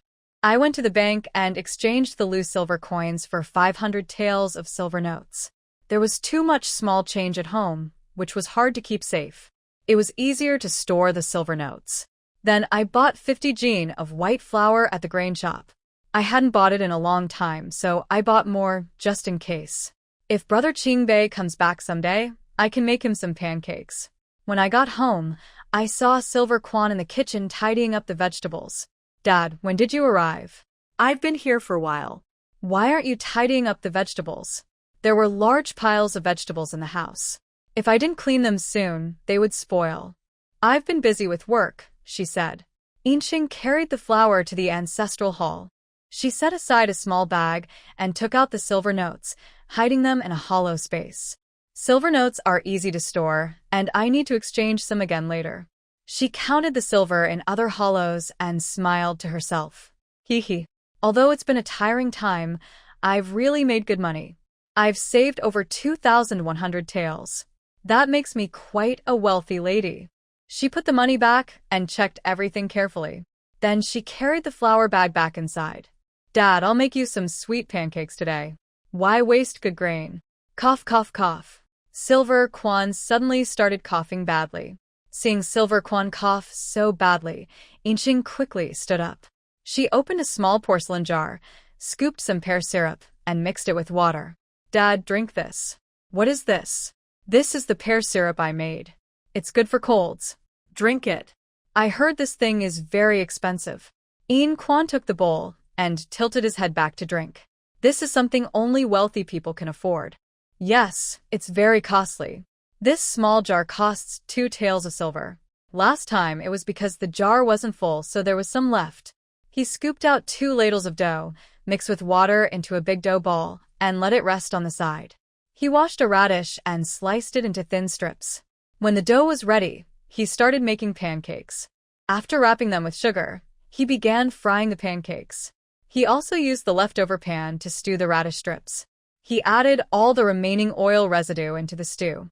Dad hasn't come for a while. I'll prepare something nice for him. Looking at the oily sugar pancakes and fragrant radish soup on the table, Yin Quan smiled and sat down at the table. Looks like those preserved fruits made quite a bit of money. My daughter isn't someone who spends recklessly. Spending so much shows she's earned quite a bit recently. Yes, hee hee. Ginkgo grinned. Dad noticed right away. Yin Quan also smiled, took a sugar pancake and took a bite. He nodded happily. These pancakes are really good. Soft and sweet, just like the ones sold in town. If you want to eat more later, just come and tell me. I'll make more for you. Ginkgo handed over the radish soup. You shouldn't indulge all the time, though. The days ahead are long. You don't even have a house, and you have several children. You should save some money. Although the ancestral hall isn't bad to live in. It's not really their home, after all. They have 2 young boys, and more to come when they marry. There are many expenses ahead. Yes, I understand, Ginkgo said with a smile. She had already saved enough money. If her father knew she had over 2,000 taels of silver, he would probably be so shocked he'd be speechless. But she wouldn't tell him. By the way, Dad, I'll go buy some sorghum later. In winter, chickens can't just eat vegetables. They need some grains too. Feeding them only corn is a waste, so I plan to buy some sorghum. Maybe I can make sorghum rice or something. All right, then you can come back with me later. Okay. After dinner, Yinxing took out most of the jar of pear syrup again. Dad, take this home and share it with Mom. I heard she was coughing badly last time. Although I was angry with her, I still couldn't ignore her because of her condition. Chung, this stuff really works well. Yin Quan took the pear syrup. Lately, my lungs have been hurting from coughing so much. But after drinking that bowl last time, I haven't coughed since. This stuff really does help. Stay at home. Mom is going to her grandpa's to buy some grain. She'll be back soon. Yinxing looked at Debao and Erbao. He grabbed a few bags and pushed the cart out of the yard. As soon as they entered the village, they saw many people carrying firewood. I haven't been feeling well these days. I'll help you chop firewood in a few days. No need, Dad. I can do it myself. I'm too sick to even straighten my back, so what's the point? As soon as they entered the yard, they saw Mrs. Wang leaning against the wall coughing. Cough, cough, cough. Seeing In Xing, her face immediately darkened. What are you here for again? Can't you talk nicely to the kids? In Quan looked at her with displeasure. Everyone says her daughter always argues with her. She doesn't seem like a proper mother either, always acting like an enemy when they meet. In Xing looked indifferent. I'm here to buy sorghum. Give me 200 jin. Buying sorghum? 7 cents a jin. All right, weigh it for me. It seemed like she was trying to take advantage of her. When she didn't bargain, Mrs. Wang's expression eased a bit. She turned to her older brother In Man Song and second brother In Man Tu. Go weigh 200 jin of sorghum for her. Okay. The brothers agreed. They took the bags into the granary. Soon, they carried back 4.5 bags of grain. Exactly 200 jin. In Xing checked the weight, which seemed about right. Then he took out a little over 1 tael of silver and handed it over. Here, he pushed the cart to leave. But In Quan stopped him. Let your older brothers take you back. He looked at In Man Song and In Man Tu. 200 jin of grain is not light. They just watched as the older brother did this. Before In Man Song could speak, his sister-in-law Zhou Xiaoying felt jealous. Can they really need us? They don't think about them when they eat good food. They think about them when working. Exactly, 200 pounds of grain isn't much. Second sister-in-law Song Yulian also agreed. Why should they help with the work? In Quan wanted to say more, but In Xing interrupted him. Dad, no need. I can push it myself. She pulled the cart and left the yard. It's as if leaving them isn't possible. Are you really brothers like that? In Quan angrily looked at In Man Song and In Man Tun. His daughter-in-law's words didn't matter. But as brothers, they didn't care at all. How could they be like this? Dad, look. She can push it herself, right? Yuan Keng frownet. It's as if he did something very wrong. Exactly, if you can do it, just do it yourself. Second brother In Man Tun also agreed. They have money, but prefer to support outsiders instead of helping raise their own children. Why should they help her with chores? You. In Quan was so angry he turned and glared at Wang Shi. All because of your family's nonsense. They only care about money, not family love. Don't talk nonsense about me. Wang Shi glared at In Quan fiercely. It's not like she's stopping them from helping. Seeing the small jar in his hand, she reached out to take it. What is this? This is a gift for my daughter. In Quan quickly moved aside. Humph. She glared at them again. Then she turned and stormed into the house. They're going to make her so angry she'll get sick. The next morning, after breakfast, In Xing went to work. After finishing her chores, she went to the kiln. She moved all the porcelain from Uncle Lu's bed. Uncle Lu, why haven't you been making fine porcelain lately? If it were before, she wouldn't have gone so long without selling. She should have saved up a lot by now. But now, these only fill 1 cart. The outside world isn't good. It's hard to keep making long-term, Uncle Lu sighed. I heard that the outside world has become very chaotic, and our goods have been seized several times. Orders are also decreasing more and more. Now we only burn some plain local ceramics. It's been a long time since we made fine porcelain. Is there going to be a war? Ginkgo became nervous.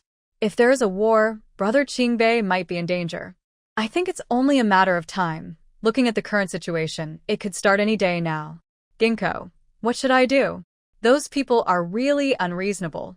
They could enjoy good days, but they choose to fight a war. Ginkgo took the ceramics to the town and sold them quickly. She earned a total of 320 big coins. The household's pig fat was finished, so she bought 20 jin of pig tallow, costing 200 big coins. Then she spent another 150 big coins to buy a chopping knife. The firewood at home was almost gone. Since her father was still sick, there was no need to ask him to chop wood. When she got home, she found some ropes and put them on the cart. Mom, where are you going? Jinling and Yuling ran over. They didn't know where their mother was headed. Mom is going to the mountain to chop firewood. You all stay at home and behave. Mom, I want to go with you. I want to go too. Jinling Yuling hugged Ginkgo's leg. They also wanted to go to the mountain to chop firewood. Before Ginkgo could speak, Daba and Erba ran over. Mom, we want to go with you to chop firewood. You're still young. What firewood can you chop? Stay at home. It's cold on the mountains, so you won't catch a cold. Mom, we can do it. Yes, we're much stronger now. Daba and Erba clenched their small fists. Their master had even praised them for being strong. Seeing how grown-up they looked, Ginkgo happily patted their little heads. Then put on your hats and gloves. It seemed they wouldn't agree to go if they didn't go along. So, she took them with her, since it wasn't the coldest time yet. Okay, the children cheered happily. They all rushed into the house. When they came out again, their little heads and hands were wrapped tightly. Let's go, Ginkgo said, pulling the cart and leaving the yard. The door was locked, and I led a few children into the mountains. At this time, the fields had already been harvested. Everyone was busy chopping firewood in the mountains to prepare for winter. There were people everywhere on the mountain now. Ginkgo immediately saw Grandma's son and her family. They were also busy chopping firewood. Not wanting to bother them, I went in another direction. I found a quiet spot and raised my chopping knife. I started chopping with a loud sound. Although I was quite strong, chopping firewood was not an easy task. After working for a while, I managed to cut down a small tree about the size of my calf. I was already out of breath. Mom, let me do it. Debeo snatched the chopping knife. He looked big and fierce, and he started chopping loudly. But after a long time, he only made a small cut in the tree. Give it to Mom. Ginkgo took the knife back. My son was definitely stronger than before, but it still takes years to learn how to chop firewood well. I gritted my teeth and kept chopping loudly. By the time I finished the second tree, I was soaked in sweat. Sighing deeply, I looked ahead. I remembered how easily Dad used to chop firewood. I didn't expect this work to be so tiring. Looking at the two trees in front of me, I thought if I kept going like this, we wouldn't be able to gather enough firewood before the snow covered the mountains. Wouldn't that mean my family would freeze to death this winter? I looked around and immediately saw Grandma Zhao and her family. They were also chopping firewood, so I hurried over. Zhao, Andy, have you finished chopping firewood? Almost. Just one more trip and it will be enough. Grandma Zhao looked at the two big piles of firewood. Having a young boy in the family really helps. They chop much faster than others. Zhao, Andy, do you have any other work? Not much left. Do you need something? It seemed like she had something to say. Zhao, Andy, if you don't have any other work, could Brother Defa and Brother Ditsai help me chop firewood for a few days? I'll pay you when the time comes. Why money? We're neighbors. Tomorrow, let Defa and Ditsai help you chop a couple of loads. No, Aunt Zhao, I have quite a bit of firewood at home. If Brother Defa and the others can help me cut some, I'll pay them 10 big coins per cart. What do you think? In the past, I saw firewood being sold in town, and it was always 10 big coins per cart. We shouldn't take advantage of others. What? Aunt Zhao was surprised. She thought she had heard wrong. I'll pay you 10 big coins for 1 cart of firewood. How many do you want? Aunt Zhao's eyes lit up. 10 big coins per cart, and it's so close by. This money feels like free money. Probably dozens of carts. You can start cutting now and see how many you get. There's no firewood in the fields at home. So, I need to cut more to store up. All right, I'll have Brother Defa and the others come to help you cut later, Aunt Zhao said happily. 1 cart of firewood for 10 big coins. Dozens of carts would be worth hundreds of coins. That's practically free money. Because her voice was so loud, it drew the attention of the people around. Especially Grandma's son, who, after hearing Yin Xing's words, spat angrily. Why buy firewood? Such wasteful nonsense.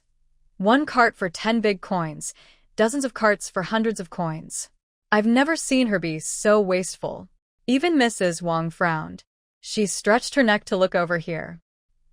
When did this girl become so good at wasting things? Yin Xing didn't bother to pay attention to them.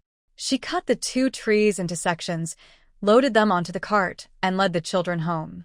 But now there's no need to worry about running out of firewood. As soon as they reached the foot of the mountain, Mrs. Wang caught up. What are you doing again? Go tell brother Defa and the others not to cut firewood anymore. Tell your eldest brother and second brother to help you cut, and then give the money to them. 10 big coins per cart of firewood. How can such a good deal be given away cheaply? Spending money is the same. Why should I let my eldest and second brothers do such hard work? They work so slowly. It's hard to watch. You little brat, they are your real brothers. Shouldn't you think of your family first when something happens? I bought grain and you didn't get a single cent off. You didn't even help push the cart. Do you consider me family? He pushed the cart home. It's better not to say anything, but when I do, I feel angry. They don't act like family at all. You fool. Why did I raise such a heartless person? Cough, cough. Mrs. Wang coughed and angrily scolded while stomping her feet. How could she raise someone so ungrateful? Yin Xing seemed not to hear. He pushed the cart back home. As soon as he entered, Yin Quan came running up. Dad, why are you here? I heard from your mother that you asked Zhao Defa and others to help cut firewood and paid 10 big coins per cart. Yes, what's wrong with that? What's wrong? That's so expensive. Tell them not to cut anymore. In a few days, when I feel better, I'll help you cut some. He then started coughing again. Cough, cough, cough. Stop it, you're still sick. Besides, I use a lot of firewood. You can't finish cutting it all yourself. The weather is about to change. If heavy snow blocks the mountain and the firewood isn't cut, their family will be cold. It seemed he remembered something and looked at him again. Oh, Dad, why is Mom still coughing so badly? Today, she looked to be coughing quite hard. Dad took pear syrup, and his cough improved a lot. I wonder why Mom's cough is still so severe? Hearing Yin Xing say that, Yin Quan's face darkened again. I didn't give her any pear syrup. Yesterday, seeing how poorly they handled things, he was so angry he didn't give them any. Let them suffer through the cough. Yin Xing Dad is quite mean. Dad, let's go inside. Today I fried some oil residue, and later I'll make cabbage dumplings. You really don't know how to live. Yin Quan rolled his eyes at her. Even if they saved some money, they should spend it carefully. There's no need to waste it like that. Just tell me if you want to eat or not. Yin Xing grinned. She really wanted to eat, but was pretending otherwise. Eat. Of course I want to eat. Not eating is a waste. Yin Quan glared at her again. He walked into the yard with his hands behind his back, feeling annoyed. Seeing that the chicken coop still had no shelter, he carried a bundle of sticks over. You didn't even set up a shelter. Are you not planning to eat eggs anymore? Ginkgo.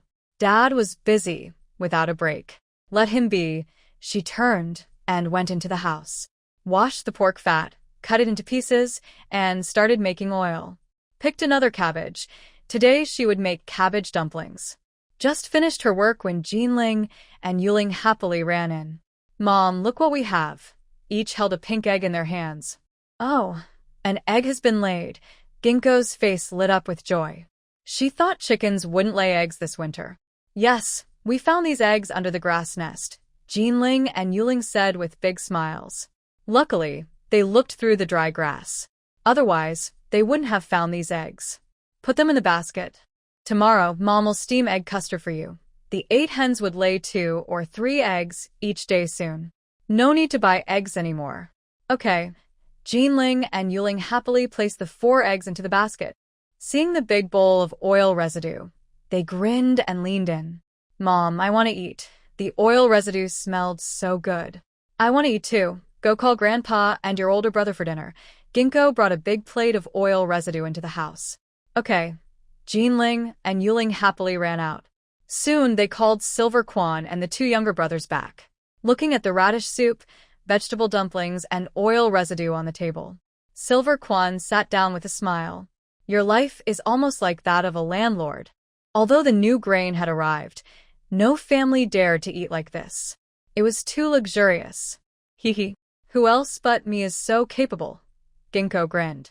She never thought she would be this wealthy someday. Over 2,000 taels of silver. She was so happy. Don't show off. Don't you know not to flaunt your wealth? Silver Quan rolled her eyes. She earned some money, but didn't know how to be modest. Yeah, I know. Hurry up and eat. Ginkgo couldn't help but smile. She really was very rich. Looking up, she saw Daba and Erbao smiling at her. She reached out and gently rubbed their little heads. What are you all smiling about? Hurry up and eat. Hee hee hee. Daba and Erbao giggled happily. Mom must be thinking of something good. Otherwise, she wouldn't be so happy. After finishing their meal, In Kwan left. In Xing poured out the remaining bags of pears, washed them clean, and steamed them. Once cooled, she squeezed out the juice. It filled almost a big pot. She turned up the heat and started boiling it. She worked until midnight and finally finished making the pear syrup. She packed it into 10 small jars, all stored in the cabinet. She didn't plan to sell it anymore. She kept it for the children to drink. As long as they are healthy, whether they have money or not doesn't matter. The next day, after finishing her chores, In Xing went home early. Everyone, put on your hats and gloves.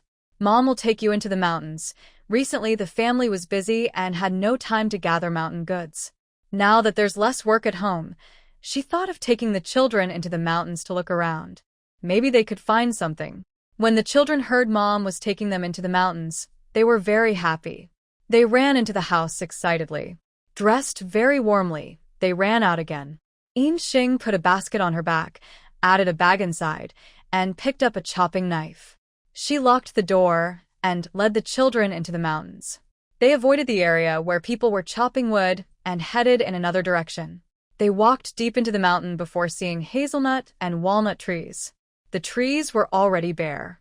They could only search on the trees. The women bent over, searching like they were treasure hunting. They really found some walnuts and hazelnuts, enough to fill half a basket.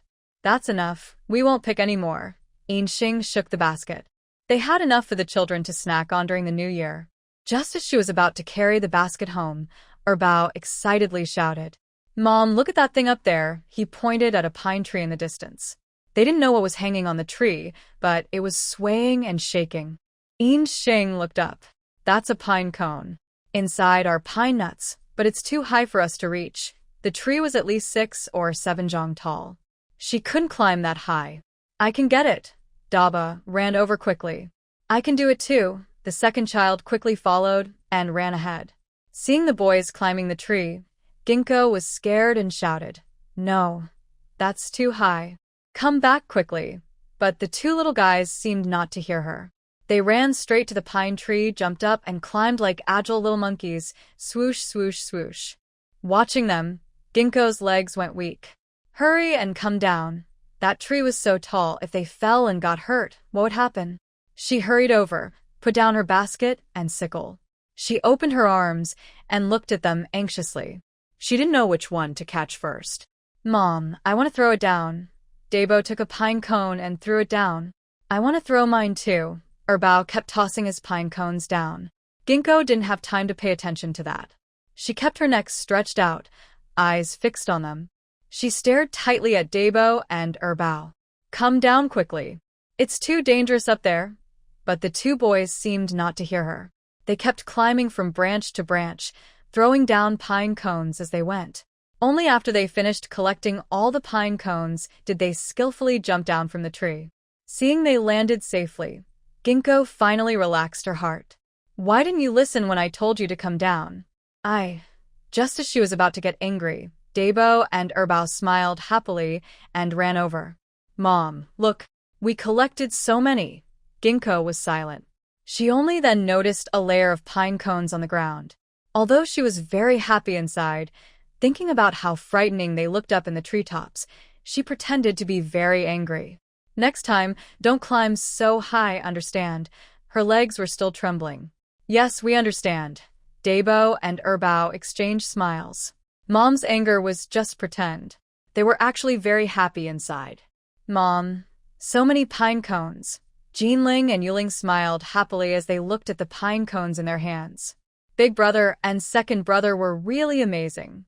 After collecting all the pine cones, not only was the basket full, but they also filled a bag, and Jinling and Yuling were holding several in their arms. "Mom, can you really carry that?"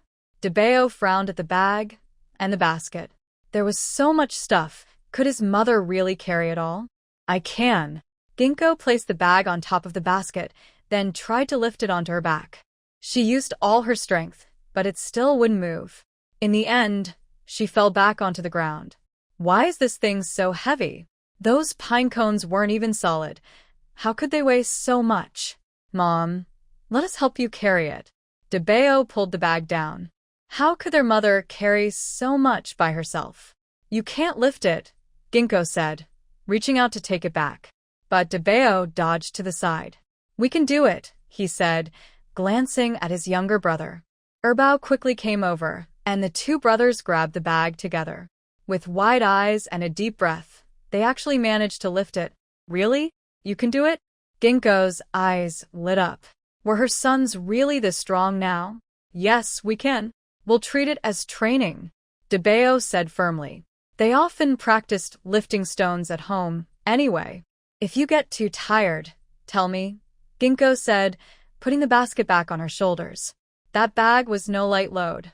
We can handle it, Debeo said with determination. They were boys, after all. They should do the heavy work. But their confidence didn't last long. After walking just a short distance, both boys' faces turned bright red.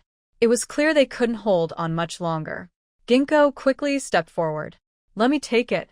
No, we can still carry it, Debeo said, gripping tightly. If it was this heavy for the two of them, how could their mother carry it alone? Yes, we can do it, Erbao added, nodding and gasping for breath. It really was heavy. Seeing them hold on so stubbornly warmed Ginkgo's heart. How about this? Mom will take one end, and you two take the other, all right? It was hard for her to carry it all by herself anyway. The two boys looked at the bag, then at each other. All right, they agreed. After all, it was just too heavy for them to carry home alone. Okay, Ginkgo grabbed one end of the bag. Debeo and Erbao held the other two corners. They lifted it easily, and their eyes lit up when they saw Debeo and Erbao. This was really much easier. When passing by the area where villagers were chopping firewood, they immediately became the focus.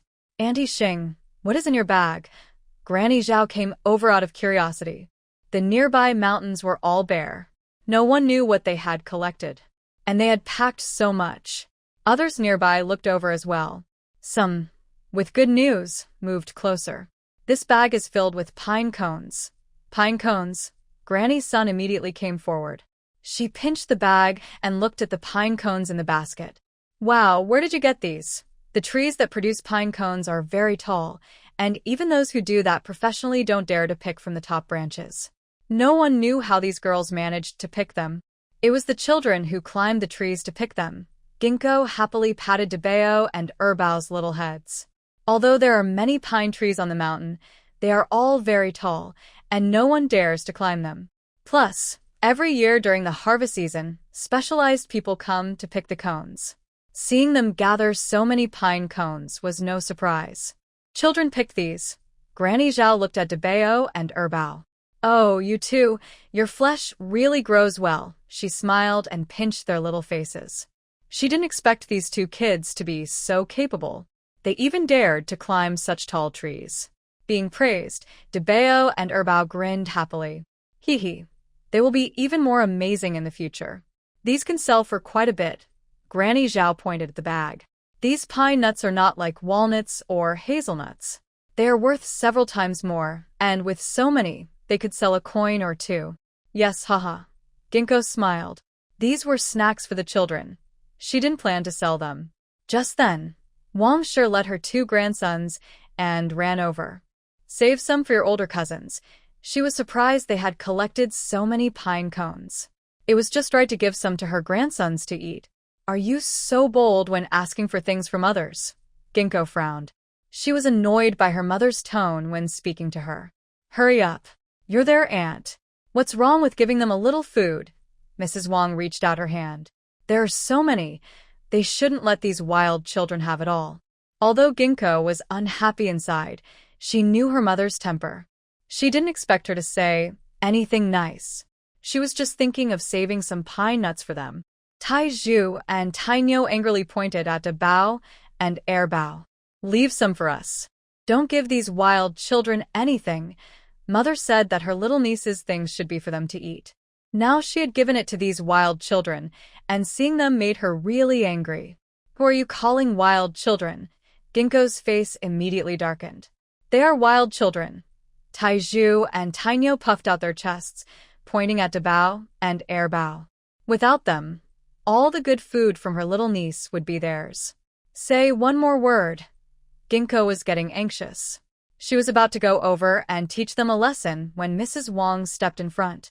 What are you doing, acting like children? She was about to fight. If I hear you say that again, I'll beat you to death. Ginkgo glared at Taiju and Tainyo. She turned around and grabbed her bag again. Let's go home. Just as she was about to leave the mountain, Mrs. Wang stopped her. You haven't given me the pine nuts yet. No more.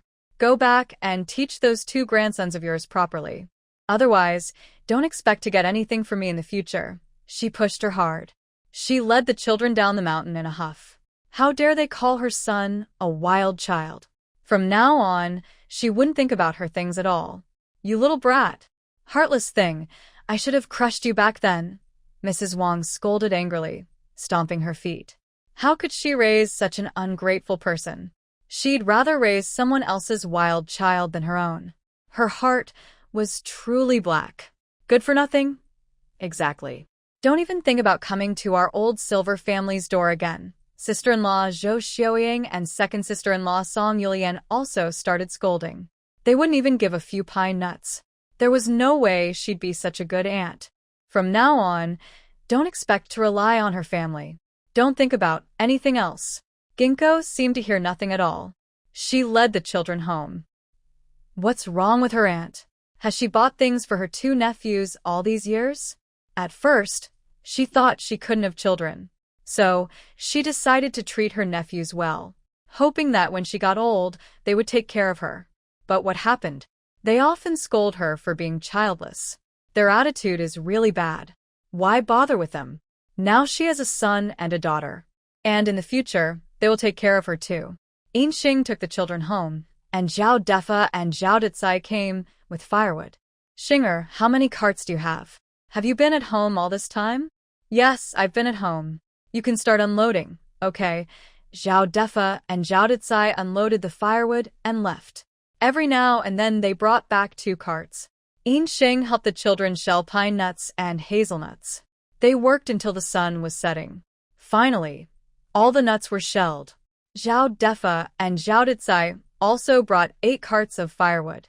They paid 80 copper coins, and everyone was very happy. Xinger, do you still want this firewood? Yes, of course. How could I not want it? How much is left? Just a few carts. It's still early. You tell us when you have enough. It's only a few carts, still early. Okay, we'll come again tomorrow at the same time to bring more firewood. Zhao Defa and Zhao Dicai happily left. Yinxing locked the door and took the children back inside. The next day after work, she took out the dates and hawthorns she had saved. Since she and Apple could make candied fruit, these hawthorns and dates should also be suitable. Since the children don't eat them anyway, she decided to try making some. First, she made the dates. She washed them thoroughly and put them in a pot. These fruits are naturally sweet, so she didn't add much sugar. But she did add some herbs left over from making pear syrup. She didn't need much broth, just a strong boil. Soon, the liquid was almost reduced. She poured it out into a basin, then added the hawthorns. Hawthorns are quite sour, so she added more sugar. She also added some herbs, and when everything was ready, the mats outside were also spread out to dry. Just as I was about to go inside to cook, Zhao Defa and Zhao Dicai came to deliver firewood again. They brought 10 loads in a row. This happened for 5 days straight. Against the east wall, a big pile of firewood had been stacked. After settling the last payment, Zhao Defa and Zhao Dicai happily went home. For them, 600 or 700 copper coins was a significant amount. Seeing such a large pile of firewood, Ginkgo was also very happy. This should be enough to last through the winter, she thought. The next morning, after finishing her chores, Ginkgo went to the kitchen. All the household work was done neatly. She hadn't seen Sixth Aunt in a few days and felt a bit worried.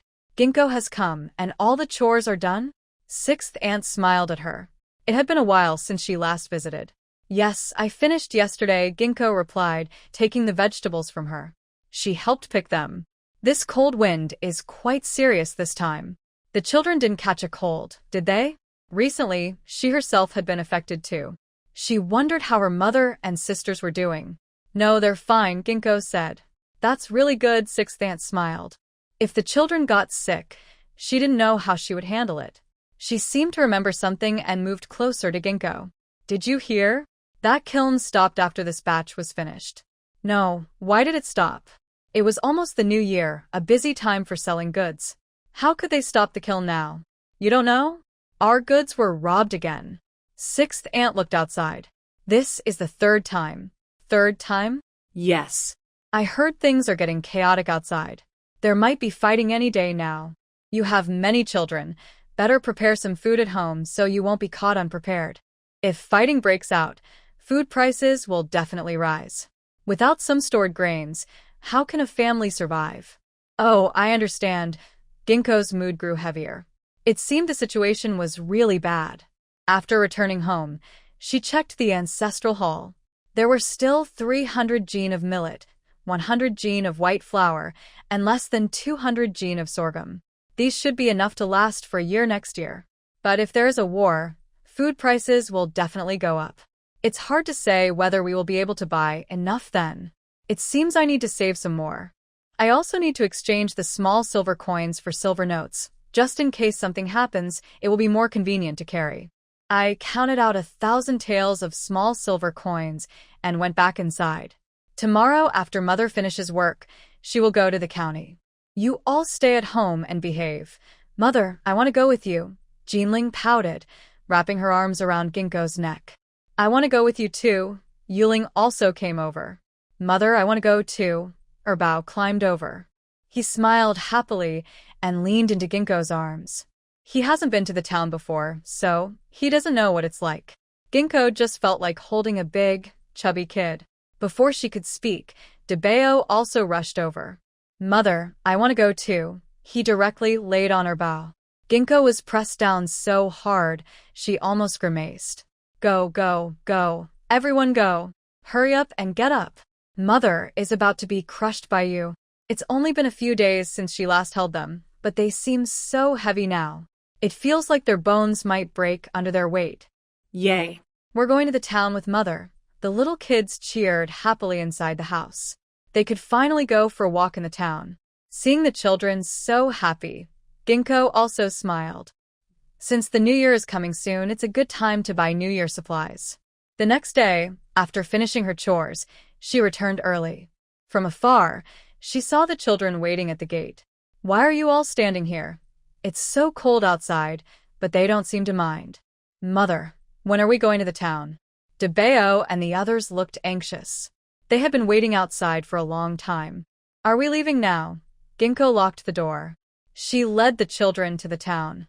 Mother, aren't you going to push the cart? Debeo ran over happily. Didn't Mother say she wanted to buy grain? Why isn't she pushing a cart? No more pushing today. We bought a lot of things, and Mother can't push it all. Maybe we can hire a cart to bring everything back, she said, patting Debeo's head. They probably bought a lot today. She definitely can't push it all by herself. Moreover, she was reluctant to let the children go with her. On such a cold day, what if they caught a cold? When she heard that her mother was going to buy many things, the children became even more excited. Yay!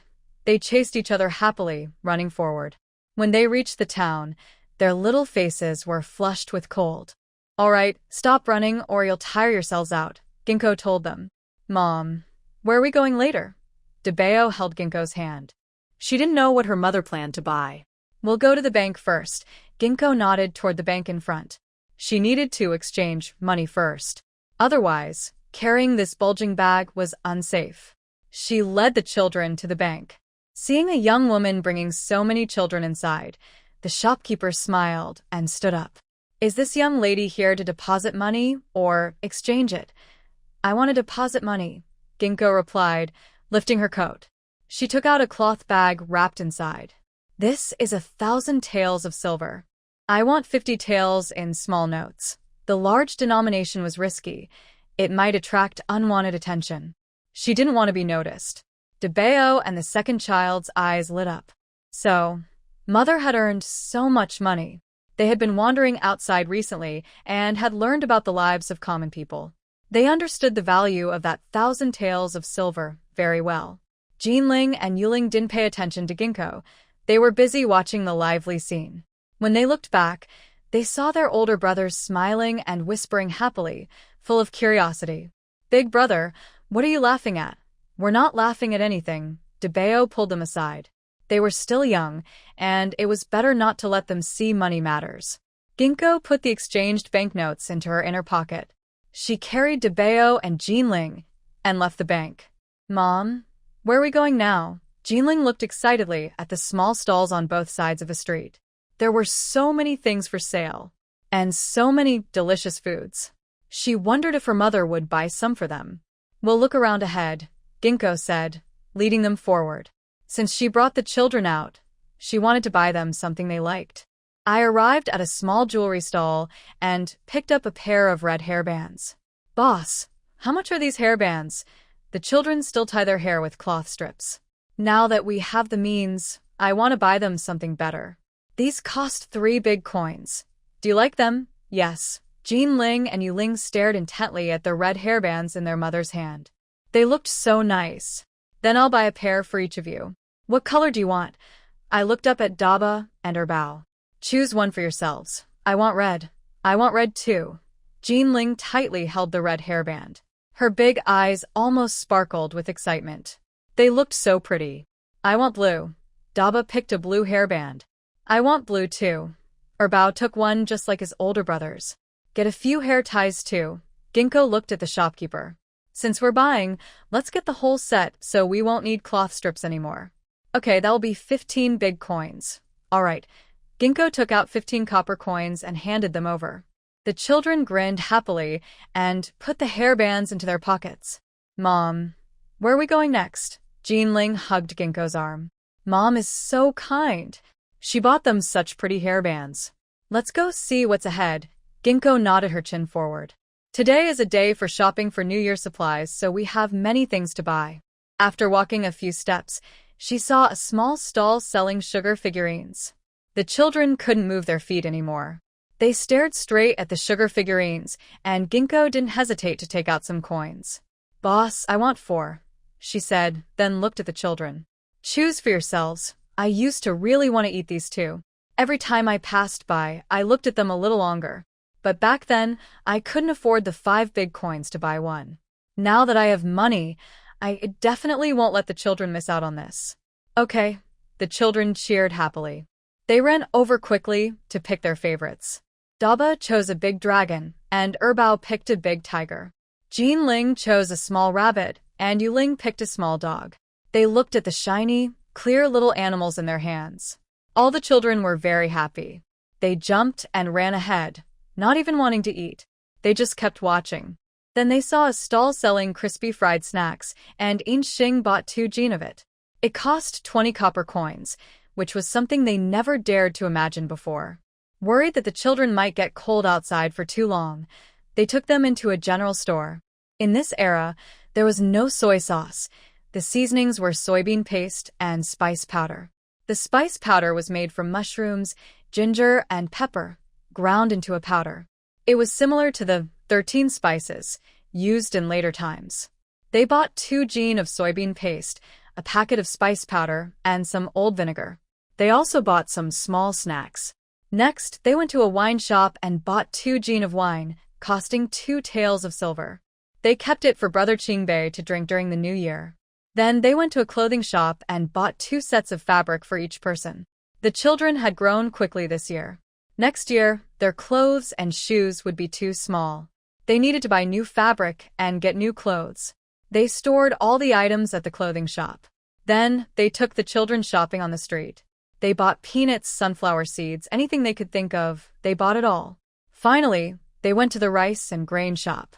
They bought 200 jin of millet, 100 jin of white flour, 200 jin of sorghum. They also bought 10 jin of soybean oil and 20 jin of glutinous rice flour. Maybe because the new grain had just been harvested, the prices hadn't gone up. They spent a total of 5 silver coins. On the way to find a horse-drawn cart, they bought 2 big fish. each weighing over 10 jin. When they loaded everything onto the cart, the shopkeeper couldn't help but laugh. He said, "You really are here to buy New Year supplies." Life these days wasn't easy. No one had seen anyone buy so many things. It seemed this little woman's family was doing quite well. Hee. Inxing also happily looked at the full cart. He wasn't surprised that the shopkeeper was envious. He never thought he could be so rich one day.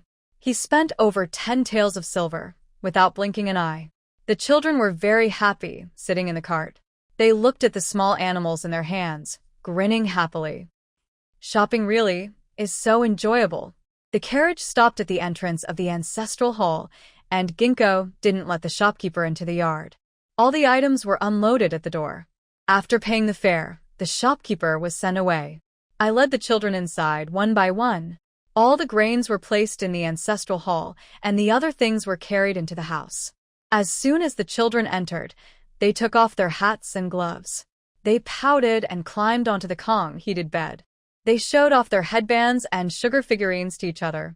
Ginkgo started busying herself in the kitchen. She added fire to the stove, poured water into the pot.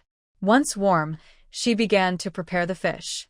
One fish was cut into 2 pieces, taken outside, and sprinkled with cold water every now and then.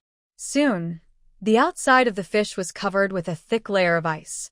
She found a basket and placed the fish inside. Then she went back into the house to organize the other things. The kitchen was large, with big cabinets. All the items were arranged inside the cabinets. After finishing all this, it was already dark outside. She hurried to cook dinner, ate, washed up, and then climbed onto the Kong. After a busy day, she was truly tired.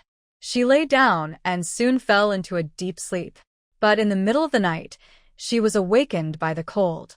The wind was howling outside, and Ginkgo curled up her body. Why is it so cold? Could dawn be coming soon? She looked up. Outside was pitch black. It didn't seem like dawn was near. Why is it so cold? Even the Kong was cold. She pulled the quilt up tighter, planning to sleep a little longer. But the colder it got, and she looked at the children. They had all curled into balls. It seemed they were cold too. She couldn't stay lying down. She had to warm the Kong. She sat up and shivered. It was so cold. It turned out the temperature had dropped. She quickly opened the cabinet, took out her thick coat and cotton shoes. She put on the coat and shoes, then took out the children's thick coats and shoes. She packed all the padded jackets into the cabinet. Turning around, she went to the kitchen to check the time outside. Suddenly, a biting cold wind with snowflakes rushed into the house. She was instantly frozen and shivered. It has started snowing. Seeing the snow over a foot deep on the ground, Ginkgo quickly closed the door. With the wind blowing and snow falling, no wonder she woke up feeling cold. She hurried to add some firewood to the stove to start a fire. Otherwise, the children would wake up freezing soon. Listening to the howling wind outside, she felt very worried. With such heavy snow, it seems Brother Qingbei won't be back anytime soon. Meanwhile, Xiao Qingbei was riding his horse along the border patrol. The cold north wind hurt his face. Hearing some movement behind him, he turned around and saw his fellow soldiers coming. Watch out for the northeast. Don't let anyone sneak past. He pointed in that direction. They had been active a lot these days, so they needed to stay alert. Got it, the soldiers replied. Xiao Qingbei then led his brothers quickly back to the camp. This weather is really too cold. Ginkgo finished roasting the sunflower seeds and saw that the sky was still dark and cloudy. She lit a big pot of water and washed the children's coats and shoes. After finishing these chores, she started cooking. As soon as the vegetable dumplings were steaming, she heard some movement inside the house. When she entered, she saw the older and younger children getting dressed. Mom, should we wear thick jackets today? Why did Mom take out all the thick jackets? Yes, it's cold outside and snowing today. You shouldn't go practice martial arts. No, we promised our teacher to practice hard. The older and younger children put on their shoes. Then they came over to Ginkgo and handed her a comb. Mom, can you help us comb our hair? It's snowing outside, so you shouldn't practice today. Wait until I have time to sweep the floor, then you can go, Ginkgo said, taking the comb. The snow outside was so heavy she couldn't even see clearly. Why practice martial arts in this weather? It's okay. We can practice in the ancestral hall. The younger boy shook his head. In the past 2 days, he and his older brother had been practicing there. The ancestral hall was even bigger than the yard. They promised their teacher to practice well. If the teacher came back someday to test them and found they hadn't improved, he would be angry. Seeing that they couldn't be persuaded, Ginkgo didn't insist further. She helped them fix their hair, then put on their hats and gloves. It's cold, so come back quickly. Don't stay outside too long. Okay. Daba and Erbao ran outside. As soon as they opened the door, they were hit by the cold wind, making them grimace. Is it cold? Don't go if you're uncomfortable. It's fine. Daba and Erbao gritted their teeth and rushed out. They stepped onto the thick snow and ran into the ancestral hall. Ginkgo stretched her neck to look outside, saw them heading into the hall, then pulled her head back. She added 2 more pieces of wood to the stove, then put on her hat and gloves again. She grabbed the broom and went outside to sweep the yard. It had been snowing heavily earlier, but now it had stopped. The snow was quite deep, more than a foot. Fortunately, no one had stepped on it much, so sweeping wasn't too hard. Every now and then, she went inside to add some firewood. By the time she finished cooking, the yard was swept clean, but the sky was still dark and gloomy. She opened the big door. Just as she was about to sweep the entrance, she heard some movement ahead. She looked up and saw a figure swaying back and forth in the village. It looked a lot like Dad, didn't it? It seemed he was also sweeping snow. She quickened her pace to get closer and saw that it was indeed her father. Dad, why are you up so early? He had already swept all the way to her place. How early must he have gotten up? Damn it. I woke up freezing in the middle of the night. When I got up to light the fire, I saw it was snowing. I thought you might not be able to sweep outside, so I kept going until I reached here. He was awakened by the cold in the middle of the night. Hearing the wind outside, he guessed it was snowing. When he looked outside, he saw how heavy the snow was falling. He was worried they wouldn't be able to go out, so he kept sweeping until he finished here. Why are you up so early too? Ian Kwan looked behind Ginkgo. They had already swept this far, and his daughter was up very early. I was also woken up by the cold, Dad. Let's eat here later. No, go home and eat. Their mother and daughters were easy to handle. There was no need to cause trouble. Go ahead, I've already prepared the food. You've already prepared the food? It wasn't even dawn yet, and the meal was ready? How early did he get up? Yes, I steamed vegetable dumplings, and they even have pork cracklings inside. Just go ahead and make as much as you want. Ian Kwan glared at her. Life was becoming harder to understand, but she still grabbed the broom and followed inside. After a good meal, she went back home. Ian Xing told the children a few words and then went to work.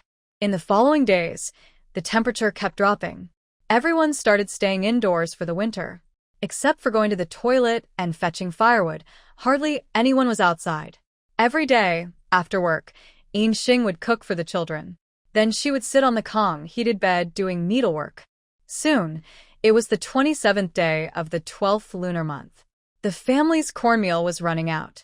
When Ian Xing returned from work, she pushed 300 jin of corn and took the children to the village. They often ate pancake-like bread and vegetable dumplings, which used a lot of cornmeal. This time, she planned to grind more. As they entered the village, they saw many people in Zhao Granny's yard. When they got closer, they learned that her family was slaughtering a pig today. Many people were already waiting to buy meat. Mom, should we buy some meat? Jean Ling looked eagerly at the big fat pig on the chopping block. Although she often ate pork cracklings, she had never had real pork. Yuling also stared eagerly at the big pig. Brother Taizhu and others said pork was very tasty. But she wasn't sure if it was true. We'll buy some, but we have to wait a little while. Why do we have to wait? Jean Ling asked confused. Will the good meat be taken by others if we wait too long? Mom doesn't want them to see that we have meat, so we plan to hide it in our bowls and eat. Ian Xing leaned close to Jean Ling and Yuling's ears. With so many people watching, if they saw how much meat she bought, they might start gossiping. Then her mother, and the old lady wouldn't stay quiet. She didn't want to cause herself trouble. Jean Ling and Yu Ling looked confused. What did Mom mean? Come, I'll explain. DeBeo called Jean Ling and Yu Ling over. Mom's idea is that we can't let others see us buying meat. Otherwise, they might think we have a lot of money, and then they might start to worry about us. You must remember in the future that no matter what good things our family has, you cannot tell others. You also cannot tell anyone that we are rich, understand? Spending time here made him realize clearly that family belongings must not be shared outside. Otherwise, many people might be interested in them. Hearing this, Jean Ling and Yu Ling nodded decisively. Yes, we won't say anything. Before, when their father bought them treats, if their mother and uncle saw them, they would be taken away. They would never tell. Watching the four little heads huddle together whispering like crickets, Yin Xing smiled happily. Is he 2 years older? Or is DeBao more clever?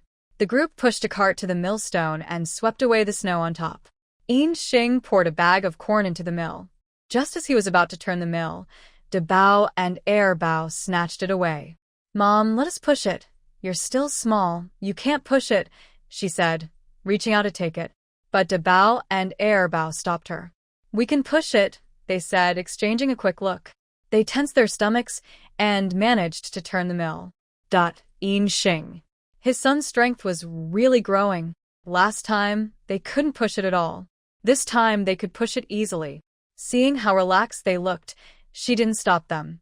She helped push the corn into the mill, while sweeping the ground flour. Jean Ling and Yu Ling also ran over to help. She thought the two kids wouldn't last long, and would give up soon.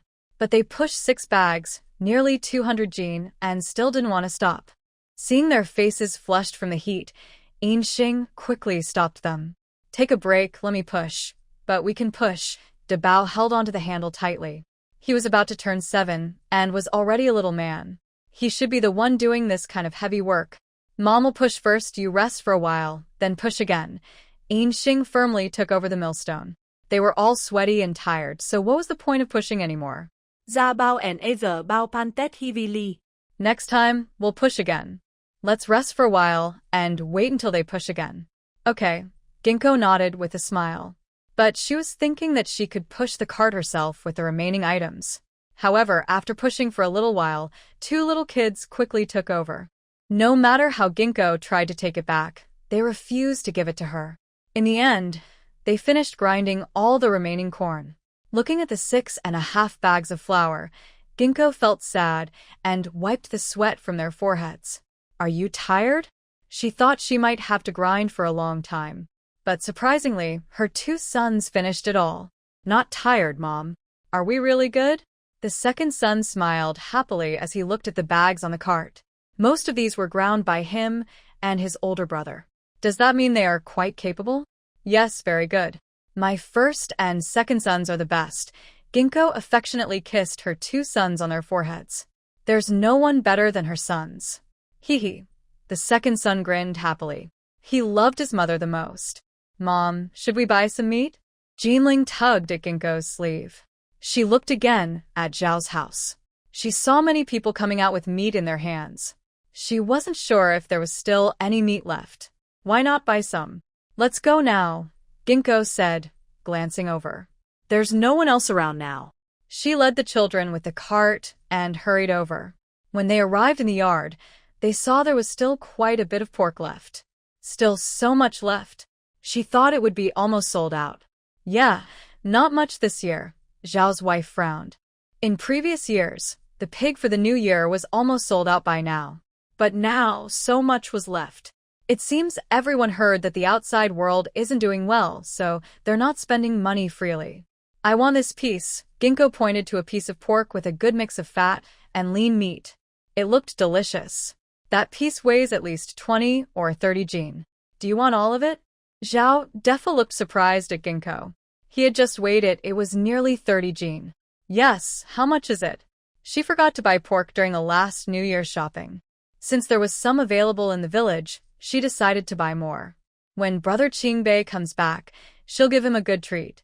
15 coins per Jin. Zhao Posi's eyes lit up. She didn't expect the girl to buy so much meat. All right, then you can weigh it. Ginkgo nodded. She pointed to the remaining pig's front and back legs. Keep these for yourselves to eat. Killing a pig usually means saving some meat. How can we keep so much? Zhao Posey frowned. If she had known it would snow so heavily, she would have slaughtered the pig earlier. With this heavy snow, going to the town to sell might be very difficult. If you can't eat so much, you can also sell me the pig's front leg, Ginkgo suggested, pointing at it.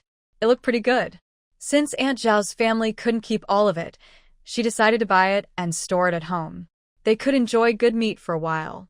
When she said she wanted the front leg too, Zhao Posey's face lit up with happiness. Oh, Xinger, you've really helped me a lot. Otherwise, she would have had to go to the town just for that one leg. Whether she could sell it or not was uncertain. This girl truly helped her a lot. It's nothing. Just don't tell others, Ginkgo said. If her mother and mother-in-law found out she bought so much meat, they definitely wouldn't stay calm. She was worried they might cause trouble. Zhao Posey was momentarily stunned but quickly understood. I know. Don't worry, we won't tell anyone. She knew the girl was worried her mother and grandmother might get upset if they found out. They had helped her so much, she wouldn't say anything bad about it. The total weight was 61 jin, at 15 coins per jin. The total was 915 coins, and Zhao Posey even gave an extra piece of bone. Zhao Defa carefully removed the bones from the pig's leg, breaking them into 2 pieces. Seeing them take the meat away, Zhao Posey looked on with envy. It seems Qingbei has been earning a lot of silver at home. Otherwise, they wouldn't be able to buy so much meat at once. Without money, no one would spend like this. Seeing the plump pork on the cart, Bao grinned happily. Mom, can you make braised pork? Braised pork is delicious, but she didn't know if her mom knew how to cook it. Almost. Do you want to eat it? Yes, I want to eat it. Bao nodded decisively. He had wanted to eat it for a long time, but didn't dare to tell his mother. All right then. Today I'll try making it, she said. She often watched Aunt Lu cook it before. She knew how to cook, but wasn't sure if it would taste good. Since her sons wanted to eat it, she decided to try making it at home. Big brother, Mother is going to make braised pork for us. Bao excitedly looked at Bao. Bao also loved eating braised pork. Yes, Bao said with a big smile. He had wanted to eat it for a long time too. Seeing their happiness, Jin Ling and Yu Ling also smiled happily. Second brother, is braised pork delicious? Why was second brother so happy? It's very tasty, really delicious. Bao nodded happily. Just thinking about it made him drool. Hearing this, Jin Ling and Yu Ling also tugged on Yinxing's sleeve. Mom, I want to eat braised pork too. I want to eat it too. Since second brother said it was delicious, it must be very tasty. All right, when I get home, I will make it for you. Yes, and we will help push the cart, Bao and Bao said, running to the back of the cart. They bent over and pushed the cart. They couldn't wait for the braised pork. Seeing their big brothers pushing the cart, Jin Ling and Yu Ling also ran over. Mom, we want to help push the cart too. Yinxing looked at them. Slow down. Don't push me over. Yinxing didn't expect that in just a few months, her son's strength would grow so much. They didn't feel tired even when going uphill. As soon as they got home, they put the grains into the ancestral hall. They moved the pork into the house. Mom, when will you make braised pork? Bao asked eagerly. He was already drooling just thinking about it. Don't rush. Wait until I finish tidying up these meats, Yinxing said with a smile. Her sons were really eager. She used a knife to scrape the pig hair off the pigskin, then cut the pork belly into 5-inch square pieces. She sprinkled salt on them and started marinating. She also divided the pork leg into several strips. One strip was kept for making braised pork for the children. The rest was taken outside to be soaked in water, with ice wrapped tightly around it. They also put some in a basket to use for cooking later. She turned and went into the house, pouring most of a jar of lard inside. When the oil was hot enough, she put the marinated meat pieces in to fry. Mom, what are you doing? Jinling asked curiously, watching the meat in the pot. Could this be the braised pork that second brother mentioned? I'm making canned pork, she replied. Frying the meat helps it last longer. When second brother comes back, there will be meat to eat. She fried the meat until it was golden, then took it out. She found a clean ceramic jar, washed it thoroughly, and dried it inside. When the meat wasn't hot anymore, she placed it neatly with the skin side up inside the jar. Finally, she poured the melted lard over the meat. She closed the lid and carried the jar to the bottom shelf of the cupboard. Now it can be stored for a long time. Seeing the children still gathered in front of the stove, she gently patted their little heads. Mom is making braised pork for you. The oil here is plenty, so wait in the house. Okay, the children happily ran back to their rooms. Xing cut the leftover pork leg into small cubes. Following Aunt Six's recipe, she grabbed a handful of sugar and put it in the pot. She cooked it until it turned caramel-colored, then added the pork to stir-fry. She threw in some garlic and seasonings, then added broth. Finally, she covered the pot and, while the fire burned, she also cooked some rice porridge in a jar. When the braised pork started boiling, she added a handful of vermicelli. The children sat on the kong, munching sunflower seeds. The delicious aroma kept drifting over, and they couldn't sit still anymore. One by one, they put on their shoes and ran outside. Mom, why does it smell so good? Jinling sniffed hard. It turned out the braised pork was so fragrant. Yes, it smells wonderful, Yuling said with a big smile. No wonder second brother liked braised pork so much. The smell was just too tempting. Go wash your hands. Dinner will be ready soon, okay? The children happily ran back to their rooms. After washing their hands, they sat quietly at the table, waiting. When she brought in a plate of golden braised pork, everyone's eyes widened. It smells so good. Erbao eagerly leaned forward. He took 2 big sniffs. This is the smell. Braised pork is really very fragrant. Yes, it smells so good. Debeo and the others also leaned over and took deep sniffs. It truly smells wonderful. Sit down and eat. Ginkgo handed each of them a bowl of rice porridge. As soon as the children received their bowls, they eagerly picked up their chopsticks. They grabbed a piece of braised pork, and before it cooled down, they couldn't wait and put it in their mouths. Mom, this braised pork is so delicious, Erbao excitedly shouted. It tastes just like the flavor they had in the palace before. Yes, it's tasty. Debeo nodded in agreement. It's been a long time since they last tasted this flavor. This is so good. Jinling and Yuling pouted their oily little mouths.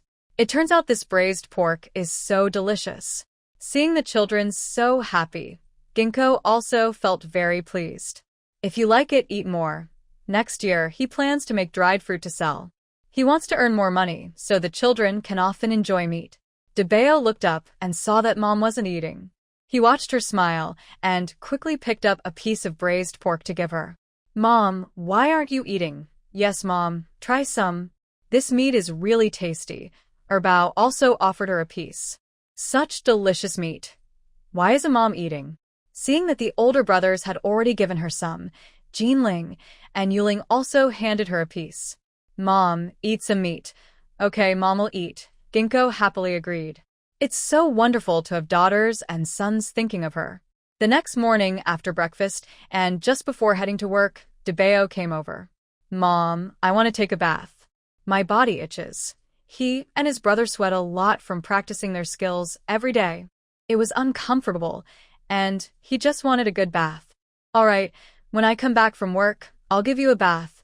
Since it's cold now, they haven't bathed for fear of catching a cold. But with the new year approaching, they really should wash up. He turned and went to the kitchen, filled the big pot with water, and added a few large pieces of wood to the stove. Then he returned to the house. Debeo, you guys watch out while playing. Wait until the wood burns out, then add 2 more pieces. When Mom comes back, she'll give you a bath. Then he could just add 2 pieces of wood and come back himself. The house would be warmer, and it would be a good time to give them a bath. Zets, ra bao nốt det obedini. Xing then went out to work. After finishing her tasks, she hurried back home. As soon as she entered, she saw the fire burning brightly in the stove. The room was warm and cozy. Let's put the bath basin on the heated bed. It's too cold to bathe in the kitchen today. Yes, Debao and Erbao quickly ran over. With the help of the 2 little ones, The three of them easily placed the large bath basin on the heated bed. Who wants to bathe first? Let's let the sisters go first. Dabao looked at Jinling and Yuling. It's always the sisters who bathe first.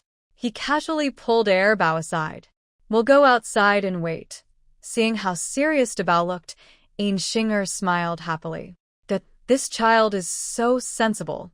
They filled the bath basin with water, making sure not to freeze the children. They dressed the kids in vests, washing their lower bodies first, then their upper bodies. Since the children bathed often, they weren't very dirty. They finished quickly, with Shinger washing last. After bathing, they washed their hair. Finally, they washed the clothes they had taken off. Once everything was done, it was time to cook. Just as they put the porridge into the pot, there was a knock at the door. Who is it? Shinger ran outside wearing her hat. When she opened the door, she saw Kwan. Father, why are you here? Coming so late, it seemed he had something important to discuss. Yes, I came to ask if Qingbei has any news. Kwan stood with his hands behind his back and entered the house. No, nothing. What's wrong? Why did father suddenly ask that? Old 6 Su's body has been sent back. I heard from the people who brought him back that there's been a lot of activity at the border these days. I just wanted to see if Qingbei has contacted you. It said that things at the border have been quite intense these days. I wonder how Qingbei is doing. What? Shinger's head suddenly felt dizzy. Could brother Qingbei be in trouble? Seeing how worried his daughter was, Kwan hurriedly comforted her. You don't need to worry. When I came today, I already asked the village chief. Your name isn't on the list, so Qingbei should be fine. I should have just asked earlier. Oh, I see. Xing's eyebrows are still tightly furrowed. How could I not be worried? Brother Qingbei hasn't come back yet, so she's been worried all along. Now hearing this news, she can't rest easy.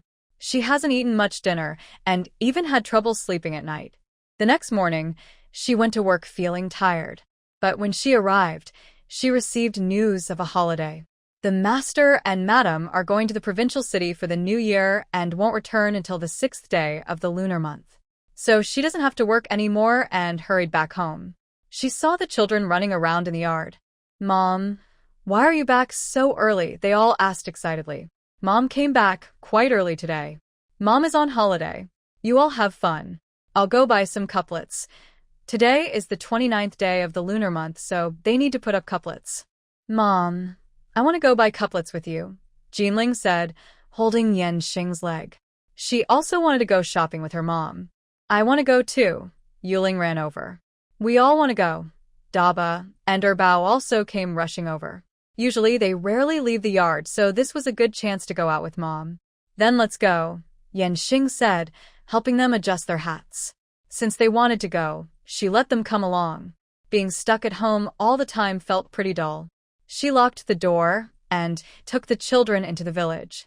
Gu Longzhong had studied in a private school for a few years and sold couplets every year. By the time they arrived, the house was already full of people. Shinger is here, Mrs. Feng said with a smile as she approached. She looked at Jinling and Yuling's chubby little faces and petted them happily.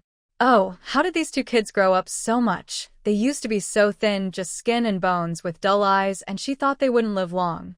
Now, their faces are full of flesh, soft and white. Their big eyes are bright and shiny, and anyone who doesn't know wouldn't recognize them as those two children. She looked at Daba and Bao, who also seemed taller and sturdier.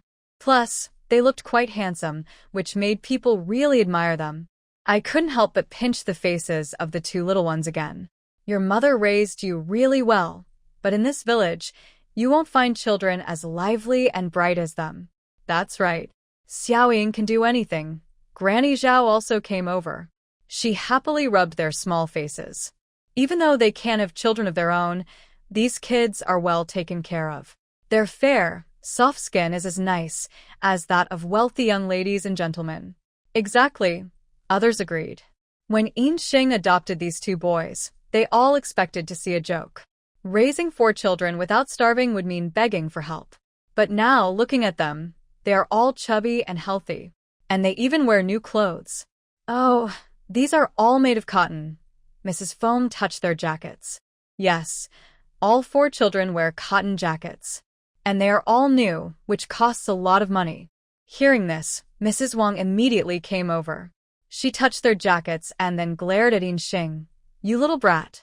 You have money to raise other people's children, but not to respect your parents. She hadn't even put on her own cotton jacket, yet this brat made jackets for these children.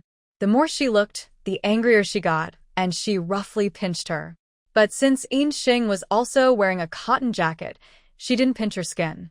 Just as she was about to pinch again, Inxing sidestepped. Have I ever been stingy with you? I started earning money outside when I was 10. All the money I earned each month was given to you. Over the years, I've saved dozens of silver coins. How many cotton jackets do you want to buy? Thinking about this made her angry. Then why don't you give me any now? I'm married now, and I'm no longer part of your old Yin family. How can I give you anything? Did you give any money to my grandmother when you earned it? Exactly, Granny Wang, this is too much. Xiaoying is already married. How can she still be giving you her money? Mrs. Feng rolled her eyes. How could she say such things? Exactly. Everyone has their own family now. Why are you still asking for money? Everyone else agreed and nodded. This girl has already paid so much money to the family, yet Granny Wang still isn't satisfied. If it were their family, they would be overjoyed. Seeing everyone criticize her, Mrs. Wang finally calmed down. Isn't it right to show respect to me? Since her daughter was raised by her, she should be respectful. Just as she was thinking this, Granny's son gritted her teeth and rushed over. You little brat. All you do is waste my son's money. Nowadays, no family can afford a pure cotton jacket.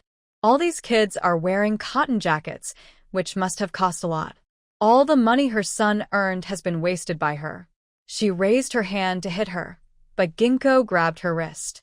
My money was earned selling scrap porcelain at the kiln, not from your son.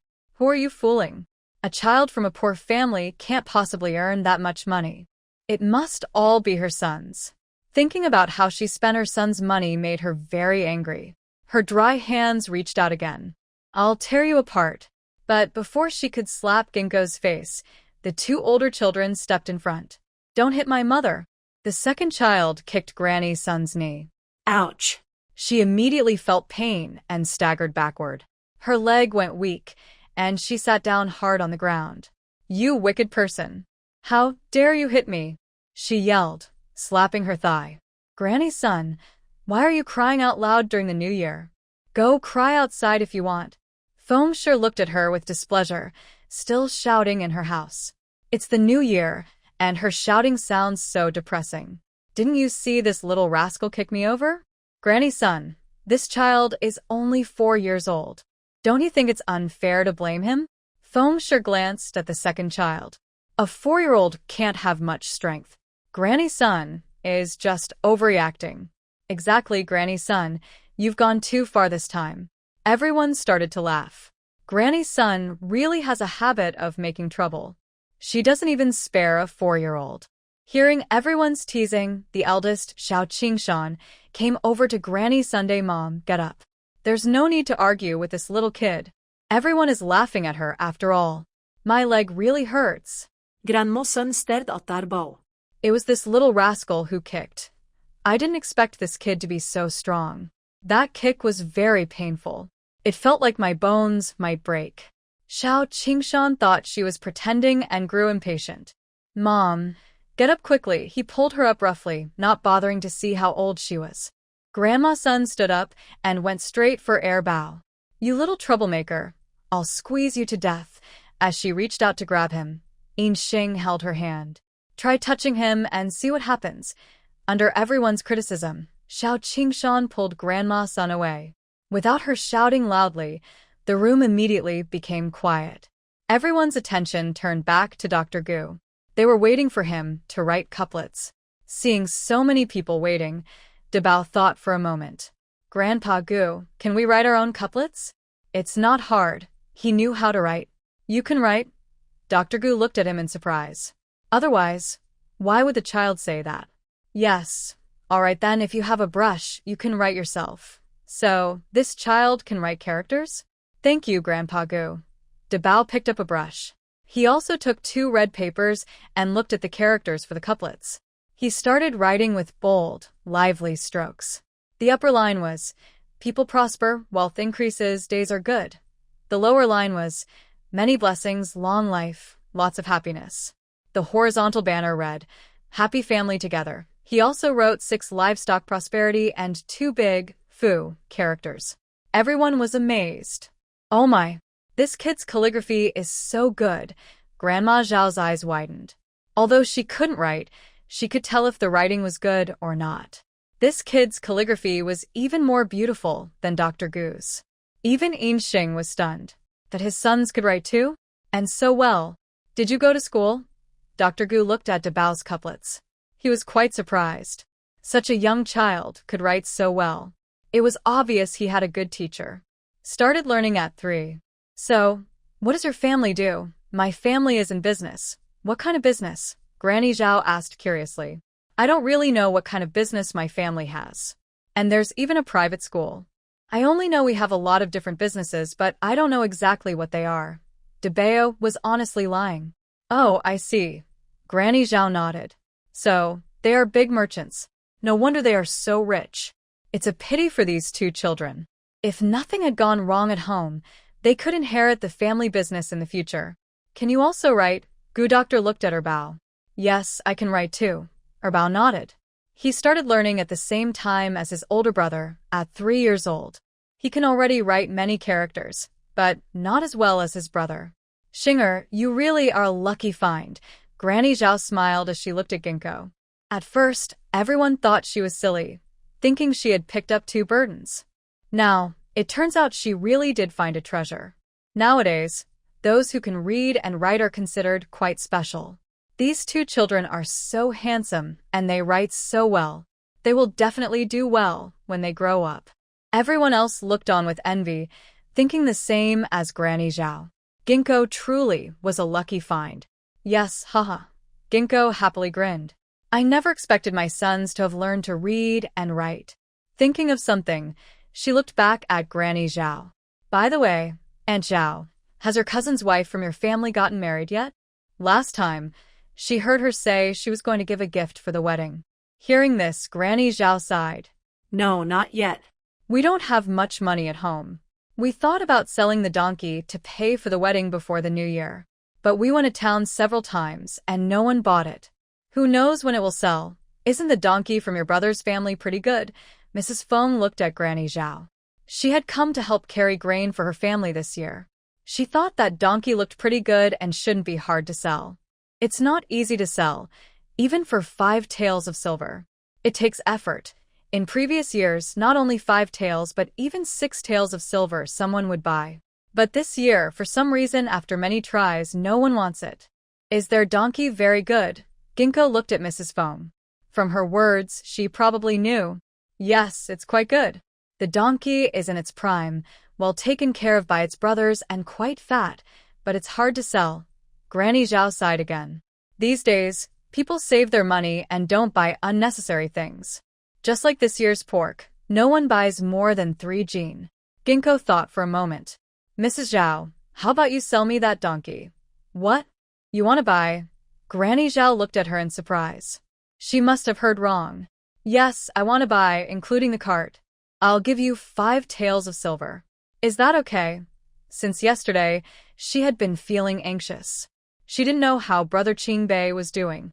She wanted to visit him, but the border was far away. Walking there was impossible. If she bought a donkey, she could ride in the cart. Before Granny Zhao could speak, Mrs. Wang got angry.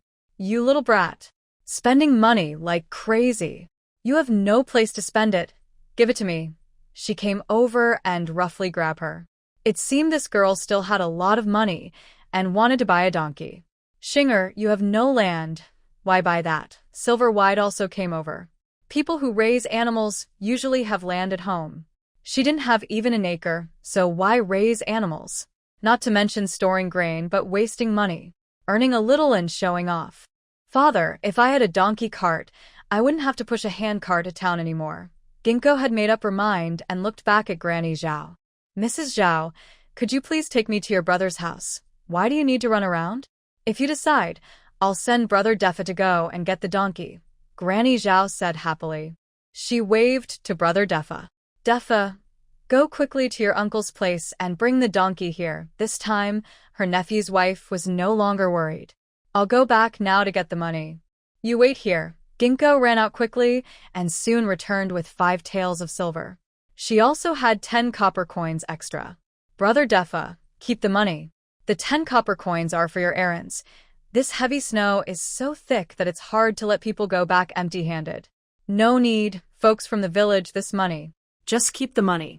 Otherwise, I won't buy that donkey. Yin Ying interrupted Defa. Since so many people were watching, she didn't want others to gossip. Hearing this, Zhao Defa finally put the money into his pocket. All right, I guess I'm being greedy. Just as he was about to turn and leave, Yin Quan followed him. I'll go with you too, he said, giving Yin Xing a sharp look. It seems they really want to buy that donkey. With so much money, they didn't even bother to go see it first. What if the donkey has a problem? Dad, you might as well send the donkey home with me, Yin Xing said happily, smiling. Dad was worried. Seeing that the couplet and the blessing characters' ink had dried, she carefully rolled them up. Auntie, how much money is this? Why don't you take it back and use it? Mrs. Feng smiled. All of this was written by the children themselves. She felt a bit shy asking for money. Is that okay? Yin Xing took out 5 copper coins. Here. Even though her son wrote it, the red paper was bought with money. How could she take advantage of others? Why do we need to build a shelter? Without a shelter, going so far to the border might freeze you to death. Dad, how do you know I want to find Brother Qingbei? She didn't tell Dad, so how did he find out? How do I know? Because I am your dad. Yin Quan glared at her again. When she said she wanted to buy a donkey cart, he guessed what she was planning. Since he couldn't stop her, he decided to build her a shelter. Otherwise, with this heavy snow and cold weather, she might get sick. Yin Xing kept smiling happily. Dad is so clever. He even saw through this. Mom, I want to see Dad too. Jean Ling hugged Yin Xing's leg. Since Mom is going to see Dad, she wants to go too. I'll go too. Yuling also hugged Yin Xing's leg. She hasn't seen Dad in a long time. Mom, we want to go too. De Bao and Air Bao grinned happily.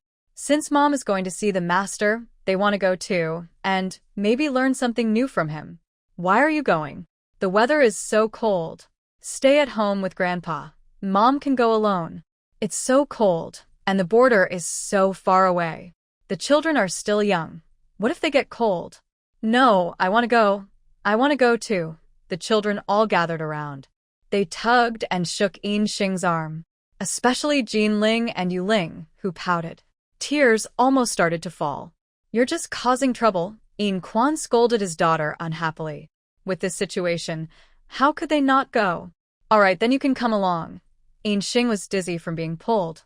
If she really wants Brother Qingbei so much, the children must want to see him even more. So everyone will go. The cart has a shelter after all. They can put a couple more blankets inside, and the children probably won't be so cold. Yay! We're going to see Dad. Jean Ling and Yu Ling cheered happily. Finally, they will see Dad.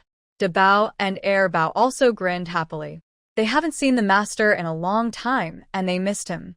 Dad, you go ahead and do your work. I'll go prepare something delicious for you. Yin Xing happily ran back to the house. She scooped a bowl of noodles and made a big pot of hearty soup. Everyone also ate a boiled egg. After dinner, they went to bed early. In the middle of the night, she got up. She cooked the little chicken and mushroom stew in the pot and baked over 20 large pancakes.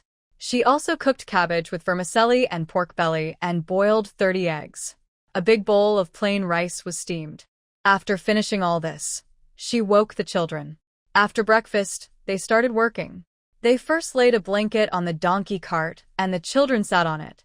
They also carried 3 big jars onto the cart. One jar had chicken and mushroom stew, another had cabbage with vermicelli and pork, and the third had plain rice with eggs and sugar cakes on top. They secured the jars with 2 bundles of dry grass and covered them with bags. Finally, they wrapped everything tightly with their big blanket, including the jars and children. Only a few small heads peeked out. Sit tight, we're leaving now, she said.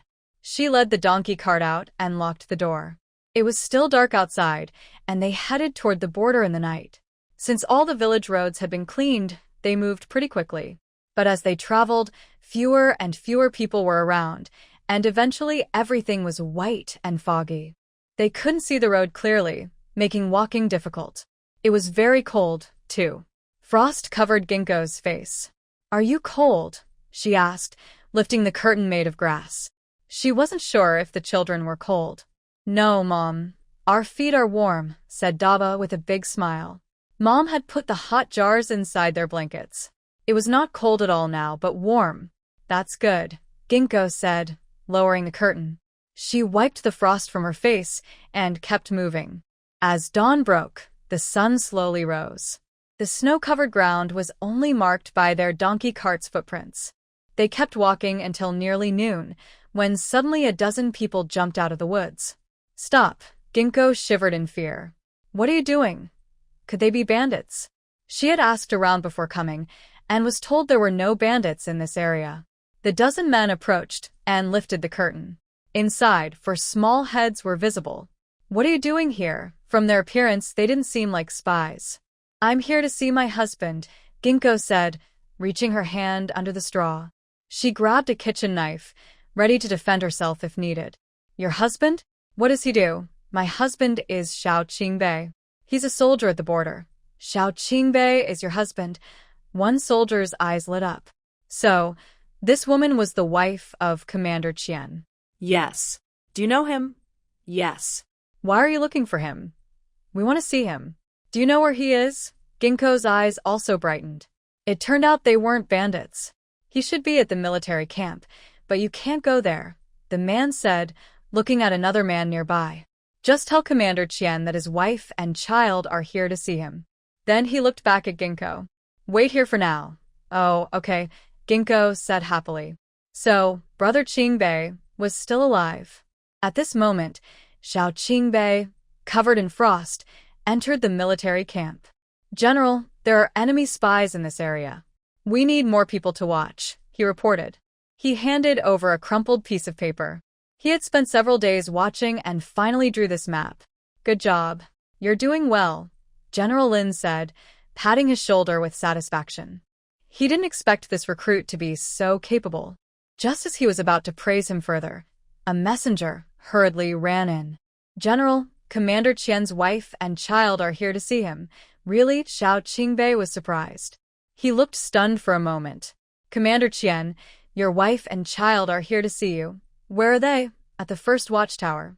"Really?" Xiao Qingbei's eyes lit up with joy. Without hesitation, he rushed out of the tent.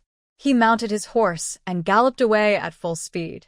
Xiao Qingbei rode his horse quickly toward the first watchtower.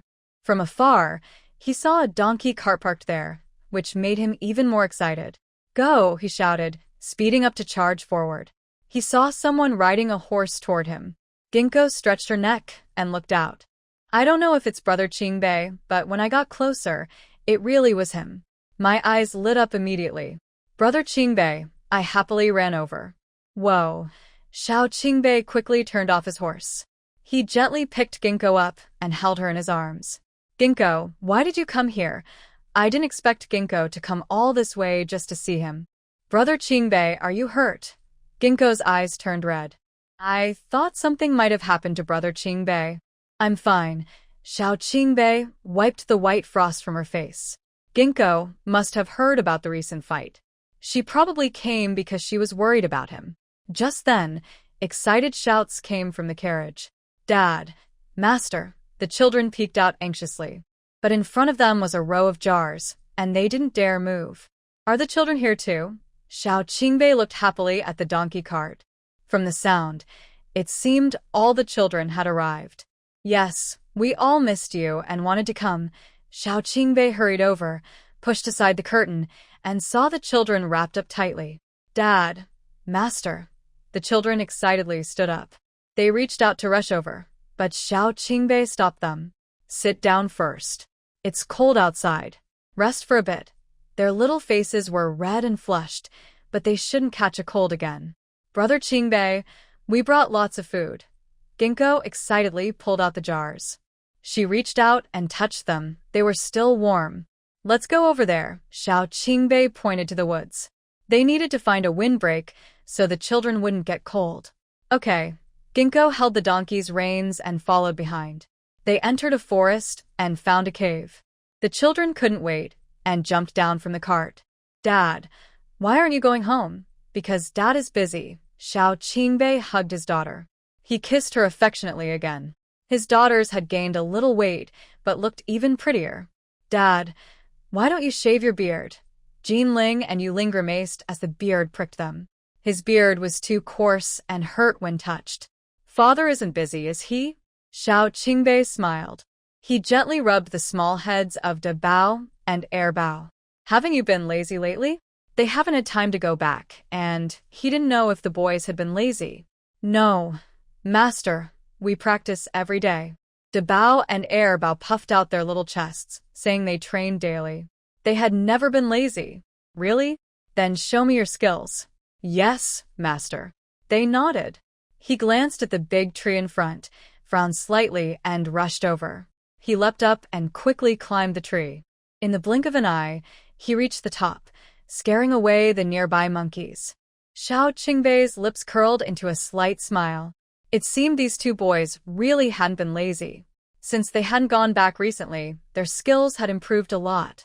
After climbing down, Da Bao and Air Bao started sparring.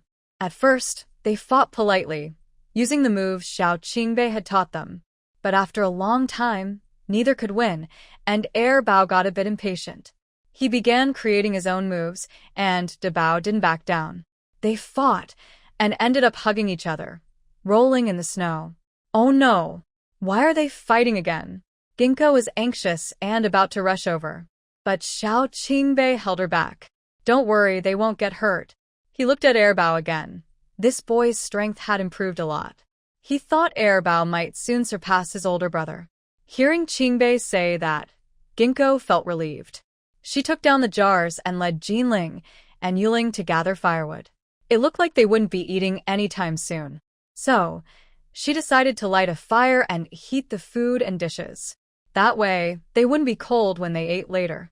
Da Bao and Air Bao practiced for a while, and only then did Xiao Qingbei stop them.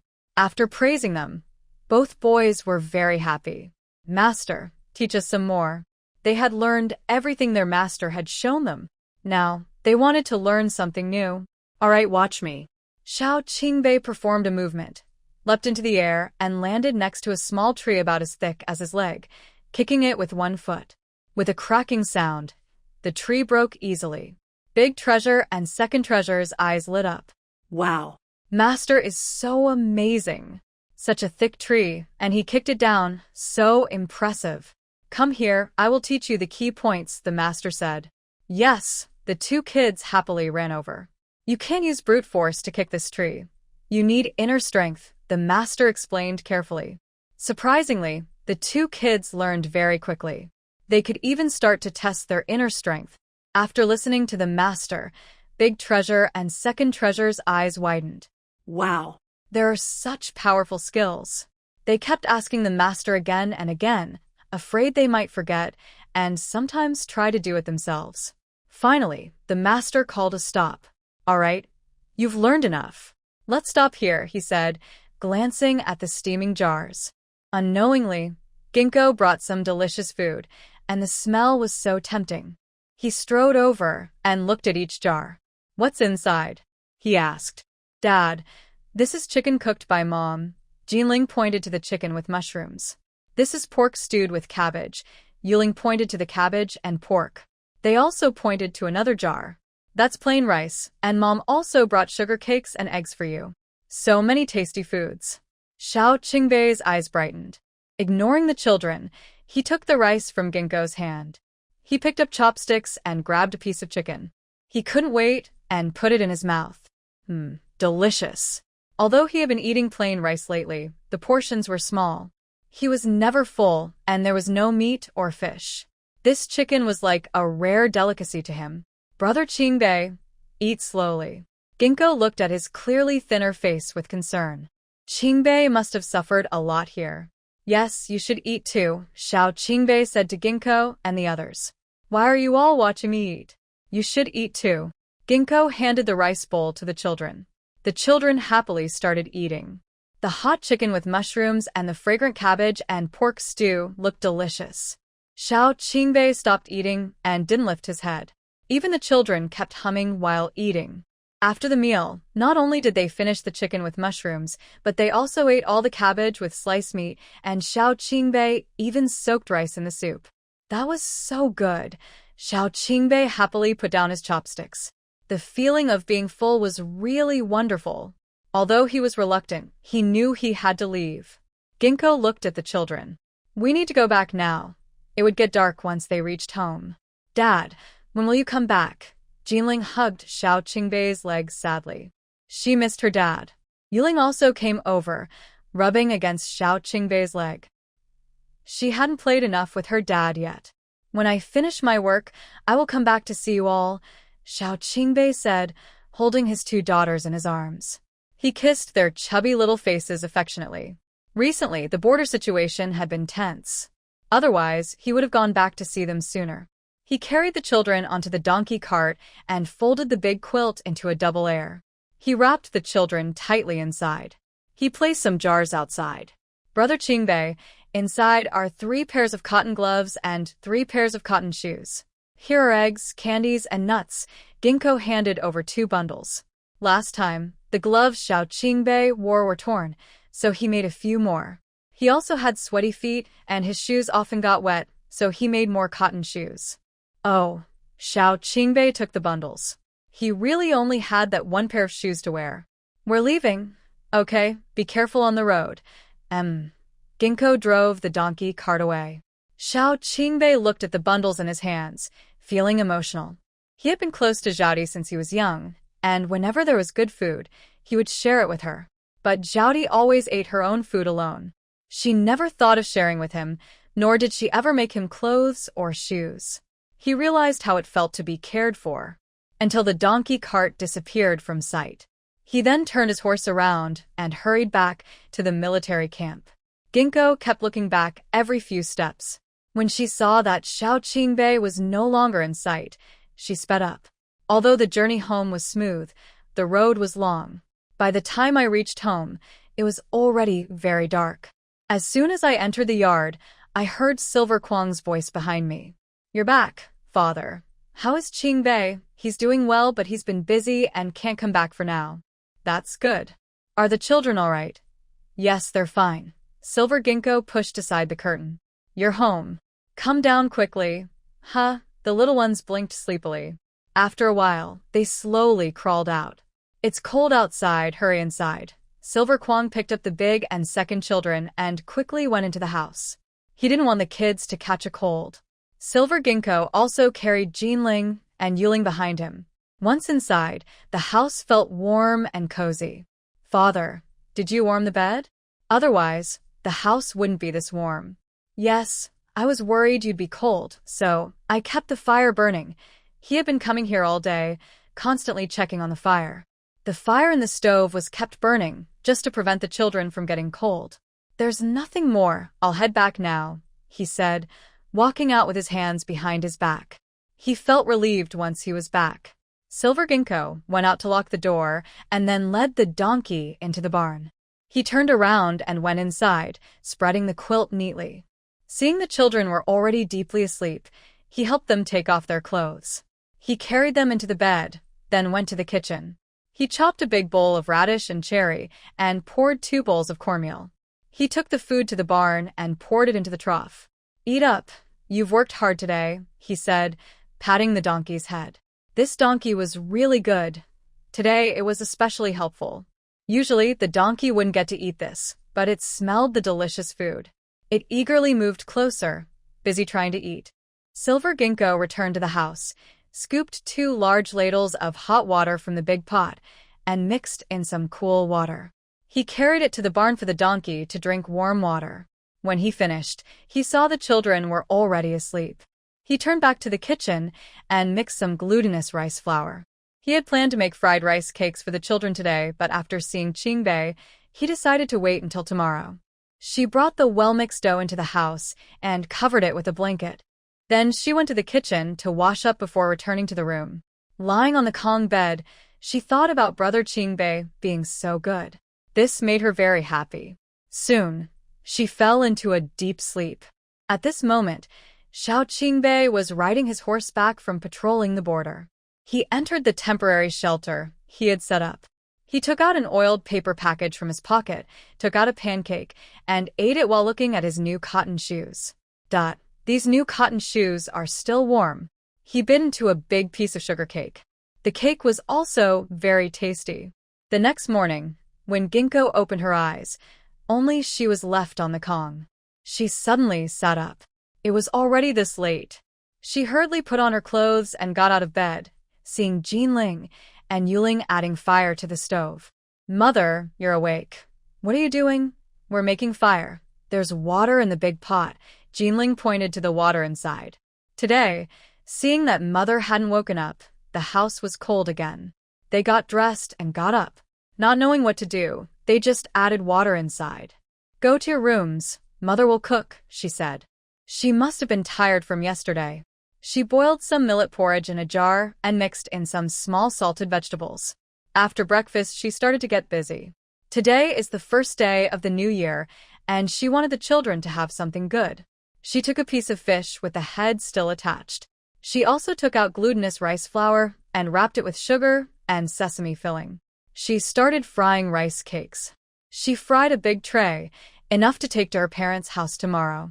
After frying the rice cakes, she also fried a bowl of chili oil with soybean oil. She remembered Aunt Lu often made this, saying the master and madam liked cold dishes. So she decided to try it today.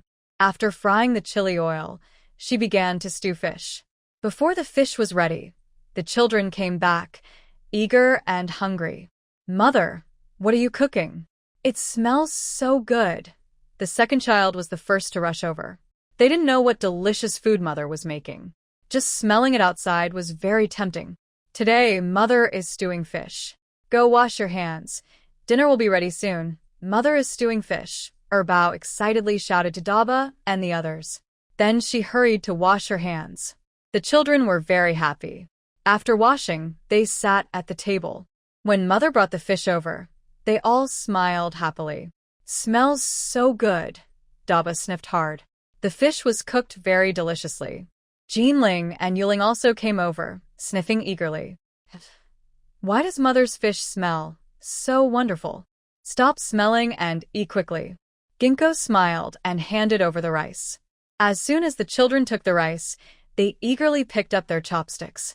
With each bite of fish, their eyes curved into happy crescents. "Mother, this fish is so tasty." Yuling smiled happily.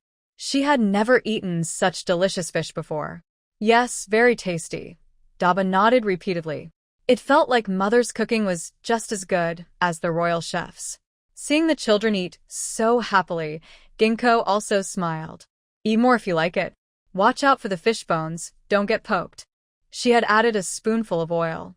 How could it not be delicious? Today is the second day of the Lunar New Year, the day the married daughter returns to her mother's home. After breakfast, Ginkgo started preparing. She packed a bag of rice cakes, a bag of pine nuts, a bag of dried apples, and also carried a live chicken. In this era, having 4 different items was already quite impressive. "Mother, I don't want to go to Grandma's," Jinling pouted. She didn't like Grandma, and Grandma didn't like them either.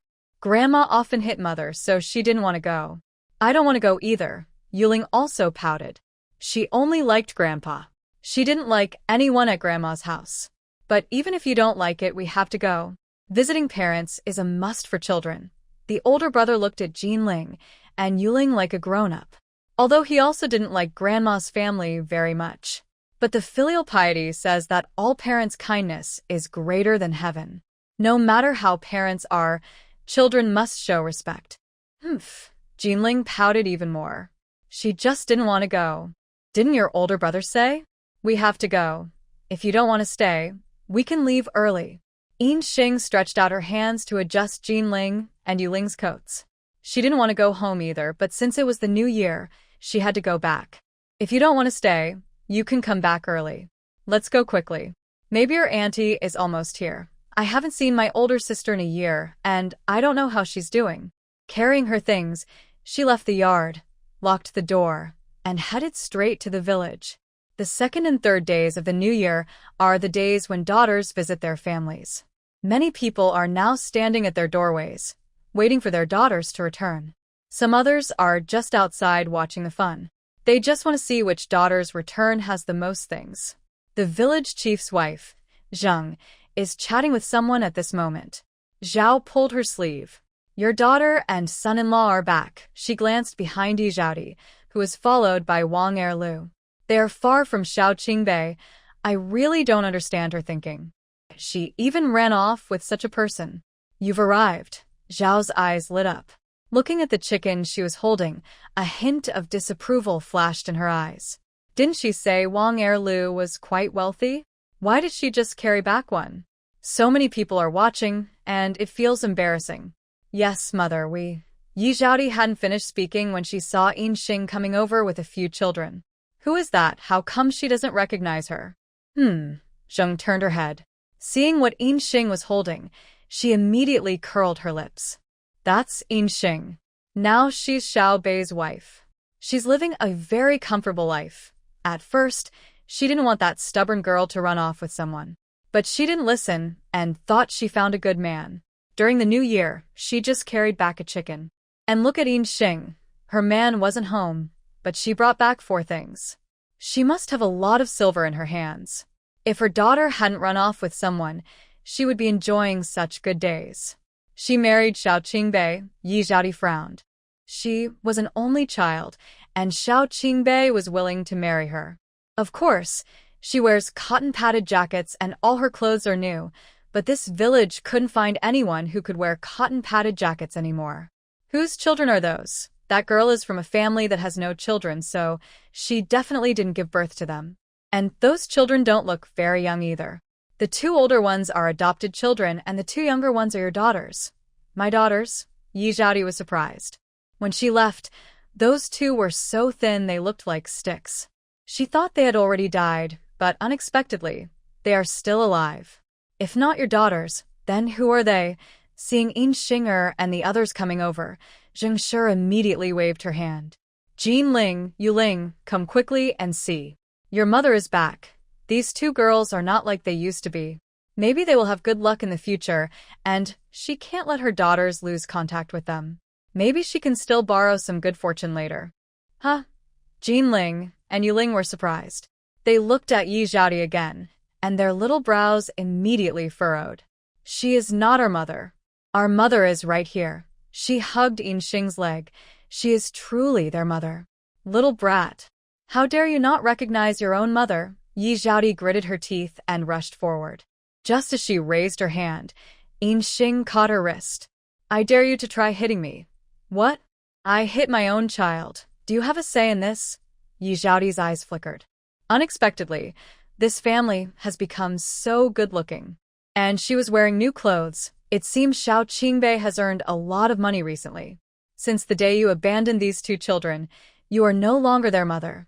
Yin Xing pushed her hand aside. Let's go. She led the children away. Yi Zhaodi was so angry she wanted to chase after them. But she was stopped by the man behind her. Stop bothering us. Wang Erlu glared at her fiercely. He was full and well-fed, yet he still had to go back inside. He was freezing. Puffed. What are you proud of, being an orphan girl? Yi Zhaodi spat harshly. Then she and Wang Erlu went into the house. Seeing Yin Xing carrying 4 things, Wang's expression finally eased a bit. Come inside, she said, glaring at the children again. Since they had taken so many things today, she decided not to say anything more. As soon as she entered the yard, Grandma's son started scolding at the gate. You useless thing. Unfilial brat. Aren't you afraid of heaven punishing you? She had taken so many things from their family. And she didn't even say she would give them to her. That mean-spirited girl's heart is so black. Mom, you keep this first. Ginkgo handed the things to Mrs. Wang. Then she turned around and walked out angrily. What am I unfilial about? Don't talk nonsense. You have no right to say that. Even if the 3rd brother isn't home, you should still respect your old wife, me. She took everything to her family. Such a heartless girl. Have I ever been unfilial to you? That 4 acres of land can produce at least 6 or 700 jin of grain. You only gave us 400 jin, which is worth more than 3 taels of silver. You can buy whatever you want. What more do you want? She took 300 jin of grain from her, and she still isn't satisfied. Get lost, you old hag. That land belongs to our Lao Shao family. She even mentioned that 4 acres of land. No, that's not true. Since we've divided the family, it's ours. Let's go see the officials and have the magistrate decide who owns that land. Get out of here. Grandma's son waved her dry hands. She turned around and cursed as she went into the yard. That land belongs to our Lao Shao family. No one else should think about it. Seeing her calm down, Ginkgo finally left. She really thought she was easy to bully. She had to say those words to provoke her. Just as she was about to open the door and go inside, she heard voices behind her. Xenia. Huh. Ginkgo turned around. Seeing her eldest sister, she immediately ran over happily. Elder sister, you just arrived? Come inside quickly. She was about to go in with her, but was stopped by her sister-in-law Zhou Xiaoying and second sister-in-law Song Yulian. Oh. What are you holding? Song Yulian looked at the small cloth bag in Silver Peach's hand, making a disgusted face. What is this? Could it be some kind of treasure? It looked like it was filled with grain. Last time she came back empty-handed. This time she only brought back a little grain. How could she be so shameless? Oh, really? Then we'll have to borrow from Andy a lot. Zhou Xiaoying also nodded in agreement nearby. Seeing her poor appearance, it's clear she doesn't have anything valuable. I have some grain here. Yintao bit her lip. Her mother-in-law wouldn't give her anything, and she traded firewood for this grain. Grain? Zhou Xiaoying looked surprised, as if she heard something unbelievable. She quickly snatched the cloth bag. This big bag should have about half a jin, right? More than 3 jin. Tears welled up in Yintao's eyes. Big sister-in-law's words were really harsh. More than 3 jin. Song Yulian's teasing words were cut off by Ginkgo. How many jin? Did I give it to you? Get out of the way. She pushed them aside and pulled Yintao into the house. You. Zhou Xiaoying and the others were very angry. They hurried to follow. Mother, this is what your eldest daughter brought back. With such a small amount, how could she be proud of it? Wang Shi looked at the grain, feeling very angry inside. But it was the new year, and she couldn't just kick her out. When her second daughter-in-law was about to speak, she rolled her eyes at her. Go cook. Stop wasting time. Humph. Zhou Xiaoying glared fiercely at Yintao. She threw the grain on the ground and turned into the kitchen. It was the new year and she wondered what she was thinking. Mother. Yintao's eyes turned red. She really had no money left. Mother? What mother? I need milk. Wang Shi glared at her sharply. Seeing her timid look, she felt angry. She had been strong all her life. How could she raise such a coward? Although Xinger often annoyed her, at least she didn't suffer outside. Unlike her, who looked timid and was often bullied. Big sister, let's go to bed. Ginkgo glared at Wang Shi. She always spoke as if she had swallowed ashes. Just as she was about to push her big sister onto the bed, she noticed her clothes were very thin. She lifted her up and saw she wasn't wearing a padded jacket underneath. Big sister, aren't you wearing a coat? It was so cold. How was she holding up? I forgot to wear it, Yintao said, tugging at her clothes. She had no coat, and her mother-in-law wouldn't make one for her, so she could only freeze like this. Seeing her frostbite, Ginkgo felt very sad. Quickly get on the bed, it's warm inside. He kicked off his shoes, got onto the bed, and called the children over. Inquan entered the room and saw his daughters had all come back. He was very happy. You're all here. He hurried to get a plate. He opened the cloth bag on the cabinet and filled a plate with sunflower seeds. Come on, everyone, eat some seeds. Before he finished speaking, Yin Dazhuang and Yin Erzwang ran over. I want to eat seeds. I want to eat seeds too. They reached out aggressively and kept trying to put their hands in their pockets. In no time, only a few seeds were left in the plate. Inquan looked at them angrily. He was about to fill another plate when Dazhuang hugged the seed bag. Don't give wild kids any. He also glared at Daba and the others. Their family's seeds definitely wouldn't be for wild kids. You all. Inquan was so angry he wanted to scold them. But Daba interrupted him. Grandpa, we brought snacks, no need to eat seeds. He grabbed a handful of pine nuts from his pocket and proudly cracked them open. It seemed like they thought he hadn't eaten good food before. Grandpa, we're tired of eating seeds. Erbao also took out a handful of dried hawthorn fruit and happily started eating. These were made by their mother, and they couldn't get them. Seeing that the older brothers had brought out good things, Jinling and Yuling also reached into their pockets. One took out a date, the other an apple slice. They happily ate, proud of their snacks. They even secretly grabbed more, afraid Dazhuang and Erzwang wouldn't see. One hand holding, one hand eating. Grandpa, I want to eat that too. Dazhuang pointed at Daba's pine nuts. They smelled so good, he wanted some. I want some too. Erzwang also came over. Those wild kids had so many delicious things in their pockets. If you want to eat, buy your own. Inquan pushed them aside. He had never seen them so unkind and unloving. They even hid the sunflower seeds. Now they were drooling over others' food, serving them right. Dad, that's not right. Oldest daughter-in-law Zhou Xiaoying came over. During the new year, there's no reason for them to eat while we watch. Since we've come, we should share some with our children. Exactly, there's no way they should eat all alone. It's obvious they're just trying to tempt our kids. Second daughter-in-law Song Yulian also came over. She couldn't believe her sister-in-law bought such tasty snacks for those wild children. She didn't even think to share some with her own nephew. Yin Xing seemed to ignore everyone and kept chatting with her older sister.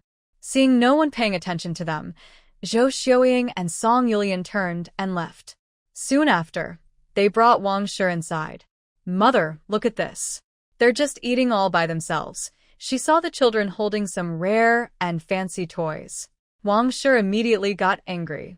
You careless girl. How can you let your two nephews see this? What's wrong? Yin Xing pretended to be surprised. What's wrong? Can't you share some of your food with your nephews? She pointed at the snacks in Debao's and others' hands. They even bought candied fruit, which is very expensive. That girl is so generous.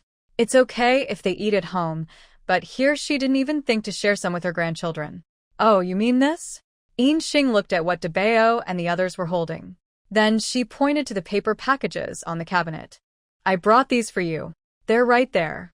When she said that, Debao and Erbao immediately ran to the cabinet. They reached out to grab the paper packages, but Wang Shi pushed them away. Get out of here. Are these for you? Inside were all sorts of treats. Grandma, we want some too, Debao and Erbao said, trying to get closer. Seeing how greedy those wild children looked, she was tempted. Mother, just give some to the kids, Zhou Xiaoying said, stepping forward. That old woman was too stingy. Yes, Mother, we can't just let our children watch like this, Song Yulian agreed. Seeing how eager her son looked, craving the treats, Wang Shi finally opened a few paper packages. Seeing the fried rice cakes, roasted pine nuts, and candied fruit inside, she felt a bit better. Well, at least this careless girl was thoughtful. She didn't take too little today. While thinking, De Zhuang and Air Zhuang reached out their hands. I want to eat. Give it to me quickly. I want some too. They didn't care about the oily food. They kept stuffing rice cakes, dried fruits, and pine nuts into their pockets. In no time, the items were grabbed and torn apart. Mrs. Wang was so angry she almost exploded. Get out of here, all of you. Seeing the things on the shelf being torn apart made Mrs. Wang so mad her face turned red. You little troublemakers. Hand it over. She harshly pinched a Zhuang and Air Zhuang's cheeks, but they seemed not to feel it. They grabbed 2 more pieces of fried cake and stuffed them into their pockets, then turned around and ran away. Bring it back to me. Mrs. Wang tried to chase after them, but she was stopped by her older sister-in-law, Zhou Xiaoying, and second sister-in-law, Song Yulian. Mom, it's the new year. Why are you angry with the kids? They exchanged a proud look. Today, the younger sister-in-law had brought back quite a few good things. These things weren't cheap. You still have the nerve to talk. Mrs. Wang slapped Zhou Xiaoying and Song Yulian on the face. Go and get the stuff back. Mom, they're your grandchildren. Let them have some. Zhou Xiaoying and Song Yulian gritted their teeth in anger. It was the new year, and this old woman slapped them in front of others. It was really embarrassing. Grandchildren? Who cares? Did I buy that for them? Hastily, she raised her hand to hit again. But her eldest son Jean Monsong and second son Ian Monta rushed in. Mom, what are you doing on New Year's? What am I doing? My things were stolen by you kids. Did I buy this for them? Go and get it back. She pretended not to see. If it weren't for these two troublemakers inciting them, how could those little kids be so bold? Seeing the messy shelf, Jean Monsong and Jean Monta looked at their wife with dissatisfaction. Go and get it back quickly. Everyone said the mother was angry, but she shouldn't be taking these things. Zhou Xiaoying and Song Yulian walked out with serious faces. After a while, each of them returned with a handful of fried cakes and some nuts. Girl, that's all. Let the children eat it all. Do you think I'm stupid? They can't eat so much at once. Mrs. Wang pinched them hard again. Go and bring back what I asked for, or else get out of here. She really thought she was easy to fool. Watching them shout and argue. In Quan sighed in disappointment. This family never has a moment of peace.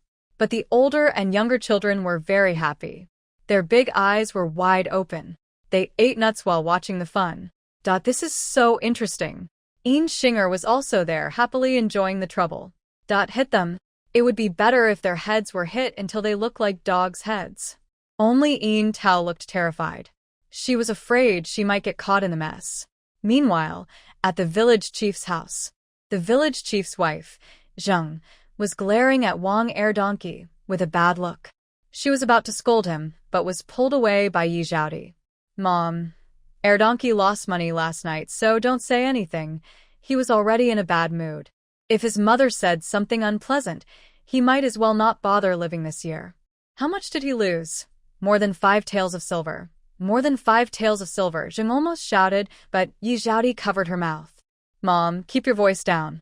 Even though he lost 5 taels, he still earned more than 10 taels. Zhaodi, gambling isn't a good thing. Can't he find something proper to do? The village chief looked displeased at the room inside. No matter how much land his family had, it couldn't stand such waste. Dad, don't worry about it. Yi Zhaodi took out 20 copper coins and handed them over. Mom, this is my way of showing respect. You're thoughtful. Zheng happily put the money in her pocket. By the way, why hasn't your stomach moved yet? It's been almost 2 years since she was with that guy, but her belly hasn't moved. Who knows? Yi Zhaodi touched her stomach. She got pregnant not long after being with Xiao Qingbei. Now, after sleeping with Wang Air Donkey for so long, her stomach still hasn't moved. This guy is really not honest. She seemed to remember something. Girl, when did Xiao Qingbei marry that unworthy woman? They had never interacted before. Why did he suddenly marry her? He married her on his first day in the army. I think he was worried no one would take care of the children, so he married her. Otherwise, he wouldn't have married her just before leaving. I told you so, Yi Zhaodi said with a smirk. Does Xiao Qingbei think he's lucky to have that unworthy woman? Don't worry about that. Now, he's living a good life. He probably has to send money home regularly. His clothes and jackets are all new, but no one in the village can compare to him. So what? Xiao Qingbei isn't happy with her. He married her just to take care of his daughter. Honestly, that unworthy woman is quite lucky. She ended up with such a good life. If I had known, I wouldn't have run away with Wang or Lu. At the Yan Quan's house, seeing his wife still shouting, he couldn't take it anymore. During the new year, do you still have your mind? They were arguing over a little bit of food, making a mess. I see you're about to move something. Wang Shi glared sharply at Dezhuang and Erzwang. She hid all the things they wanted to take back in the cabinet. They all needed a good scolding. Hurry up and eat. Old Jin Kang gave his wife a look. Why are you just standing here? Haven't you had enough of being scolded? Come on, you should move too. Old Yimishan pushed his wife. It's like he's used to being beaten. Zhou Xiaoying and Song Yulian turned and left. Soon after, they angrily brought the food over. A big bowl of chicken stewed with cabbage and a large bowl of thin rice porridge. Big sister-in-law, let me serve the rice. Yin Tao reached out to grab the spoon. But Zhou Xiaoying quickly dodged her. You're the aunt. We can't use you, since she came back. She just sat there like a grandpa, not moving. Her skin is quite thick. Yin Tao wanted to reach again, but Yin Xing stopped her. Big sister, sit here. Everyone looked at her as if she had eaten ashes from a pot, ignoring her. Oh, Yin Tao finally sat down. Zhou Xiaoying served half a bowl of rice porridge and handed it to her. Looking at the rice porridge in the bowl, with grains not even close together, Daba glanced at his mother. This porridge is too thin. They've never had such thin porridge at home before. Eat up. Ginkgo gently patted his little head. If he's still hungry, they can eat something else when they go home. Looking at the small bits of chicken in the vegetable bowl, it probably isn't even half a chicken. They probably can't afford anything better. Inquan also frowned tightly. Didn't they kill 2 chickens before the new year? Why is there so little chicken now? And this porridge, it's so watery. But in front of the girls, he couldn't say much. Everyone start eating. Just as he was about to serve a piece of chicken to Daba and the others, his chopsticks reached out first, but Zhou Xiaoying and the others snatched it away. They all rushed toward the chicken like hungry wolves. In a flash, they took the only few pieces of chicken from the bowl. Yin Quan's chopsticks hung in midair. He felt even more upset inside. He really wanted to throw down his chopsticks, but the girls had come back. He endured it. He turned to look at Yin Tao. Eat quickly. Soon there was no more cabbage left. Yin Tao picked up her rice bowl and started drinking the porridge eagerly. At home, she rarely gets to eat such good food. Seeing her older sister eating so greedily, Ginkgo felt uncomfortable inside. Her older sister's days at home must be hard. When she saw her finish the rice porridge and the bowl was empty, she poured her own bowl into hers. Just eat yours, she said to her. I ate too much this morning and can't eat anymore. Here, you can have it. Then I'll eat it, Yin Tao said, taking big sips. She hadn't eaten a full meal in a long time. She scooped a big piece of cabbage into her mouth. This vegetable is so delicious. She finished the rice porridge in her bowl quickly. I was full this morning too, Auntie. Here, you can have this. Daba also poured the rice porridge from his bowl into Yin Tao's. It seemed like Auntie was very hungry. I'm full too. Erbao and Jinling also poured the leftover porridge from their bowls into hers. Auntie is so pitiful. Looking at the bowl full of porridge, Yin Tao was about to speak, but Yin Xing stopped her. Since they don't want to eat, you can have it. They're busy talking anyway. Oh, look at them, living such a good life that they don't even care to eat, said second sister-in-law Song Yulian with a sneer. She clearly looked down on their food. If she disliked it so much, she shouldn't have come. Yin Xing glared at her, but didn't bother to argue. It was the new year, after all. Tower, stay a few more days before going back, Yin Quan said with concern, looking at his eldest daughter. She was so thin, it was clear she hadn't been eating well at home. Now that she was back, she should stay longer to rest and regain her strength. Father, it's the new year. How can a married daughter stay at her parents' house for days? Zhou Xiaoying said with a pout. She only brought a little food, yet she wanted to stay? How shameless. Exactly. Aren't you afraid people will laugh at you? Added second sister-in-law Song Yulian, glaring at Yin Tao. Just seeing her poor appearance made her annoyed.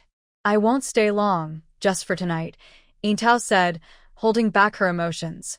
Even though she wanted to stay longer, she didn't dare. Not only would her sisters-in-law disapprove, but even her mother-in-law wouldn't allow it. If she returned late, she might even be punished. Did you hear what your daughter said? Yin Quan looked at Wang Shi with displeasure. How could she just let their daughters-in-law bully her own child? I didn't hear anything, Wang Shi said coldly, glaring at Yin Tao. Seeing her come home with so little made her angry. How can you be like this? Tower is your own daughter. Don't you feel sorry for her? Yin Quan slammed his chopsticks down in anger. He didn't care what the daughters-in-law said, but his wife's attitude hurt him deeply. Didn't she realize how much her words must hurt their daughter? Say that again. Wang Shi glared at him. How dare he raise his voice at her? Father, mother, please don't argue. I'll leave soon, Taels said, tears finally falling. I'm not dead yet, so why are you crying? Wang Shi snapped impatiently. Crying during the New Year? What bad luck. You. Quan was about to get angry, but Xing stopped him. Dad, don't yell at her. I asked my eldest sister to stay at my place, she said, hooking her arm around Tao. Elder sister, you can come to my house. I will cook something delicious for you. Annie, my mom's fish stew is really tasty. Jinling and Yuling blinked their big eyes. Annie looked so sad, just like they used to be. It's how they were bullied by their older uncle and second uncle. Mom, shall we go back now? DeBeo stood up. He didn't like Grandma's family and didn't want to stay longer. Let's go back. Xing also stood up. She seemed willing to stay here. She put on her shoes and pulled Tao out of the yard. Xinger, what if Qingbei gets upset if I go to your place? Nowadays, everyone's life is hard. And especially during the New Year. She felt embarrassed to go empty-handed. Qingbei is in the army, he's not home. It's okay. Oh, so Qingbei wasn't home, which was a bit better. Seeing them walk toward the village, she tugged on Xing's arm again. Where are we going? Isn't Qingbei's house behind? To the ancestral hall. We are now living there. Living in the ancestral hall. Tao was surprised. Like others in the village, she had a natural fear of that place. How could people live there? Don't be afraid. There are no ghosts, Xing said with a smile, pulling her arm. Big sister was scared. Yes, Auntie, you don't need to be afraid. There are no ghosts in our house. Jinling also looked at her with a gentle smile. She used to be just like Auntie, scared too. But after they moved in, she realized everything they had been told was false. There are no ghosts in the ancestral hall. They lived very well there. Oh, Tao smiled. But inside, she was still very scared. However, once they entered the courtyard of the ancestral hall, that fear disappeared. Xinger, this place is so wonderful. She looked at the big yard with envy. No one could tell this was an ancestral hall. She never expected it to change so much. Let's go inside. Okay, we followed Ginkgo into the house. Suddenly, a warm breeze hit us. Your house is quite warm. Much warmer than my family's place. Yeah, it's been cold lately, so the fire's been burning non-stop. Sit down quickly. Ginkgo sat Tao on the Kong, heated bed.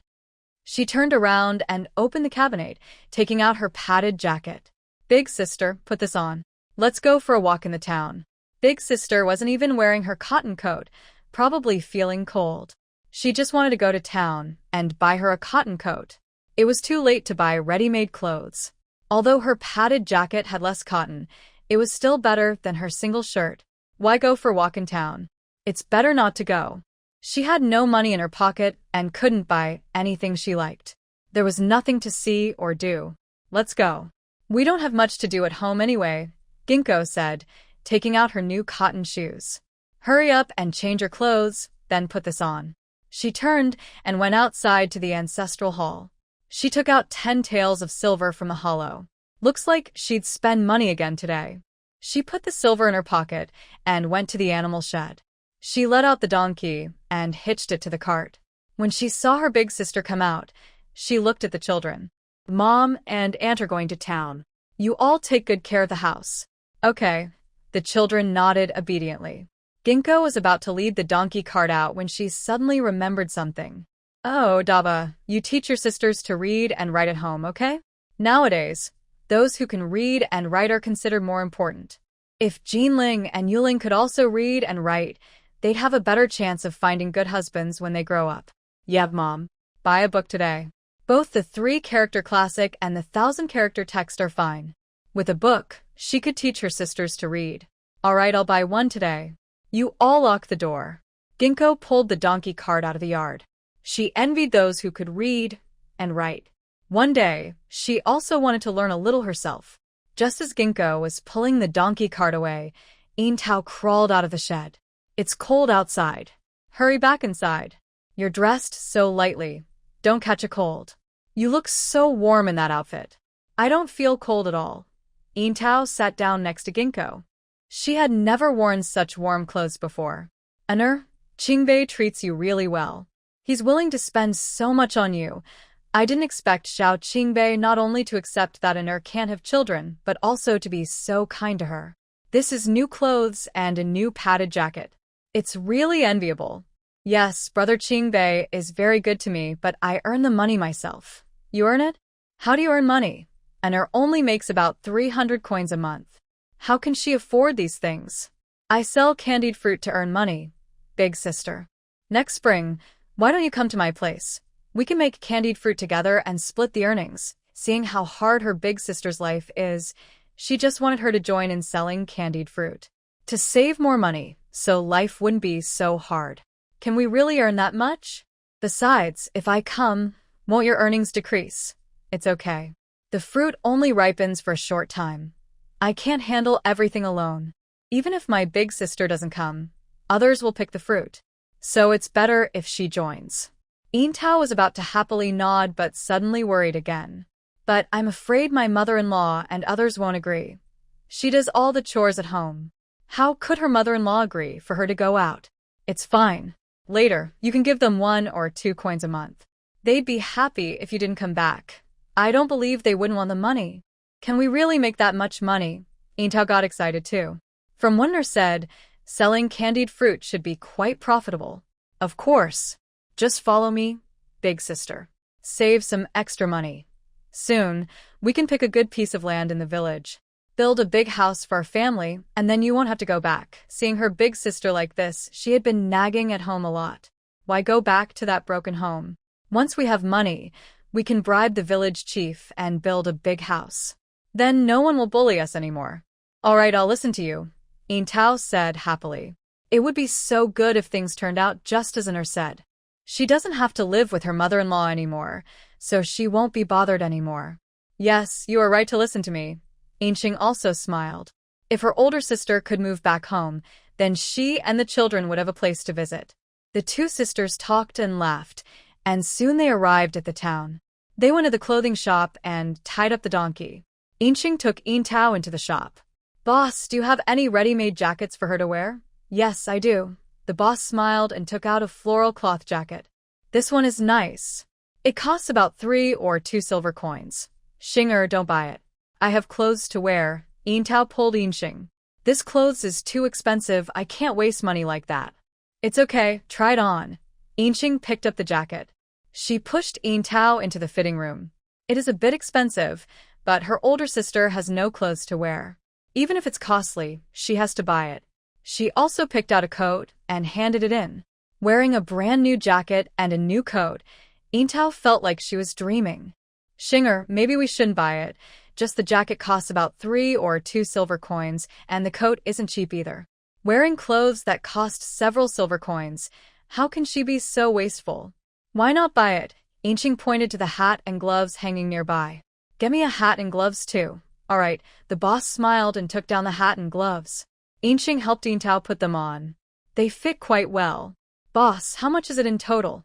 Just give me 5 silver coins. The boss smiled. This little woman often took care of her business. She had to give her some change. Okay. Yinxing happily handed over 5 silver coins. Afraid her older sister would say something, she pulled her out of the shop. Xinger, this is too expensive. As soon as they stepped out, Yintao couldn't hold back her feelings. A whole outfit costing 5 silver coins. It's like wasting her life. Even if it's expensive, you don't have to pay. Yinxing helped Yintao adjust her hat. Her older sister looked quite nice in this outfit. Isn't your money? Maybe we should return it. Yintao was about to go back into the shop but was stopped by Yinxing. Return what? Just wear it. Come on, let's go shopping. He grabbed her arm and pulled her away. It had been a long time since they last went shopping together. He took her to the bookstore and bought a copy of the 3-character classic and the 1,000-character text. Just as they were about to leave, he saw the chess set on the shelf. He remembered that the old master often played chess with others. He thought his sons would like it too, so he bought a set for them. He also bought 2 pounds of crispy snacks and gave each child a sugar figurine. Seeing Xinger spend money so freely, her eyes never blinked. Yintao was secretly jealous. It seems Xinger has earned quite a bit.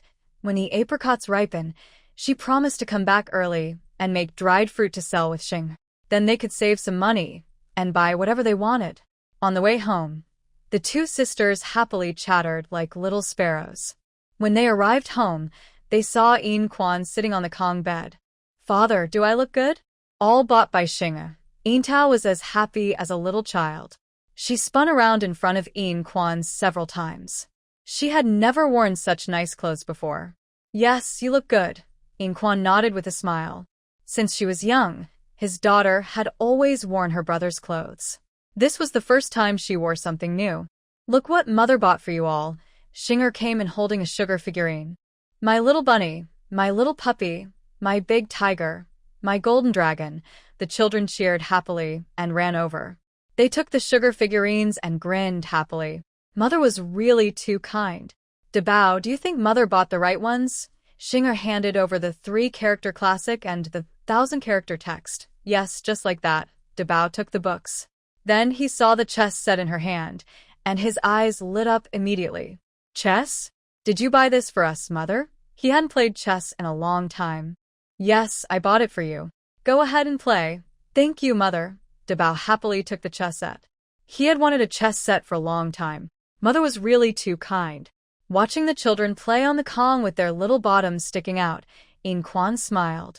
"You've spent quite a bit again this time." It was food, clothes, and toys. "The young lady can't help but spend money on this trip. If I don't spend, I won't have any leftover credit." "Money is meant to be spent." Ginkgo smiled broadly and playfully rolled her eyes at her father. "Big sister, Dad is so biased. He used to scold me whenever I spent money. Look, today he's so happy because you spent money on yourself. Usually even a little sugar cake would get her scolded. But today, he didn't say anything about her spending so much money. He's so happy. Dad is really biased." Ginkgo took out peanuts, sunflower seeds, pine nuts, and dried fruit. She laid each item on the table. "Eat up, I'm going to cook." "I'll help you," Yin Tao said, about to stand up. But Ginkgo held her back. "No need, I can do it alone. Besides, you can't really help." Her older sister had come all this way. Could she really do the chores? Yin Tao wanted to say more, but was interrupted by Quan. "No need for you to go. Besides, your cooking isn't as good as your sister's.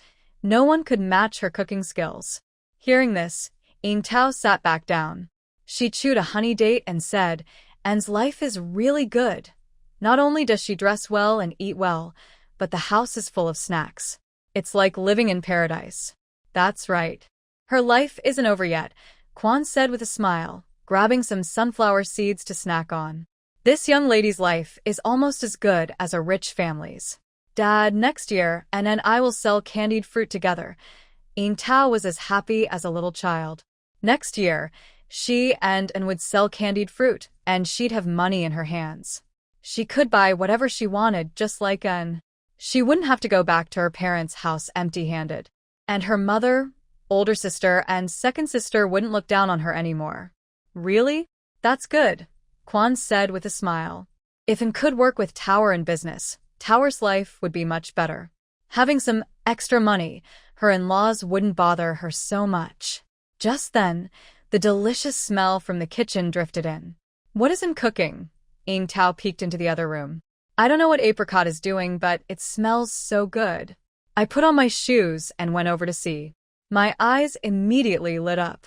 "Is that fish stew?" She can't remember the last time she ate fish, which was many years ago. "Yes, it's almost ready." Ginkgo placed the fish into a porcelain bowl. There were no plates, mainly because the fish was too big. Even half of it weighed about 6 or 7 pounds. "Give it to me." Silver Peach took the bowl. She excitedly ran into the house. "Dad, look at this." Dad probably hasn't eaten fish in a long time either. "Wow, this fish is quite big." Silver Wide smiled. He had already smelled the fish. But he didn't expect it to be so large. A whole fish filled a big bowl. "Move aside quickly." Ginkgo happily carried over a big bowl of chicken with vermicelli and mushrooms. "There's chicken too." Silver Wide's face was full of wrinkles from smiling. It looked like a whole chicken, or it wouldn't be this much. "Yes, and more," Ginkgo said happily as she went out. She also brought back a bowl of shredded cabbage salad with some shredded radish. Last time the children didn't get enough, so this time she made a bit more. She turned around and went out again, bringing back a bowl of roasted peanuts. Then she carried a large bowl of plain rice. Everything was ready. Your life is almost like that of a fairy. Silver-Wide looked happily at the dishes on the table. They were all hearty dishes, which must have cost quite a bit. Yes, Apricot, your life is really good. Silver Peach also looked envious. I never thought Apricot's life would be so good. It's really enviable. Next year, when you earn money, you can live like this too. Ginkgo was very happy and served everyone a bowl of rice. Just as she was about to sit down to eat, she suddenly remembered something. Oh, Dad, I'll get you something nice. She went to the cabinet and took out some white wine. Since Brother Qingbei wasn't home, she decided to let Dad have some first. Oh, you still have wine. Silver-Wide's eyes immediately lit up. He quickly reached out to take it, opened the lid, and sniffed. The wrinkles on his face almost piled up into a mountain. Quick, pour me a glass. It's been many years since I last drank alcohol, and I've almost forgotten what it tastes like. Ginkgo found a cup. Yuan Quan poured a glass and handed the jar over. Put it away, save it for Qingbei when he comes back. You should drink yours first. I'm already satisfied with this. This stuff is so precious. I can't afford to drink much. He picked up the cup and took a small sip, smiling so happily he couldn't close his mouth. Delicious. This thing is really so delightful. Turning around, he saw a few children watching him with big smiles. He rolled his eyes. What are you all staring at? Hurry up and eat. Hee. The children giggled with small smiles. Grandpa is so funny. Hurry up and eat. Big sister, you should eat more. Ginkgo placed a piece of chicken leg into Intao's bowl. Big sister is so thin. She probably hasn't had many good meals. Intao picked up a piece of meat and put it in her mouth. Tears of happiness welled up in her eyes. So tasty. She had almost forgotten what meat tastes like. They've cooked chicken at home before, but she never even got to drink the broth. This chicken is so fragrant. If you like it, eat more. Ginkgo's nose also felt a bit sour. Seeing Big Sister like this, it must have been a long time since she last ate chicken. Next year, when she and I earn some money, I won't let her be so neglected anymore. This fish is also good. Yuan Quan pointed at the fish in the basin. It looks as good as restaurant quality. His daughter's cooking skills are truly endless. Grandpa, is this also delicious? Jean Ling smiled and pointed at the sour and spicy shredded cabbage. She also really likes this dish. Really? Yuan Quan took a bite and put it in his mouth. Yes, really, he didn't know how his daughter made this cabbage. How can it taste so good? Grandpa, my mom's braised pork is also very delicious. Airbao's small mouth was greasy with food. Mom's braised pork is the best. Is that so? Then one day, your mom should make it for Grandpa. No need to wait, I'll make it tomorrow morning. Dad, come over and eat. Big sister is here, so I should make her some more tasty food. All right, I will come over tomorrow morning to eat. Yin Quan took another small sip of wine and picked up some noodles with his chopsticks. He felt very happy inside. Nowadays, not many people could enjoy this kind of meal. He was almost like a wealthy landowner. To help his older sister eat more, Yinxing kept scooping food into her bowl. Yintao also stopped pretending and ate openly for the first time. There was chicken and fish, and she kept busy eating. By the end of the meal, she had finished 4 bowls of rice. Yingquan didn't eat as much as her, but this time, he also felt full. Even the little kids' stomachs looked round and satisfied. After cleaning up, the whole family sat back on the kong, a traditional bed. They cracked sunflower seeds and chatted happily. When they were really happy, they all tilted their heads back and laughed loudly. They talked until it was completely dark outside. Yingquan then went home with his hands behind his back. Yinxing locked the door, and after the children finished washing up, they all snuggled into bed. Big sister, tell me more about your family, Yintao asked. It seemed like their older sister was often treated unfairly at her husband's home. Their father couldn't ask about it here. When he left later, he could find out what was really going on. Hearing this, Yintao's eyes immediately turned red. Ina, I often get hit at home.